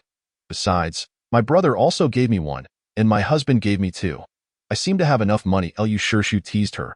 Oh, so you accept your brother's card? But not mine. Do you find it lacking? It's not that. I really didn't mean it that way. Then just take it. His commanding tone was reminiscent of Lin Yuqian. Fine. After all, having one card or multiple cards makes no difference. With the card from Ms. 1, she now had 5. Yet, she had never used them, unaware of how much each card could actually provide. Months later, when she found herself looked down upon by a bank teller while attempting to withdraw 600 yuan in cash, she boldly threw down a black card. Forget the 600 yuan. Just give me everything. The teller, upon seeing the figures on the card, nearly fainted. I apologize, miss. I was wrong. Please forgive me. If you withdraw all the cash on this card, our bank may very well be forced to close. It was then that Chi Su understood what Lin Yuqian meant by no limit. After a considerable time, as they approached South City, Liu Shirshu could no longer restrain himself and asked her, "Do you like your husband?" "I don't know." Chi Su's answer was unexpectedly vague. "What do you mean you don't know? You aren't a child anymore. Liking someone is straightforward. What is there to hesitate about?" Chi Su firmly stated, "I liked him once." This response was rather thought-provoking. I liked him once. As for now, I don't know. Observing her low spirits, Liu Shirshu steered the car into a service area, suggesting they stop for a meal. "Are you hungry? What would you like to eat?" "I'll order for you." Chi Su requested a bowl of stewed soup and a serving of stone pot rice. To her surprise, Liu Shirshu ordered exactly the same. "What a coincidence. I also enjoy pigeon soup and love spicy food." As Chi Su watched Liu Shirshu struggle with the spiciness, she chose not to expose him, thoughtfully asking the server for 2 cups of milk. "Second brother, spicy stone pot rice pairs well with milk. It enhances the flavor." After downing 2 large gulps of milk, the burning sensation in Liu Shirshu's stomach eased somewhat. "Does your husband also enjoy spicy food?" Chi Su had not paid attention to this question. Despite having dined with Lin Yuqian many times, she had never considered what he liked. He would always prepare the meals, and she merely indulged. During meals, he would serve her soup, peel shrimp for her, and remove the fish skin she disliked. Yet, she did not even know his preferences. And my husband, he isn't picky. He enjoys everything. Despite being praised for his lack of pickiness, Lin Yuqian prepared a lavish feast but had no appetite, picking at his food before setting down his bowl. He sat alone on the sofa, turned on the television, and absent-mindedly flipped through channels. Suddenly, a news report interrupted. Entertainment Vanguard reports, at 2:10 p.m. New York time, our nation's youngest musical prodigy, Ouyang Jiashu, officially declared his love for his junior at his concert. His declaration of love was, "Chi Su, I like you. You are the sun, moon, and stars in my music. Every note I play is a rhythm of love for you. Every lyric I write is a heartfelt confession of my love. Will you be my girlfriend?" My latest album's lead song, 7 Babies, is dedicated to my beloved junior. Ouyang Jiashu's heartfelt announcement was not just a slap to Song Yunzhou's face, but also a blow to her unreliable husband. Lin Yuqian could no longer remain seated. In a fit of rage, he hurled the remote at the television and immediately called Chi Su. "Where are you now?" Chi Su's tone was impatient. "Didn't I say? I'm back in South City on the road. How many times must I repeat myself? I'm asking you, specifically where are you now?" Chi Su glanced at the sign outside and replied, "Dongping service area. What is the matter? What do you want? Get off the highway at Dongping, I'll come find you." Chi Su thought the man was being irrational, his erratic behavior bewildering. "Why do you want to see me?" "Ive told you, I can handle my own matters. Tomorrow is Tongtong's birthday. Just spend time with the child." Lin Yuqian's voice was urgent, slightly breathless. "I want to be with her. I'll be with you." Chi Su scolded him. "Are you out of your mind? How can you just change your mind like that? You promised the child." At that moment, Lin Yuqian's thoughts were consumed by Chi Su. He had no room to consider anything else. "It's fine. Tongtong is easier to appease. I'll just buy some lollipops later." At that moment, Chi Su truly wished he wouldn't come. "I said I'm almost in South City. Could you refrain from causing trouble?" Liu Shirshu, unable to suppress a cough from the spiciness, could not help but let it slip over the phone. "Who are you with?" "A man." Chi-Su glanced at Lu Shirshu and explained into the phone. "Just a friend." Lin Youqian's jealousy surged, and the veins on his fists bulged in a commanding tone. He ordered Chi-Su, "I don't care who you are with right now. Right now, immediately, let him leave. I'll be at Dongping Airport in an hour. If I don't see you, you will face the consequences." Thus, I generally refrain from inciting his anger. Lu Shirshu's countenance grew increasingly grim. He comprehended the implications of her words. "Did he force you?" Chi-Su's face was nearly buried in her neck, her adorable bun swaying from side to side. "No, second brother. Please refrain from asking further. In the past, he merely intimidated me. Just now, I perceived his fury, and I fear he might act decisively." Lu Shirshu had initially regarded that man as a brutal and sadistic madman, but unexpectedly, he displayed a glimmer of humanity. So spare this little one from trouble. He could only temporarily withdraw. "Come out, do not be a timid turtle. After I escort you to the airport, I shall vanish." Chi-Su looked at him with gratitude, her frown finally easing. "Thank you, second brother." Lu Shirshu smiled bitterly, raising his hand as if to pat her head, but halfway through, he retracted his palm and let it fall. "Be good. I shall await your return." Upon arriving at Dongping Airport, Lu Shirshu could not resist, as an elder brother, enveloping her in a brief embrace. "Be good. Do not wander off. Until that person arrives, do not converse with strangers, do not accept treats from them, and do not heed their lies. If you encounter trouble, contact second brother at once. Do you understand?" Chi-Su once again found herself treated like a kindergarten child, receiving countless admonitions from her elder. "Understood, second brother. I am already 22 years old. Not too. Furthermore, I do not enjoy lollipops. They cause cavities." Lu Shirshu could no longer suppress himself, casting aside the notion of male chastity as he playfully pinched her soft, adorable face. "Little brat, off we go." Chi-Su rubbed her reddened cheeks, muttering to his retreating figure. "Why do you keep pinching my cheeks? I have said it 100 times. I am not a child." And no sooner had Lu Shirshu departed than Lin Youqian strode out of the airport's VIP passage with the swiftness of a meteor. He vaulted over the railing and dashed towards Chi-Su, embracing her tightly. After a moment, he exhaled deeply. "Chi-Chi, I have finally caught up to you." Chi-Su found herself momentarily breathless from his grip. "Are there direct flights from Lake City to Dongping?" "No, however, our family possesses an aircraft. I have obtained my pilot's license. Should you dare to frolic with other men again, I will traverse the ends of the earth to bring you back." Chi-Su was taken aback, realizing he had flown in a private jet out of jealousy. "When did I ever frolic with other men? Did I not inform you I was returning to Nanjing?" Lin Youqian cupped her face, scrutinizing her. "You are indeed returning to Nanjing, but the crucial question is, with whom are you returning?" "I distinctly heard a man's voice. Do you still wish to quibble? Moreover, what is the situation with Ouyang Jiashu? I have long warned you not to associate with him further. Why do you persist in entangling yourself with him? Do you even consider your husband?" Chi-Su's face contorted into an O-shaped expression of disbelief. "What about Jiashu? What has he done? I have not seen my senior brother in over half a month. Why are you making such a fuss?" Lin Youqian retrieved his phone, opened the entertainment news headlines, and showed them to her. "If you had no contact or entanglement with him, why would he publicly confess to you, knowing you are married?" Chi-Su stared at the images from the press conference, along with the highlighted titles and texts, her mouth forming an automatic O-shaped "Oh my, has Jiashu lost his mind? What is going on here?" Lin Youqian's hand had, unbeknownst to him, once again found its way to her face, pinching and kneading. "You ask me what is going on. You are the one who has invited this troublesome peach blossom into your life.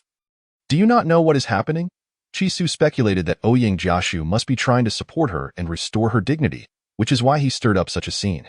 She pushed away his restless hands and briefly explained her complicated family situation and the events that had transpired to Lin Youqian. "Do not overthink it. Jiashu means no harm. He simply wishes to help me vent my frustrations." While feeling pained, Lin Youqian reproached her. "Given such a significant issue in your family's situation, why did you not inform me sooner? Do you think, as your husband, I would turn a blind eye? Does Ouyang Jiashu hold more esteem in your eyes than I do?" Chi-Su's eyes reddened as she finally voiced the grievances she had held in for so long. "On the day we obtained our marriage certificate, Did you not say that you did not care about my family background, nor did you have time to deal with my family? You only required me to be obedient, well-behaved, and to play my part in front of mother and grandmother. I am acutely aware of my position. How could I dare to trouble you? Lin Yuqian felt a pang of regret, realizing how callous he had been back then. That was then. Do you not understand my feelings for you now? If I had not come today, would you have intended to keep silent forever? Chisu responded affirmatively. Yes, my family is quite a burden. I do not wish to speak of it. There is nothing worth discussing. Besides my mother, none of them are my family.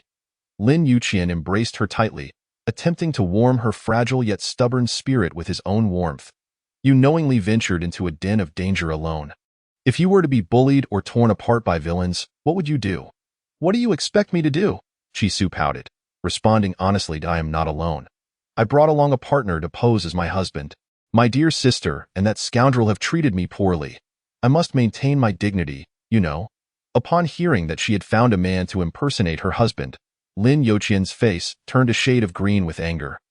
You dare to find a male model? How could you think a mere model could compare to me? Chisu rolled her eyes. You are indeed handsome, but you have no time. Did you not say you were to accompany Tong Tong for their birthday? Lin Yuqian believed she had lost her mind. How could Tong Tong's birthday be less important than this matter? If only you had clarified then, I would have set aside any pressing matters and accompanied you personally. Yet, you said nothing and I am not a mind reader. How am I to guess your thoughts? Chi-Chi, do you distrust me, or have you never truly regarded me as your husband? In truth, both factors played a part. Chi-Su's affections were somewhat dulled, and with her connections to Tong Tong and Zhou, she remained uncertain of Lin Yuqian's sincerity towards her. I have tried to trust you. However, I am unsure of where I stand in your world compared to others. If a conflict were to arise one day, who would you choose? Lin Yuqian gently pinched her little nose. Silly girl, who else could I choose but you? Presently, I have even neglected Tong Tong's birthday, traveling great distances to find you. Do you have your answer now? Chisu pressed her lips together, remaining silent. While she could not easily forgive him without reservation, she did feel a measure of warmth at his willingness to drop everything to pursue her. Did you not drive? How shall we proceed to Nanchang? Lin Yuqian turned her face towards him, insisting she speak. Speak, do not evade. Have you seen into my heart? Your heart is your own concern. Why must you inquire of me? I do not wish to see. Your heart is your own business. Why must I see it? It does not concern me. Lin Yuqian gently pecked her on the pouting lips. You are my wife. If you do not care, who will? Humph. Chisu rolled her eyes while recalling past grievances. You entrust your heart to a headstrong, selfish, disobedient, and unreasonable woman like me. It is likely to leave Mr. Lin feeling disappointed once more. Lin Yuqian smiled wryly. Disappointment? I have no room for that. I think of you daily, not only missing you but suffering from insomnia. If this cold war continues, I fear I shall wither away, my dear wife. I am selfish, a scoundrel, reckless with my words, blind to my heart. I now seek your forgiveness with sincerity. Will you grant it? Chisu tapped him twice on the chest, deciding to test him for a few days before determining the authenticity of his intentions. Lin Yuqian lifted her arms as if she were a small child, holding her in front of his strong waist. There are too many people at the airport. Let us find another place for this trial. Chisu sensed something amiss, slapping his shoulder. Hey, where are you taking me? Lin Yuqian's lips curved into a mischievous grin. To find a hotel, to book a room. Chisu's face flushed crimson, akin to a boiled shrimp, her feet flailing as if paddling in the air. Scoundrel, put me down. I do not wish to book a room. I want to return to Nanchang. Lin Yuqian hurried along, undeterred by her struggles. Be good. It is still early. We shall rest for a bit. Tomorrow, I will take you back to Nanchang by plane. Chisu's face grew even warmer. It is not even dark yet. Why book a room? What do you mean rest? Can we not avoid the hotel? Lin Yuqian deliberately teased her. Avoid the hotel? Where do you wish to sleep instead? On the plane. Shall we try flying? Chisu's mind short-circuited, and a flurry of awkward phrases sprang to mind. I have only heard of bed shaking, car shaking, horse shaking. What is flying shaking? She must not aspire to be the unprecedented and unparalleled first. No, it cannot happen on an airplane. I am far too. Chisu was already so mortified that she could barely articulate her thoughts.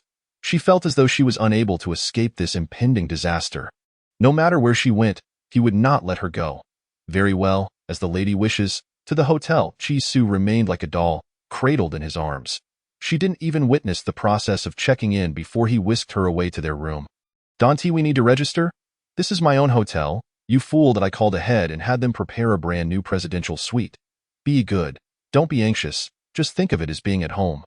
Lin Yuqian treated her as if she were a decorative piece, placing her at the entrance. He pressed firmly against her waist, kissing her fervently. Chi-Su found herself in a constricted space, engulfed by an intense heat.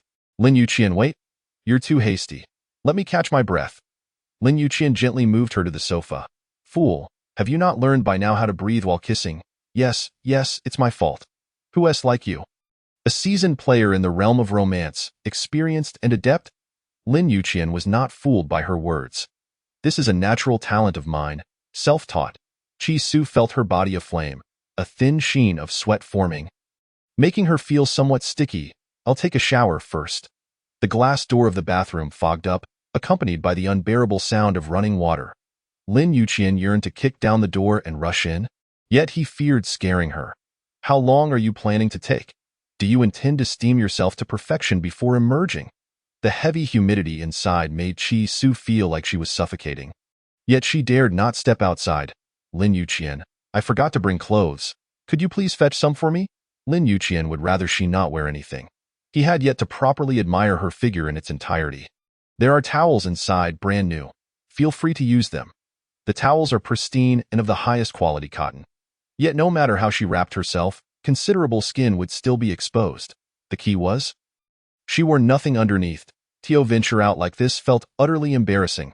However, since Lin Yuqian was unwilling to assist her, she had no choice. The delicate little snow doll emerged, exuding a gentle steam, captivating Lin Yuqian's gaze. Chi-Chi, come here. Chi-Su was not so foolish. If she simply approached, she would surely be devoured whole. I'll go put on some clothes first. I'll be right back. Lin Yuqian's body blocked her path, her damp head colliding with his solid chest, producing a dull thud. Ouch! What are you doing? No dressing. You look lovely like this. Chi-Su dodged left and right, unable to evade this moving wall of flesh. Hey, move aside at the very least. Let me go in and put on a pair of underwear. Lin Yuqian leaned slightly, propped against the wall of the corridor, adopting a tempting posture. He smirked playfully, retrieving a pair of underwear from his inner pocket and tossing it at Chi-Su. Wear this. I've personally washed it. Chi-Su's little face turned as red as a peach. That day when she jokingly asked him to wash her underwear, she hadn't expected him to actually do it, much less keep it close to him. How bizarre. Why did you bring this? To give it to you. Chapter 60. A sincere prayer. Chi-Su opened it to find a crumpled pink pair of panties. Didn't he wash it for me? How did it end up like this? Lin Yuqian's smile split into two. What do you think? Damn, you bastard. Go to hell. This was the first time Chi-Su had ever cursed so profusely. A pair of panties suddenly landed on Lin Yuqian's handsome face, covering his lustful eyes and his deep, magnetic laughter. Chi-Chi, you have 5 minutes to prepare. I'm going to take a shower. Today, dear husband, I am holding your coming-of-age ceremony. In those 5 frantic minutes, Chi-Su was a whirlwind of activity, sweating profusely, ultimately praying fervently for the arrival of her most bothersome monthly visitor. Oh, thank the heavens. Thank the Bodhisattva. Thank you, my monthly visitor. Lin Yuqian, with a towel wrapped around his narrow waist, emerged barefoot from the bathroom. His solid, muscular chest flexed slightly as he dried his hair. Glimmering droplets cascaded down his well-defined abs, tracing a seamless line along his perfect waist. The male pheromones assaulted Chi-Su's senses, leaving her utterly mesmerized by this image of a man emerging from the bath. Damn that alluring male beauty. Stirring an insatiable desire within her, Chi-Su wiped the drool from the corner of her mouth, regretting her earlier actions. She wished she could retreat to the room and continue her sincere prayers. Please, dear visitor, could you take a break today? Come back after I'm done. As Lin Yuqian approached closer, Chi-Su's prayers were instantly rendered ineffective. Not only did her visitor not retreat, but it surged forth even more forcefully. A warm stream flowed from above downwards. Chi-Su's strained voice was more grating than a saw. Lin Yuqian, can you please help me buy a pack of sanitary pads? Lin Yuqian's body, once fueled with passion, instantly stiffened. His somber expression was more ghastly than that of a millennia-old corpse. What the hell are sanitary pads? I truly wish I could just plug you up. Chi-Su clutched her stomach, urging him on. Hurry up, otherwise, you'll have to help me wash my underwear again. The esteemed young master of the Lin family, a group commander in the military, was now faced with the humiliating task of buying sanitary pads and washing her underwear. Lin Yuqian gritted his teeth, his jaw muscles bulging. I'll deal with you when I return. After Chi-Su emerged from the bathroom, Lin Yuqian lay straight on the big bed. Come here. Chi-Su approached with trepidation. What now? I'm already like this. What more do you want? Dr. Chi, please perform a procedure. Chi-Su wished for death. Silently, she attempted to reassure herself. I am a doctor. I am here to heal, and my intention is to assist my patient in resolving their difficulties. Lin Yuqian embraced Chi-Su, massaging her sore little hands while inquiring about the Chi family's situation, so he could better prepare for tomorrow. My return is primarily to confront that pair of scoundrels. But the main task is to transfer my mother to Hucheng. My mother was in a car accident and is now a vegetative state. To bring her close for care, I must obtain my adoptive father's signature. Knowing my adoptive father, he will surely make things difficult for me. Therefore, I need you to negotiate with him. If he demands money, we can give it, but we must not be overly generous, allowing him to extort us. I do not wish to benefit that treacherous scoundrel. Lin Yuqian's eyes burned with intense killing intent, yet he gently comforted the little woman in his arms. Sleep now, little one. Leave everything to me. The engagement banquet of Song Yunzhou and Qi Ran was quite grand. After all, the Qi and Song families were prominent figures in Nanchang. This union was also a business marriage. As Chi-Su entered the banquet hall, arm in arm with Lin Yuqian, she was immediately surrounded by some disheveled relatives, who began to taunt her. Oh my! Wang Xing, come take a look. I sent this the ungrateful wretch you raised for 20 years. Back again? So, this time, she brought a wild man with her? Lin Yuqian's eyes, sharp as a hawk's, fixed menacingly on the old woman speaking, causing her to immediately shut her mouth. Suddenly, 30 seconds later, the old woman let out an ouch and collapsed to the ground, leaving everyone baffled as to what had happened. Meanwhile, Chi-Su and the others were 10 meters away, making it impossible for them to have committed any act. Second aunt, what happened to her? Lin Yuqian smirked. She's reaping the consequences of her misdeeds. Zhao Dandan, clad in a striking red qipao, sauntered over, her gait seductive as she mockingly taunted. Oh, is this the eldest Miss Qi? From which henhouse did you return, looking so splendid? Chi-Su ignored her. For her mother's sake, she continued as usual, addressing the man beside her, whose expression was as dark as thunder. Dad. Qi Wangxing's face was filled with fury as he spoke harshly. Have you made something of yourself out there, only to come back and flaunt it? Chi-Su lowered her head, her voice soft and somewhat timid. Dad, my sister is getting engaged, and I came to celebrate, while also wanting to see you. Qi Wangxing snorted coldly, examining Lin Yuqian beside her. Noticing his extraordinary demeanor and the imposing aura he exuded, he regarded him with a hint of scrutiny. And who might this be? Chi-Su introduced him proactively. This is my husband, Mr. Lin. Lin Yuqian suppressed his disgust and greeted, Uncle Qi. From the moment Lin Yuqian appeared, every woman's gaze was drawn to him, instantly overshadowing Song Yunzhou, especially with his towering height of 190 cm. Standing before the 176 centimeters Song Yunzhou, he presented an undeniable sense of dominance over the lesser. Qi Ran seethed with jealousy. Her fiancé lacked advantages in appearance and stature, naturally leading her to seek validation elsewhere. Sister, did you order a male model from some KTV? With this looks, renting him for a day must not be cheap, right? Chi-Su's patience reached its limit. She could tolerate them mocking her, but mocking her husband was absolutely unacceptable. It seems my sister is quite the KTV regular. Does your husband know about your male model escapades? Or perhaps your husband isn't satisfactory, prompting you to seek takeout on the side? Lin Yuqian's lips twitched in barely contained laughter. He had not realized how sharp-tongued this little doll could be. Such inappropriate remarks coming from her mouth were both satisfying and amusing. Qi Ran's sharp and spiteful face twisted with rage. Chi-Su, you little wretch, what nonsense are you spouting? When have I ever summoned a male model? Chi-Su blinked her innocent, bewildered eyes, earnestly babbling absurdities. Not only did you summon a male model, but I also secretly witnessed you playing with toys. It appears that your taste in men is truly lacking. Chi Ran was on the verge of exploding. Even more shattered was Song Yunzhou. Here he was, a perfectly respectable man, ridiculed at his engagement banquet for his poor taste, his dignity trampled upon. Little Sue, is it because I rejected you that you harbor such resentment? Deliberately slandering me in this manner? There's a saying.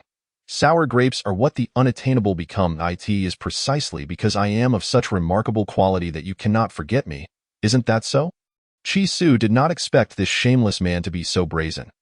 Let the sour grapes be consumed by my sister instead. My husband is sweet, large, and delectable. As for those hybrid varieties from other families, they can rot on their own. Chi Su's words carried immense weight. Lin Yuqian stiffened, nearly erupting to Chi. Some matters are best discussed at home. There's no need to sully oneself over someone else's rotting grapes. Hello, dear readers. Recently, I've seen comments expressing anger over the White Lotus and green tea characters in the story. Haha, if green tea isn't causing a ruckus, then it wouldn't be green tea, would it? The male and female leads are still in the initial phase of their romantic adjustment. And just like in reality, there will be minor frictions and bumps. I kindly ask my dear readers for a bit more patience. The green tea will eventually clash, and the male lead will gradually succumb to being a devoted admirer. There might be occasional slight torment in the story, but the plot will progress steadily. Please stay tuned. The author will strive to keep updating. Regarding Tong Tong, he is the entrusted legacy of a fallen comrade, an orphan of a martyr, and a child just over 3 years old.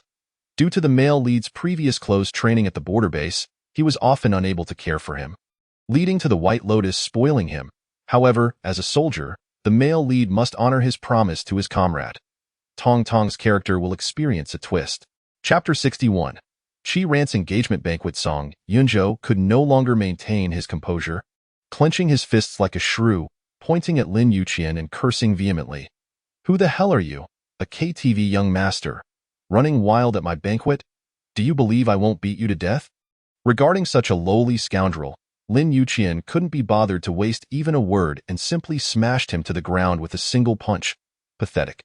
Next time you decide to spew nonsense, consider your own weight first.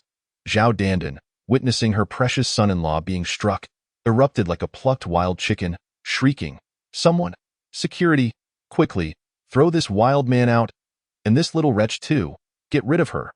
Song Yunzhou's parents, wearing repugnant, fierce expressions, pointed at Lin Yuqian and shouted angrily, "You brat!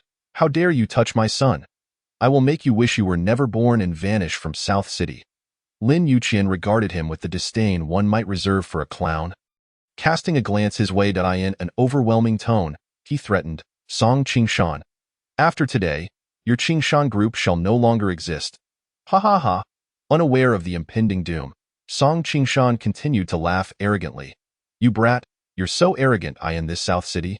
No scoundrel has dared to speak to me like that." Lin Yuqian retaliated with another punch, causing Song Qingshan to spit out blood and search for his lost teeth. Zhao Dandan, with her ample backside, bent down to assist the portly Song Qingshan but tripped due to her stiletto heels, landing squarely on his belly. "Oh dear, in-laws, are you all right? Where are the security guards? Hurry, apprehend this man. Are you all dead?" Dozens of security guards rushed over, but instead of confronting Lin Yuqian, they bowed respectfully toward him. "Mr. Lin." The nearby manager even behaved like a servant, bending at the waist, awaiting orders. "Mr. Lin, shall we clear the place of these trash?" "Nonsense. Why would we keep such filth around?" Song Qingshan and Qi Wangxing were left speechless, akin to having been struck by a cannonball. They had meticulously reserved the most luxurious Yulin Hotel in South City for this banquet 6 months in advance, only to discover that the man Chi Su brought was indeed the owner behind this establishment. "Little Su, who is this gentleman beside you?" Chi Su feigned ignorance, responding casually, "My husband. Did I not introduce him just now?"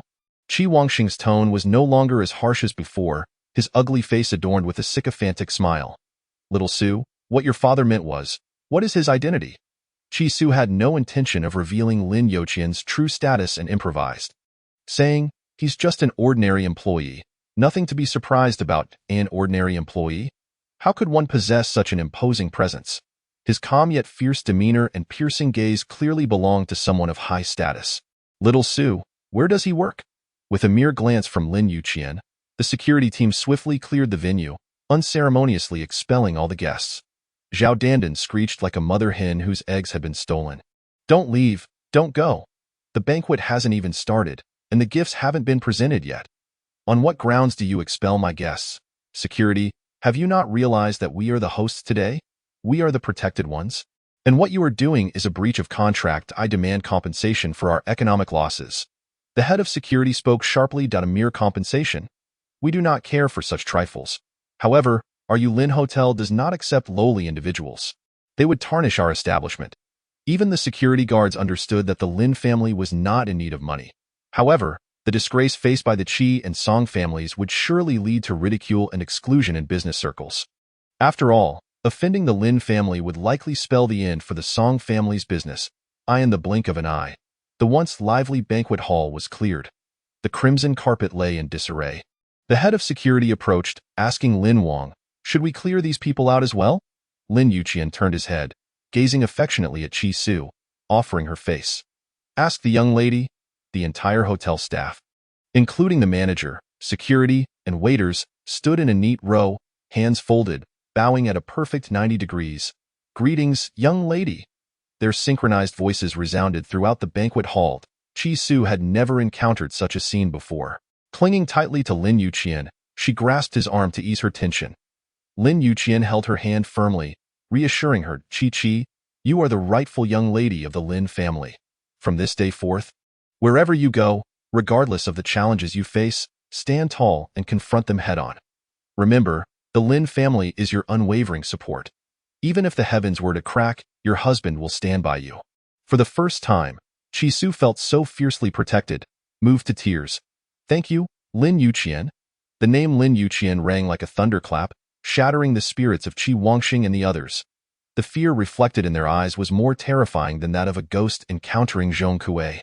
Song Qingshan trembled, stuttering as he asked, why you are Lin Yuqian?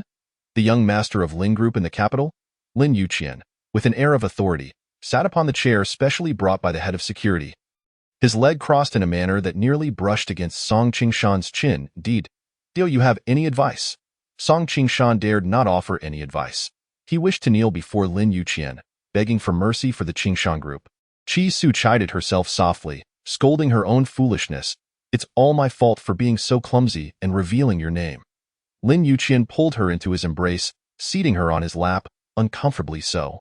I enjoy hearing my wife call my name. Say it again.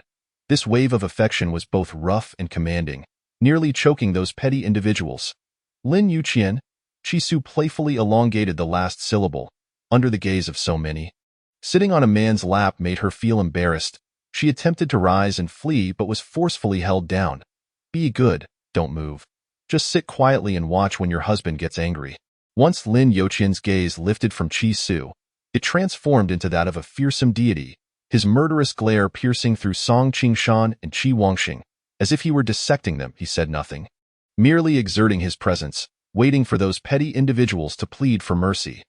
The first to prostrate himself at his feet was Song Qingshan. He knelt, trembling, his voice resembling that of a ghost with a strangled throat. Fragmented and barely audible, Mr. Lin, I, Song, have failed to recognize the mountain. I have offended you. I implore you. Show mercy and spare the Qingshan group. I acknowledge my mistakes and promise never to offend you again. Lin Yuqian lifted Qi Su's chin, tenderly asking, my dear, after all these years of grievances, do you wish to forgive him? Just as Qi Su was about to speak, he pressed his finger against her lips. At your age, still sucking your fingers, how embarrassing. Chapter 62. Dealing with Song Qingshan as the warmth of her tongue danced around his fingertip, Lin Yuqian felt a jolt of electricity, his entire body tingling. This exquisite sensation was truly addictive. Suddenly, a new notion crossed his mind. Perhaps next time he couldn't secure an appointment with the internal medicine department, he could try the dental clinic instead. Surgery, after all, only addresses surface issues. You scoundrel, remove your hand. Lin Yuqian relayed Qi Su's words in a different manner to Song Qingshan. My wife says, let you chop off your hand. Consider yourself fortunate this time. As Qi Shugong was about to speak, That damned finger seized the opportunity to intrude once more, blocking her mouth again. Be good. Remain silent. Song Qingshan's curled body trembled even more violently to Mr. Lin. I implore you to be merciful. I am willing to transfer 50% of Qingshan Group's shares to you. Please grant me a way out. Offending Shanglin Group would render Qingshan Group a dead chess piece. Not even the King of Hell could revive it. Go think that Song Qingshan still harbored delusions of retaining half. Ha! Mr. Song, such grandiose words. Do you believe that the Lin family in Kyoto lacks funds? Shanglin Group is the nation's leading conglomerate, with Lin Youqian's name steadfastly occupying the top 10 of the Forbes list for years. Even though he rarely makes appearances domestically, his name resonates profoundly in the business world.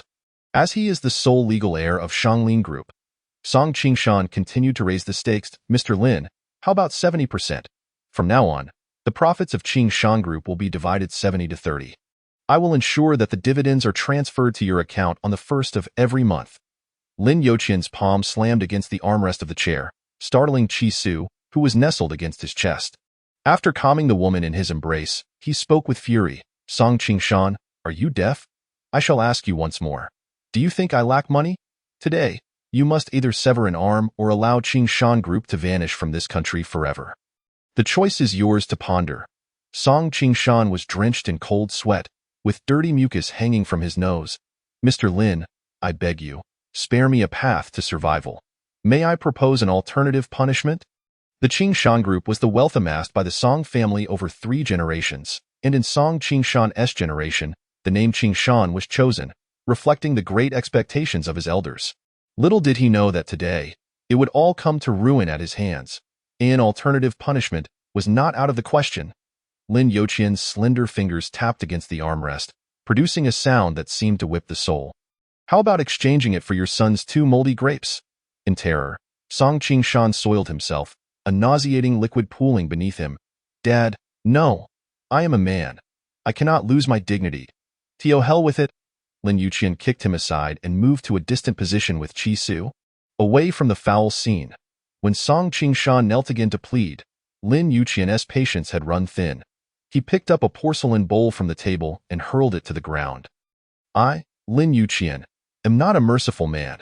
Take your son in his soiled pants and roll away. I grant you a way out. After bankruptcy, you may still beg for a living. Trembling, Song Qingshan rose from the floor. As he approached Song Yunzhou, he suddenly made a resolute decision and kicked fiercely at his son's groin. The entire banquet hall echoed with Song Yunzhou's heart-wrenching scream. Clutching his shattered grapes, he writhed on the ground in agony, like a mudloach scalded by boiling water. Amidst the symphony of Song Qingshan's wails, his mother's curses resounded. Song Qingshan, you beast! How could you treat Yunzhou so ruthlessly? How will he survive from now on? Lin Youqian covered Qi Su's eyes, shielding her from the unbearable sight. Be good, darling. I am here. You need not fear. Song Qingshan once more knelt at Lin Youqian's feet, suppressing his sorrow in a pitiful plea. Mr. Lin, you keep your word. I have punished my son. Could you perhaps spare Qingshan Group? Get lost? Lin Youqian was taken aback by his cruelty, able to lay hands on his own son. Though the Song family had 3 sons, Song Qingshan was the eldest. His actions were no different from those of a beast. Thank you, Mr. Lin, thank you. Song Qingshan and his wife assisted their disabled son, retreating shamefully through the side door. Next, it was Qi Wangxing's turn. After all, he held the identity of Qi Su's adoptive father and could not treat him as he did Song Qingshan. Qi had always been soft-hearted. After nurturing him for over 20 years, she could not bear to be too harsh. Thus, he needed to find the right pressure point to secure a hold. Lin Youqian remained passive, his demeanor relaxed as he sat high in his chair, flirting with Qi Su without a care in the world. Qi, in just 7 minutes, it will be midnight. What would you like to eat then?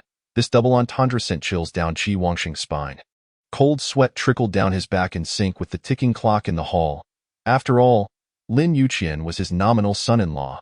He could not lower himself to kneel and beg like Song Qingshan. Thus, he could only feign familiarity and approach Qi Su. Little Su, it's rare for you to return. Bring Mr. Lin home for dinner. I will ask Aunt Zhao to prepare your favorite dishes so we can enjoy a lively family gathering. Shall we? Qi Su lowered her head, subtly tugging at Lin Youqian's fingers, signaling him to refuse. Lin Yuqian pinched her waist in response. I have my principles and never eat food prepared by a mistress. Mr. Chi's hospitality is undeserved. This statement struck Qi Wangxing and Zhao Dandan like two resounding slaps, leaving them flushed with embarrassment. Then, let us change the location. How about Drunken Fragrance Pavilion? Little Su has always loved the dishes there. Lin Yuqian maintained his indifferent tone, clearly looking for trouble. Does Mr. Qi believe that my royal guard is not up to standard? Beads of sweat cascaded down Qi Wangxing's face as his legs trembled uncontrollably under Lin Yuqian's imposing presence. That is not what I meant. Then we shall heed Mr. Lin's wishes. We will dine at Royal Guard. Lin Yuqian raised an eyebrow, casting a piercing glance at him. This is my Lin family's hotel. Have I invited you to join me for lunch? Qi Wangxing's legs quivered even more violently, threatening to buckle beneath him. Believing himself to be handsome and possessing a voluptuous figure, Qi Ran stepped forward. Adorned in her long wedding dress, to offer her charms. Brother-in-law, since you have married my sister, we are family. Harmony and love are the most heartwarming. If you are upset, I can drink a few more glasses later to apologize to you. Brother-in-law, is that all right? Chapter 63. I want to bring Mom back. This shameless wretch's flirtation made Lin Yuqian feel nauseated. He suppressed his disgust and delivered a few soul-crushing remarks. What brother-in-law? My Chi-Chi would never have a sister as ugly as you. Did you crawl out of a dung pit? Why do you speak so foully? Get away from me, you stink. Oh, and that little eunuch with the soiled pants is your husband, right? Your husband's grapes are smashed. And you still have the nerve to act flirtatious? If you truly wish to debase yourself, why not rush to the hospital now? You might still have a last fling. Lin Yuqian's words were both vicious and scathing, perfectly embodying the crude and rough demeanor of a soldier. Embarrassed, Qi Ran blushed deeply, her expression swiftly turning pitiful as if she were a flower drenched in rain. Brother-in-law, I am a woman after all. How can you speak to me like that? Qi Su found it amusing. When Song Yunzhou was in excruciating pain earlier, she did not shed a tear. Now, Lin Yuqian merely spoke harshly, and she was suddenly the picture of helplessness. What a display of false innocence! Unfortunately, Lin Yuqian was not swayed by such antics and shot back at her. Does a prostitute count as a woman? She should be called a chicken. Never having endured such humiliation, Qi Ran could no longer contain herself and burst into a wretched cry, sounding worse than an old crone mourning. Lin Yuqian, irritated by her noise, commanded the security. Someone, throw this scruffy hen out. He then pointed at Zhao Dandan.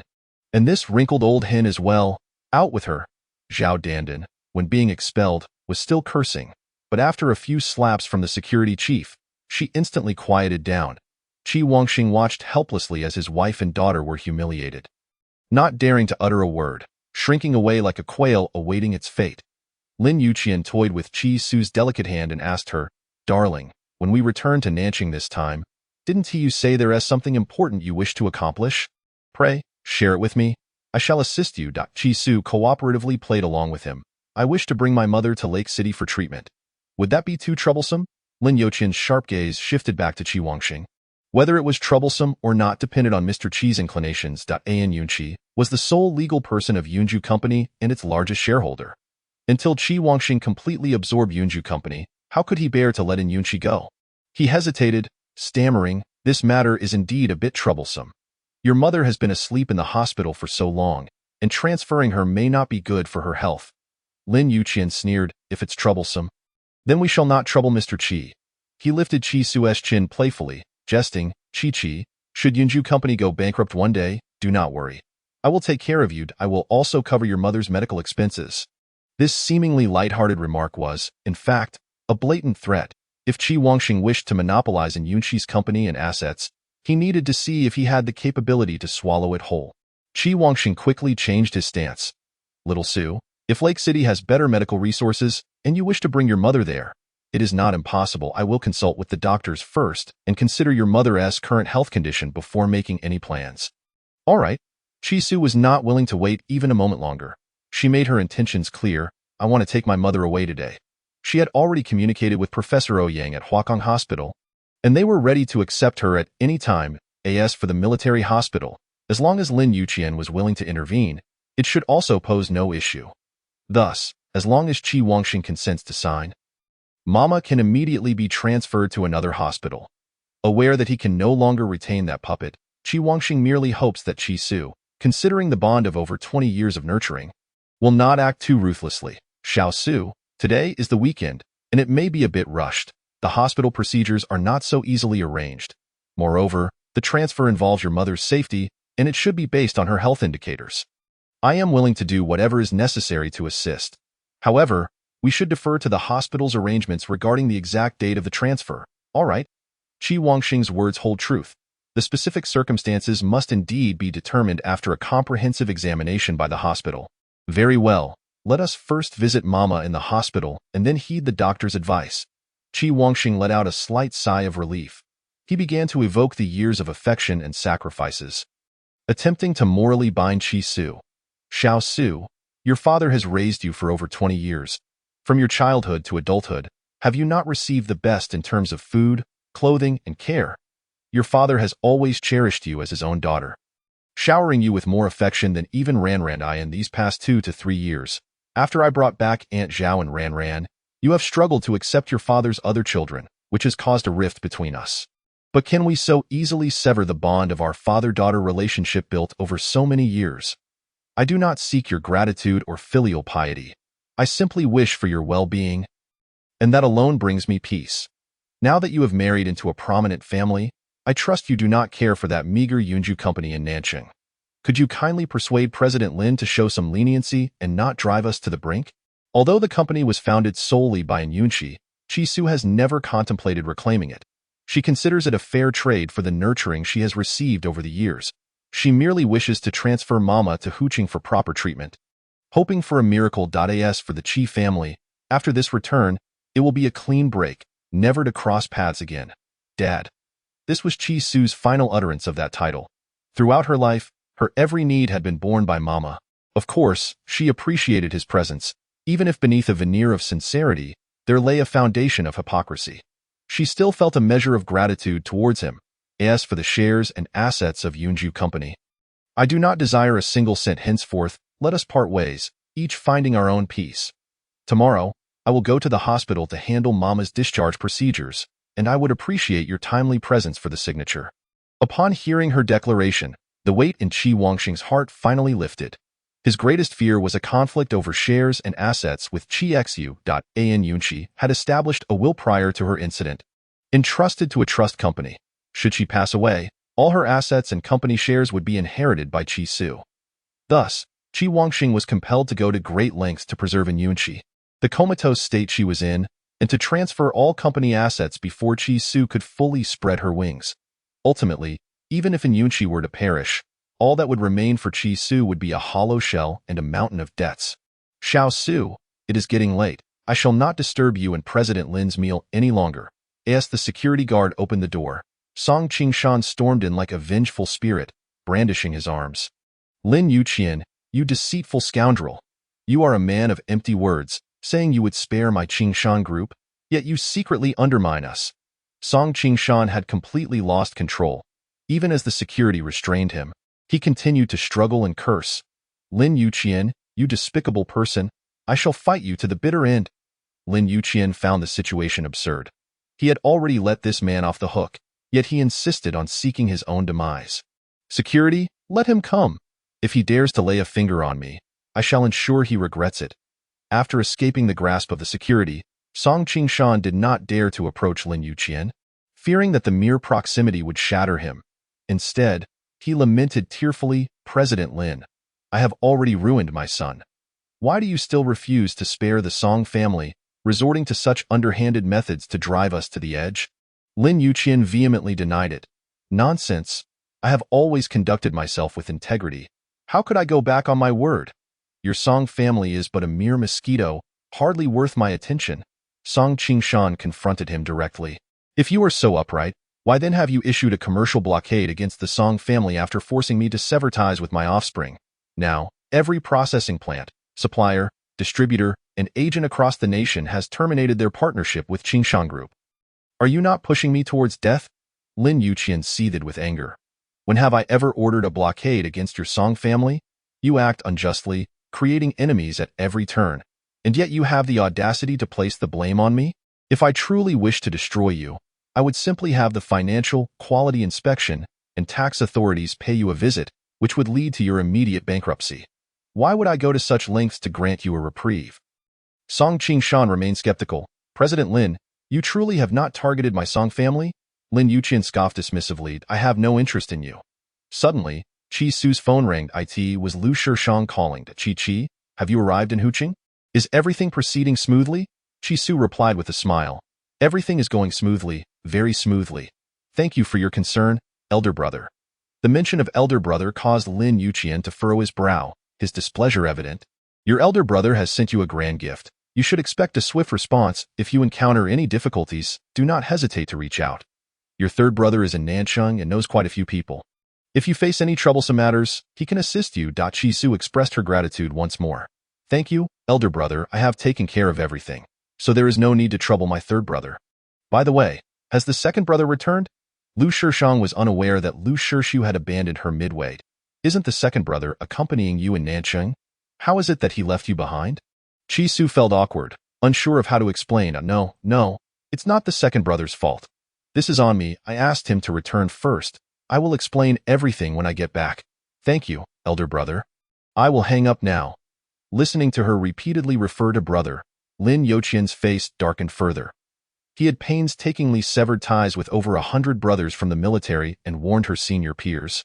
Yet now 3 new brothers had emerged from seemingly nowhere. Qi, you seem to have a plethora of brothers around you. Qi Su, sensing the palpable jealousy, sweetly smiled. I don't have any brothers. This is Yi's brother. Since Yi and I are sworn sisters, I naturally call her brother as well. The 3 brothers of the Lu family? Lin Yuqian began to suspect who might be behind the attack on the Song family. Song Qingshan, consider this. The one capable of issuing a commercial blockade nationwide is no small player. Think carefully about whether you have offended anyone from the Lu family recently. The Lu family? One of the 4 great families? Song Qingshan was incredulous. The business landscape of Xia country is dominated by the 4 great families. The adage North Lin, South Lu and Golden Hua, Shui Yu encapsulates their prominence. Each family has its own business sectors. How could a small fry like me ever have the opportunity to engage with the Lu family? Lin, what Lu family? I have never offended anyone from the Lu family. Why would they target the Song family? Lin Yuqian would not divulge the truth. It was not that he had not offended the Lu family, but rather that he had offended this very individual, who was the Lu family's sworn sister, thus sealing his own fate. Your issues are your own to resolve. I am under no obligation to enlighten you. President Lin, I implore you, please tell me who issued the blockade order. I wish to pay my respects and seek a way out. With a mere glance, Lin Yuqian signaled to the security, who promptly ejected the tear-streaked Song Qingshan from the premises. Hiding in the doorway, Qi Wangxing also fled in disarray. He had come to fully realize that Lin Yuqian was an entity one could not afford to provoke. Lin Yuqian's intellect had always set him apart, heralded as a prodigy since his youth. He was admitted to a university at the age of 13, enrolled in the youth science program, graduated with his bachelor's degree at 16, and earned his doctorate by 21. He excelled in the military, rising to the rank of colonel by 29. From Qi Su's earlier phone call, he not only deduced that the Lu family was behind the scenes, but also keenly grasped a crucial piece of information.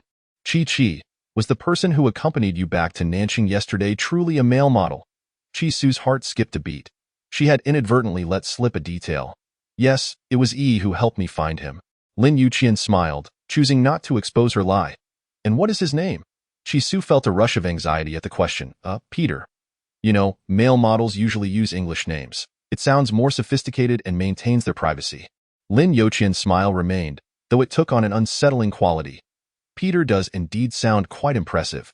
It appears Qi has a favorable impression of him. Meeting his piercing gaze, Qi Su, filled with a desperate urge to survive, quickly waved her hands. No, I have no feelings for him. I have only met him once and am nearly forgetting what he looks like. Forgotten? Have you? Lin Yuqian teased. Then, Qi, do you remember what your second brother's name is? With a jolt, Qi Su felt as though she had been struck on the forehead. Her lack of awareness had left her oblivious to the game being played around her. Does my second brother's name have to do with you? Of course it matters. I am quite relieved I pursued you recklessly. Had that little Lu boy found an opening, it would have been your undoing. No wonder this little rascal dares to venture alone into the den of wolves and tigers in the southern city. For he has the support of the Liu family behind him. Chi-Chi, I merely inquired about your second brother's name. Why are you so agitated? Could it be that you harbor some hidden guilt? Have you engaged in some unspeakable misdeed behind my back? Chi-Su, realizing that her lies had been exposed, decided to throw caution to the wind, abandoning any pretense of fabrication. My second brother is named Liu Shirshu. It is he who has accompanied me to the southern city, not some rented male model. My brother is quite skilled and is here to protect me and, incidentally, to lend me some face. After all, you claimed you were too busy to join me in Tong Tong for her birthday. How could I not seek some assurance of safety? What if I were torn apart by those wicked men and women? Chi-Su spoke with righteous indignation, leaving Lin Yuqian momentarily speechless. Chapter 65, 3 years without seeing Mother. Let us eat first. We'll settle things later tonight. The mention of the evening made Chi-Su anxious. Her poor little hands were still sore from the previous night's surgery. Moreover, was she really expected to undergo another operation tonight? Was she truly so prolific? The royal Yuling had already arranged the most exquisite banquet, awaiting the arrival of the crown prince and crown princess. While savoring the sumptuous delicacies, Chi-Su could not help but ask, how many hotels does our Lin family actually own? There was one at Dongping Airport yesterday. And today we are here at the royal Yuling. What about in Hucheng? Of course, there are. Hotels are one of our Lin family's enterprises, nearly scattered across every county. We probably have around 600 to 700. Though I'm not entirely sure of the exact number, if you are interested in business, you could also work at our family company and help my mother share the burden. 600 to 700? And that's just in the hotel sector. Chi-Su was astounded by the Lin family's wealth. No wonder the outside world referred to Lin Yuqian as the Prince of Lin. He truly was the quintessential heir of a wealthy family. What, are you frightened? Chi-Su nodded like a fool. Our family is so rich. It feels like we could never spend it all in this lifetime. Why then, our son and our grandson could just relax and do nothing. Ha ha ha, Lin Yuqian laughed heartily. Chi-Chi, are you already thinking about having a son with me? Once your relatives leave, I will certainly make an effort. Chi-Su was at a loss for words.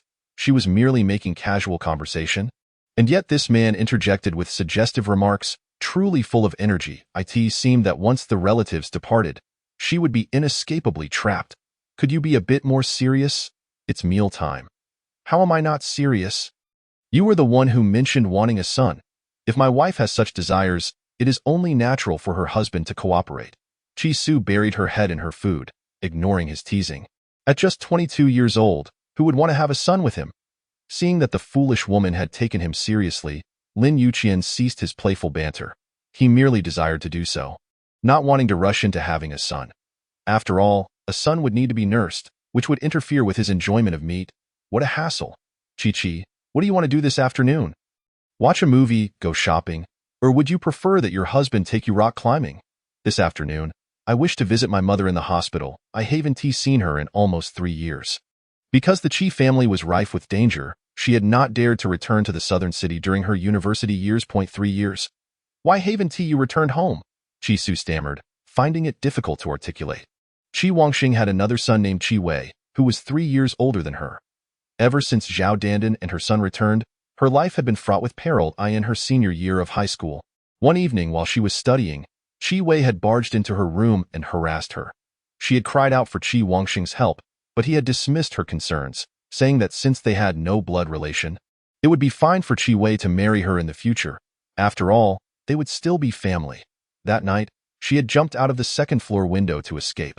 For the following month, she had stayed at Aunt Sue's house. After the college entrance examination, she secretly returned home once to retrieve her household registration and identification card.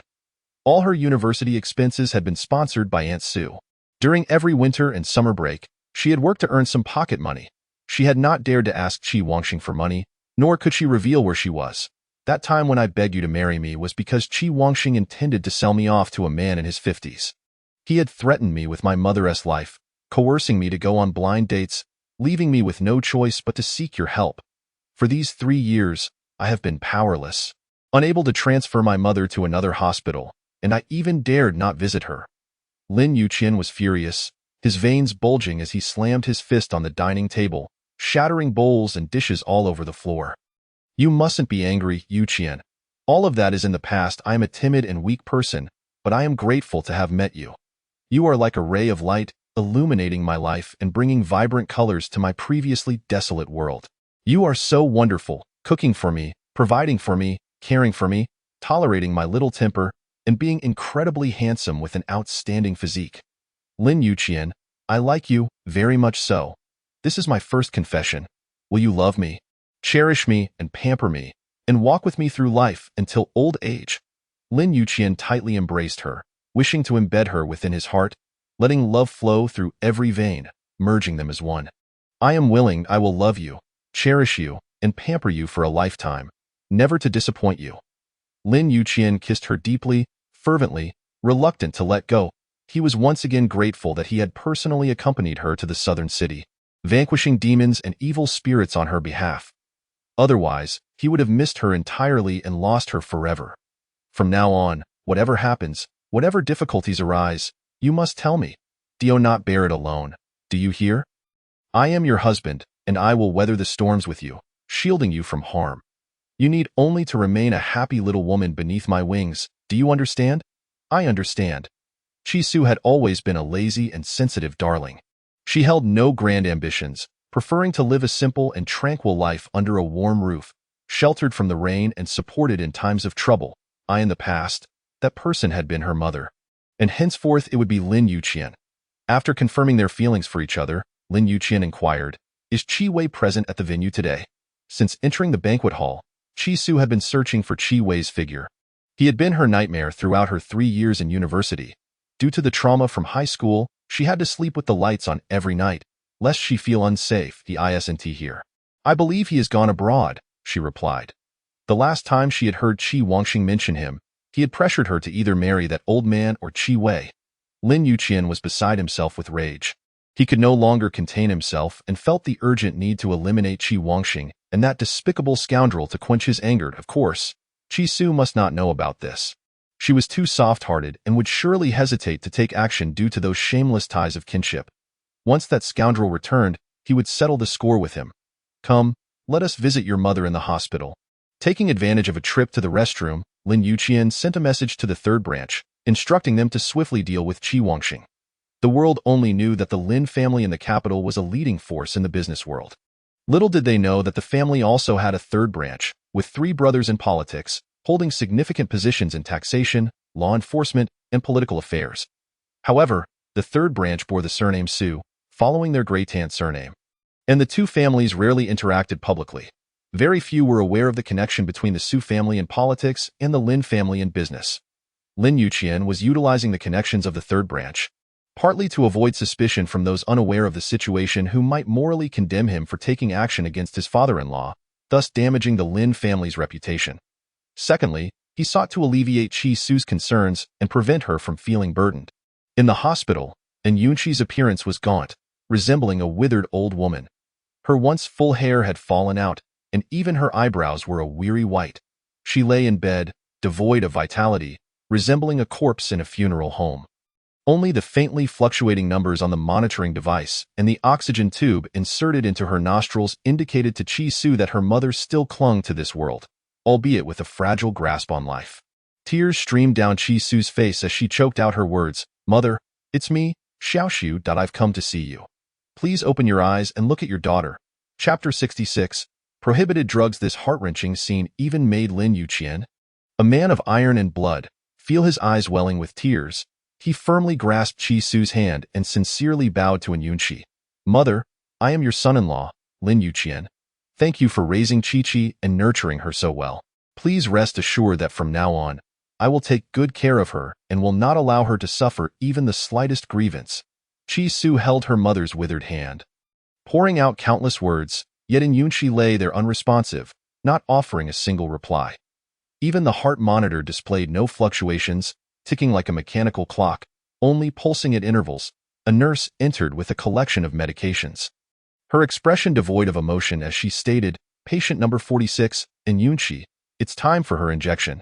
There were 7 or 8 bottles of medication, and Yunqi relied on these to tenuously sustain her vital signs.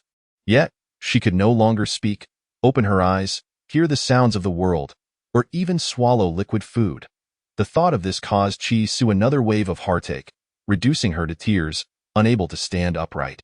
Lin Yuqian hurriedly moved in to embrace her, but in doing so, he accidentally knocked over the nurse's medication. A peculiar odor wafted through the air. Chi Su instantly halted her weeping, astonished as she asked the nurse, "What is this medication?" The nurse explained, "This is a nutrient solution, essential medication to sustain Ms. N's life." "You're lying. This is not a nutrient solution. Tell me, what exactly are you injecting into my mother every day?" Chi Su had clearly detected the presence of prohibited drugs in the solution. As a doctor, if she could not even identify the most basic nutrient solution, then her 4 years of medical studies had been in vain. The nurse was taken aback by Chi Su's keen perception. Flustered, she hastily picked up the vial of medication and presented it to Chi Su. "Look, the label clearly states glucose injection. Glucose injection is transparent. Why then is there a milky white precipitate within?" The nurse continued to explain, "That is due to our mixture of human albumin, fat emulsion, and compound amino acids." Chi Su meticulously collected the residual liquid from the bottle as evidence. "You are speaking nonsense. This solution contains other prohibited substances. I require an authoritative institution to conduct an examination and certification. Until the test results are available, I forbid you from administering any medication to my mother." The nurse, in a state of panic, attempted to prevent Chi Su from taking the vial outside. "No, this is a specially formulated nutritional solution from the hospital. Without the hospital's consent, no one is permitted to take it out for testing. Your hospital is endangering lives for profit.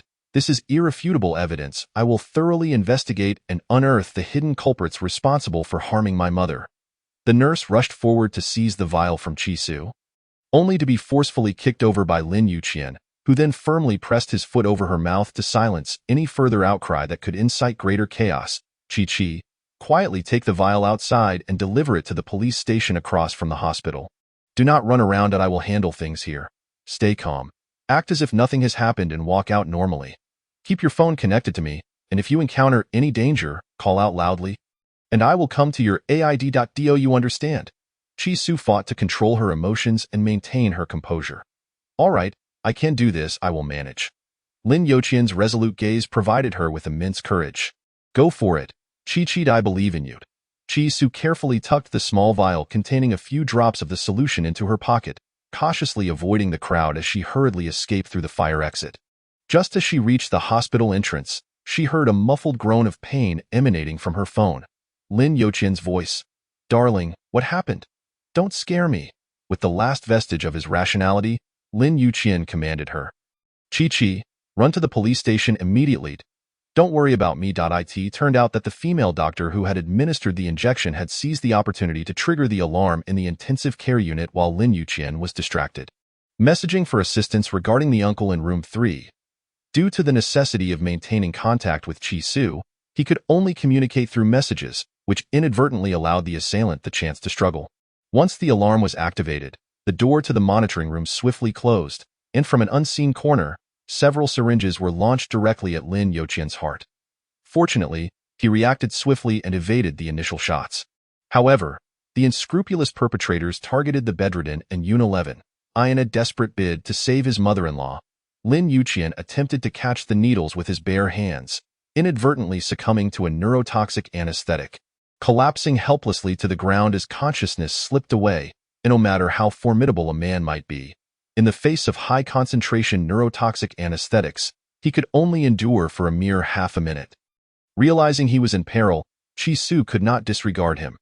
Even if the hospital was a hellish nightmare, she was determined to rescue Lin Yuqian first. Thankfully, she retained her wits and called Lu Shiyu before returning to the hospital. "Third brother, help me. I am on the 5th floor of Yonghe Hospital in Nanqing's intensive care unit. Someone is plotting against me and my family.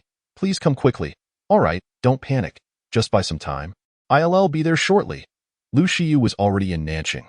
He had arrived on the same day as Chi Su, but while Lu Shirshu accompanied her openly, Lu Shiyu remained in the shadows, safeguarding her. Even after Lu Shirshu left midway, Lu Shiyu stayed behind, genuinely fond of this lovely girl. He had never encountered such a radiant individual. She had captured his heart. Thus, even when he saw her husband, he couldn't help but secretly follow her, longing for just a few more glimpses. By the time Chi Su reached the 5th floor, Lin Yuqian was no longer in the intensive care unit.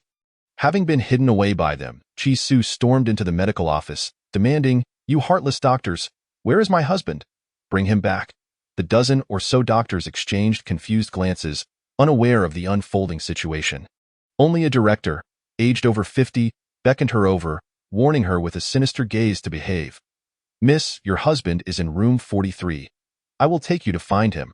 Upon reaching the doorway, Chi Su did not follow him into the concealed room but instead cautioned him. "This doctor, I must remind you that my husband is a military officer, holding the rank of colonel. Should anything happen to him in your hospital, the state will intervene and conduct a thorough investigation. May I inquire if you can bear such consequences?" The director had already inferred Lin Yuqian's military background from his prowess, but was taken aback by his high rank if matters escalated. "It would be difficult to contain .as for the medication. If you hand it over and sign a medical accident waiver, I can return your husband to you unharmed. Your mother's medication was mistakenly taken?" "Not intentionally. You know how any hospital fears being reported for medical malpractice. If this incident becomes public, the entire hospital would face suspension and reorganization. In our moment of desperation, we had to administer a small dose of anesthetic to your husband." Chi Su could hardly believe his deceitful words. Yet, with both Lin Yuqian and her mother in their hands, their fates uncertain, she had no choice but to buy time until Lu Shiyu and the police arrived to pursue further accountability. "Fine, I'll sign. I only want my husband to be safe. I won't pursue anything else. Please, let me see my husband." Chapter 67. Chi Su held hostage in all these years. Chi Su had never visited in Yunxi, and the Chi family showed no concern for her well-being, stating that as long as they preserved the woman's life, it sufficed to keep her like a living fossil. Hence, the hospital staff were unaware that in Yunxi had a daughter.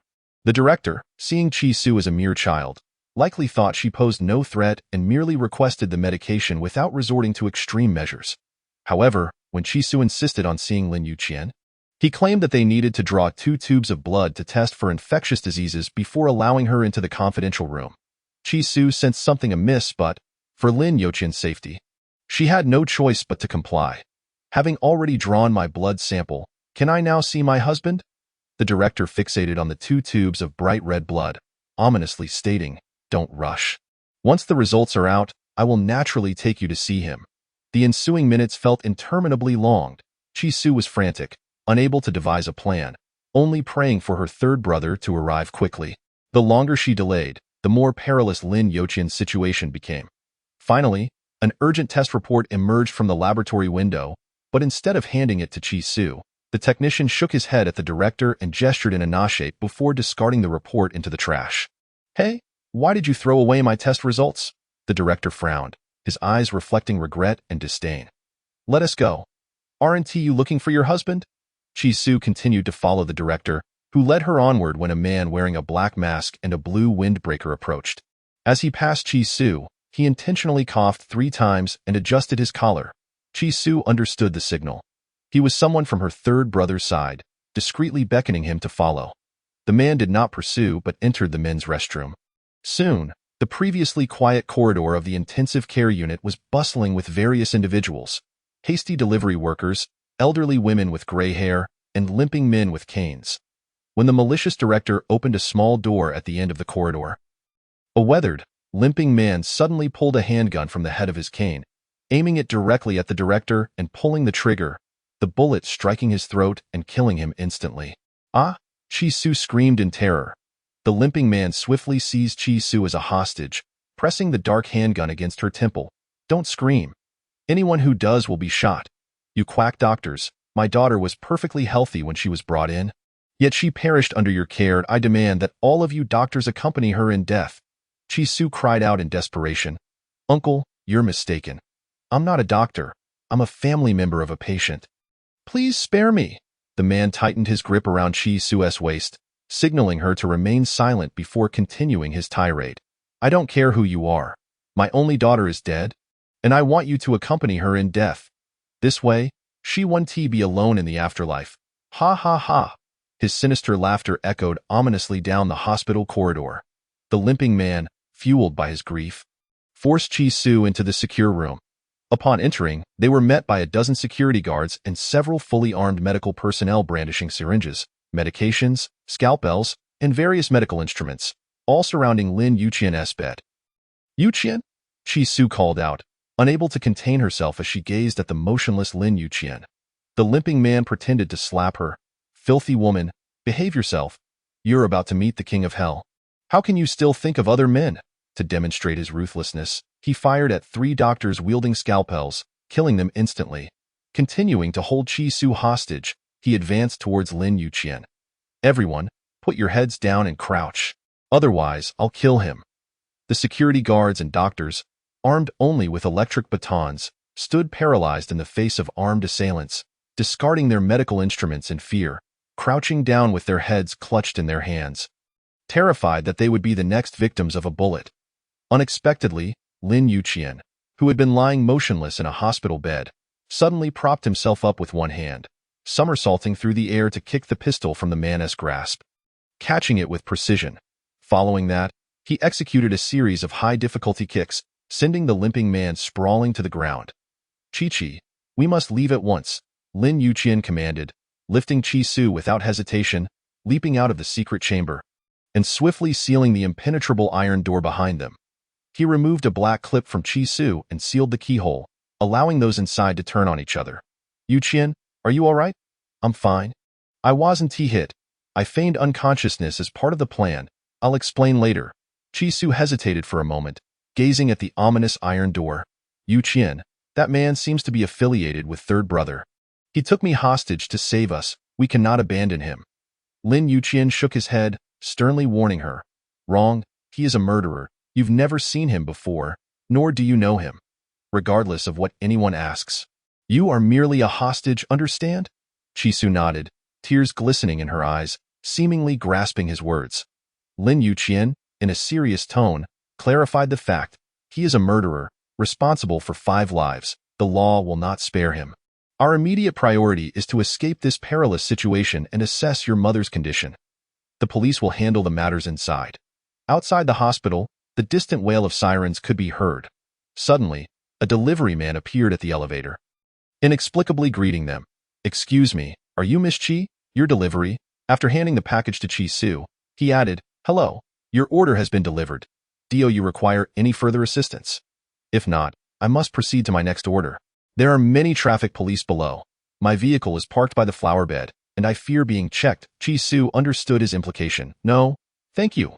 Lin Yuqian took the delivery from Chi Su, only to discover a miniature firearm concealed within. The previous gun had only 3 bullets left, but this one was more powerful, boasting 12 rounds, sufficient to handle any unforeseen circumstances. Let us go, Chi, to the intensive care unit. Upon breaking into the designated room, they found it deserted, and Yunxi and her bed had been moved. Mom, where is my mother? Where has she gone? Chi Su attempted to rush inside, but Lin Yuqian restrained her. Chi, calm down. This hospital is compromised. And there are criminals involved. I pretended to be injured to expose their conspiracy and to protect your mother. Currently, we have no idea how deep this corruption runs. I cannot confront it alone. Therefore, I must ensure your safety first before proceeding with the next course of action. Chapter 68. A heart-stopping rescue. Chi Su was beside herself with anxiety, tears streaming uncontrollably. No. I want to go. I need to find my mother. Even if she is a vegetable, she is still my mother. I must save her. Lin Yuqian forcefully held her back, issuing a stern command. Chi, listen. You are the priority right now. Only when you are safe can I devote myself entirely to rescuing your mother. Do you understand? Furthermore, this hospital harbors more patients like your mother. As a soldier, I cannot stand idly by. You must cooperate with my plan and not impede my progress. Do you comprehend? Chi Su understood Lin Yuqian's intention to shield her from danger, yet her professional duty as a doctor and her filial piety compelled her to act. Yuqian, I am a doctor. My mother is currently a patient. There are medical procedures and emergency measures I must handle that you do not understand. Hence, I must accompany you. Rest assured, I will not hinder you. If danger arises, I will retreat with you. Lin Yuqian resolutely disagreed. No. The terrifying environment of that secret chamber is suffocating even for me. How can I allow you to risk yourself? Yuqian, I beg you. In the midst of their argument, a figure clad in black, Lu Shiyu, donned in a black mask, emerged from the shadows. Chi-Chi, come with me. Your mother has already been rescued by my people. Hurry to see her. Chi-Su was overwhelmed with joy. Really? Third brother? Lu Shiyu affirmed, yes, you and the rat should leave first. I will rescue the limping uncle, the one who just brought you to the secret chamber. He exchanged a glance with Lin Yuqian, who immediately understood. Chi-Chi, your third brother is right. You should go take care of your mother. I will join him to rescue the other patients. The rat was the man Chi-Su had encountered in the corridor earlier, now dressed in a green tracksuit, nodding at her. The delivery boy had also transformed, shedding his yellow kangaroo suit to reveal a handsome young man, casually greeting Chi-Su with a cheeky smile. Dear, come on, let your brother take you to the movies. Just as Lin Yuqian was about to protest, Lu Shiyu restrained him. Calm down. Our immediate concern is to save lives. Chi-Chi had already attracted attention. Someone had to protect her, and that young man seemed capable enough. Lin Yuqian watched helplessly as Chi-Su was led away by a boy with yellow hair. Unable to accede, Lu Shiyu raised an eyebrow, playfully asking him, the police below, are they your people? Lin Yuqian was taken aback by Lu Shiyu's perceptiveness. Yes, Lu Shiyu, familiar and confident, patted his shoulder, proposing a perfect plan. Your people, being on the white side, lack sufficient reason to search this level. I can create chaos for my people to exploit, but you must ensure their safe retreat. Colonel Lin, for Chi-Chi's sake, will you consider cooperating? It must be said, Lu Shiyu was exceptionally astute, possessing a sharp mind for the ever-shifting circumstances.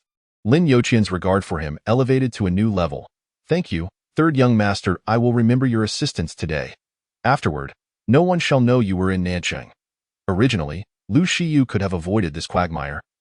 Yet he risked exposure for Chi-Chi's sake, demonstrating his loyalty. Lin Yuqian, naturally, would see to his affairs.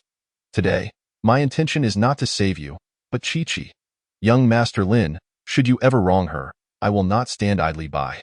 Lu Shiyu's mischievous smile was tinged with jealousy and provocation, his lips curling into a smirk as he made a gesture. In an instant, the corridor erupted with deafening gunfire. Bang, bang, bang. The relentless barrage of gunfire rained down, sending chills down the spine. In that moment, the previously calm hospital plunged into chaos and terror. Help! There's a murderer. Instantly, the entire building erupted into panic. Patients, doctors, and families alike fled in a frenzy, their cries for help merging with the cacophony of gunfire, plunging the hospital into utter disarray. Police officers surged up the stairs, and Lu Shiyu, with his roguish demeanor, casually draped an arm around Lin Yuqian's shoulders, even discreetly groping his chest. Brother, it's all in your hands now. I'll leave the limping uncle for you to handle. Before disappearing, Lu Shiyu tossed a flirtatious glance his way. Your body is quite sturdy. Treat Chi-Chi gently from now on. As the police chief and his officers stormed in, he discreetly nodded at Lin Yuqian in acknowledgement. Everyone, gather in the lobby. The police will ensure your safe evacuation. Move quickly. We will conduct a thorough search of the entire floor in 3 minutes. Lin Yuqian revealed his credentials and stated, Wait, I am a soldier, and I have relatives in the intensive care unit. I am aware of the situation here. All medical personnel must remain. We need to save the injured patients. Other patients and families, please evacuate immediately. The police chief reiterated Lin Yuqian's instructions. All doctors and nurses, stay here. We need to save lives now. Follow me. The doctors and nurses, terrified by the gunfire, protested vehemently. Why can't we leave? The terrorists inside have weapons. We are just unarmed civilians. How can we confront them? The police chief barked back, Silence. You are doctors and should possess noble professional ethics. In the face of saving lives, you should act like soldiers and police officers, fearless in adversity, bravely charging forward. Now, without my orders, no one is permitted to leave. Otherwise, you will be dealt with for defying police commands. In less than 3 minutes. As ordinary patients and families were still evacuating, the secret chamber at the end of the corridor was engulfed in thick smoke, flames suddenly flaring up. The fire surged like a raging tide, accompanied by billowing smoke, spreading recklessly through the hallway. The searing heat assaulted them, mingled with the acrid stench of burning, rendering it suffocating. The alarm blared piercingly, merging with the thunderous cries of panic, plunging the entire hospital into extreme chaos and terror. The police chief fired a warning shot, yet the tumultuous situation remained uncontrollable. Lin Yuqian seized a doctor, commanding, Come with me to save lives. The unfortunate female doctor struggled fiercely against him. I implore you. Spare me. Seek someone else. Lin Yuqian had no time to engage in idle chatter with her. He pointed his gun directly at her head. Spare the words, or I shall end you right now. Chapter 69. Rescuing in Yunshi. The secret chamber was soon engulfed by raging flames as Lin Yuqian dragged the female doctor inside, charging forth like an indomitable warrior. The moment he stepped in, a wave of scorching heat accompanied by the force of an explosion struck him. The passage ahead was obstructed by collapsed beams and burning equipment, while the overhead sprinklers burst, sending scalding droplets mingled with thick smoke cascading down, rendering visibility nearly non-existent. At that moment, numerous medical devices had ignited, with small explosions occurring in rapid succession, flames flickering chaotically. Amidst the chaos, Lin Yuqian discovered a narrow path. As he maneuvered sideways, the wall suddenly crumbled, blocking his way entirely. At that instant, a figure, charred and limping, emerged from the depths, strenuously pushing a hospital bed through the inferno. His face, unrecognizable due to the burns, bore a smile, and his gaze was resolute, as if he were a savior delivering the patient to Lin Yuqian's hands. Please. Lin Yuqian glanced down to find Yunshi on the bed, her expression tranquil, as if in a deep slumber, utterly unaware of the peril surrounding her. The limping man, with severely burned hands, pushed the bed with all his might, dragging heavy oxygen equipment, his visage a testament to the flames, yet he had protected Yunshi remarkably well. Leaving her unharmed, Lin Yuqian commanded the female doctor, hurry, tend to the patient. He bent down slowly, his voice laced with urgency and sincerity. Uncle Qiao, quickly, come up, I'll carry you out. However, Uncle Qiao weakly waved his hand. Determination and sorrow etched on his face. No need. Young my hands are stained with blood. I have taken many lives. My sins are too great. Even if I escape, it would merely be to await the sentence of death. Do not concern yourself with me. Take the patient and go. Delay any longer, and it will truly be too late. Lin Yuqian's eyes brimmed with tears, his heart wrenched in agony and conflict. Yunshi and Uncle Qiao appeared before him as an unsolvable riddle posed by fate.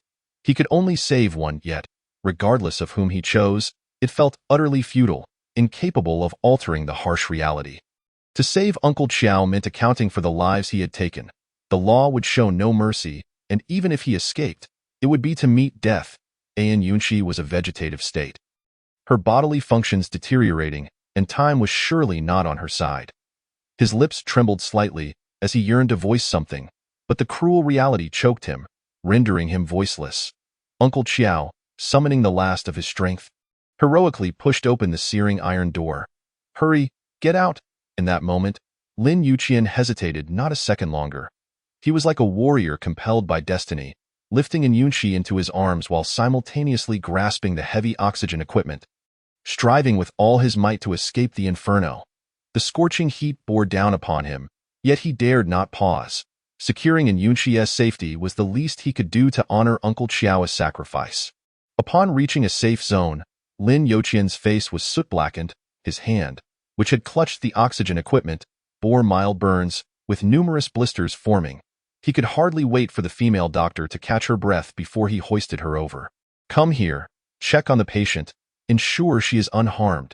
After escaping the clutches of death, the female doctor was rendered speechless, her face smeared with soot, trembling and curled up, weeping like a banshee. Don't ask me.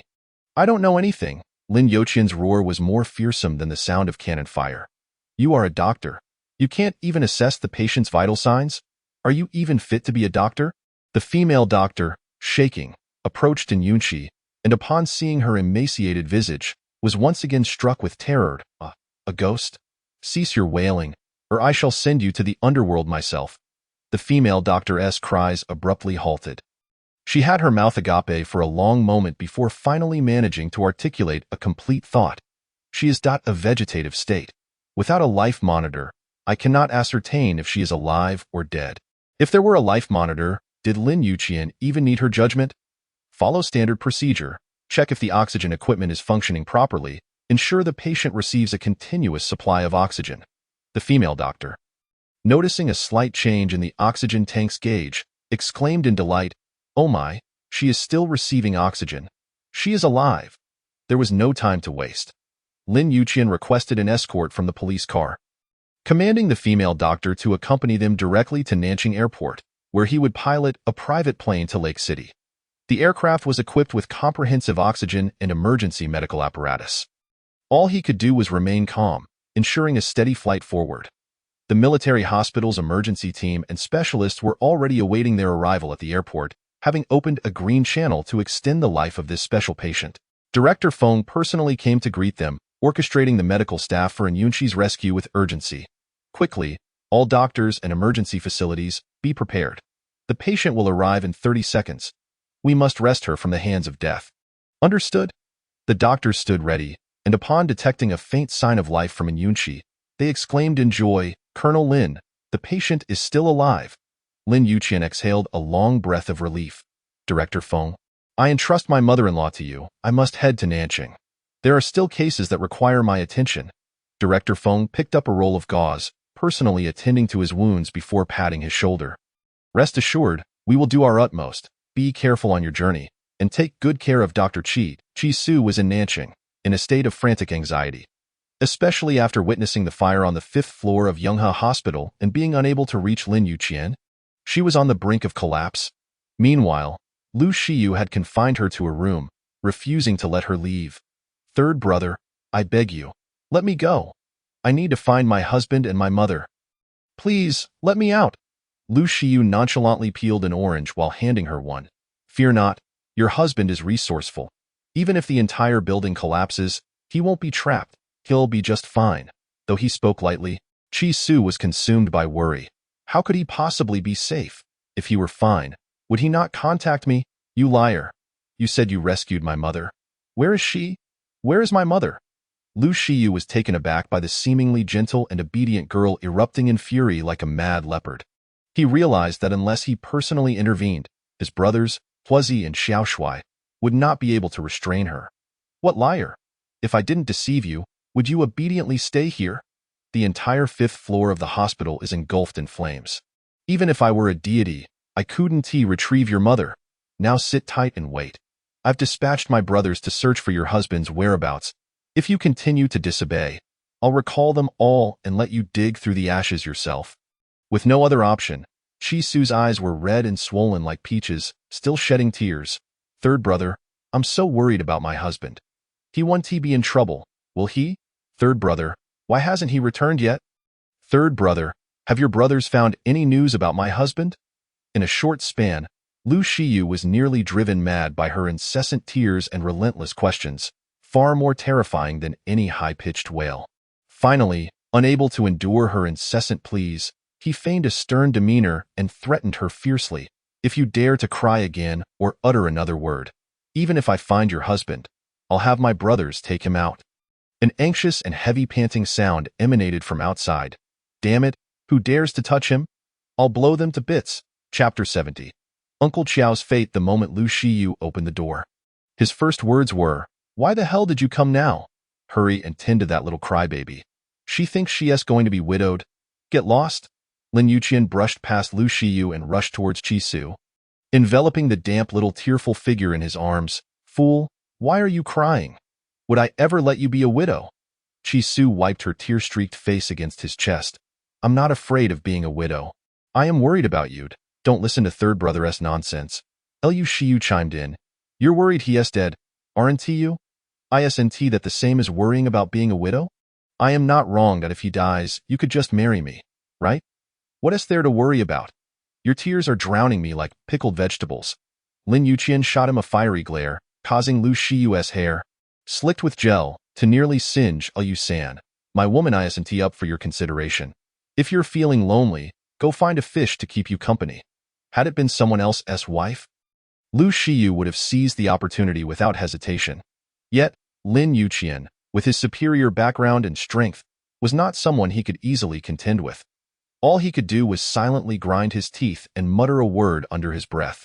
Damn! Finally, Qi Su stopped crying, inspecting Lin Yuqian from head to toe. Yuqian, are you all right? Are you hurt anywhere?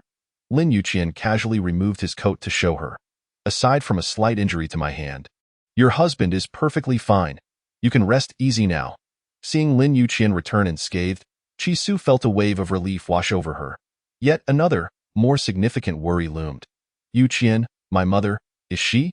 Lin Yuqian cradled her face gently and pressed a soft kiss to her forehead. Reassuring her, mother is fine. I have already taken her to the military hospital, where she is receiving the best treatment. You need not worry, Kyo further soothed her. Lin Yuqian thoughtfully sent her a photo from the airport, showing that Director Feng had personally sent a doctor to pick them up. Look, the life monitor's readings are stable. Upon hearing that her mother was alive, Chi-Su clung to Lin Yuqian, alternating between tears and laughter. That's wonderful. My mother is still alive. I still have my mother. Thank you, Lin Yuqian. Once her emotions calmed, Lin Yuqian continued, the person you should be thanking is Uncle Quebec if he hadn't risked his life to save her. Your mother might have perished in the flames. Chi-Su was taken aback. The man who had held her hostage had sacrificed himself for her and her mother. What about Uncle K? Is he? Lin Yuqian nodded and explained to Lu Shiyu, I'm sorry, but I couldn't save both. Uncle K chose to ensure Chi-Chi's mother survived. Lu Shiyu had anticipated Uncle K's fate. He pulled out a lighter, silently lighting a cigarette and asked Lin Yuqian, care for one? Although Lin Yuqian rarely smoked, he accepted the cigarette and lit it in silence, listening intently to Lu Shiyu recount Uncle K's story. Uncle K was a chain smoker, consuming at least 2 packs of dry tobacco daily, which led to his lung cancer. He came to me 2 months ago, expressing a desire to serve me. But by then, it was already too late. Uncle K had a wife and 2 sons. His wife suffered from uremia and lacked funds for a kidney transplant. One son was in his final year of high school, while the other was in his first year, and they couldn't even afford tuition. So, when I received Chi-Chi's call, I mentioned needing a brother to take a risk, and he was the first to raise his hand. Rushing in faster than anyone, he believed his worthless life could finally serve a purpose, providing his wife with a new lease on life and securing a future for his sons. Go him. It was worth it. After finishing, Lu Shiyu exhaled a thick cloud of smoke, extinguishing the cigarette and tossing it into a nearby trash bin. Chi-Chi, don't feel burdened. For Uncle K, this was the best possible outcome. Lin Yuqian was surprised that Lu Shiyu would employ someone like that and gained a new understanding of his character. How many individuals like Uncle K do you have under your wing? About 100. When there's nothing to do, I support them as a charity. When issues arise, I send them to the front lines, ensuring that my healthier brothers don't sacrifice themselves needlessly. Lin Yuqian stubbed out the cigarette, exhaling the last puff of smoke. You possess more resolve than your brother. If you were to lead the Lu family, the top seat in the business world would likely belong to you. Ha ha ha, Lu Shiyu laughed heartily. What is the point of sitting for just a short time? If you were to take over the Xiangling group, wouldn't I'd just be pushed aside? Lu Shiyu's words held truth. Although Lin Yuqian had not intervened in the Xiangling group, he privately owned several enterprises, merely registered under other names. The Lin family was unaware of this, yet Lu Shiyu was secretly cognizant, making him wary of Lin Yuqian.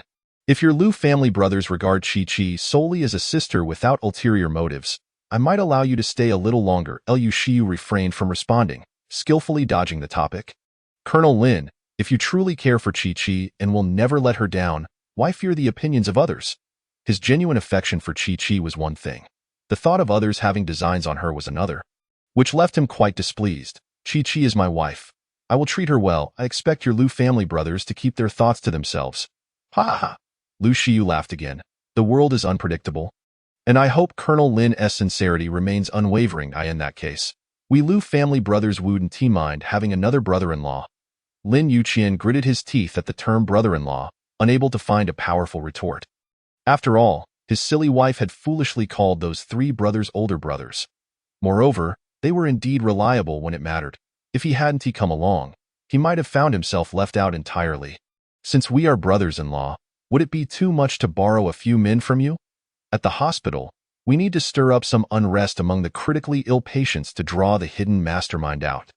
Lu Shiyu tousled his unruly blonde hair, striking a cool pose and teasing Lin Yuqian openly. Borrowing men is no problem. Just call me third brother first. Get lost. There's no way I'm calling that punk younger than me third brother. Even if it kills me, Lu Shiyu persisted, smirking at him. Brother-in-law, do you still want this person? Lin Yuqian shot him a glare that of course I want him. But don't expect me to call anyone. Chi-Su, catching a whiff of the smoke, jumped in to mediate. Third brother. Whether he calls you that or not doesn't matter. I can call you third brother, right? Third brother, third brother, third brother, good third brother. Just lend him the person. He.s. only borrowing them to rid the world of harm. Lu Shiyu was utterly defenseless against his little sister's charm. This little Chi-Chi was far more adorable than Lu Yi, who had only ever fought with him since childhood. Fine. Since you've spoken, how could I refuse? Chapter 71. Insufficient evidence. Lu Shiyu handed Lin Yuqian a list. As of now, there are 7 special brothers in Nanqing. If that's not enough, I can bring in more from nearby.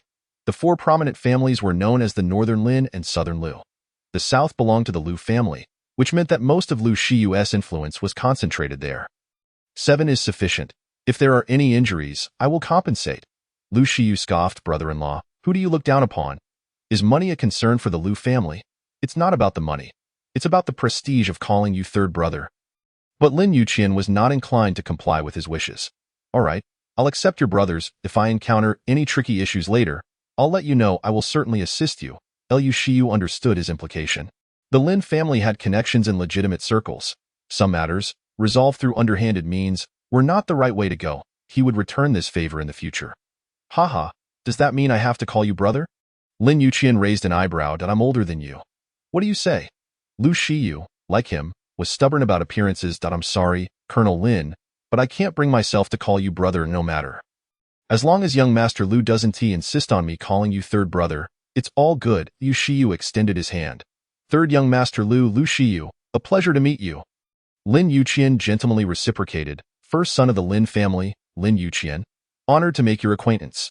Their handshake marked an official alliance, paving the way for collaboration, whether in business or other ventures. Chi Su observed the two before her. Their defiant postures locked in a silent duel of gazes, exchanging glances for what felt like 300 rounds before they both broke into inscrutable smiles, leaving her feeling somewhat bewildered. You two have been chatting for ages. And now you finally think of shaking hands? Isn't that a bit slow on the uptake? Lin Yuqian and Lu Shiyu laughed simultaneously, finding the little girl endearingly foolish. Chi-Chi, I think you should go back to kindergarten for another couple of years. Third brother will cover the tuition. Lu Shiyu genuinely believed that her innocent mind paired with her youthful visage bore no difference to that of a kindergarten child. Lin Yuqian, fiercely protective of his wife, retorted, Nonsense. My wife is my responsibility. I don't need your concern. Haha. Lin Xiao, with her foundation, even if she graduates kindergarten, she still has 9 years of compulsory education. Can you really teach her? Lin Yuqian wrapped an arm around Chi Su, assertively declaring his ownership. There's no need for other teachings. I just need to instruct her in the art of intimacy. He teased Lu Shiyu. Are you still willing to cover her tuition? What the hell? Lu Shiyu was taken aback by his shamelessness. Chi Su, blushing furiously, retorted, You scoundrel, who needs your instruction? Lin Yuqian smirked, continuing his playful banter. Oh, our Chi-Chi is so clever. She must be exceptionally gifted. No need for her husband to guide her. She can learn everything intuitively, right? What are you talking about? I can't learn anything. Ha ha ha ha. Chi Su's retort nearly sent Lu Shiyu into fits of laughter. Lin Yuqian's expression was now filled with exasperation. If it weren't for her relatives unexpectedly visiting, they would have already figured things out. Lin Yuqian whispered softly in her ear. Silly girl. If you ever figure it out, I'm always ready from now on. Don't casually discuss such matters in front of outsiders. Understood? Chi Su puffed out her flushed cheeks, wanting to scold him. If it weren't for his sudden mention of intimacy and instruction, would she have embarrassed herself so thoroughly? Lu Shiyu observed the love-struck Lin Yuqian and the blushing Chi Su, feeling a twinge of bitterness in his heart. He realized he had no chance and could only remain her third brother. Hey, you too. If you want to be affectionate, find another place. Don't gross me out on my turf. Lin Yuqian had no time for romance. He had a multitude of matters to handle at the hospital and police station. All right, I'll borrow your men for now. Thank you. Lin Yuqian took Chi Su's hand and departed. At the police station, they had already apprehended a group from the hospital, and the interrogations were nearly complete. Given the situation concerning Chi Su's mother, he needed to grasp the specifics. As anticipated, the investigation results aligned with his expectations. The shooting incident was solely attributed to Uncle Quebec. The official statement released was that a psychologically disturbed cancer patient, frustrated by the lack of effective treatment for his illness, had committed a grotesque act of revenge against the hospital and society. The hospital set fire to itself, incinerating all evidence of its heinous acts. In the end, they shamelessly pinned the blame on the deceased and unproven Uncle Que. In this tragic incident, 6 involved doctors and 9 critically ill patients perished. Aside from Chi-Su, no family members of the patients were willing to confront the hospital head-on. Some families even felt that, having lost a critically ill loved one resembling a living fossil, it might be a relief for both the patient and their kin. Moreover, they could receive a substantial compensation from the hospital, providing material restitution for the survivors. Meanwhile, those implicated doctors and the comatose patients were all reduced to charred corpses by the blaze, leaving Chi-Su and Lin Yuqian unable to find any evidence to sue the hospital for its unlawful actions. The police chief, in resignation, informed Lin Yuqian, "Colonel Lin, you claim those unscrupulous doctors attacked you with a potent anesthetic, intending to harvest your organs. However, there is no evidence. All eyewitnesses and involved parties have perished, and the surveillance and medical equipment were completely destroyed. Even if you were to pursue legal action, it would likely be futile." In a fit of anger, Chi-Su stood up. "Who says there is no evidence? I have some. I secretly retained a few drops of the prohibited drug taken from their hospital, stashed in a mineral water bottle behind the hospital's flower bed. Furthermore, my mother is evidence. We are currently awaiting the test results from the military hospital to determine what substances they have injected into her over the years. I suspect my mother is not a comatose patient, but rather has been cruelly tortured into such a state." The police understood and believed their account, for this individual had significant backing within the central system. As a pillar of the military and the heir of the Lin family, he would never slander a mere hospital. However, the police adhered to principles. Evidence, facts, and motives were indispensable. "Mrs. Lin, I comprehend your sentiments. Yet, given the current circumstances, with merely those 2 or 3 drops of liquid in your possession, it may be somewhat untenable to bring down an entire hospital. After all, that liquid is devoid of its original packaging. Having been transferred to a mineral water bottle, they could easily refute it as fabricated evidence sourced externally. We can only formulate our next steps once your mother's test results are available. Rest assured, we will cooperate with your needs, and privately, we will conduct a discreet investigation into this hospital. Should we uncover any leads, we will pursue them relentlessly to apprehend the wrongdoers." Lin Yuqian did not press the police chief further and politely extended his hand. "Thank you for your hard work, Officer He. I may need your assistance to visit the hospital tomorrow." The police chief respectfully returned the gesture. "You are too kind, Colonel Lin. Rest assured, we have already deployed plainclothes officers to monitor the situation around the clock. Should there be any developments, we will contact you immediately." Chapter 72. 7 million compensation. The next afternoon, Lin Yuqian took Chi-Su back to Yongyuan Hospital. "Come, let us confront this treacherous financial wolf of a hospital director." This time, Lin Yuqian, in his military capacity, was accompanied by police personnel to demand a dialogue with the hospital's highest authority, the director. "Colonel Lin, your esteemed presence graces our humble hospital, a true honor." The director, surnamed Fong and named Huai, appeared to be in his 50s, with a square face and broad ears, bushy eyebrows, and kind eyes. At first glance, one might mistake him for an amiable old gentleman. Lin Yuqian refrained from inquiring about the hospital incident and the prohibited substances. Instead, he engaged in casual conversation, as if with an old friend. "Director Fong, your esteemed character and adherence to medical ethics are renowned, as I have heard." Lin Yuqian deliberately enunciated the words noble and medical ethics slowly and heavily, the irony unmistakable. Yet, Director Fong maintained a serene smile, seemingly oblivious to the mockery. "I wonder, Colonel Lin, what brings you to discuss matters with me today? Could it be that our hospital in Nanjing has some entanglement with the military in Huqing?" Lin Yuqian's dark eyes glinted like a sharp crescent blade, aimed directly at Director Fong's throat. "There is no connection between the military and Yonghe Hospital. However, my mother-in-law is deeply entwined with your institution. Did she perish under your care? Shouldn't you provide my wife with an explanation?" Lin Yuqian probed, seeking to gauge Fong's reaction. Indeed, a flicker of fear darted across the director's gentle features, although his perennial Maitreya smile remained steadfastly affixed to his face. He feigned ignorance, asking, "The unfortunate shooting and arson incident at the hospital yesterday resulted in the tragic loss of a number of patients. May I inquire which patient was your mother-in-law?" Lin Yuqian unhurriedly tapped 3 characters on the table with his finger. Yun. Director Fong's complexion dimmed further. He had received a brief report regarding the leak of substances related to Yunxi, but given the chaos of the previous day, he had no time to grasp the full details. He was aware that a formidable individual had discovered the drug leak while visiting in Yunxi, but he had not had the opportunity to investigate thoroughly. Subsequently, fearing exposure, he had ordered a fire to be set in the intensive care unit, believing he had incinerated all evidence. Yet, an unsettling feeling lingered. An is a special critical care patient in our hospital. She lacks consciousness and cannot care for herself. The fire, unfortunately, broke out on the 5th floor, and An may have met with misfortune. Please accept my condolences. As for compensation, our legal department has already contacted the patient's family. Wasn't Mrs. Lin informed? Chi-Su was indeed unaware. The hospital had already disbursed compensation to Chi Wangxing, yet he had said nothing, not even a word of news. I am my mother's legal heir. Why was I not notified? Director Fong, having previously been unaware of Chi-Su's existence or her marriage to such a powerful husband, shrugged. I apologize, Mrs. Lin. The guardian's name listed for Ms.An is her husband, Mr. Chi. Thus, it is only natural that we disperse the compensation to Mr. Chi-Su, who was no longer concerned about money, sought to ascertain how the hospital would handle matters. What is the amount of my mother's compensation?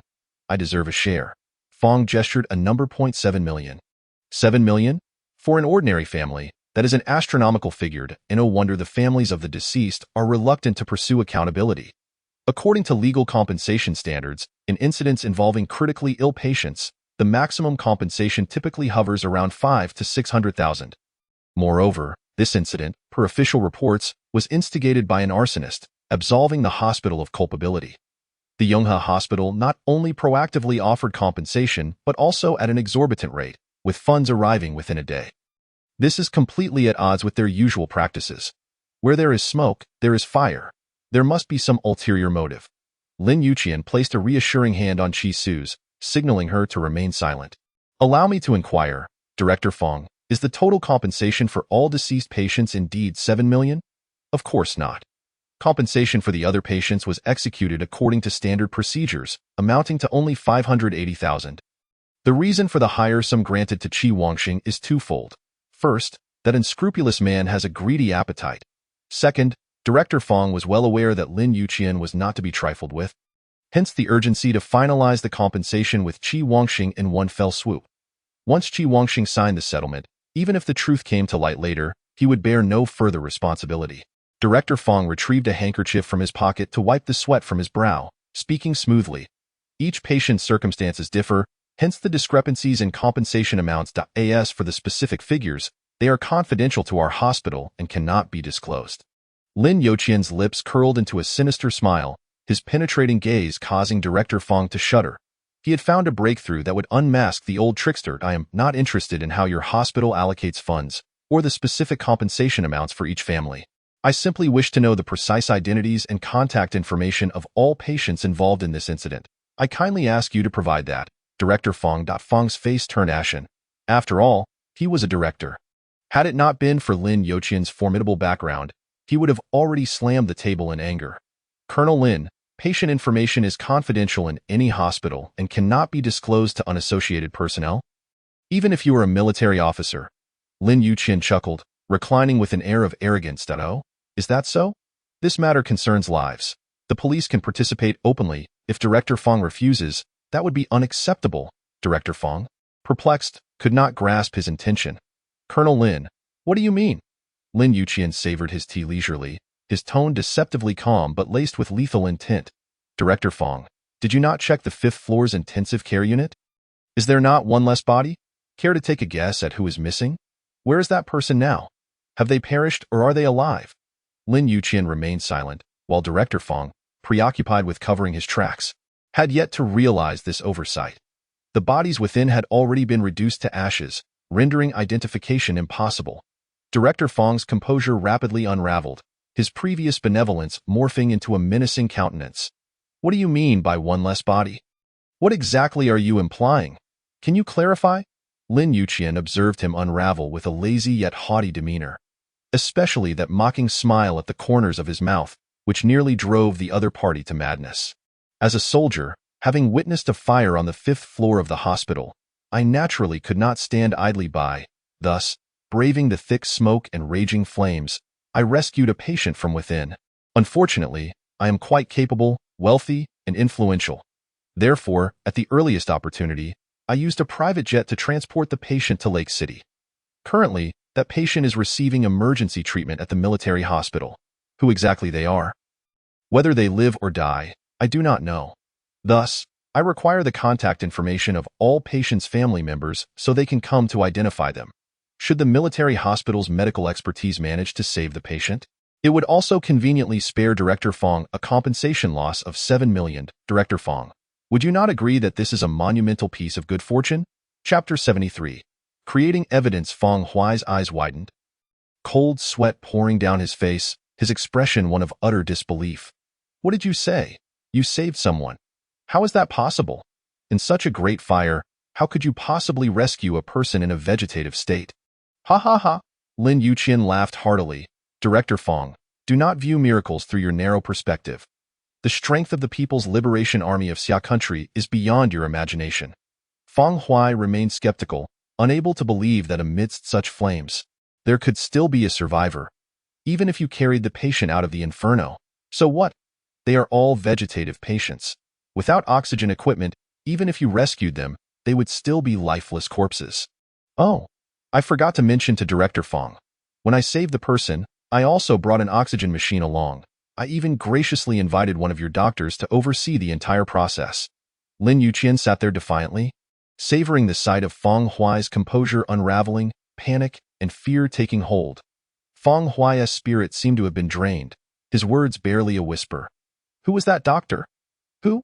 Lin Yuqian certainly would not divulge that information. Who? I do not know either. She was injured and is currently undergoing treatment at the military hospital, so she won't be able to return to your hospital anytime soon. When I came back, she asked me to relay a message to you. She said that working at your hospital made her conscience uneasy, that she couldn't sleep at night, and was afraid of ghosts knocking on her door at midnight. Thus, she wishes to resign, hoping you will approve. Surely your hospital would not make things difficult for an exemplary employee who has acted bravely and spoken the truth, would it? Fong Huai was already too busy wiping away sweat to articulate a response. Seeing that he had been sufficiently intimidated, Lin Yuqian pressed on with an assertive tone. Director Fong, are you still unwilling to speak the truth regarding how my mother-in-law became a vegetative patient and what illicit drugs were misused during the process? Fong Huai was, of course, unmoved by threats. He had concealed the truth for so many years. How could he be easily intimidated by a few words? We are a legitimate hospital, and we treat every patient with the principle of saving lives and alleviating suffering. There are no falsehoods as claimed by Colonel Lin. I hope you will choose your words wisely. Since Fong Huai was so obstinately unyielding, Lin Yuqian saw no reason to continue the back and forth. With a breakthrough in sight, bringing this man down was merely a matter of time. There was no need to waste further words. Since Director Fong possesses a physician's compassion and a sense of righteousness, please provide the information of the deceased patients and their family members. The military hospital is waiting for the families to confirm before proceeding with further treatment. Fong Huai was already in a state of disarray. His hand trembled as he clumsily wrote down 9 names on the paper. These names had long been ingrained in his mind, yet at that moment of writing, his thoughts were blanked. He could genuinely sense the looming danger. Once this list was handed over, his world would likely plunge into eternal darkness. Upon receiving the list, Lin Yuqian immediately collaborated with the police to locate the patients' families, inquiring about their specific compensation amounts, while also obtaining a staggering compensation bill of 7 million from Qi Wangxing for comparison. This swiftly ignited a wave of public outrage. The families could no longer remain seated, rushing to the hospital to demand answers. Lin Yuqian had anticipated that the compensation for others could hardly reach 7 million. 58,000 was already a substantial amount, and the families had been quite satisfied. Yet human greed knows no bounds. Once comparisons were made, these individuals naturally sought greater gains. Where there is injustice, there will be voices of dissent. With dissenting voices, there will be public uproar and medical disputes. At that moment, during the most intense clashes, those special brothers under Lu Shiyu could seize the opportunity to act. Life is fragile, especially for patients in the late stages of illness, where even the heavens can do little to intervene. Yet these brothers can, like Uncle K, maximize the value of their limited lives, illuminating the final beacon of justice for the world. A tremendous act of merit. Upon exiting the hospital's reception area, Chi-Su felt like a headless fly, unsure of how to seek justice for her mother. Yuqian, are we just going to let that devil of a director, who treats lives so carelessly, go unpunished? Lin Yuqian smiled and affectionately ruffled her hair, calling her foolish, darling. There is a saying, the net of heaven is vast and wide, yet nothing escapes its grasp. Do you understand? Chi-Su nodded, then shook her head. I understand, yet I do not. How can we capture the bad guys? Wait. Lin Yuqian saw that the little one was not quick-witted enough, so he patiently explained. We wait for these people to become disorganized, for the results of mom's tests, for other patients' families to come and cause a ruckus, and for the second Uncle K to exhaust his life's light. As long as that Fong is burdened with lives lost, the police will have just cause to bring him to justice. He may destroy evidence of the harm done to lives, but we will recreate evidence to nail him for the crime of murder. Before he is executed, we will come to send him off. And naturally, we will uncover the behind-the-scenes mastermind who harmed my mother and the truth of the matter. Chi-Su gazed at Lin Yuqian with admiration. His intelligence and strategy were indeed beyond the reach of ordinary individuals. He likely devised his countermeasures long before asking Lu Shiyu for assistance. A wise person seldom binds themselves within a deadlock. They will exhaust all means to create a life-and-death situation anew, pushing the adversary into an abyss of endless darkness. Lin Yuqian, thank you. I am so fortunate to have encountered someone as astute, capable, and intelligent as you. Lin Yuqian, rarely receiving praise, lowered his head to gaze at her intently. Do you mean thanks? Or just verbal gratitude? Aren't they essentially the same? Chi-Su wrapped her arms around his neck, sweetly presenting her soft lips. Now, is it time? I sat in that dreary office, battling that two-faced tiger for 70 minutes. And you give me a mere 7 seconds of perfunctory acknowledgement? Chi-Su rose on her tiptoes, stretching her neck, making an effort to pucker her lips and lean in. Yet Lin Yuqian deliberately straightened his posture, feigning indifference. Lin Yuqian, come down, I can't reach. Lin Yuqian wore an expression of arrogance, his posture even more rigid. Why should I come down? Do you think I crave your 3 or 5 seconds? Chi-Su took a deep breath, puffing her cheeks like a pufferfish, and huffed through her nose. Come down. This time I can last longer. Lin Yuqian extended 2 long fingers and gently pinched her inflated cheeks, causing them to deflate, leaving only a round O of pouted lips. Fool. Let me teach you how to kiss. Chapter 74. Personally inspecting the goods, Lin Yuqian transitioned from gentle persuasion to domineering possession, kissing Chi-Su until she was nearly breathless. Yet he showed no signs of stopping. Fool, breathe. Taking advantage of his brief pause, Chi-Su struggled to catch her breath, but he forcefully sealed her lips again, enveloping her in a heated entanglement that left her utterly weakened. Lin Yuqian, hold me, I can't take it anymore. With a playful smile, Lin Yuqian bent down and effortlessly scooped her up in his arms. Let's return to the hotel and rest for a while. Upon hearing the word hotel, Chi-Su's previously limp body suddenly tensed, every pore brimming with vigilance. Lin Yuqian found it amusing. Why are you so nervous? What else would we do if not go back to the hotel? Just the two of us aimlessly strolling the streets? Chi-Su pondered for a moment. How about we go watch a movie? Lin Yuqian, of course, disagreed. No way, I didn't sleep well last night. I'm really tired. I can hardly keep my eyes open. Then shall we go for hot pot? I know a particularly delicious hot pot place in South City. Lin Yuqian still refused. Which restaurant in South City could possibly compare to the Royal Imperial Guard? If you want hot pot, I can have them set up a feast in our room. Then accompany me to the mall. I want to buy clothes, jewelry, and shoes. Lin Yuqian directly called the mall's general manager.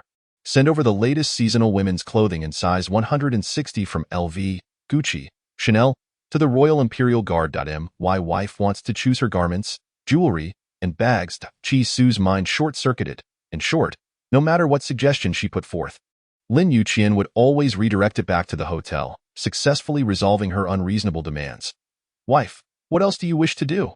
Chi-Su had grown weary of conversation. Apart from the hotel, were there any other venues where I could indulge? Lin Yuqian deliberately misconstrued her meaning. We could still enjoy ourselves in the car, on the plane, in a private cinema, or in the diamond VIP section of the gym. Chi-Su's mind had become incapable of rational thought, her imagination veering off into scenes that were decidedly unsuitable for children. After a while, she finally reacted. "Have you tried all these places?" Lin Yuqian, preoccupied with digging his own grave, almost buried himself instead. "No, absolutely not, my dear wife. I swear, not even once. This was merely a jest shared among the rough men in the army. I was just teasing you. Do not take it seriously. Humph, who would believe that?" For the remainder of the journey, Lin Yuqian fervently defended his virtue and the ambiguity of his innocence. "My dear, I shall never again jest about such baseless matters. You can personally verify it later to see if it is entirely new." Chi-Su's face instantly flushed crimson, reminiscent of a freshly bloomed flower, delicate yet vibrant. How could one verify such a thing? Who knows if you have merely exchanged it for a second-hand version? Lin Yuqian smirked mischievously. "Allow me to instruct you." Chi-Su's imagination began to whirl. She recalled everything she had learned in her 4 years of studies in male reproductive medicine, yet found no standards or methods for verifying new goods. Could it be that boys also possess a dot membrane? Noticing her puzzled expression, Lin Yuqian inquired, "Chi-Chi, what are you pondering?" "Nothing." Chi-Su would never admit she was contemplating how to verify such matters. Upon arriving at the hotel, the first order of business was to meet her desires, arranging for a 5-star chef and staff to prepare hot pot. Subsequently, the mall's counters were filled to the brim with clothing, jewelry, and bags, all neatly displayed in the hotel lobby for Chi-Su to choose from at her leisure. The suite's projected movie had also been arranged, though the content remained a secret for the time being. For an optimal tasting experience, Lin Yuqian thought it best to first satiate and soothe the little woman, ensuring there would be no mishaps later. By 9 o'clock in the evening, every request Chi-Su made had been fulfilled by Lin Yuqian, who attended to even the minutest details and even played a couple of games with her before shifting his focus elsewhere. "My dear, it is quite late. We should rest." Chi-Su's body bristled with anticipation. "Why don't you sleep first?" "I am not tired." "Let us play a few more rounds." Lin Yuqian promptly cut the power, shutting down the computer in an unyielding tone. He informed her, "Chi-Chi, I am going to take a shower." Chi-Su pointed towards the bathroom. "Then go ahead. Such things do not require my report." Lin Yuqian raised his hand, wrapped in a bandage. "Oh, you think I can shower by myself? Did you not remind me that the wound must not get wet? Therefore, you must assist me." Chi-Su's pupils widened, filled with resistance. "Why don't you just raise your hands and rinse off?" Lin Yuqian admired her thought process. "No, I value cleanliness. It must be done thoroughly and with the utmost care." Leaving no corner untouched, at the mention of corners, Chi-Su felt her scalp tingle, involuntarily recalling their first encounter.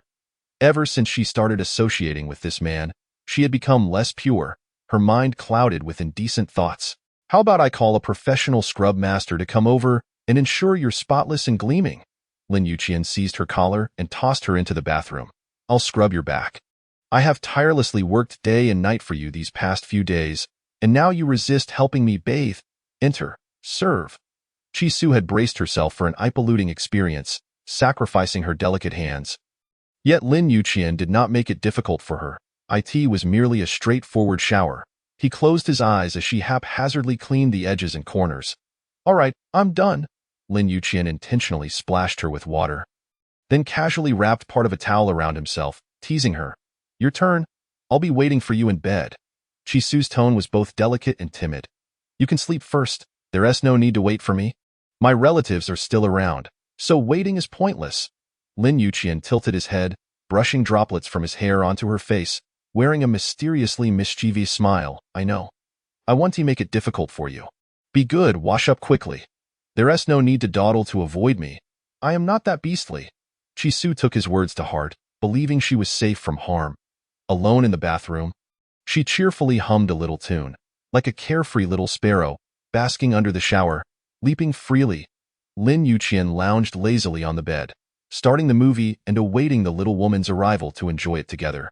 Finally, Chi-Su emerged from the washroom, her thick hair freshly dried. "Come here, darling. Did you not say you wanted to watch a movie? You choose the film."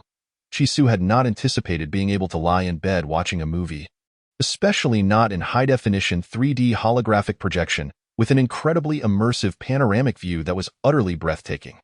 Lin Youqian's eyes revealed a growing desire, filled with wild aggression. Darling, what do you wish to watch? A romance? An art film? A documentary? An action flick?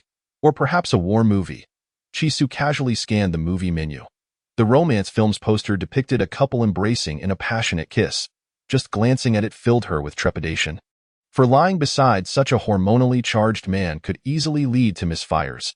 The art film's opening featured delicate hands cradling a newly sprouted seedling, with 2 dewdrops glistening on its tender leaves. It appeared utterly tedious and dull. She would likely fall asleep before it even began. The documentary was even more perplexing, titled How Baby Seals Are Born, accompanied by an image of 2 chubby seals mating, an embarrassment that would likely make her toes curl in discomfort. The action film showcased a female general and a male assassin. The brawny figure of the assassin, clad in black, thrust his sword through the general's shield, the tip of the silver blade ominously aimed at her prominent chest. Just from the poster, it was clear that it held no respect for women and could hardly be deemed a good film. Since he was a soldier, she decided on the war film. Lin Youqian chuckled, a glimmer of playful mystery in his eyes. All right, I shall heed Chi-Chi's choice. Chapter 75. Watching the movie, Chi-Su eagerly brought over 2 pillows, fixating her attention on the screen. This high-tech 3D holographic projection rendered every environment and detail with remarkable clarity. Even the opening and closing of pores were visible, creating a breathtakingly immersive experience. Wow, this is truly stunning, Chi-Su exclaimed in awe. The film, titled Tunnel Guerrilla Warfare, commenced with a soldier from an island nation, donned in a beige uniform, wearing a steel helmet and brandishing a firearm, stealthily navigating through the forest as if hunting for prey. Suddenly, the scene shifted. He stumbled upon a cave, faint flickers of fire illuminating the interior. Aha! There are people inside.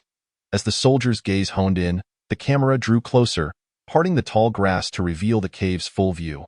The cacophony of insects, the jagged rocks, the dim light, and an enchanting beauty. Crucially, the beauty was clad only in a scanty bikini. Upon spotting the soldier, she instantly covered her mouth, emitting a seductive scream. Help! I am so frightened. Her voice was anything but fearful. It was a blatant invitation. Aha! A big flower girl. Do not be afraid. I am here. Accompanied by the lewd laughter of the soldier. The straps of the beauty's bikini began to slip, revealing her exquisite collarbones. Help! Do not come closer, she cried, yet her long, slender legs posed enticingly. If Chi-Su could not discern the underlying message by now, she truly had a pig's brain. Lin Youqian, what is this? This is hardly a war film. It is clearly, Lin Youqian shrugged, feigning ignorance. You picked the film, did you not? Are you not going to watch it? The visuals in the movie had become unbearable, accompanied by a cacophony that assaulted the ears. Embarrassed, Chi-Su hastily pulled up the covers, diving beneath them to shield herself from the mortifying scenes. Yet once under the covers, she regretted her decision. The spectacle within was even more explosive. Like a startled rabbit, she poked her head out. Lin Youqian, you are insane. Lin Youqian chuckled darkly, alluringly. Indeed. I am unwell, and you are the cure. Dr. Chi, please register me. Chi-Su's pleading voice was sweet and pitiful. Lin Youqian, spare me. I have already said my relatives are still here. Lin Youqian bit his lip, a seductive smile curling upon his face. I am aware, which is why I will not register for internal medicine. Chi-Su, slightly understanding, extended her delicate hand, slowly reaching out. Yet, just as their fingers were about to touch, Lin Youqian halted her. Chi-Chi, as a doctor, you should know. Surgical treatment addresses symptoms, not the root cause. Moreover, excessive procedures are detrimental to one's health. Eager for a hassle-free solution, Chi-Su concurred. I share your sentiments. Mr. Lin, this minor ailment can be endured. It will heal on its own. Lin Youqian squinted playfully, nuzzling his face against her shoulder. It cannot be endured. Chi-Chi, I wish to register for an oral examination. May I? What? Chi-Su was so astonished that she could hardly articulate in Mandarin. What did you say? Lin Youqian gestured toward the large screen. So, you see, got it? Learn from them. Chi-Su, unable to resist, was forcibly pressed down by Lin Youqian. For the entire night that followed, Chi-Su had no desire to converse with a certain someone. She truly needed to carry a roll of transparent film with her from now on. Not merely to seal Louis's opportunistic little mouth, but more importantly, to keep her own lips sealed at critical moments. Otherwise, she would eventually be overfed by a certain someone. Chi, don't be shy. It's been a whole night, and you're still ignoring me. Was she shy? No, she was furious. The kind of anger that made her want to wield a scalpel and eradicate the problem once and for all. Now, her eyes were tainted, her ears sullied, her mouth compromised. She felt utterly impure. Chi, look, I burned my hand while saving my mother-in-law. Otherwise, I would have handled it myself. Lin Yuqian raised his hand, wrapped in bandages, showcasing his heroic deeds, and Chi Su's pent-up frustration dissipated significantly. He had almost lost his life for her, nearly perished in flames, and all she had to sacrifice was a little verbal sparring. What was the harm in that? No more talking. From now on, I will give you. Lin Yuqian was overjoyed, wishing to banish her obnoxious relative from the scene altogether. When would she leave? To evade responsibility. Chi Su intentionally prolonged her stay by a few days. It should last at least another 10 days. Damn. Lin Yuqian exploded on the spot. It's already been 4 days, and you want to stay for another 10? What kind of shameless relative is this, staying for half a month? Can't I live my life? Chi Su chuckled slyly, thinking he didn't understand, and continued to deceive him. What's the big deal? Women are like this. Lin Yuqian did not expect that she truly considered him to be completely oblivious. Is that so? Women are all like this. Chi, didn't your kindergarten teacher teach you that children shouldn't lie? There's also a traffic rule. When the traffic light malfunctions, you can run a red light while driving. Chi Su lunged into his embrace, leaving a ring of bite marks on his bare shoulder. You dare? Lin Yuqian caressed her fluffy black hair, gazing affectionately into her sparkling eyes. Fool. I am a man of principles, always adhering to traffic regulations. I only go on green lights, never run red ones. Weariness overcame her, and Chi Su leaned against his sturdy chest, gradually succumbing to slumber. Lin Yuqian bestowed a good-night kiss on her soft, plump cheeks. You've worked hard, my little stutterer. In truth, he cherished that nickname, as it mirrored her own clumsy, silly, yet endearing nature. However, she forbade him from calling her that, so he could only whisper it while she slept. The warm sunlight gently crept up the glass window, filtering through the sheer curtains and casting dappled soft light upon Chi Su's delicate, rosy face, akin to a budding cherry blossom, beautiful and alluring. Lin Yuqian's arm had become numb from her resting on it. Yet he could not bear to withdraw it from beneath her neck. Chi Su's long, thick eyelashes curled slightly, enhancing her exquisitely petite face, making her resemble a porcelain doll. Her pert nose pressed against his skin, her warm breath caressing his bare chest, sending tingling sensations through him. Lin Yuqian felt completely frozen. This little one. I truly wished to dismantle her. Chi Su sensed the warm cushion beneath her head vanish and slowly opened her eyes. Meeting Lin Yuqian's chiseled profile. Good morning, Lin Yuqian. Lin Yuqian attempted to rise and dress, concealing his awkwardness, only to be tugged back by Chi Su. Darling, stay with me a little longer. I haven't enjoyed sleeping in for ages. I love cuddling with you. It's warm, and I want to have nightmares all night. Chapter 76. Lin Yuqian on business trip. Lin Yuqian lightly tapped her rosy cheek. Didn't you eat enough last night? Aren't you hungry so soon? Chi Su's memories resurfaced in an instant. No more sleep. Get up. I need to brush my teeth, wash my face, and go to work. Lin Yuqian reminded her. We are in Nanjing. You took a 3-day leave. You don't need to work today, silly. Go back to sleep. Chi Su dared not sleep any longer. She had already sensed the ominous atmosphere. If she lay down again, she feared she wouldn't be able to eat properly all day. No. I'm very diligent. I must maintain a good routine. I will resolutely avoid sleeping in from now on. Chi Su quickly slipped into her slippers and entered the washroom, while Lin Yuqian consciously made his way to the adjacent bathroom. Hearing the sound of rushing water, Chi Su shouted through the wall, Lin Yuqian, your wound cannot get wet. Lin Yuqian called back, how about you come help me wash? Not a chance, Chi Su exclaimed, her face full of soap suds. You can wash yourself, just rinse off. When Lin Yuqian emerged, the bandages on his hand had been removed. The blisters from the burns had burst, revealing raw, crimson wounds that pained Chi Su's heart. Didn't I tell you not to soak in water? How can one wash without getting wet? If I called you, you didn't help me. Chi-Su regretted not having the courage to offer to scrub his back again. Wait a moment. I'll buy you a pair of waterproof gloves. Lin Yuqian's displeasure was evident in his expression. No need. If I'm injured and have to wear gloves to bathe, what use is a wife? Chi-Su pouted, blinking her little eyes, her tone filled with resignation. Got it. After breakfast, Chi-Su redressed his wounds. This time, remember, the wound must not get wet. Otherwise, it will become infected and leave scars. Lin Yuqian's tone was somber, tinged with a hint of grievance. Understood. How about you still get me some waterproof gloves? Chi-Su felt a surge of excitement. Really? Do I not need to serve you anymore? Lin Yuqian didn't refuse. It was simply impossible. An assignment had come down from above, and he needed to go on a business trip along the border for some time, approximately half a month. Are you coming back to Huqing with me today, or will you wait for the case to progress here? The case would not be settled in 2 or 3 days. Staying in Nanqing would not be beneficial for her. Of course, I'm going back to Huqing. I want to see my mom. Lin Yuqian was also uneasy about her being alone in Nanqing. He would handle the hospital's dark matters without needing her to meddle. All right, then let us go back together.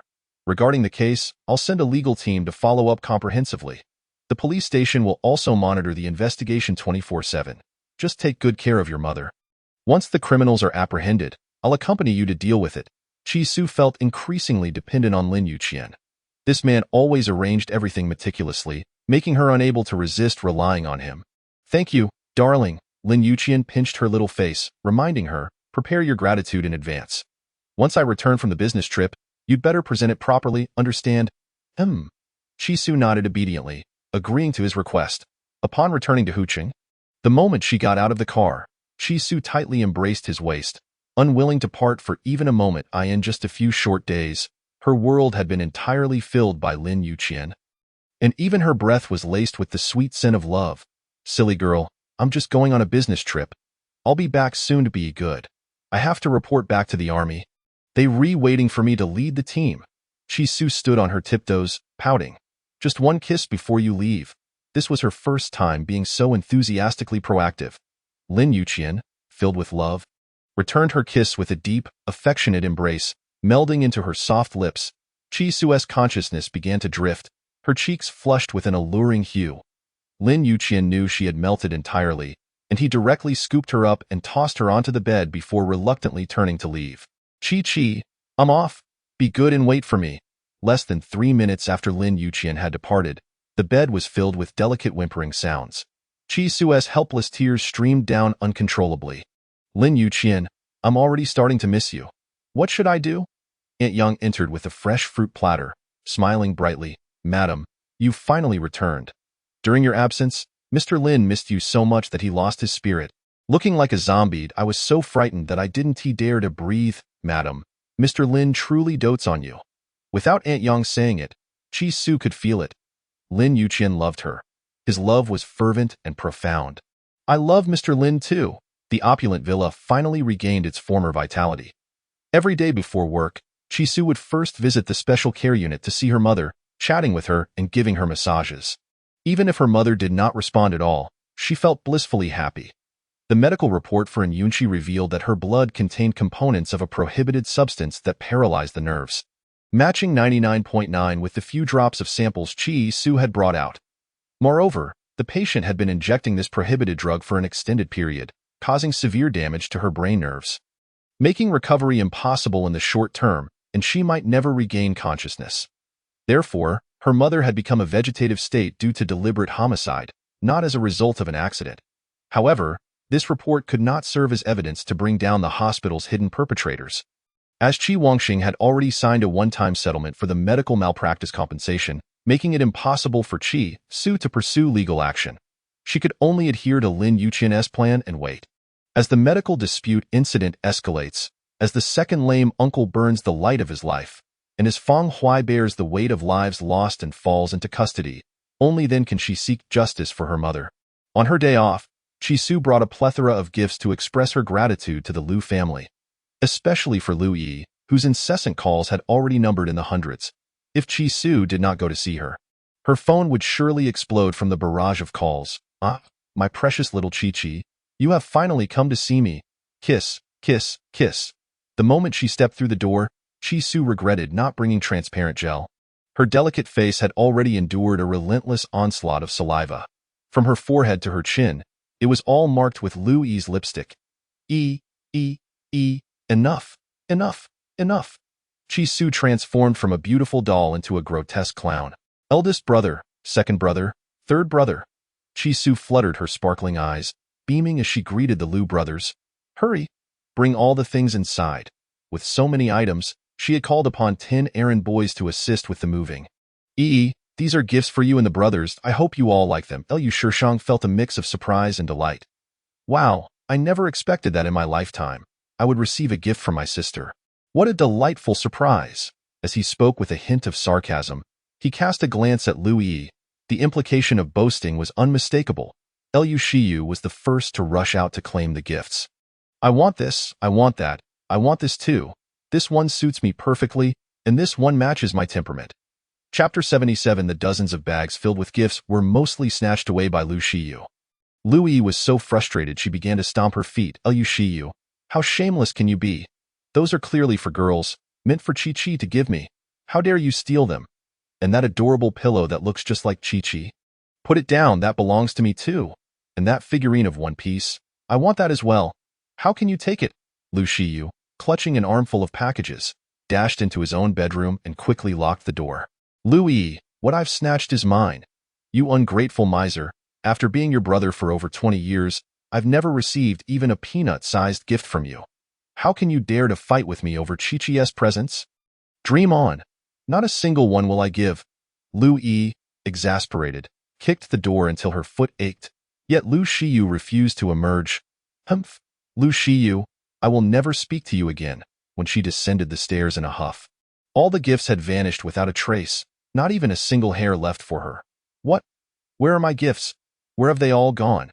Ah, you bandits, you've taken all my gifts without leaving me anything. You are so wicked.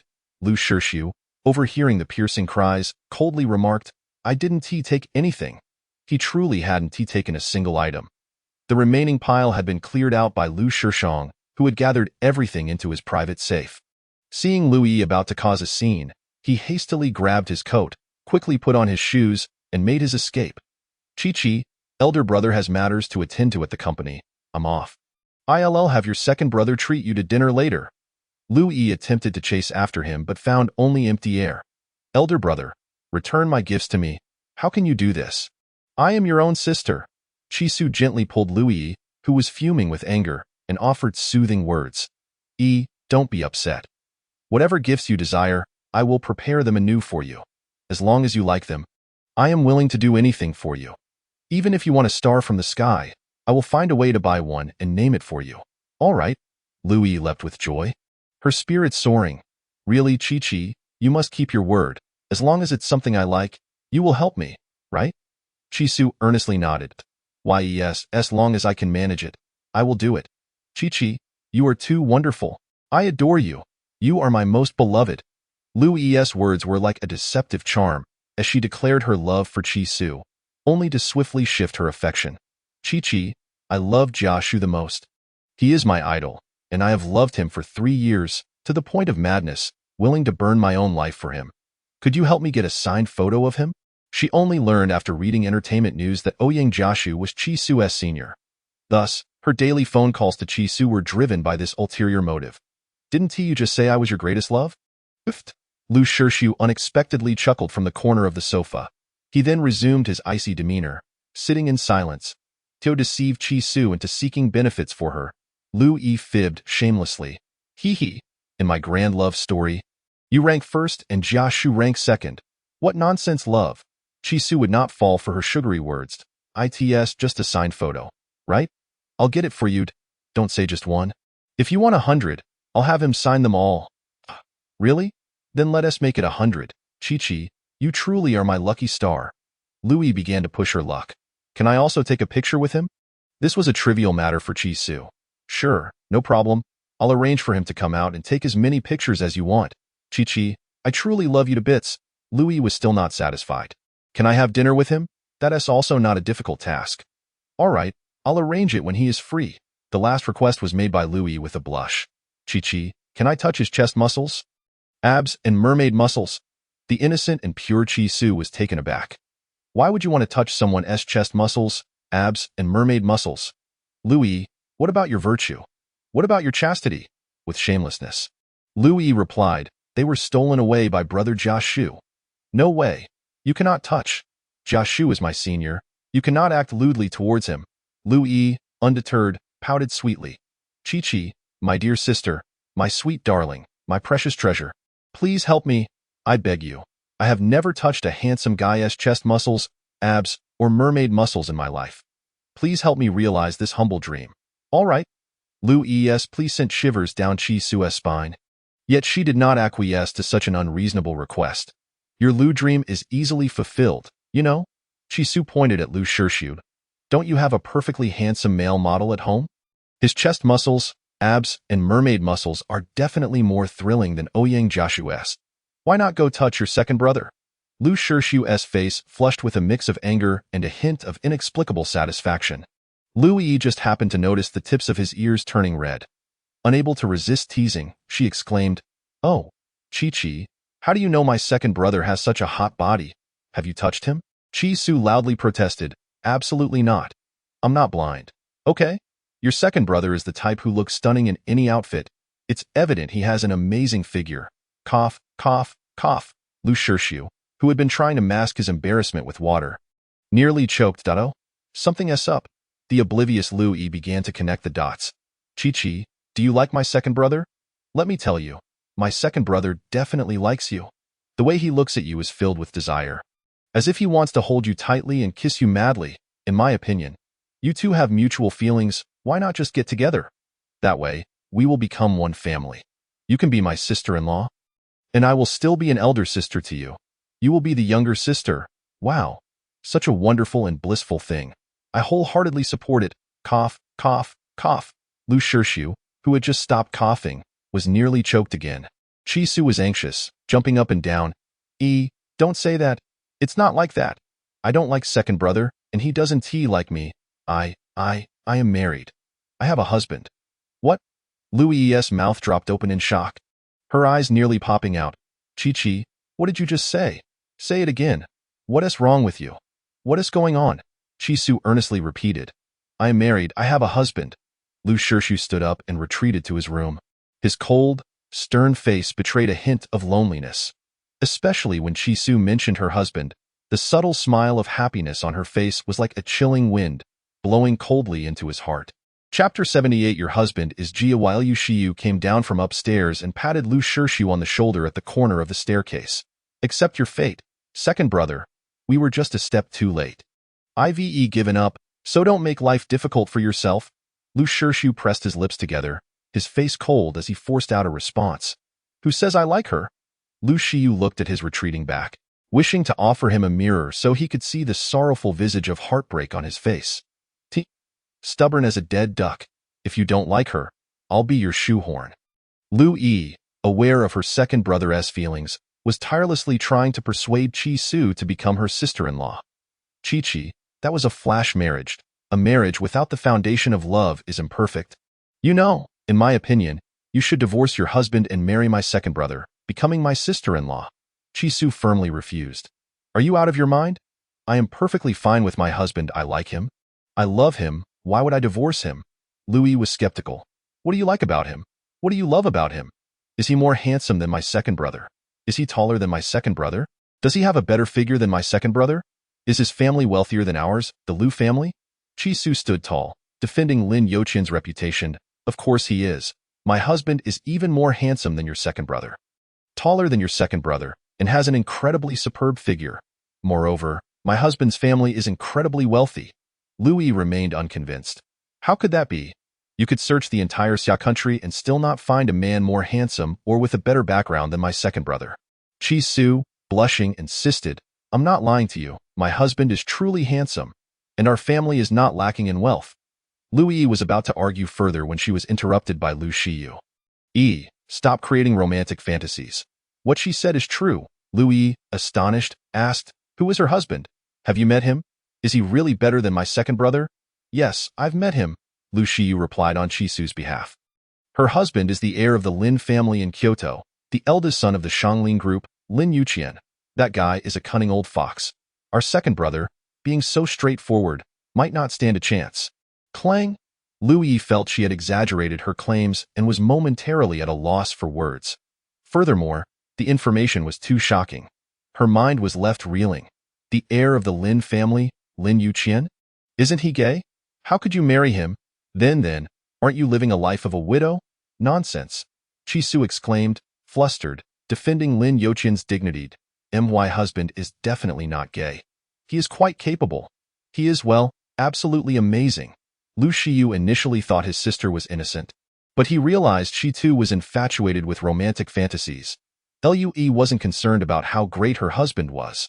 She retorted, since you have a husband, why didn't you let him accompany you back to Nanjing last time? Why did you borrow my brother to pretend to be your husband? Regarding this, Chi Su felt quite embarrassed. I'm sorry. It was a misunderstanding. I had a fight with him last time, so I trouble my brothers. Lu Yi was speechless. Oh, what? Are you reconciled now? Have you fallen back into a love-struck stupor? I am not love-struck. My husband and I are genuinely in love, emotionally connected, and deeply affectionate. Lu Yi suspected she had been deceived. Realizing Chi Su was likely lost in love, unable to be awakened from her delusions. All right, I get it. You two are inseparable, right? As your sworn sister, I kindly remind you that your husband's reputation isn't very good. People in the circle used to say he's gay. Where there's smoke, there's fire.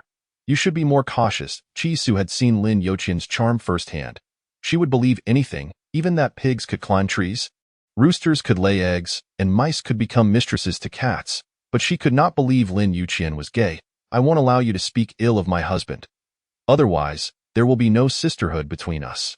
A woman whose reason had been eroded by love was akin to a brainless pig, oblivious to the dangers of the world until she was struck down. All right. I want to say anything. I want to remind you. Your husband is the most handsome. Your husband is the best. Your husband is the most capable. Is that enough? Yes, that's more like it. Otherwise, I want to help you arrange a meeting with Jia Shu. Just moments ago, Lu Yi had been scolding Chi Su for being love-struck, and now she was fangirling over her idol. Chi, I was wrong. I won't say anything ridiculous again. Be a good girl. Can you help me arrange a meeting with Jia Shu? In light of her repentant attitude, Chi Su called Ouyang Jia Shu, Little Xixiang. Have you returned to the country? Upon hearing the title Little Xixiang, Ouyang Jia Shu knew she had a favor to ask. Normally, when there was nothing going on, she would call him by his name. Yes, I'm back. Why? Miss me? If you're not busy, shall we have dinner together? Of course. What do you want to eat? Xixiang will treat you. No. This time, I will treat you. What do you want to eat? Ouyang Jia Shu joked. I want to eat you. You brainless gourd. Get lost. Chi Su retorted. If you keep talking nonsense, I'll chop down your crooked tree. Knowing her husband was wealthy, Ouyang Jia Shu, out of spite, chose the most expensive luxury cruise restaurant. Let us go to the Elizabeth cruise ship. I want the most expensive British royal set meal. Although she was aware of the Lin family's wealth, Chi Su, after 3 years of hardship, still felt a pang of reluctance. You rotten tree, are you going to treat me? Of course. I'm going to treat you, you silly fat pig. What? Can't your husband give you money for this? Chi Su, steeling herself, retorted, Humph. Who do you look down upon? I'll make sure you choke on it. Lu Yi, accustomed to spending lavishly, had no sense of frugality, wearing a lovesick expression. Chi, where did Jia Shu say we should go? I'll treat everyone. I'll cover all the expenses. Being able to pay for my idol makes me so happy I could die. To die for love. I would have no regrets. Chi Su sighed dramatically. Oh my, love-struck brains are truly terrifying. Lu Yi, you look so foolish with that lovesick expression. Lu Shiyu observed the two infatuated women exchanging disdainful glances and felt that women were indeed quite foolish and remarkably dim-witted. All right, I'll treat this meal. Tea would save you two idiots from being sold off and still helping count the money. Lu Shirshu exited his room after changing his clothes and said lightly, No need. I'll treat. The elder brother said to take her out for dinner. Seeing the gloom evaporate from Lu Shirshu's face, returning to his usual stoic demeanor, Lu Yi asked, Has your heartbreak healed so quickly? A slow-witted Chi Su blinked. Did the second brother break up? Who was so blind to hurt him? Chapter 79. Two love-struck fools. Lu Shirshu lifted his gaze and glanced at her, remaining silent. Lu Shiyu couldn't help but chuckled at "You're right. That girl truly was quite blind. Not just blind, but also foolish. Chi-Chi, don't you think she deserves a beating? Definitely, Chi-Su replied, laughing to comfort Lu Shirshu. Second brother, don't BS and TS just to break up. Out with the old, in with the new. You can find a girlfriend who is better, more charming, and prettier than that woman to infuriate her. Lu Shirshu's face darkened considerably. Had he known, he wouldn't have come down. This meal didn't have to be his treat. Lue looked at her foolish sister and felt a pang of anxiety for her intelligence. Fool, Chi-Su retorted defiantly, you call me a fool, but you're lovesick too. You've never met Jiashu, yet you're head over heels for him. You're the real fool. Lu Shiyu didn't he want to dine with two fools? Fearing it would affect his intelligence. Second brother, I leave these two sisters in your care. Manage them well and order 2 extra servings of walnuts. I'll take my leave first. Although Lu Shirshu concealed his feelings deep within, pretending to be indifferent, his gaze kept drifting toward her. Every smile, every word, every action of hers tugged at his heartstrings, causing it to beat uncontrollably. Second brother, if you don't want to go, just rest. I'll keep Chi-Chi company. Lue, for once, showed some awareness, but no one appreciated it. I want to go. As long as he could be with her and gaze at her a little longer. Lu Shirshu would endure the pain in his heart. Once outside, Lu Yi noticed his frosty expression and obediently maintained her ladylike demeanor, keeping silent to avoid becoming a punching bag. Chi-Su sensed the oppressive atmosphere and chose to remain quiet. Finally, Lu Shirshu couldn't hold back and spoke first. I didn't bring a gift today. You can get me one later. The gift was something he had refused to fetch out of anger. And now he expected her to make up for it, which seemed quite unreasonable. Oh, all right. Chi-Su asked timidly, what do you want? My birthday is in 20 days. Make me a cake. Chi-Su felt quite troubled. But I can't bake. Can I buy one instead? No. Who wants a store-bought cake? I want the one you make, Lu Shirshu insisted. If it's not pretty, I won't mind, Lue chimed in. Exactly. As long as you make it, even if it's a lump of dung, he'll eat it clean. Lu Shirshu shot her a glare. If you can't speak, just keep quiet. Considering his previous generous help, Chi-Su reluctantly agreed. Okay, I'll give it a try. For the first time, a hint of a smile appeared on Lu Shirshu's icy face. Lue let out a sigh of relief. Chi-Chi, quickly call and ask if Jiashu has set off. Should we go pick him up? I think it's on the way. Though Chi-Su was a bit dim-witted, she wasn't directionally challenged.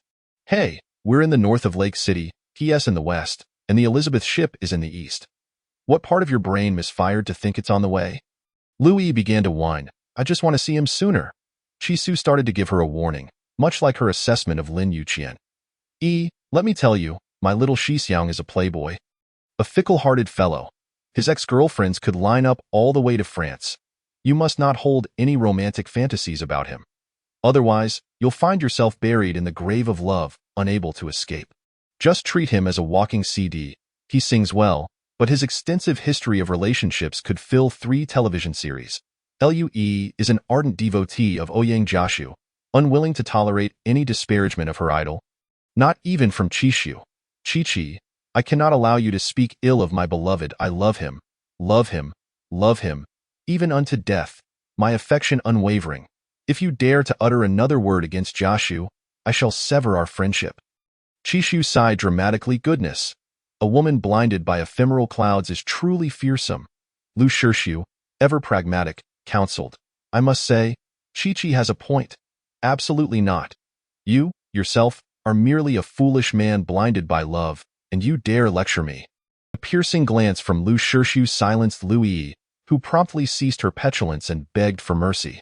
Second brother, I was wrong. I shall remain silent and never speak out of turn again.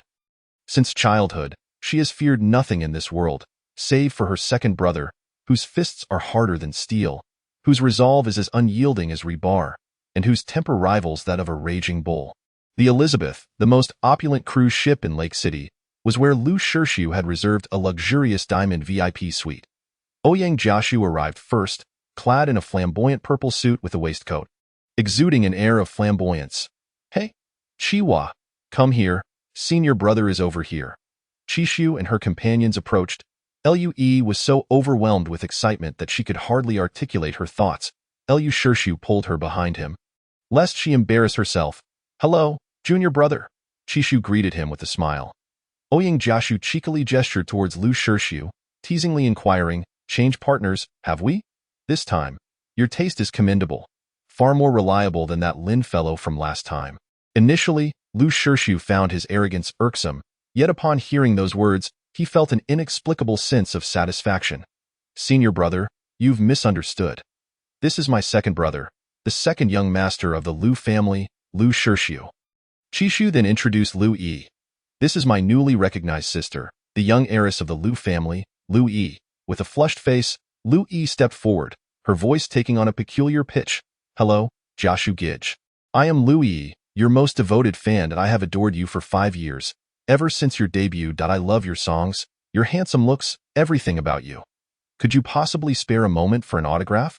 Ouyang Jiashu gazed at the stack of photographs, his hand trembling slightly as he took the pen. "Miss Lu, are you certain you wish for me to sign them all?" Lu Yi nodded fervently. Yes, please. I appreciate your effort, Jiashu Gij."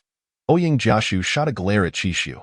"You said you were treating me to a meal, yet here I am, toiling away. Signing hundreds of photos will surely wreck my hand. How will I be able to play the piano afterward?" Only then did Lu Yi realize she had indeed prepared an excessive number of photographs. "I'm sorry, Jiashu Gij, you may sign just a few. Let us eat first, let us eat." Originally, Ouyang Jiashu intended to cleverly extort Chishu, but before he could speak, Lu Yi had ordered a lavish array of dishes. Everything from almas caviar, black truffle brie, French foie gras, tiger skin abalone, Kobe beef, gold leaf pizza, to goose neck barnacles. In short, the table was laden with exquisite delicacies, costing no less than 7 figures. Ouyang Jiashu felt a pang of bitterness in his throat. After all, he is a renowned star, a high-income earner, yet he rarely indulged in such extravagance. Such opulence is indeed overwhelming. Chapter 80. The jealous Lin Yuqian. Not only Ouyang Jiashu felt the meal was rather flavorless, but Chishu shared the sentiment. The dishes, each worth a fortune, either tasted overly fishy or excessively sweet, with a hint of bitterness. It was perplexing to comprehend the tastes of the affluent. Wouldn't a spicy chicken or a stir-fry be far more delightful? Lu Shirshu noticed her distaste and inquired, "Not to your liking?" Chishu forced a smile. "No, it's quite good." Frowning, Chishu forced a spoonful of dark caviar into her mouth, closing her eyes as she struggled to swallow. "Fool, if you dislike it, just don't eat. Don't make yourself sick." Lu Shirshu transferred all the leftover food from her bowl to his own, devouring it without a hint of disdain. Lue and Ouyang Jiashu stared in astonishment. "What is happening here?" Chishu felt quite embarrassed. Second brother, this is what I left uneaten." Lu Shirshu replied earnestly. "I know. Such expensive food, worth thousands per spoon, must not go to waste." This reasoning was so lofty that no one could argue against it.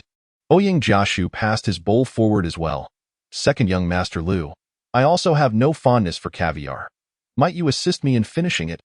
Lu Shirshu's sharp gaze was filled with murderous intent, as if he wished to chop him into mincemeat. Lue, quick to act, volunteered, "I like it. I like to eat it. Jiashu Gij, I'll help you." Under the table, Lu Yi's foot nearly found itself crushed by her own second brother. Are you a dog?" Lu Yi, unwilling to concede, muttered under her breath. "Humph. Why can you eat what Chichi left behind, yet I cannot eat what Jiashu Gij left?" Lu Shirshu summoned a waiter to order again. "Please bring a spicy hot pot." Lue, in her naivety, pointed out, "Second brother, you don't eat spicy food, do you? You've never touched a drop of chili since you were little." Lu Shirshu's piercing gaze landed on Lu once more. "What was in the past is past. What is now is now." Ouyang Jiashu, grinning, explained, "That's because our dear Chiwa enjoys spicy food." Lu could hardly fathom that her steadfast second brother would change for a woman. A large bowl of spicy hot pot was served, and surprisingly, the two men, who typically shunned spicy food, began to compete for it, tears streaming down their faces as they insisted on the dish being insufficiently spicy. It wasn't until Lin Yuqian called that the two chili-devouring men fell silent, tears still in their eyes. "Chichi, have you eaten yet?" "Yes, I'm eating." Chishu beamed with happiness, her smile so sweet it could have dripped honey. "I seem to hear the sound of ocean waves. Where are you dining?" "On the cruise ship, the Elizabeth, at the Donghai port of Lake City." Lin Yuqian, sensing a hint of male energy from afar. Altered his gentle tone, demanding with whom? With E, my second brother, and my junior brother Jiaxu. Lin Yuqian had assumed she was with colleagues or classmates, but upon realizing she was brazenly dining with two potential rivals, he was consumed with jealousy. Chi-Chi, you've grown bold, haven't you? Just a few days away on business, and you're on a cruise with men. Do you wish to flaunt my military uniform? Chi-Shu hadn't anticipated that merely dining with friends could provoke such jealousy. Yuqian, what nonsense are you spouting? I'm not that kind of woman. I simply went out to eat. Of course, Lin Yuqian knew she wasn't that type, yet could not help but feel irked. Why must you dine with two men who harbor feelings beyond friendship? Lin Yuqian, one is my second brother, and the other is my junior brother. Our relationship is purely platonic. Besides, E is here too. Can you stop overthinking? I'm overthinking because I miss you like crazy. I can't eat or sleep for thinking about you. Regardless, I forbid you from dining with other men, or even interacting with any man. Chishu was taken aback by Lin Yuqian's childlike sulking and couldn't help but chuckle. All right, I understand I miss you too. However, I have my own friends and social circle. I encounter various individuals at the hospital every day. Should I resign from my job? That's different. Those are patients. They have no ulterior motives. Chishu reassured him, rest assured, my second brother and junior brother would never harbor such intentions. In a bid to convince Lin Yuqian, she foolishly asked the two men, senior brother, second brother, right? Cough, cough, cough, cough, cough, cough. The two men, who typically avoided spicy food, nearly choked on her words upon hearing their coughs. Lin Yuqian felt a sense of satisfaction. Call me husband. Chishu felt embarrassed to say such a thing in front of so many people but knew that if she didn't comply, Lin Yuqian would not relent. Quickly, are you saying you don't miss me or love me anymore? Husband. Chishu's voice was barely above a whisper, a sound so faint it was akin to a mosquito, leaving Lu Yi utterly astonished. Oh my, is it necessary to be this nauseating and mushy? On the phone, Lin Yuqian pressed on, say I love you, husband 10 times, and I will forgive you. Chishu felt wronged. Wait, what have I done wrong? Why do I need your forgiveness? You're out on a cruise enjoying the sea with men. I'm jealous. You need to appease me, otherwise I want to eat for 3 days, and I will drown in jealousy. Astonishingly, Chishu believed his words, covering her face as she shyly recited, husband, I love you, I love you, I love you. After finishing, she buried herself beneath the table, utterly mortified. Lin Yuqian was quite pleased with such a compliant wife. His tone returning to sweetness. Darling, starting tomorrow, I will be on a secret mission and cannot take my phone. I want to be able to contact you, so I wanted to tell you in advance. Remember to miss me, understood? Machem, how long will it take? The plan is for about 10 days, but the specifics remain uncertain. After hanging up, a kiss was blown. Under the table, Chisu responded to him with a playful kiss. Oh, dear! Lu Yi felt as if the luxurious caviar and black truffle worth hundreds of thousands in her stomach were about to make their exit. Chi-Chi, you may indulge in a love-struck daze and flaunt your affection, but must you be so brazenly ostentatious in your display of romantic bounty? Just look at your shamelessly flirtatious demeanor. It's utterly disgraceful. Chi-Su, her cheeks flushed, emerged from beneath the table, entirely shifting the blame onto Lin Yuqian. It was he who forced my hand. If I refused, he threatened to go on a hunger strike. Do you truly believe such nonsense as a hunger strike? You fool, you are utterly ensnared by that cunning old fox of yours. Chapter 81. Fondness for married women. Lu Shirshu and Ouyang Jiashu exchanged glances, their hearts shattered, each feeling the sting of anguish akin to the burn of chili peppers. Brother, shall we have a drink? The previously antagonistic pair suddenly found camaraderie in their shared plight and began to empathize with one another. Lu Shirshu, his eyes dimmed, murmured a reluctant agreement. Very well, waiter, bring us the purest and strongest brandy available. Upon hearing this, Chisu hurriedly intervened. No, that won't do. You've just consumed so many chili peppers. Drinking strong liquor will only lead to stomach aches. I forbid you to drink. Ouyang Jiashu retorted. You need only manage your own husband. Why concern yourself with us? Both of you are my junior brother and second brother. How can I not care? Regardless, no drinking, Lu Shirshu, wishing to spare her further distress and avoid his own embarrassment, instructed the waiter. Replace the brandy with hot milk. Lu Yi, sensing the shift, adeptly sidestepped the wave of romantic displays, her cheeks glowing as she directed her charm toward Ouyang Jiashu. Brother Jiashu, the scenery outside is delightful. Might you indulge me with a few photographs together? Graced by Lu Yi's pleasant appearance and her status as Chi Su's sworn sister, Ouyang Jiashu, for once, obliged his fan. Let us go. Chi, would you like to join us? Absolutely, Chi Su, her spirit soaring, beckoned Lu Shirshu. Second brother, you should come along too. Lu Shirshu had never been fond of photography since childhood. No. I shall play the role of photographer and capture your moments. After the photos were developed, Ouyang Jiashu and Lu Yi felt as though they might perish from frustration. What on earth? I am a top-tier celebrity, and you've managed to capture me with a crooked nose and squinty eyes. How can this be presentable, brother? Do you even know how to take a photograph? In this picture, I only have a third of my face visible. Is this even human? In this one, I'm rolling my eyes so much that only the whites remain. How could you let this happen? What's more infuriating is this one, where the wind has lifted my trousers, and you still dare to say it looks splendid. And in summary, every single photo features Chi Su looking ethereal, while the other two have been relegated to mere comedic props. Lu Shirshu's lens focused solely on Chi Su's visage, utterly disregarding the existence of the other two. How can you blame me for your own unattractiveness? Ouyang Jiashu was on the verge of exploding. Lui, what does your dim-witted brother do for a living? With eyes so blind, which company would ever employ him? Lu Shirshu took immense pride in his profession. My work is of no concern to Mr. Ouyang. I have recently transitioned from the Special Forces to the Administrative Office. The appointment has been confirmed, and I shall report on Monday. Compared to your daily performances, mine is far more esteemed. The soldiers of the army are all tough men, a caliber Ouyang Jiashu could never hope to match. He could only unleash a torrent of complaints. What the hell? Have I inadvertently poked a hornet's nest? Why do I keep encountering these hard-headed individuals? Chi Su was taken aback to learn that Lu Shirshu was also a soldier. No wonder he exuded such an extraordinary demeanor, akin to Lin Yuqian, commanding an impressive presence. Second brother, so you too are a soldier. Seeing Chi Su's look of admiration only served to infuriate Ouyang Jiashu further. Enjoy your time, but I have a concert to prepare for tomorrow.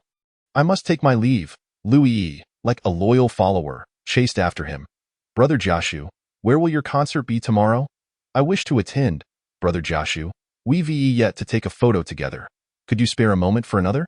Brother Jiashu, shall we exchange WeChat? I promise I won't disturb you often.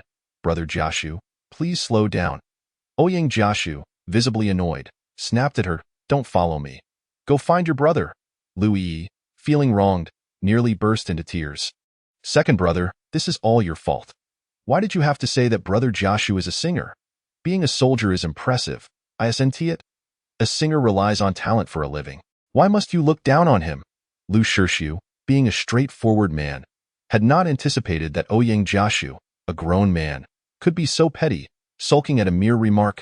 With such a temperament, he hardly deserves He was the one who first called me blind. Am I not entitled to retort? Lu Yi, your judgment is truly lacking. What on earth have you set your sights upon? In a fit of desperation, Lu Yi blurted out, if your vision is so keen, are you not also blind? Yet you still fancy a married woman? Why don't you speak up about that? Silence. Lu Shirshu glared at Lu Yi, resembling an enraged leopard, determined to silence her incessant chatter. Chi Su, bewildered, could not comprehend how a perfectly delightful dinner cruise had devolved into such discord. Please, let us cease this quarrel. It is entirely my fault for failing to rein in my junior brother. Please don't be angry with second brother. All right. Lu Yi, unwilling to confront her second brother directly, resorted to sulking. With a huff, she clicked her heels and strode away, leaving behind a lavish private room occupied only by Lu Shirshu and Chi Su. They exchanged awkward glances, neither knowing what to say. Do you wish to continue the evening? Chi Su, devoid of any desire to linger, replied, I would prefer to return home. Very well, I shall accompany you. The journey was steeped in silence. As they neared home, Chi Su finally could no longer contain her curiosity. Second brother, why would you harbor affection for a married woman? You are, in essence, jeopardizing someone else's relationship, which is quite improper. Lu Shirshu felt an urge to unceremoniously eject her from the vehicle. There is a saying, love knows no origin and runs deep. From the very first glance, I was captivated by this enchanting little creature. At that moment, who would have known she was a married woman? Pay no heed to ES nonsense. I possess a fiancé. I have no interest in married women. Chi-Su, increasingly intrigued, pressed on. And who is your fiancé? The fourth miss from the Hua family. Chi-Su inquired further. Do you have feelings for this fourth miss? Lu Shirshu's expression remained impassive as he replied, I do not know. I do not recall. You have never even met your fiancé? It was a family arrangement. The eldest son must inherit the family business, thus this burden fell upon me. The decision was made when I was very young, but it eventually fell through. Chi-Su, ever fond of gossip, eagerly prodded. You've truly never seen your fourth miss even once. She is, after all, your fiancé. Can you truly resist the urge to sneak a glance? Lu Shirshu felt no emotional connection whatsoever to the fiancé he had never interacted with. She has gone missing. Hence, the union between the Hua and Lu families ultimately fell to my elder brother and sister-in-law. Missing. Did the Hua family not attempt to locate her? Lu Shirshu, wishing to avoid further discourse on the topic, curtly replied, I do not know. One last question. If I may indulge in some gossip, if one day, that fourth miss from the Hua family were to return, would you still be willing to marry her? Lu Shirshu reiterated, I do not know. Seeing Chi-Su brimming with curiosity, he could not help but subtly reveal his thoughts. If that fourth miss were as adorable as Chi-Chi, I would not mind marrying her. Chapter 82. The tale of how Shuai, the emotionally oblivious Chi-Su, completely missed the underlying meaning of his words, her lips curling into a sweet smile as she bestowed upon Lu Shirshu her most sincere blessings. I wish you, second brother, to encounter a cherished lady soon and find a good match. Lu Shirshu offered a wry smile. The lady I desire has indeed been met. Alas, she is not a suitable match. After Chi-Su exited the car, Lu Shirshu called after her, Chi-Chi, if in the future he treats you poorly or brings you sorrow, remember to tell your second brother I shall stand by you. Chi-Su, like a cheerful little sparrow, responded with a light-hearted bounce. Fear not, second brother, he treats me exceedingly well. Following the weekend, Chi-Su returned to her work routine. The inpatient department, while still requiring occasional night shifts, offered a significantly lighter workload compared to the outpatient clinic. She found herself with ample time to read and study in preparation for her graduate entrance exam. Professor Ouyang had mentioned that this term he would only admit 3 students under his tutelage, and Chi-Su was determined to earn her place through merit. On this particular day, Chi-Su encountered a soldier in need of medical attention. He had fallen into a pile of steel nails while assembling military equipment, leaving his back and buttocks punctured like a hedgehog. Coincidentally, he happened to be a subordinate of Lin Yuqian, named Hao Shuai. Hao Shuai was a cheerful young man with strikingly refined features and enviably fair skin, the kind of person who would undoubtedly be regarded as a campus heartthrob. Yet, within the army, he was derisively labeled as a pretty boy or a delicate flower. Especially his naturally pale complexion often drew scorn. What business do you have being so fair, looking like a young lady? His comrades, visiting him, consistently referred to him as Princess Hao. You lot of rascals. I've told you countless times, from now on, I am no longer associated with that business concerning the cannon. You shall refer to me as Master Hao, do you understand? The soldiers chuckled in response. Yes, Your Highness, we shall obey your royal decree. Ha ha ha! Hao Shuai lay motionless upon the hospital bed, resigned to the playful jests and banter of those around him. You ruffians, silence yourselves, he bellowed. I am the handsome lord, a true man, not some effeminate fool. Once the visiting comrades had departed, Chi-Su could not help but inquire, Captain Hao, you are undeniably a radiant young gentleman. Yet why do they refer to you as Hao Guifei? Upon seeing that Chi-Su was a charming and delightful female doctor, Hao Shuai instantly perked up, flirtatiously tousling his bangs, and began to boast with great bravado. This tale must be traced back to the painful saga of the handsome lord's romantic misadventures. How it brings forth tears. Hao Shuai was a master of theatrics, his face a canvas of exaggerated expressions and grand gestures. Dr. Chi, are you familiar with the term gay? Gay? Chi-Su's worldview shattered. You, a young and accomplished officer, are actually a homosexual? Goodness, how revolting! She grimaced in disdain, stepping back several paces, her gaze fixated on him as though he were something unspeakably filthy. Before Hao Shuai could fully unleash his performance, he had already frightened away his audience. Pray, Do not wear such a repulsive expression. I am not a homosexual. I am merely forced into the role.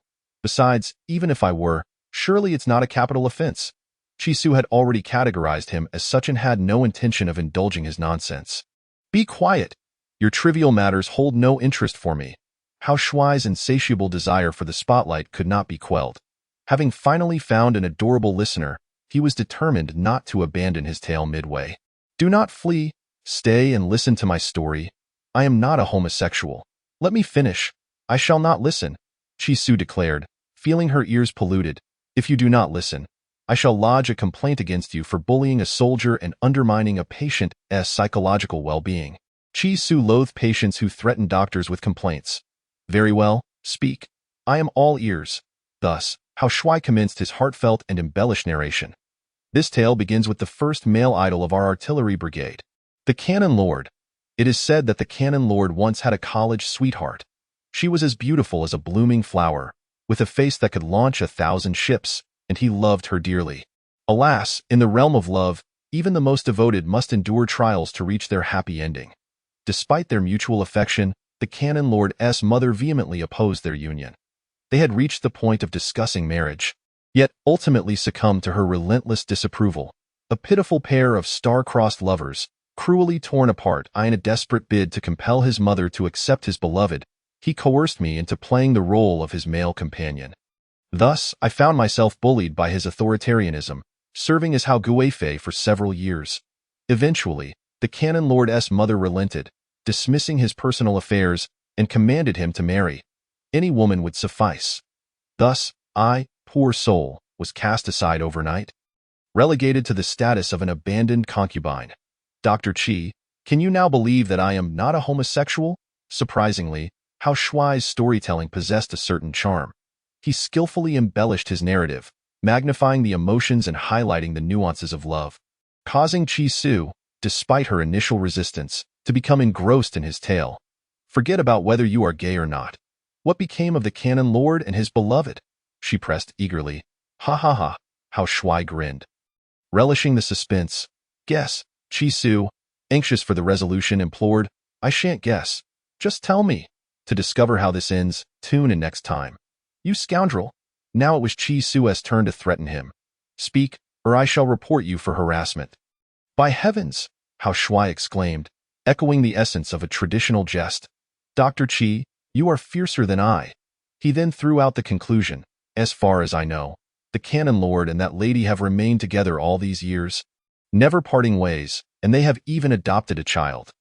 Everyone in our brigade has met her, affectionately referring to her as Cannon Lady. I believe their happy union is imminent.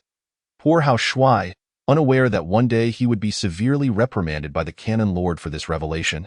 Nor did he realize that his words had planted a significant obstacle in the already arduous pursuit of love. Congratulations! You have successfully completed your mission, becoming a stepping stone in another's path to romantic fulfillment. Hao Shuai could not shake the feeling that this congratulatory praise was rather demeaning. Hey, Dr. Qi, what do you think of me? Shall we exchange WeChat and embark on a proper romantic relationship? Chisu waved her hand, unceremoniously rejecting his advances. Captain Hao, let us discuss your medical condition instead. Romance is out of the question. I am already married, and my husband has a rather volatile temper. I fear for your safety. Oh my God! You are married at such a young age? Hao Shuai's scream echoed, reminiscent of the dramatic flair found in television dramas, which explained why the rugged soldiers in his unit dubbed him an effeminate fool. Captain Hao, I shall not disclose my personal matters to you, she retorted. Remember, your wounds are quite severe, with multiple lacerations. Refrain from water contact for 7 days, and change the dressings punctually. You must receive anti-inflammatory injections for 5 consecutive days to prevent infection. After Chisu departed, Hao Shuai continued to lament, which scoundrel acted so swiftly. That Dr. Qi is but a tender young shoot, and yet she was uprooted so easily. Chapter 83. The Crumbled Strawberry Cake. A week later, Lin Yuqian led a battalion of hundreds of military engineers back to the military-industrial complex. Chisu had prepared early to welcome them, donning a beautiful dress and light makeup, having personally baked a heart-shaped strawberry cake adorned with an array of exquisite ingredients, meticulously packaged and tenderly cradled, all in an effort to surprise him. A dozen military vehicles stood neatly at the entrance of the complex, creating a striking camouflage display. Soon after, a line of gallant soldiers disembarked in an orderly fashion.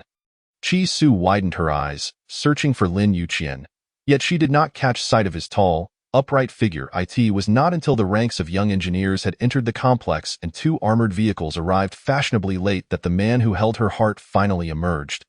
Striding confidently from the vehicle, as Chi Su prepared to approach him with her lovingly crafted cake, an older officer descended from another armored vehicle, striding purposefully towards her. "Cannon Lord, wait. We've encountered an issue with a set of data from our brigade. Please assist me shortly, Cannon Lord." Was he the same one from House Shuai's tale? It could not be Lin Yuqian. Absolutely not. Chi Su's heart momentarily ceased to beat, her mind grinding to a halt. Completely devoid of rational thought. No, it cannot be, she repeatedly reassured herself, insisting that her eyes and ears were deceiving her, that this man could not possibly be Lin Yuqian. It was only when Lin Yuqian himself replied, "All right, I shall help you take a look now," that the heart-shaped cake slipped from Chi Su's grasp, shattering into a mosaic of despair. Zhou Ying, accompanied by Tong Tong, approached with swaying steps in her red high heels. "Ah Qian, you've returned." Tong Tong opened her arms wide, calling sweetly, "Daddy, you're finally home. I missed you so much." This tender scene cast a spell upon Chi Su's heart, shrouding the love she had longed for in an enveloping darkness. Lin Yuqian embraced Tong Tong, showering her with affectionate kisses. "Good girl, Daddy missed you too." The officer who had requested assistance with the data chuckled, patting Lin Yuqian on the shoulder. "Cannon Lord, absence makes the heart grow fonder. I shall not intrude on your reunion with Cannon Lady and your little family. The data can wait until tomorrow." Chi Su stood as if turned to stone, rooted at the side of the road. In that moment, she felt soulless, breathless, and lifeless. With tear-filled eyes, she struggled to discern the essence of genuine affection. Her mind was a haze, rendering the world around her a mere blur. She could not hear Lin Yuqian's reprimands directed at the officer. Nor could she see Zhou Ying's deliberate approach, which was deftly evaded. "Ah, Cannon Lady? A family of 3? How splendid! How delightful!" It dawned upon her that she had merely served as a stepping stone, a tool to navigate familial expectations, and a lifeless vessel holding the title of wife in the distance. Zhou Ying's provocative gaze pierced her heart like a barbed arrow, while Tong Tong, the impish little creature, stuck out her tongue and made faces. Waving her arms in delight, Chi Su could no longer endure. She stumbled away, a mere shell of her former self, vanishing at the end of the road. For an entire afternoon, Lin Yuqian was ensnared by Tong Tong's pleas. Unable to return home to his little woman, "Daddy, you promised to take me to the amusement park for my birthday and to see the fireworks, but you had something to do that day and left me waiting." Lin Yuqian had indeed spent a considerable time away from Tong Tong. Having been in Southern City with Chi Su, he had only returned to be dispatched on a work trip for over half a month. Now, witnessing his daughter's forlorn expression, he could not bear to refuse her. "Very well, we shall go today." During this time, Lin Yuqian sent Chi Su several messages. "Chi, have you eaten yet? Chi, I have matters to attend to at work and cannot leave. I will return tomorrow, so wait for me." "Chi, are you very busy today? Why have you not responded?" Chi Su sat alone in a corner, allowing her tears to flow freely. She paid no attention to the insincere messages, not wishing to reply to a single one. Meanwhile, Zhou Ying seized the opportunity to hire a high-priced photographer and editor, ensuring that every moment was captured on film. A family of 3 embarked on a delightful outing, capturing every moment in photographs and videos to boast to someone special. She meticulously edited the pictures before sending them to Zhang Yan. "Could you please post a status on WeChat? It's worth 5 figures," she requested. Zhang Yan relished the effortless opportunity to earn such a handsome sum. Due to the unique status of her military identity, she took care to obscure Lin Yuqian's face. Yet, those with discerning eyes could easily deduce his identity. She crafted a message filled with ulterior motives, accompanied by exquisite images. "How enviable it is that RC University's Belle from the art department has successfully married into a wealthy family, now basking in familial bliss with her husband and child, truly a winner in life. My aspiration is to emulate Miss Zhou." Immediately after posting, she intentionally shared an advertisement for a crystal glass that could be obtained by gathering likes. Tagging Chi Su in the message, "Dr. Chi, Could you kindly lend your golden fingers to my first post and give it a like? I absolutely adore that cup, and I still need 20 more likes. Please. Chi Su opened Zhang Yan's WeChat moments, greeted by a plethora of family portraits. Lin Yuqian held Tongtong's hand, while Tongtong held Zhou Ying's, the trio exuding an intimacy that left no room for any additional emotions. Encouraged by Zhou Ying, the following day, Tongtong eagerly suggested visiting Lin Yuqian's villa to play with Sister Chi Su. Daddy, can you take me home? I want to be friends with Sister Chi. Mommy says she's your wife. And she'll be my family too. I should get along well with Sister Chi so that you won't be troubled. Lin Yuqian felt a surge of joy, never anticipating that Tongtong would willingly accept Chi Su. This was the best scenario imaginable. Really? Tongtong, are you truly willing to accept Sister Chi and let her take care of you? Tongtong nodded earnestly. Daddy, I am willing. That I love you, Daddy, and I would do anything for you. With a heart full of happiness, Lin Yuqian took Tongtong home. However, to his surprise, Chi Su wore a stony expression, not even acknowledging Tongtong's enthusiastic greeting. Sister Chi, I'm back, Lin Yuqian exclaimed as he rushed inside, not even pausing to remove his shoes, searching for Chi Su's presence. Yet, she remained coldly seated on the sofa, utterly unmoving. Hello, Sister Chi, I'm Tongtong. Are you happy to have me as your guest? Chi Su continued to munch on snacks, ignoring her entirely. Sister Chi, why won't you speak? Do you not like Tongtong? Chi Su's face darkened, her tone icy. Yes, I don't like you. This outcome had already been anticipated by Zhou Ying, who had prepared Tongtong with coping strategies. The more that woman dislikes you, the closer you need to cling to her. This way, Daddy will also grow to dislike her and send her away from our home. From then on, Daddy, along with that beautiful villa, will belong to Mommy and Tongtong. Tongtong approached, affectionately grasping Chi Su's hand. Sister Chi, why don't you like Tongtong? Tongtong loves pretty sisters. Can we be friends? Chi Su forcefully shook off Tongtong's hand, shouting in anger. Get away.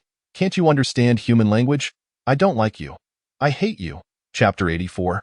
Shattered rupture. Lin Yuqian could hardly fathom that Chi Su would speak so heartlessly to a child, exhibiting such a poor attitude.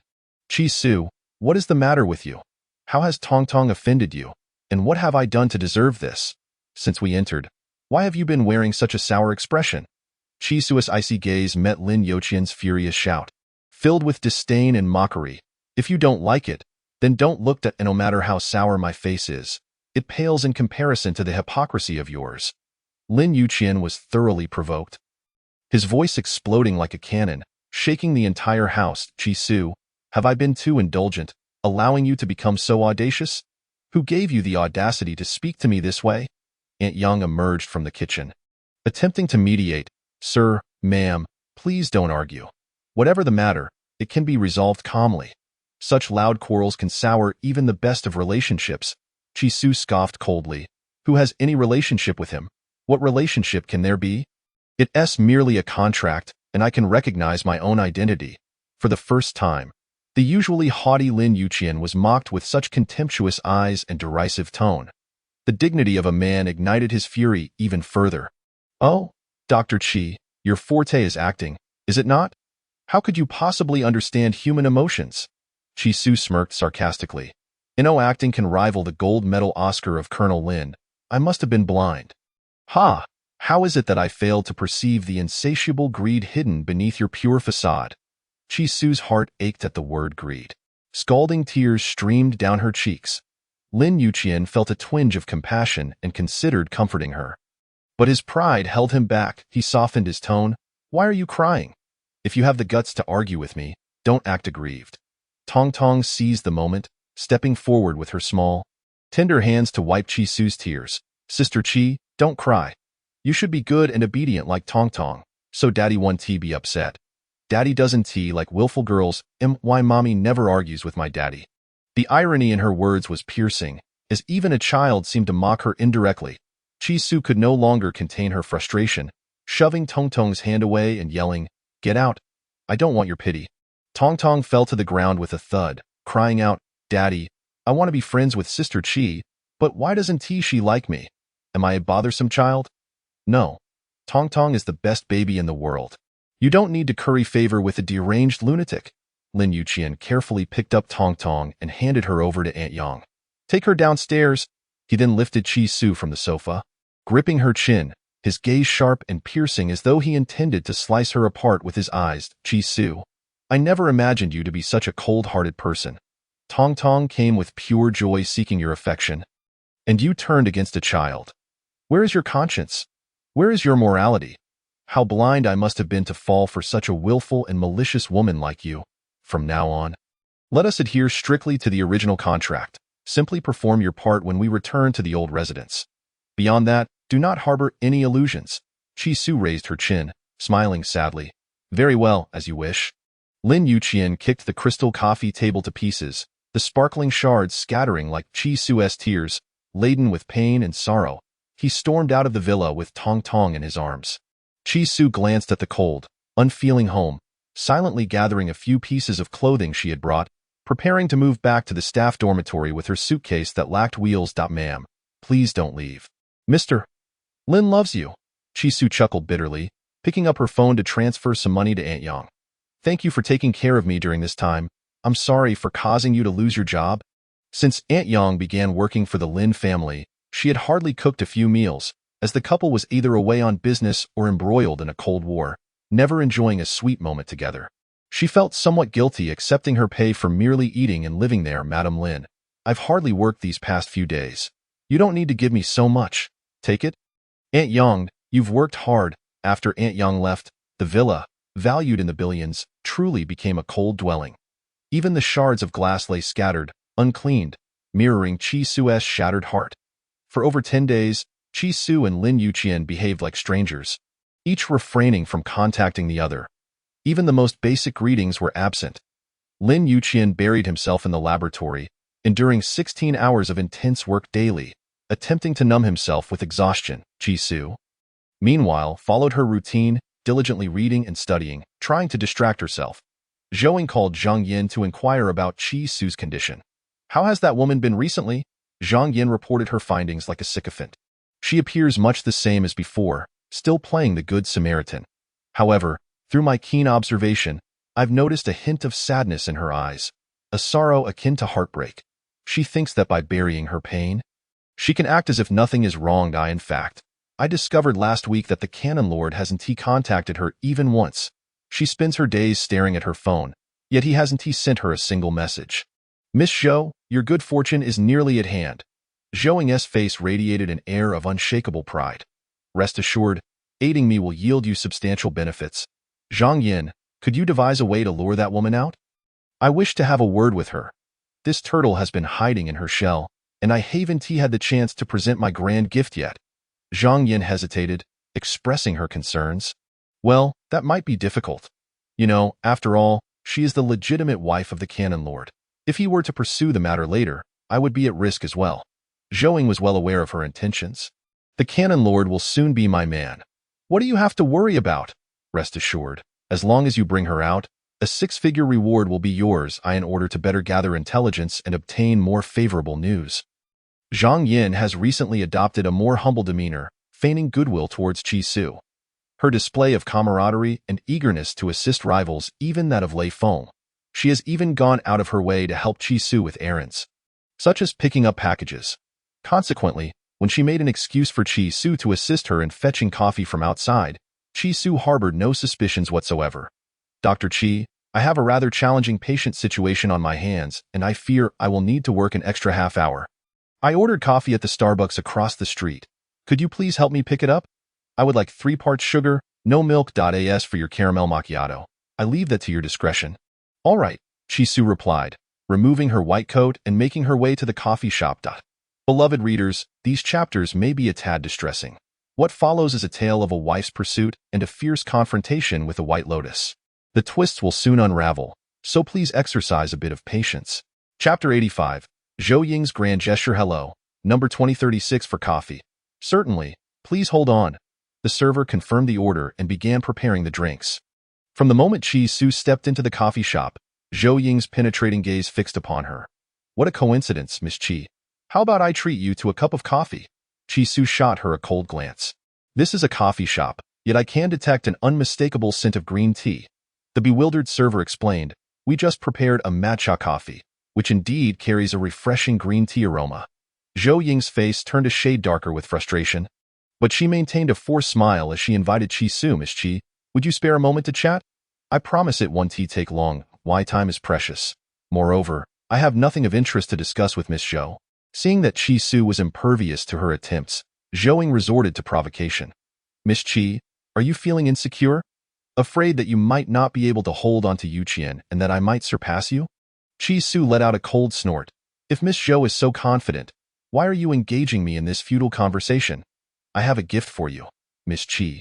You might not be pleased upon seeing it, but it is the truth. Theo evade the truth is a mark of weakness and sorrow. It pertains to your future. Do you dare to take a glance? It was merely an unpleasant sight. And since her heart had already grown cold, what difference would it make to take a look? Could it possibly ignite any lingering feelings? Very well. I shall see what grand gesture Miss Zhou has prepared to warrant such arrogance from you. They found a secluded spot to sit. Zhou Ying began her lengthy preamble about her past romance with Lin Yuqian. Qi Su, already aware of her status as Lin Yuqian's ex-girlfriend from House Shuai, had no desire to listen to her ramble on. The trivial matters from 5 or 6 years ago need not be revisited. My time is valuable, so I would appreciate it if you could get to the point. Zhou Ying had barely begun sharing the story of their first relationship when Qi Su interrupted her, leaving her feeling quite displeased. Can't you let me finish? I've already stated that I'm busy. Your old, stale stories are akin to an old woman's bound feet, stinky and lengthy. Who cares to listen? Get to the point, or I simply lack the time for your prattling. Zhou Ying hadn't anticipated that Qi Su, despite her petite stature, possessed such a fiery temperament. The crux of the matter is that the emotions between the three of us are too crowded. There will inevitably be one person who must exit the stage. And that person is you. Qi Su had initially intended to step aside to allow them to flourish, yet being so forcefully pushed out left her feeling quite displeased. Miss Zhou, you might be too confident. Let us not forget that I am the one who holds the marriage certificate with Lin Yuqian. I am the legitimate Mrs. Lin. Zhou Ying, undeterred, retorted, and what of it? The one Lin Yuqian loves is me. And I am the one he cherishes. We also have our shared daughter, Tong Tong. What do you have aside from that worthless piece of paper? Her words struck deep. Qi Su forced herself to endure the pain and retorted fiercely. That worthless piece of paper is something you begged for years to obtain and still failed to secure it. Qi Su then pulled out several cards from her bag. By the way, I still have money. Lin Yuqian's funds are all in my possession, and I can spend it as I please. As for his fickle and despicable affection, he may bestow it upon whomever he wishes. Zhou Ying's face turned a myriad of colors, resembling a painter's palette. Money is worthless in the face of love. Unlike certain individuals, I am not selfish, short-sighted, or covetous of Yuqian's wealth. As long as Yuqian is with me, with his heart in my hands, what use is it to possess vast riches? A woman, above all, fears emptiness and loneliness. Miss Qi should be aware that a woman who lacks a man's affection is the most susceptible to aging. Ha ha ha! Qi Su laughed heartily. How audacious for someone to mention aging in her presence. Oh, Miss Zhou, you are entirely correct. Upon closer inspection, I can see numerous wrinkles at the corners of your eyes. It seems you have not been nourished by a man in quite some time. Look at me. My skin is delicate, a perfect shade of rosy white. Just the other day, I was mistaken for a student by the police, and it was Lin Yuqian who came to my rescue. Zhou Ying felt an overwhelming urge to vomit with rage. She regretted comparing herself to this doll-faced girl, who said I lack a man's affection. Do you know who I spent the night with when Yuqian returned from his business trip? Would you like me to show you the photos? Zhou Ying pulled out her phone and showcased pictures of them at an amusement park and the fireworks display. What do you think? Miss Seven, how do you find these photos? Don't you think Yuqian and I make a lovely couple? Qi Su was infuriated, striving to retort. What of it? You're still merely a third wheel. I am the genuine first wife. Zhou Ying pounded her chest, catching her breath before continuing to flip through the photos. Didn't you just say that I lack a man's affection? Allow me to show you how Yuqian has nourished me. As she scrolled through the album, Zhou Ying revealed a photo of the three of them lying on a bed in a hotel. While you were waiting in that cold villa for Yuqian to return home, he was in my bed, indulging in romance with me. Qi Su's expression instantly froze. In this round, she was utterly defeated, humiliated beyond measure. Zhou Ying's alluring fingers continued to scroll. Do you see this? This is irrefutable evidence of my love with Yuqian. Are you envious? Has Yu Qian ever kissed you like this? Has he ever slept with you? Recalling the memory of having shared a kiss with the same man, Chi Su felt nausea rise within her and promptly vomited. She was grateful that she had managed to escape intimacy with that man during that fateful encounter. Otherwise, she would have rather perished than tarnish her pure soul, though these images lacked clear faces.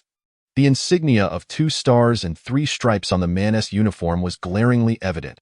If it wasn't Lin Yuqian, who else could it be? And those naked figures, though only showing their backs, were clad in garments that Lin Yuqian had once worn. If all of this were not real, then what of the officer's credentials on the nightstand, clearly bearing Lin Yuqian's name? Previously, she had thought Lin Yuqian was an exceptional kisser, never suspecting that it was a skill honed through such experiences. How laughable! Observing that Chi Su had been rendered speechless, Zhou reveled in her triumph. Miss Chi, what do you think of these photos? Aren't they quite splendid? Chi Su gritted her teeth, forcing back her unyielding tears, and managed a sarcastic smile. The photos are indeed captivating, but Lin Yuqian's prowess leaves much to be desired. He suffers from male impotence. Does Miss Zhou not know? Having said that, Chi Su stood up and departed. Zhou called after her like a lunatic, "Hey, what male impotence does Yuqian have? Be clear."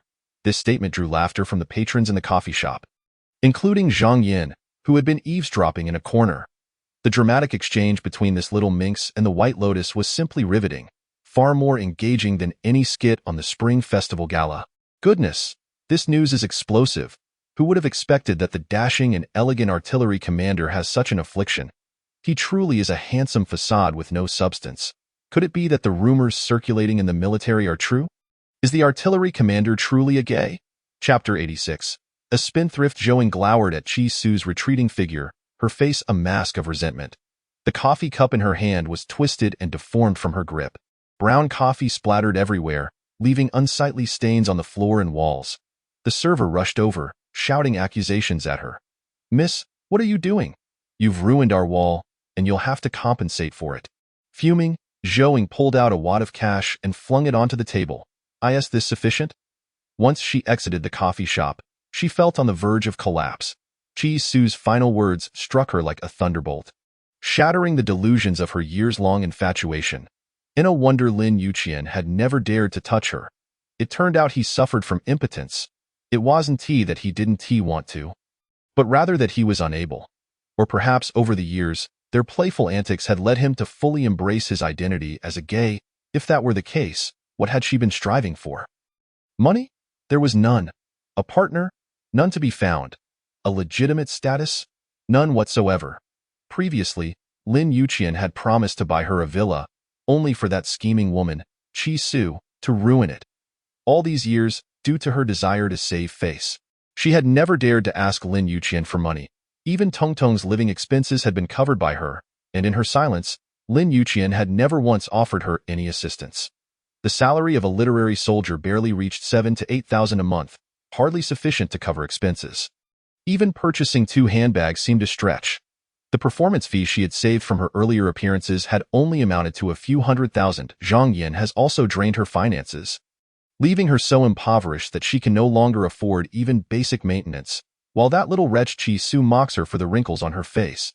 At the tender age of 27, having squandered 5 years of her life on Lin Yuqian, why should she continue to cling to this unyielding, gnarled tree? Were it not for him, she could have thrived in her promising career instead of languishing as a mere cultural soldier. With her figure and beauty, she could have easily become a dazzling star in the entertainment industry, rather than finding herself in such dire straits. At 27, the prime of her youth, she too yearns for love and the nurturing presence of a man. Yet, all Lin Yuqian offers her is a cold, unyielding visage, and no matter how handsome that face may be, it provides no nourishment for her soul, nor financial support. What difference is there between that and being left bare and destitute? Zhang Yan's message struck her like a death knell. "Miss Zhou, your delivery has successfully reached the CAF. I trust you have seen it. Have you fulfilled your promise to me?" Zhou gritted her teeth in fury, her sharp stilettos pounding against the floor, cracking the tiles beneath her. "That greedy, insatiable wretch. I shall make you pay one day." She opened her phone and sent a message with a simple 888. Upon seeing it, Zhang Yin nearly exploded with rage. What was the meaning of such a paltry sum, when they had previously agreed upon 6 figures? Was she to be treated like a beggar? Miss Zhou, what does this mean? Are you going back on your word? Or is it that the woman of the esteemed canon lord cannot even afford a mere token of compensation? Zhou, grinding her teeth, transferred all the funds from her card, only 20,000, far from the 6 figures promised. Rest assured, you will not be shortchanged. I recently purchased several Hermes bags. I'll send you more in a couple of days. Indeed, her acquisitions were all high-quality replicas, intended to maintain the fade of a wealthy socialite among the military wives. Zhang Yin, realizing her financial limitations, twisted the knife further with a smirk. We are old friends. A brief delay is of no consequence. One Hermes bag costs hundreds of thousands. Surely, you can spare me this trivial amount. By the way, I've noticed Dr. Chi has been quite extravagant lately. Colleagues say she rotates between Hermes, Chanel, and Louis Vuitton daily, never repeating a single piece. Perhaps I could borrow one of your bags for a day to experience the luxury of wearing a house on my waist. Zhou Ying's face turned an ashen green. She toiled endlessly, akin to a maid, taking care of Lin Youqian's daughter, only to have him squander all their money on that little wretch. Miss Zhou, you are so generous. Surely you can indulge this small wish of mine? I promise, it's just for a couple of days. I'll return it promptly. Zhou Ying seethed as she replied, Fine. Recently, Chi Su had indeed acquired many new bags, but they were all gifts from Lu Yi and had nothing to do with Lin Youqian. She intended to stop spending a single cent of his money. However, after leaving the CAF, her anger ignited a resolve within her. Why should she remain the one to guard the finances while that scoundrel Lin Youqian kept a mistress? Just like her mother, who had labored tirelessly to build a company and accumulate assets, only to see it all benefit Qi Wangxing and his mistress? No, she would not follow in her mother's footsteps. She would swipe Lin Youqian's card, frivolously spend his money, and indulge herself to the fullest. Thus, she called Lu Shishang. Big brother, I want to spend money. Lots and lots of it. Buying a house, a car, stocks, funds, land, and real estate. Lu Shishang readily agreed, leveraging his keen business acumen to provide Chi Su with a comprehensive list of investment opportunities. Consequently, Chi Su embarked on a shopping spree. Within a single day, she extravagantly spent hundreds of billions, acquiring numerous plots of land, an entire street of luxurious commercial properties, hundreds of apartments, and a flashy red Ferrari. As for stocks and funds, she merely opened an account and deposited over 10 billion, leaving it entirely in Lu Shishang's capable hands. Meanwhile, Lin Youqian was in a meeting when he received notifications of the staggering sums being transferred from his account, causing him to leap to his feet in shock. What the hell? This wretched woman is out of control. Colonel Li, thumping the table, sternly admonished him. Lin Youqian, have you lost your mind? We're in the middle of a meeting. Lin Youqian stood at attention. Sir, my wife is causing chaos at home. I must urgently request a day off. Please grant it. Laughter erupted among the attendees. Colonel Li's anger flared. How dare you disrespect military discipline? We are in a critical meeting regarding military exercises. You would abandon your duties for a woman? Lin Youqian's phone vibrated incessantly, his fists clenched in fury. Sir, I must return home. If I do not, Lin Group may face bankruptcy. Bankruptcy? What do you mean? This sounds serious. What is so urgent? Lin Youqian's brows furrowed. His frustration boiling over why reckless wife has squandered hundreds of billions in a single day, gasps filled the room. Hundreds of billions. What a staggering concept. Many were left bewildered, struggling to comprehend the magnitude of such wealth. Indeed, the Lin family was one of the wealthiest in the nation, with Lin Youqian's black card signifying his status as the head of the family. His and his grandmother's dividends amounted to thousands of billions annually. However, no matter how rich they were, such extravagance could not be sustained for long. At this rate, Lin Group might change hands within days. Colonel Li was equally astonished by the enormity of the sum. What does 100 billion even mean? It's nearly equivalent to the entire military funding for 3 years. That amount has been completely squandered by that little girl in just a day. Truly wasteful, Canon Lord. This is a major emergency. Hurry, resolve this. If one day off isn't enough, I'll grant you more. After calming himself, Colonel Li warned everyone present, the Canon Lord's personal affairs are strictly confidential. Everyone is aware of the funds he discreetly allocates to the artillery team. Therefore, I will not tolerate any gossip regarding the Cannon Lord and his extravagant wife. Understood? Yes. With Colonel Lee's directive, the matter was treated as a military secret, and no one dared to speak of it. Once outside the conference room, Lin Yuqian frantically attempted to contact Chi Su, but she refused to answer. Messages and texts went unanswered. This insufferable woman knows how to infuriate me. He realized that her lavish spending was a cunning ploy to convert his assets into her own. Once regarded as a naive little lamb, she now appeared to be a cunning little fox, driven by insatiable greed. Upon returning to his home, Lin Yuqian found the door firmly shut, indicating that Chi Su was absent. At the hospital, the doctors informed him that she was off and unavailable. With no response to his calls or texts, and the incessant notifications of transfers from his account, Lin Yuqian was on the brink of madness. Chi Su, when I find you, I will make you pay dearly. After searching all night, Lin Yuqian fell asleep in his car from sheer frustration, finally finding silence in the stream of transfer notifications. He no longer cared about the exact amount she had spent. He only wanted to locate that woman and unleash his pent-up anger upon her. Meanwhile, Chi Su, having enjoyed a night of unrestrained spending, remained exhilarated. The pent-up resentment she had harbored was finally released. That scoundrel, that wretched man. How dare he deceive and toy with me? I shall make him rue the day. Had Lin Yuqian not toyed with her affections, she would never have touched a single penny of his. But now, having her sincere feelings trampled upon, she was determined to make that scoundrel pay the ultimate price. After her extravagant spree, she invited Lu Yi out for drinks. I in a drunken stupor, she lamented. You were right. My scoundrel of a husband has a terrible reputation and poor character. I want to replace him. Can you help me find someone new? Lu Yi was overjoyed and immediately called Lu Shirshu. Ha, second brother, your moment has come. Chi Su has had a falling out with her husband and is heartbroken. Hurry, seize this opportunity to win her over. Ultimately, Chi Su was carried back to the hotel by Lu Shirshu, who took care of the tipsy young woman throughout the night. Throughout that night, she incessantly muttered Lin Yuqian's name, cursing him with every breath. Scoundrel, Lin Yuqian, wretched man, Lin Yuqian, good for nothing, Lin Yuqian, dog of a cannon, Lin Yuqian. By morning, Lu Shirshu's patience was wearing thin from the repetition.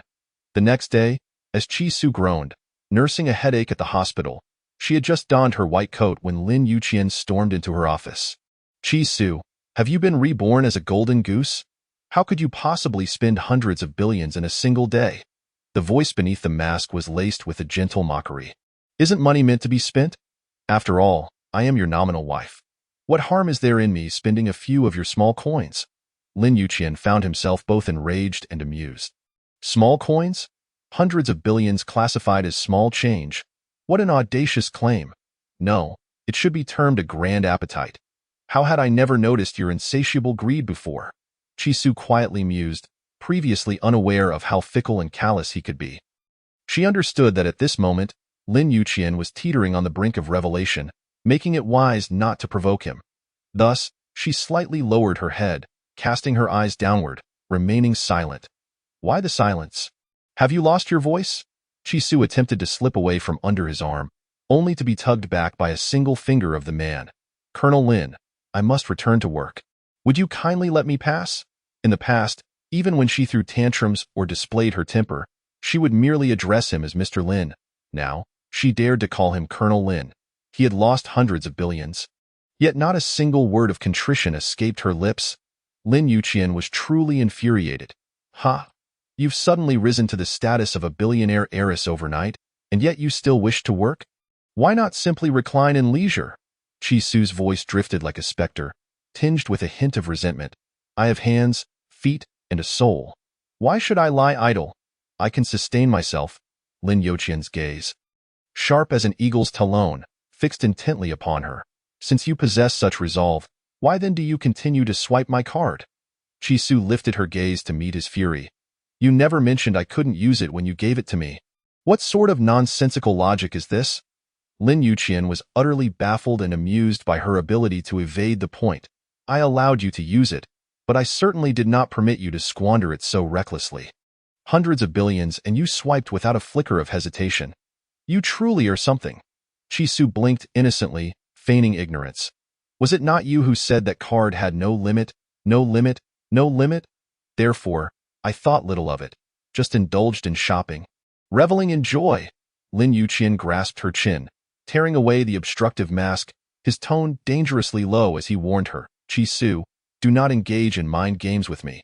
Otherwise, I shall ensure your demise. Chi Su let out a cold laugh. My heart has long since died, and my eyes are blind. What right do I have to play games with you? Calmly, she retrieved 2 cards from her pocket and presented them to Lin Yuqian. You came here today for this, did you not? Take them back. I no longer want them. The salary card had been maxed out, leaving not a single cent to ask for the black card, though she was unsure of its limits. Having acquired hundreds of billions, she felt satisfied. Even in divorce, she believed she had not suffered loss. Surely, this man would not attempt to reclaim the money under her name. Lin Yuqian did not take her cards but was deeply wounded by her words. Heart dead? Eyes blind? I have never seen a corpse spend money so freely, nor a blind person with such keen insight. You have feigned affection for so long, only to reveal your true self today? Chi Su, your greedy and cunning tale is well hidden. Chi Su smirked, boldly admitting, yes, indeed. I am a sly, greedy, and wicked woman. Colonel Lin, do you regret it? If you do, let us divorce. Having taken the money, she intended to flee. Chi Su had once again crossed Lin Yuqian's threshold of anger. Chi Su, you seek your own demise. If you dare utter the word divorce, believe me, I will have your tongue. Consider this hundreds of billions your binding contract. You are mine in life and in death. You shall never escape my grasp. Little woman, you think you can toy with me and still hope to retreat unscathed. You underestimate my methods. With a mere beckoning of my finger, I could bring about your end. Lin Yuqian's long fingers slithered across Chi Su's face like a seductive serpent, pressing forcefully against her soft lips, the threat unmistakable. Chi Su, paralyzed with fear, remained rigid against the wall, unable to move. What is this? Are you afraid? Aren't you quite bold? Chi Su defiantly bit her lip, remaining silent. Lin Yuqian, in a teasing manner, lifted her chin. Having spent so much of my money, you ought to excel in your womanly duties and serve me well. Come, raise your head and give me a kiss. With a surge of strength, Chi Su pushed him away. Get lost? I find you repugnant. Lin Yuqian's dignity as a man was trampled by that word. He seized Chi Su by her collar, pinning her against the examination table, his breath almost grazing her lips. What did you say? Repeat that. Chi Su summoned every ounce of resistance to repeat her words. I find you disgusting. Lin Yuqian swung his fist, intending to strike her, but reconsidering that she was merely a delicate woman, he redirected his punch to the table, creating a dull thud. You find me disgusting? Have you even examined the greed in your own heart? Chi Su, as you wish, from this day forth, I shall never lay a finger on you in the future, even if you beg on your knees. I will not touch a single inch of your skin. As he departed, Lin Yuqian's gaze upon her was devoid of any emotion, as if she were merely an object. Should you dare to swipe even a single penny from that card again, I will ensure you pay with your flesh. Chi Su was drenched in cold sweat, jolted back to reality by the immense threat. She clearly felt Lin Yuqian's patience had evaporated, his resolute expression now void of even a shred of affection. Lin Yuqian, if given a second chance, I would rather forfeit every penny than reclaim my once whole heart. Zhang Yin, witnessing Lin Yuqian storm out of the hospital filled with rage, rushed into Chi Su's office, eager for gossip. Dr. Chi? Are you all right? Chi Su, disheveled and propping herself up, adjusted her wrinkled white coat, forcing a bleak smile. Nothing to worry about. I am perfectly fine. Zhang Yin, with a hint of schadenfreude, inquired, was that not the legendary colonel? He appeared quite furious. Are you truly well? Chi Su managed a wry smile that, of course, I extracted a substantial sum from him, at present. Everything is better than ever. Upon mentioning money, Zhang Yan's eyes sparkled as she leaned in closer. How much? Given the incident with the coffee and her posts on WeChat regarding Zhouing, if Chi Su could not discern that she was a spy, she would be a fool. She smiled bleakly. Not much, just a mere billion. I merely acquired a few buildings and a few plots of land. Zhang Yan's eyes widened in envy. Just a mere billion? That clearly amounts to several hundred million. What is the status between you and the colonel? Have you reconciled or quarreled again? Chi Su stepped closer, scrutinizing her. What do you think? With your keen sense of gossip, surely you can guess. Previously, I had no idea, Doctor. Zhang was so interested in my personal affairs, even knowing the details of my romantic entanglements and quarrels. I recall that military personnel's private information is confidential. How did Dr. Zhang come to know of my relationship with the colonel? Zhang Yin panicked, hurriedly denying, I know nothing. I am just speaking nonsense. Please don't take it seriously. Concerning the leak of her privacy, Chi Su would not let her off easily. You managed to pinpoint the colonel's identity, yet still claim ignorance? Even if you are unaware, does your aunt in the HR department not know? Do you understand that indiscriminately disclosing the privacy of military personnel and doctors can lead to disciplinary action, dismissal, or even imprisonment? Dr. Zhang, would you prefer I report you to the disciplinary committee, or will you confess? You have 3 minutes to consider. Chi Su intended to frighten her, yet to her surprise, this woman truly was a spy. ILL talk. I'll tell you everything. Please, don't report me. This matter has nothing to do with my aunt. It was Zhou Ying who informed me that you are the colonel's wife. She instructed me to monitor you daily and report back on your interactions with him. Whenever you and the colonel had a disagreement, I would relay the news to her. She also compensated me for it. Furthermore, it was she who instructed me to lure you to the CAF the other day, claiming she had something to discuss with you. I am not privy to her actual intentions. I merely conveyed a few trivial messages. The rewards she offered were rather generous, and I succumbed to the temptation of greed, hence my wrongdoing. Please, for the sake of our past camaraderie, grant me another chance. Zhang Yan's words were a mixture of truth and deceit, delivered with feigned sincerity, and Chi Su chose not to press her further. Remember what you have said today. Should you err again, I will ensure you can no longer remain in Lake City. You should be aware that regardless of circumstances, I am Lin Yuqian's legitimate wife. Even if my relationship with him is strained, I have the support of the Lu group behind me. Today, I am not someone a mere doctor like you can provoke. Zhang Yin broke out in a cold sweat, realizing she had underestimated Chi Su. She had foolishly thought that once the little vixen and the colonel fell out, she would have an upper hand, forgetting that Chi Su had the backing of the Lu group. The entire military hospital was aware that Chi Su was the sworn sister of the Lu family's young heiress. And Chi Su had even saved her life. The 3 esteemed deities of the Lu family hold her in such affection that they regard her as a beloved younger sister. I sincerely apologize. Dr. Chi, I shall henceforth conduct myself with decorum and refrain from any further offenses against you. I hope you can show magnanimity and not dwell on this matter. Chi Su adjusted his collar, gazing down at her with an air of superiority. Acknowledging one's mistakes is commendable. I am not a person of great stature. You should be able to discern that I am rather diminutive. Thus, my capacity for forgiveness is likewise limited, allowing for this one transgression only. Do you comprehend? Yes, I understand. Dr. Chi, please continue with your work. I shall not disturb you any further. Zhang Yin exited Chi Su's office with the demeanor of a servant, bowing deeply with each step. From that moment on, whenever she encountered Chi Su, she resembled a mouse in the presence of a cat, either greeting him with obsequious smiles or keeping her distance. She spoke only in honorifics, even allowing Chi Su to use the restroom first. Many colleagues in the hospital found this behavior peculiar, leading to whispered gossip behind closed doors.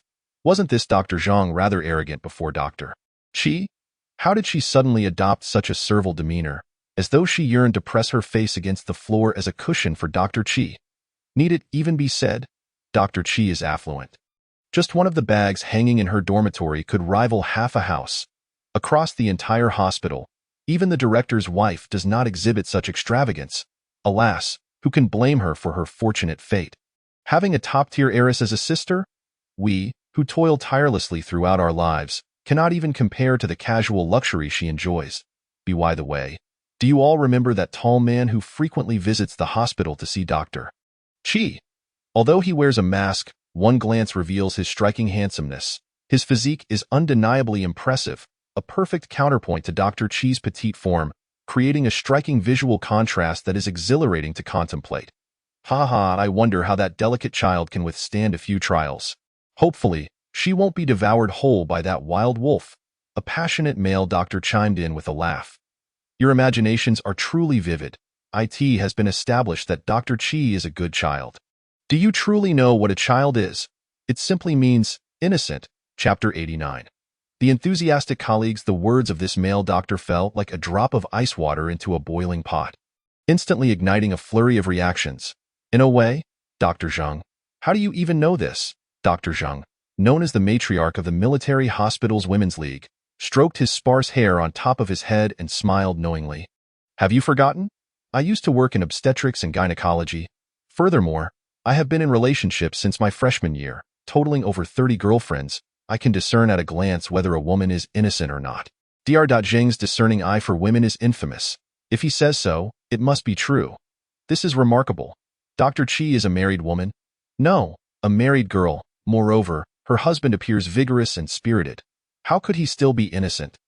What do you think? Is it that good child who has an issue, or that handsome man? Who knows? Such matters are too private for me to speculate. Chisu approached, carrying a stack of study materials. Her expression calm as she regarded them and personally addressed their inquiries. No need to guess.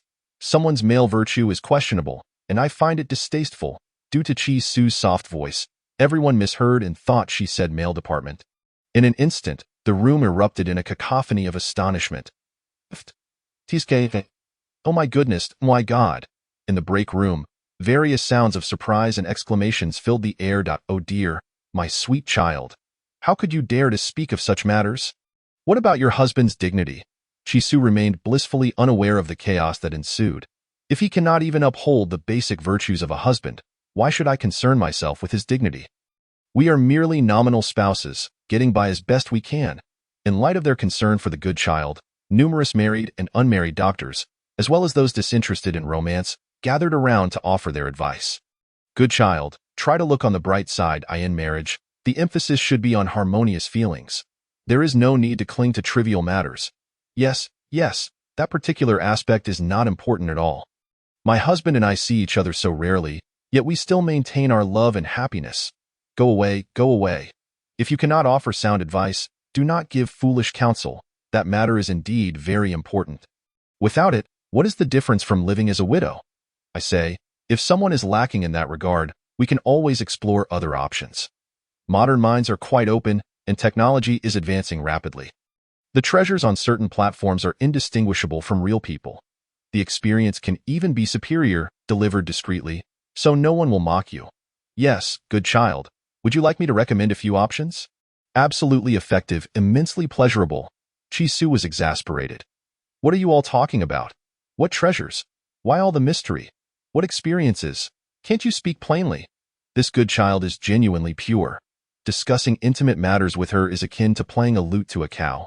An older female doctor extricated Chisu from the crowd. Go away.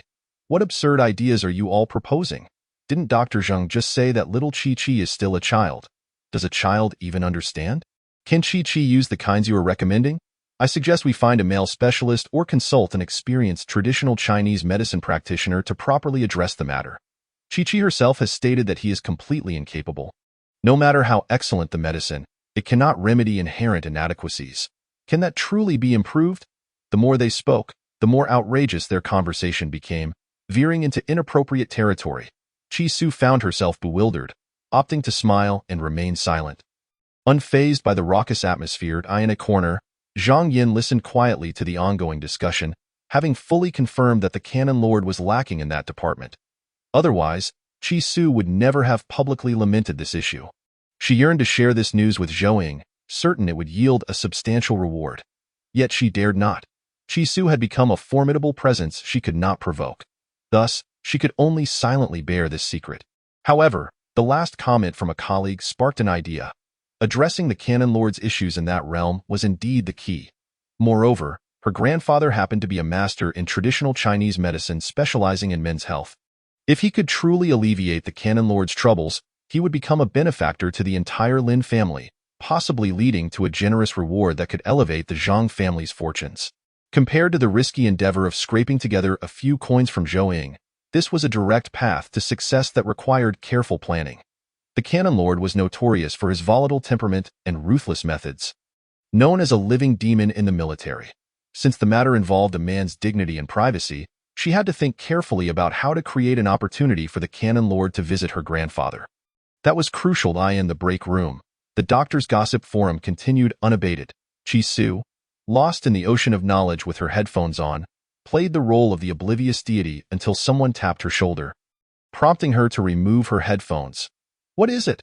Her naive demeanor left the concerned doctors in a state of alarm. "You, child, still have the mind to listen to music. Just now, Dr. Zhou asked if you should simply divorce and find you a new boyfriend. What do you think?" Chisu smiled. "For now, I cannot divorce. Perhaps I shall remain under that man's name for the rest of my life. You need not worry about my affairs." "Ah, my goodness, you poor child. How tragic. We live in a society governed by law. You can file for divorce, as long as you are resolute. There is no marriage you cannot dissolve. Moreover, your reasons for divorce are quite valid. A sexless marriage is inherently unfair to women, and even the law supports this. My husband is a lawyer. Dear child, do not be afraid. If you agree, our family will represent you in this case free of charge." Chisu was taken aback by the sincerity of her colleagues, despite their outrageous chatter. "Thank you, Dr. Zhou. I am unable to divorce for the time being, so I shall not trouble you with this." Given Lin Youqian's identity and family background, unless he is willing to let go, Chisu cannot unilaterally breach the contract. Furthermore, that man had warned her that as long as she lived, she was his, and that vast fortune was her bond of servitude. Chisu regretted her decision to use that black card. Trading a lifetime for wealth seemed rather unwise. Seeing her firm resolve, the doctors ceased their attempts to persuade her. "Very well, good child, do not overthink it. Just live your life well. If you encounter difficulties, do not hesitate to let us know.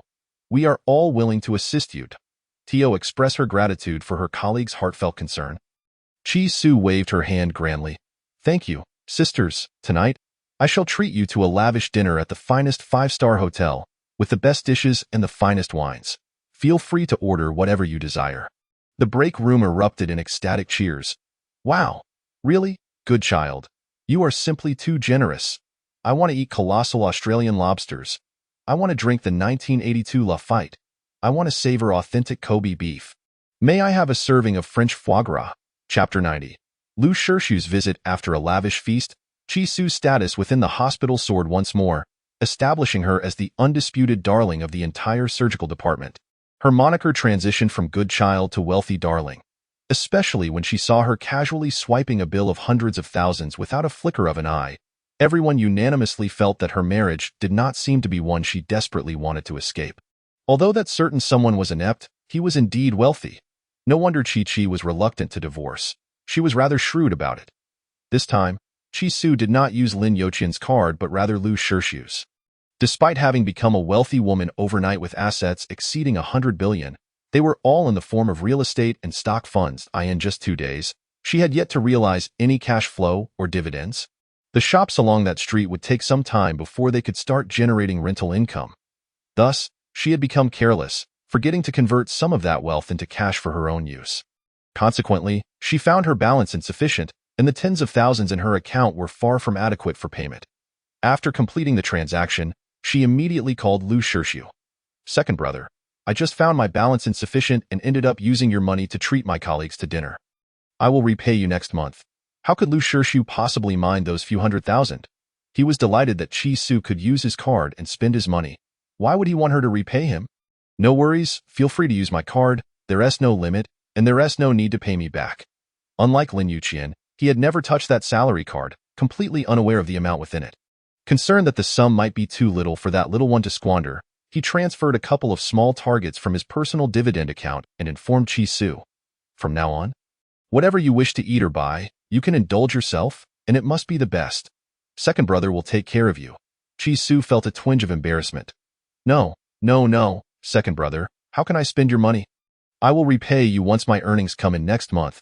Lu Shirshu firmly insisted. "If you repay me, then you can forget about recognizing me as your second brother from now on. Additionally, here's a minimum task for you. Spend at least 3 million each month. If you fail to meet this target, I will hold you accountable." Chi-Su furrowed her brows in response. "Huh? Spending money comes with a task? Indeed. Spending is also a form of enjoyment. You must learn from EE in this regard. Previously, Chi-Su was no stranger to a life of privilege, having never worried about finances.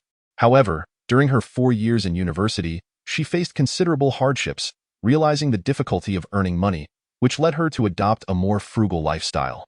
She had no interest in designer bags or shoes. viewing them merely as a form of luxury tax for the gullible. To spend hundreds of thousands, or even millions on a single bag brought her no joy, only guilt. Second brother, this task is quite pressuring. Lu Shirshu's pleasant laughter echoed through the phone. If you truly cannot spend it, just withdraw the money and deposit it into your own account. Silly? Ah, that doesn't seem quite right. I think it's perfectly fine. Just do as I say. Upon learning of the emotional rift between Lin Yuqian and Qi Su, Lu Shirshu felt an inexplicable sense of joy. His intuition indicated that the conflict between the two was quite severe.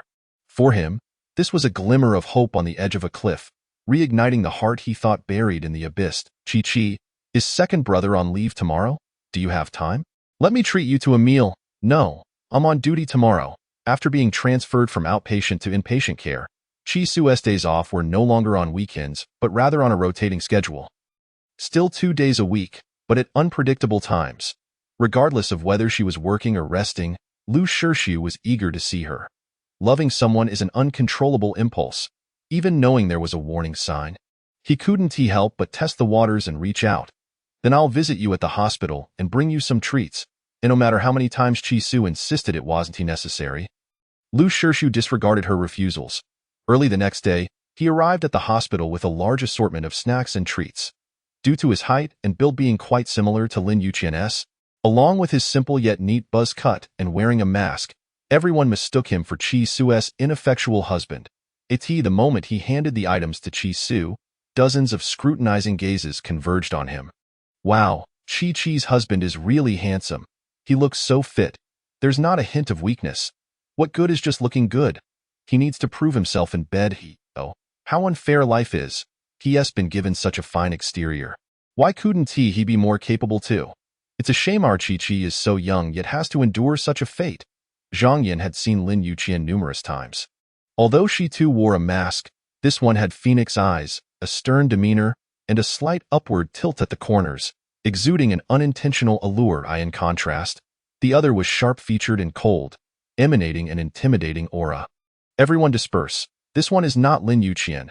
Zhang Yin's instinctive remark opened a can of worms. What? Lin Yuqian? Dr. Zhang, what do you mean by that? Could it be that little Chi's husband is Lin Yuqian? Zhang Yin hurriedly covered her mouth in denial. No, that is not it. You misheard. How could Qi Su's husband possibly be Lin Yuqian? Absolutely impossible. Indeed, it's this very gentleman. He was the one who came to visit last time. You've all seen him. In an effort to cover her slip of the tongue, Zhang Yin hastily attributed Qi Su's husband's identity to Lu Shirshu, as he was the one who fit the description best. Hey, Dr. Zhang, you're always full of ideas. Why not take Chi's husband to the urology department and let Dr. Xiong, the expert, check if he can be cured? Zhang Yin felt as if she might die from embarrassment. How am I supposed to get him up there? I refuse to do such a humiliating thing. Just then, Lu Shirshu emerged from his office. Doctors Zhou and Zhang, both well-meaning, secretly pushed Zhang Yin, and she stumbled forward, her head colliding directly with Lu Shirshu's lower body. No matter how strong a man is, that sensitive area is still vulnerable, and Lu Shirshu couldn't help but let out a groan from the pain. Dr. Zhou seized the opportunity to speak. I'm so sorry, sir. Our Dr. Zhang didn't mean to. Are you all right? Would you like us to take you to the urology department on the 6th floor for a checkup? Hearing the commotion, Qi Su came out of the office and saw Lu Shirshu grimacing in pain while covering a certain area, concern etched on her face. Second brother, what happened to you? Second brother? Exclaimed Doctors Zhou and Zhang, along with the onlooking physicians, all gasping in shock. I don't know. We've made a mistake. Don't damage the good thing. Upon hearing this, Qi Su felt that something was off. What do you mean by a mistake? What do you mean by damage? What have you done to my second brother? Dr. Zhou, straightforward as ever, confessed everything. Oh dear. It's like this, Qi. You mentioned that your husband has issues in urology. So we thought we'd help you by bringing him to see Dr. Xiong for a diagnosis, to see if he could be treated. We didn't find an excuse and ended up making this blunder. We had no idea we had the wrong person. He then bowed apologetically to Lu Shirshu. I'm sorry, second brother. We truly didn't mean it. By the way, are you all right? Do you need to go see a urologist? Lu Shirshu was furious, feeling like he might vomit blood. It wasn't that he had been damaged, but that blow genuinely hurt. Get lost. I'm perfectly fine. My urology is just fine. Chapter 91. Lu Shirshu's showmanship despite being hit. He felt inexplicably pleased upon learning the news that someone was less than capable. That moment of pain transformed into a significant thrill. His appointment had already been finalized, with his assigned office being in the military industry. He had encountered Lin Yuqian before. He was indeed a formidable rival with both ability and charisma, though they had yet to engage directly. He expected that the man who appeared robust was, in fact, weak beneath the surface. Could the rumors circulating in their circle be true? Had he married Chi-Chi merely to maintain appearances, appeasing elders while concealing his sexual orientation? Second brother, perhaps you should really visit the urology department. I saw the pain on your face. It was quite alarming. It was said that the fingers were connected to the heart, and that area was even more connected to the nerves of the entire body. How could he not be writhing in pain? However, now that the discomfort had subsided, he could control himself and certainly didn't need to see a urologist. It's really nothing. I don't need to go. Chi-Su thought he was being bashful, as the back of his neck and ears were flushed red, so she urged him. Second brother, just to be safe, you should really take a look. It'll only take 2 minutes. It won't delay anything. The usually stoic Lu Shirshu suddenly cracked a cold joke. Why don't you check for me? Chi-Su was so startled that she turned pale, leaping up and rushing toward the office, only to slam her head into the doorframe. That hurts. The surrounding doctors couldn't help but cover their foreheads. Goodness, look at how frightened our sweet little one is. She has probably never seen the world. Just a joke has her so terrified. No wonder Dr. Zheng firmly believes she is inexperienced. One doctor's comment completely unraveled Lu Shirshu's hidden thoughts. He gazed at Chi-Su as if she were a rare treasure, his eyes brimming with affection, burning like a fierce flame. The others exchanged knowing glances and whispered amongst themselves. Did you see that? Another admirer of Chi-Shi. There's definitely something going on, I say. Our sweet little one is missing out big time. This gentleman's physique, looks, and charm are all on par with that certain man, but the key point is, he is capable, and he is the second young master of the Lu family. A bona fide member of the upper class. If little Chi-Chi marries him, she would be the esteemed second young lady of the Lu family. How prestigious is that? Absolutely. We should do our best to convince Chi-Chi to choose wisely, so she doesn't stubbornly cling to that dead-end tree. Zhang Yin, enviously biting her tongue, clenched her fists until her nails creaked. Why does that little vixen have such good fortune, with 2 top-tier gentlemen vying for her attention? Is it merely because of her pretty face? What is so remarkable about that? Upon learning that Chi-Su is still a naive little girl, Lu Shirshu could hardly suppress the smile that crept to his lips. Even AK could not contain it. His fist, pretentiously raised, remained concealed beneath his nose, desperately hiding his blatant schadenfreude. Chi-Chi, would you like to join me for a meal after work today? Chi-Su was struck dumb by his words. Unable to meet his gaze. No, I really need to study for my upcoming exams. I must seize every moment and not waste a single second. Thus, I plan to eat in the cafeteria. Initially, this was merely a pretext to decline. Yet Lu Shirshu perceived her genuine passion for learning. Very well, I shall bring you something back. Lu Shirshu moved with such alacrity, more excited than a puppy that has just snatched a bone. With a loud thud, he collided with the wall. Ha ha ha! The doctors in the distance erupted in laughter. This second son of the Lu family is truly a perfect match for our little Chi-Chi. Dr. Zhang, a member of the Women's Federation, stepped forward once more. From my experience, that lad is most likely still a novice. What? The revelation was staggering. Given the Lu family's status, how could their second son still be a virgin? Dr. Zhang, weren't you previously working in gynecology? You specialized in women. When did you become so knowledgeable about men? Dr. Zhang smirked, stroking the sparse hair on his head, a knowing smile on his face. Did you not see how red his face was? All the way to his neck. He was so excited he could barely walk straight. If not a naive little boy, then what else could he be? Dr. Zhou clapped his hands, his smile so wide it appeared crooked. This innocent boy and this oblivious girl are indeed a perfect match. If they were to date, they likely wouldn't even kiss. Ha ha ha, how delightful. At noon, Lu Shirshu summoned over 100 errand runners and ordered dozens of exquisite dishes to be delivered to the hospital cafeteria, treating all the doctors to a lavish meal. This wave of goodwill endeared him to nearly all his colleagues, who unanimously rallied behind him, secretly urging Chi-Su to divorce and marry into a wealthy family instead. Chi Su's ears nearly developed calluses from their incessant chatter. Her heart felt like ash, her mind clear. She no longer harbored any illusions about love. The online adages rang true. In the realm of romance, there isn't a single decent man, especially not those from affluent families. Are you sure she was a good brother? But if he were to get involved in other feelings, they might not even be able to remain siblings in the future. Second brother, please refrain from such grand gestures while I'm working. It creates a poor impression. Lu Shirshu smiled indulgently. I am merely supporting you, ensuring your colleagues look after you. All right, you should head back.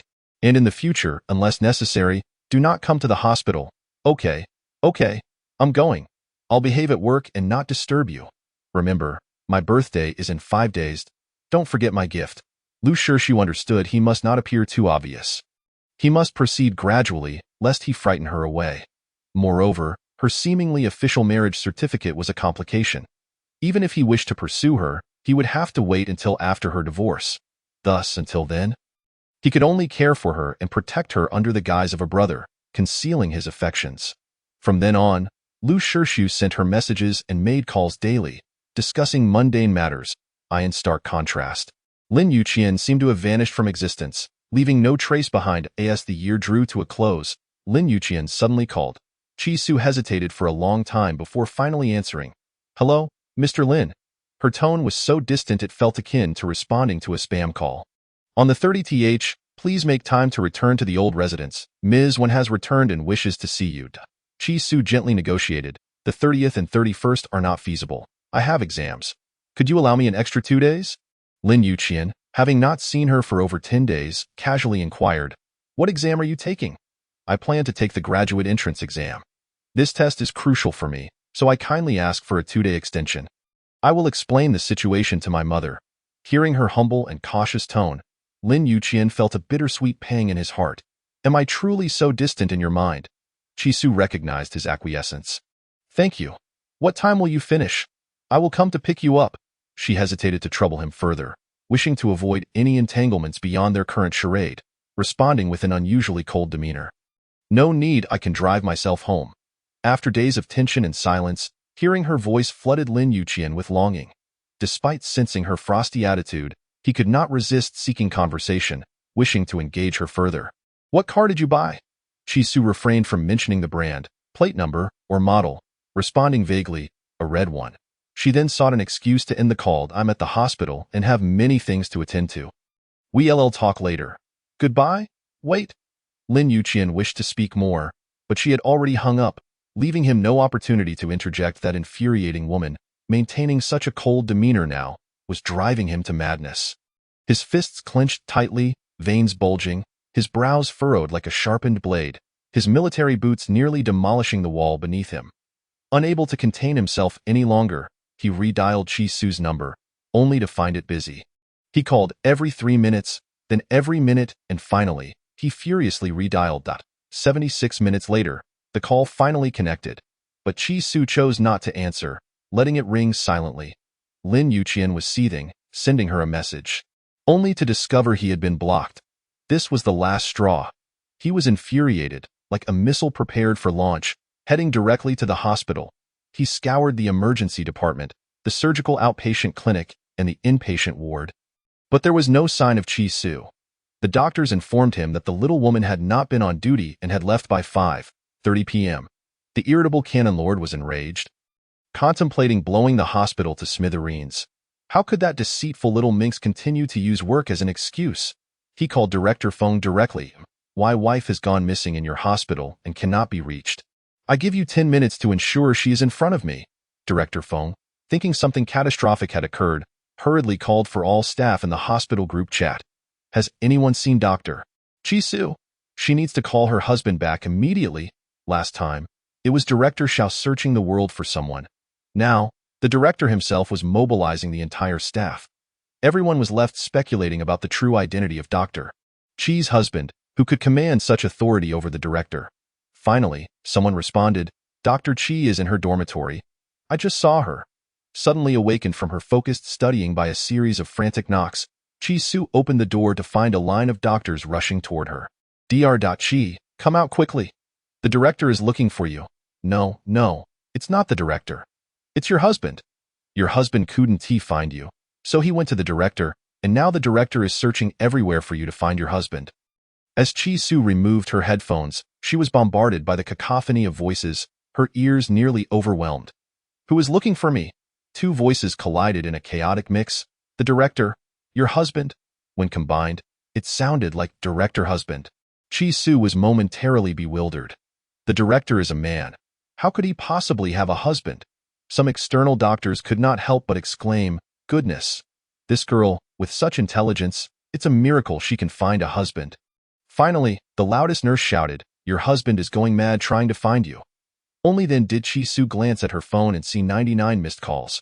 Earlier, there had been 66 calls, followed by another 33. No wonder that scoundrel was on the verge of madness. She dialed Lin Yuqian back. What do you want? Lin Yuqian was equally at a loss. He simply could not reach her, his heart ablaze with urgency and pain. Why didn't you answer the phone? I was studying, and my phone was on silent mode. I didn't hear it. Her excuse seemed utterly ridiculous, but Lin Yuqian could not be bothered to argue. Then who were you talking to for the past hour? Chi Su replied, a friend. I asked him to help me review medical knowledge. That friend was Lu Shixiu, who had been incessantly pestering her for conversations. And Chi Su had decided to utilize him as a study aid. Who were you reviewing with? Why do you care so much? As I said, it's a friend you don't know.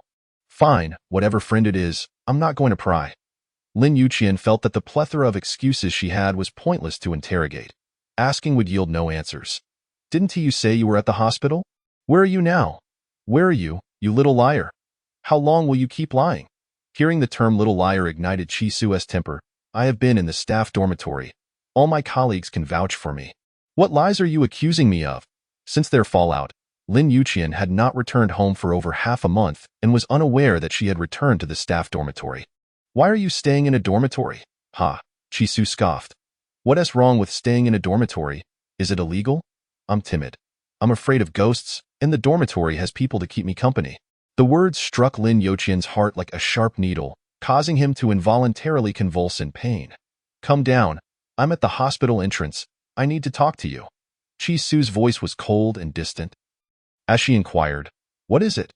You can just tell me over the phone, Lin Yuqian replied. He wanted to express that there was nothing of significance, that he merely missed her and longed to see her.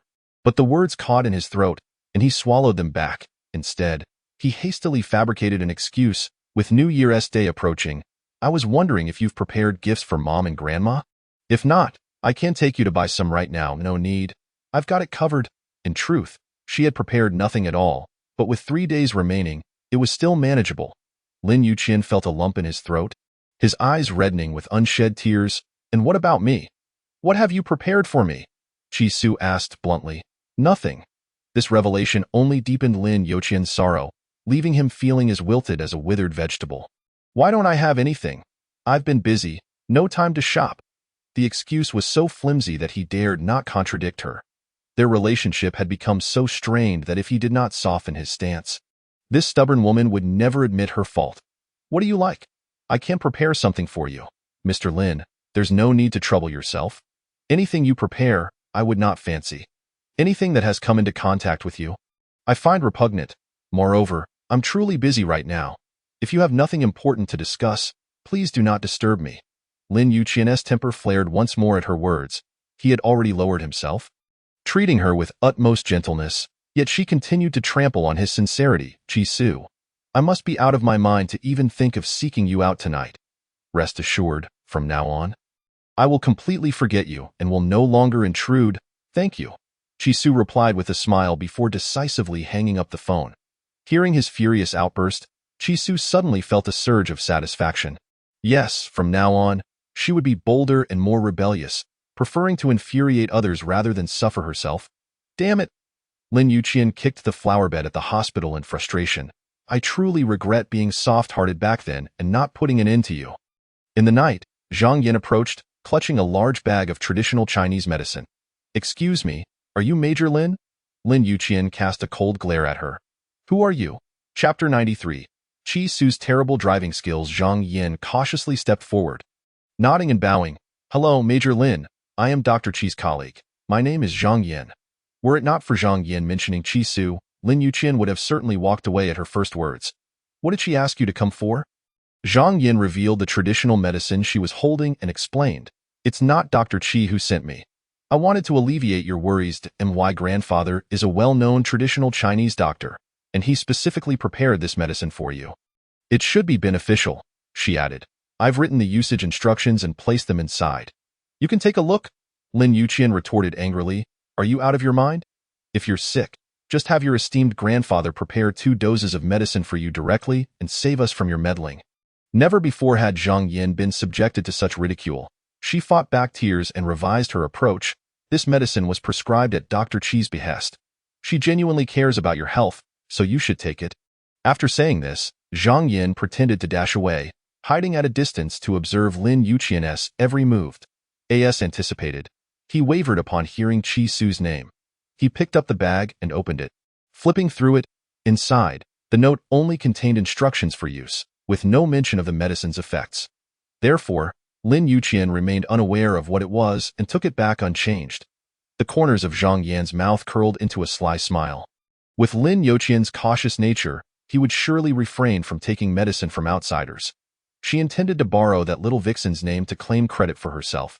Later, when the medicine proved effective, he would surely seek her out again. And at that moment, she would reveal the truth, guaranteeing her a generous reward, or even his favor. The more she contemplated, the more delightful her scheming became, culminating in a sinister chuckle. After returning to the camp, Lin Yuqian flung the large bag of traditional medicine onto the table, contemplating whether to consume it. Suddenly, he recalled a phrase frequently encountered online. Delang, it's time to take your medicine. Instantly, alarm bells rang in his mind. What the hell? I'm not sick. Why would I take medicine? That little woman wouldn't he be plotting to murder her husband? Would she? What kind of bizarre medicine is this? Is it safe to consume? It wouldn't he make me drop dead, would it? With her ruthless tendencies to squander hundreds of billions in a day, she could very well do something like this. This medicine needs to be taken back for old Zhao to study thoroughly. That old coot is the head of a family of traditional Chinese medicine practitioners. Even if given a heap of dregs boiled for 3 days, he could decipher the essence. All night, Lin Yuqian remained curious about what kind of mysterious medicine that little woman had prescribed for him. Why the secrecy, and why send it through a colleague if she didn't wish to see him? After finishing her exams, on New Year's Day, Qi Su drove back to the Lin family estate. Lin Yuqian had been waiting on the 3rd-floor balcony for quite some time, his eyes fixed on the entrance, even losing focus on the game of cards he was playing. Due to the holiday, several relatives from the Liu family had come to wish Grandma a happy new year. With nothing to do, he joined the mahjong game, choosing a spot with the best view so he could easily see the main road outside. Finally, a red Ferrari slowly approached, prompting Lin Yuqian to push the mahjong tiles aside. I'm done playing. He could hardly contain his eagerness as he rushed down to greet her. Cousin Qin Shishir from his aunt's family had just drawn a winning hand and was waiting to declare victory. Feeling disgruntled by Lin Yuqian's sudden departure, Qian, who on earth is here that has you so distracted? Can't you finish this round? The other 2 cousins, Wen Heng and Wen Rue, chimed in as well. Exactly. Who leaves in the middle of a game? Who is so important that you, the young master of the Lin family, must personally welcome them? Upon seeing an additional red Ferrari in the courtyard, Qin Shishir deduced that the owner must be a woman, Qian. That woman down there drives terribly. She can't even reverse. Ha ha ha, what a joke. Qi Su had obtained her driver's license at 18 but had scarcely driven since. Making her skills quite abysmal, it was already a miracle that she managed to drive home at a snail's pace. Suddenly, there was a loud crash. The brand new little red car collided with a tree trunk. Almost immediately, Qi Su tumbled out of the car like a meatball. My new car. Why did this happen? I was aiming perfectly. Lin Yuqian couldn't help but laugh. Aiming perfectly? It seems you were aiming straight for that tree. Qi Su, already in a foul mood, bristled further at his sarcasm. I should have aimed for you and crashed into you. Qin Shishir was displeased that Qi Su's arrival had interrupted her chance to win, costing her a considerable sum. Seeing Qi Su as a stranger, she assumed she was a woman brought by Mrs. Wan for a matchmaker meeting and decided to assert her dominance. Hey, miss, kindly open your eyes and recognize who stands before you. This is the young master of the Lin family. If you dare to crash into him, can you afford the price of your worthless life? Enough. Lin Yuqian shot a glare at Qin Shishir. he formally introduced Chi-Su. This is Chi-Su, my legally registered wife. While Lin Yuqian emphasized her status as the young mistress of the Lin family, Chi-Su interpreted his words differently, perceiving them as merely a formality. Huh? Qin Shishir stared at Chi-Su, disbelief etched on her face. She is so young. How can she be a wife? You want us to call such a little girl sister-in-law? That's just absurd. When Hung and when Rui shared the same sentiment, Qian, when did you develop such peculiar tastes? Can a minor even get a stamp from the Civil Affairs Bureau? Chi-Su paid no heed to the condescending remarks of these wealthy young scions, simply bypassing Lin Yuqian and striding toward the main gate. Seeing such an audacious and rude woman for the first time, Qin Shishir immediately pointed at Chi-Su's back, stomping her foot in provocation. Qian, look at that woman's attitude. Lin Yuqian was thoroughly enraged, disregarding family ties as he snapped at Qin Shishir. That woman is someone you summoned. If you can't speak properly, then shut your foul mouth and get out of the Lin family. From Lin Yuqian's demeanor, everyone surmised that this little woman was no ordinary person. To elicit such a respectful greeting from the young master of the Lin family, her background was surely significant. The Qin family relied entirely on the Lin family for their prosperity, and Qin Shishir, teeth gritted, retreated into the house, sealing her lips and daring not to utter another word. Chi-Su bounded into Mrs. Wen's embrace like a joyous little pet, wagging her tail as she exclaimed, "Mom, I'm back. I missed you so much." She then proceeded to present gifts to Grandma Lin, eliciting smiles from both elders.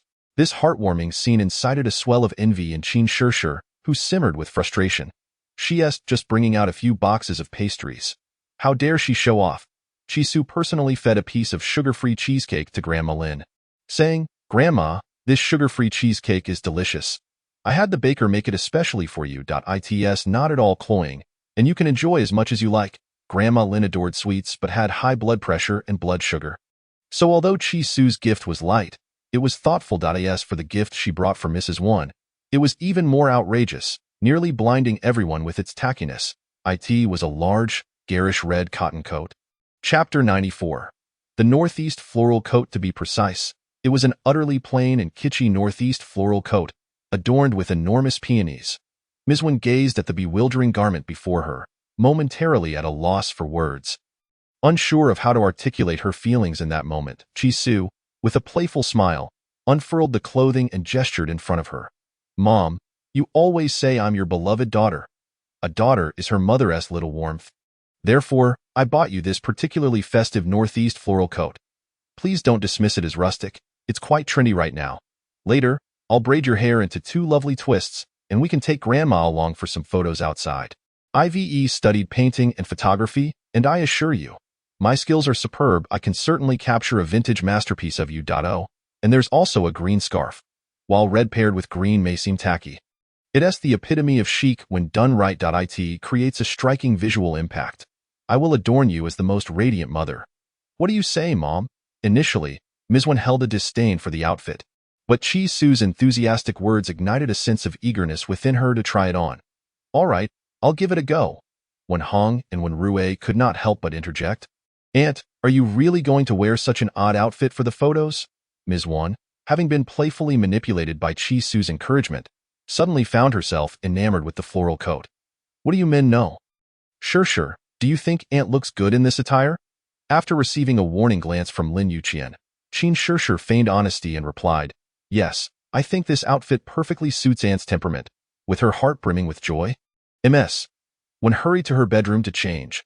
Meanwhile, Grandma Lin held her own green coat, requesting Aunt Zhang to help her try it on. 30 minutes later, Chi-Su, Ms. Wan, and Grandma Lin emerged, all sporting braided hair, headscarves, and floral coats, strutting out with an air reminiscent of traditional Northeast mothers, akin to grandmothers strolling with their little ones through a market. Lin Yuqian pressed his forehead, stifling a laugh, and offered a disingenuous compliment. It looks good, indeed. It has a bit of a vintage flair." Chi-Su had managed to gather 2 woven baskets, a small bamboo basket, and some antique trinkets from Grandma Lin to use as props. She busily directed the servants to arrange various poses for Ms. Wan and Grandma Lin, capturing a flurry of candid moments with her digital camera, even lying on the grass to find the most intricate angles. The onlookers watched with amusement as the trio busily engaged in their antics. Occasionally, Chi-Su would set up the camera on a tripod, adjust the lighting, and count down before joining Ms. Wan and Grandma Lin for a group photo. The vibrant red and green attire, combined with the cheerful smiles of the three generations, created an unexpectedly charming tableau that even Lin Yuqian could not deny had transformed the garish floral coat into something appealing. Laughter filled the courtyard as Grandma Lin assertively directed the maid and butler. "You all go and bring out the antiques I've collected from my room. I want to take a few more sets of photos." Qin Shishir was skeptical about Chi-Su's ability to capture any decent photographs. With such a gaudy outfit, such a tacky headscarf, and those rustic braids, how could it possibly look good, Grandma? You've been working hard all day? Perhaps you should take a break and see the photos first. The implication was clear. If the photos turned out dreadful, it would have been all for naught. Grandma Lin, feeling a bit weary, eagerly awaited to view the images. "Aunt Zhang, please fetch my reading glasses. I want to see how stunning my precious granddaughter-in-law has turned out." Chi-Su rushed inside with the camera. "Grandma, just wait a moment. Have a cup of tea, I'll print the photos out right away." Minutes later, Chi-Su re-emerged, carrying a stack of photographs. "Mom, come help me. There are too many for me to manage. I'll assist you." Lin Yuqian stepped forward, attempting to take some off her hands, but she cleverly dodged him, breathless as she presented the photos to Ms. Wan. "Mom, look, aren't they beautiful?" And Grandma, smiling like a youthful girl of 18. "Truly lovely." Curious relatives and servants gathered to glimpse the spectacle. When the photos were displayed, a stunned silence enveloped the group. What sorcery was this in photography? With no filters or beautification, merely the raw clarity of the camera. The results were astonishingly exquisite, radiating an artistic vintage charm. Chi-Su had mastered composition, color, lighting, and background, achieving perfection in every frame. Even the wrinkles at Grandma Lin's eyes seemed to glow beautifully. Ms. Wan, giddy with delight, danced around the garden, exclaiming, "Oh my goodness, they are stunning. How can I be this beautiful?" Ms. Wan was utterly entranced by her own beauty and unique charm. "Chi-Chi, how did you manage this?" Chi-Su chuckled lightly. "I am not a professional photographer. I just snapped a few pictures. It's not all me. It's your innate beauty. Mom, you've always looked lovely, no matter the angle." Grandma Lin cherished the photographs like treasures, dismissing the antiques as mere clutter, as she savored each image with childlike enthusiasm. "Oh my! Look at how my braid bounces. I feel as youthful as a girl of 18. I see it lovely. And this one, with me holding a basket of corn, walking from the depths of the garden, so simple and filled with life. And this one, my favorite," she continued, "the two of you in bright red, like peonies, surrounding me in such sweetness and happiness." Ms. Wan chimed in, "Yes, yes, and this one. I don't know how that little girl managed to blend us with the blue sky and white clouds, as if we're floating on air, especially with our eye-catching attire. We look like flamboyant celestial beings, so amusing, so delightful. Even the shot of me accidentally tumbling into the flower bushes, though slightly clumsy and exaggerated, carries a certain charm."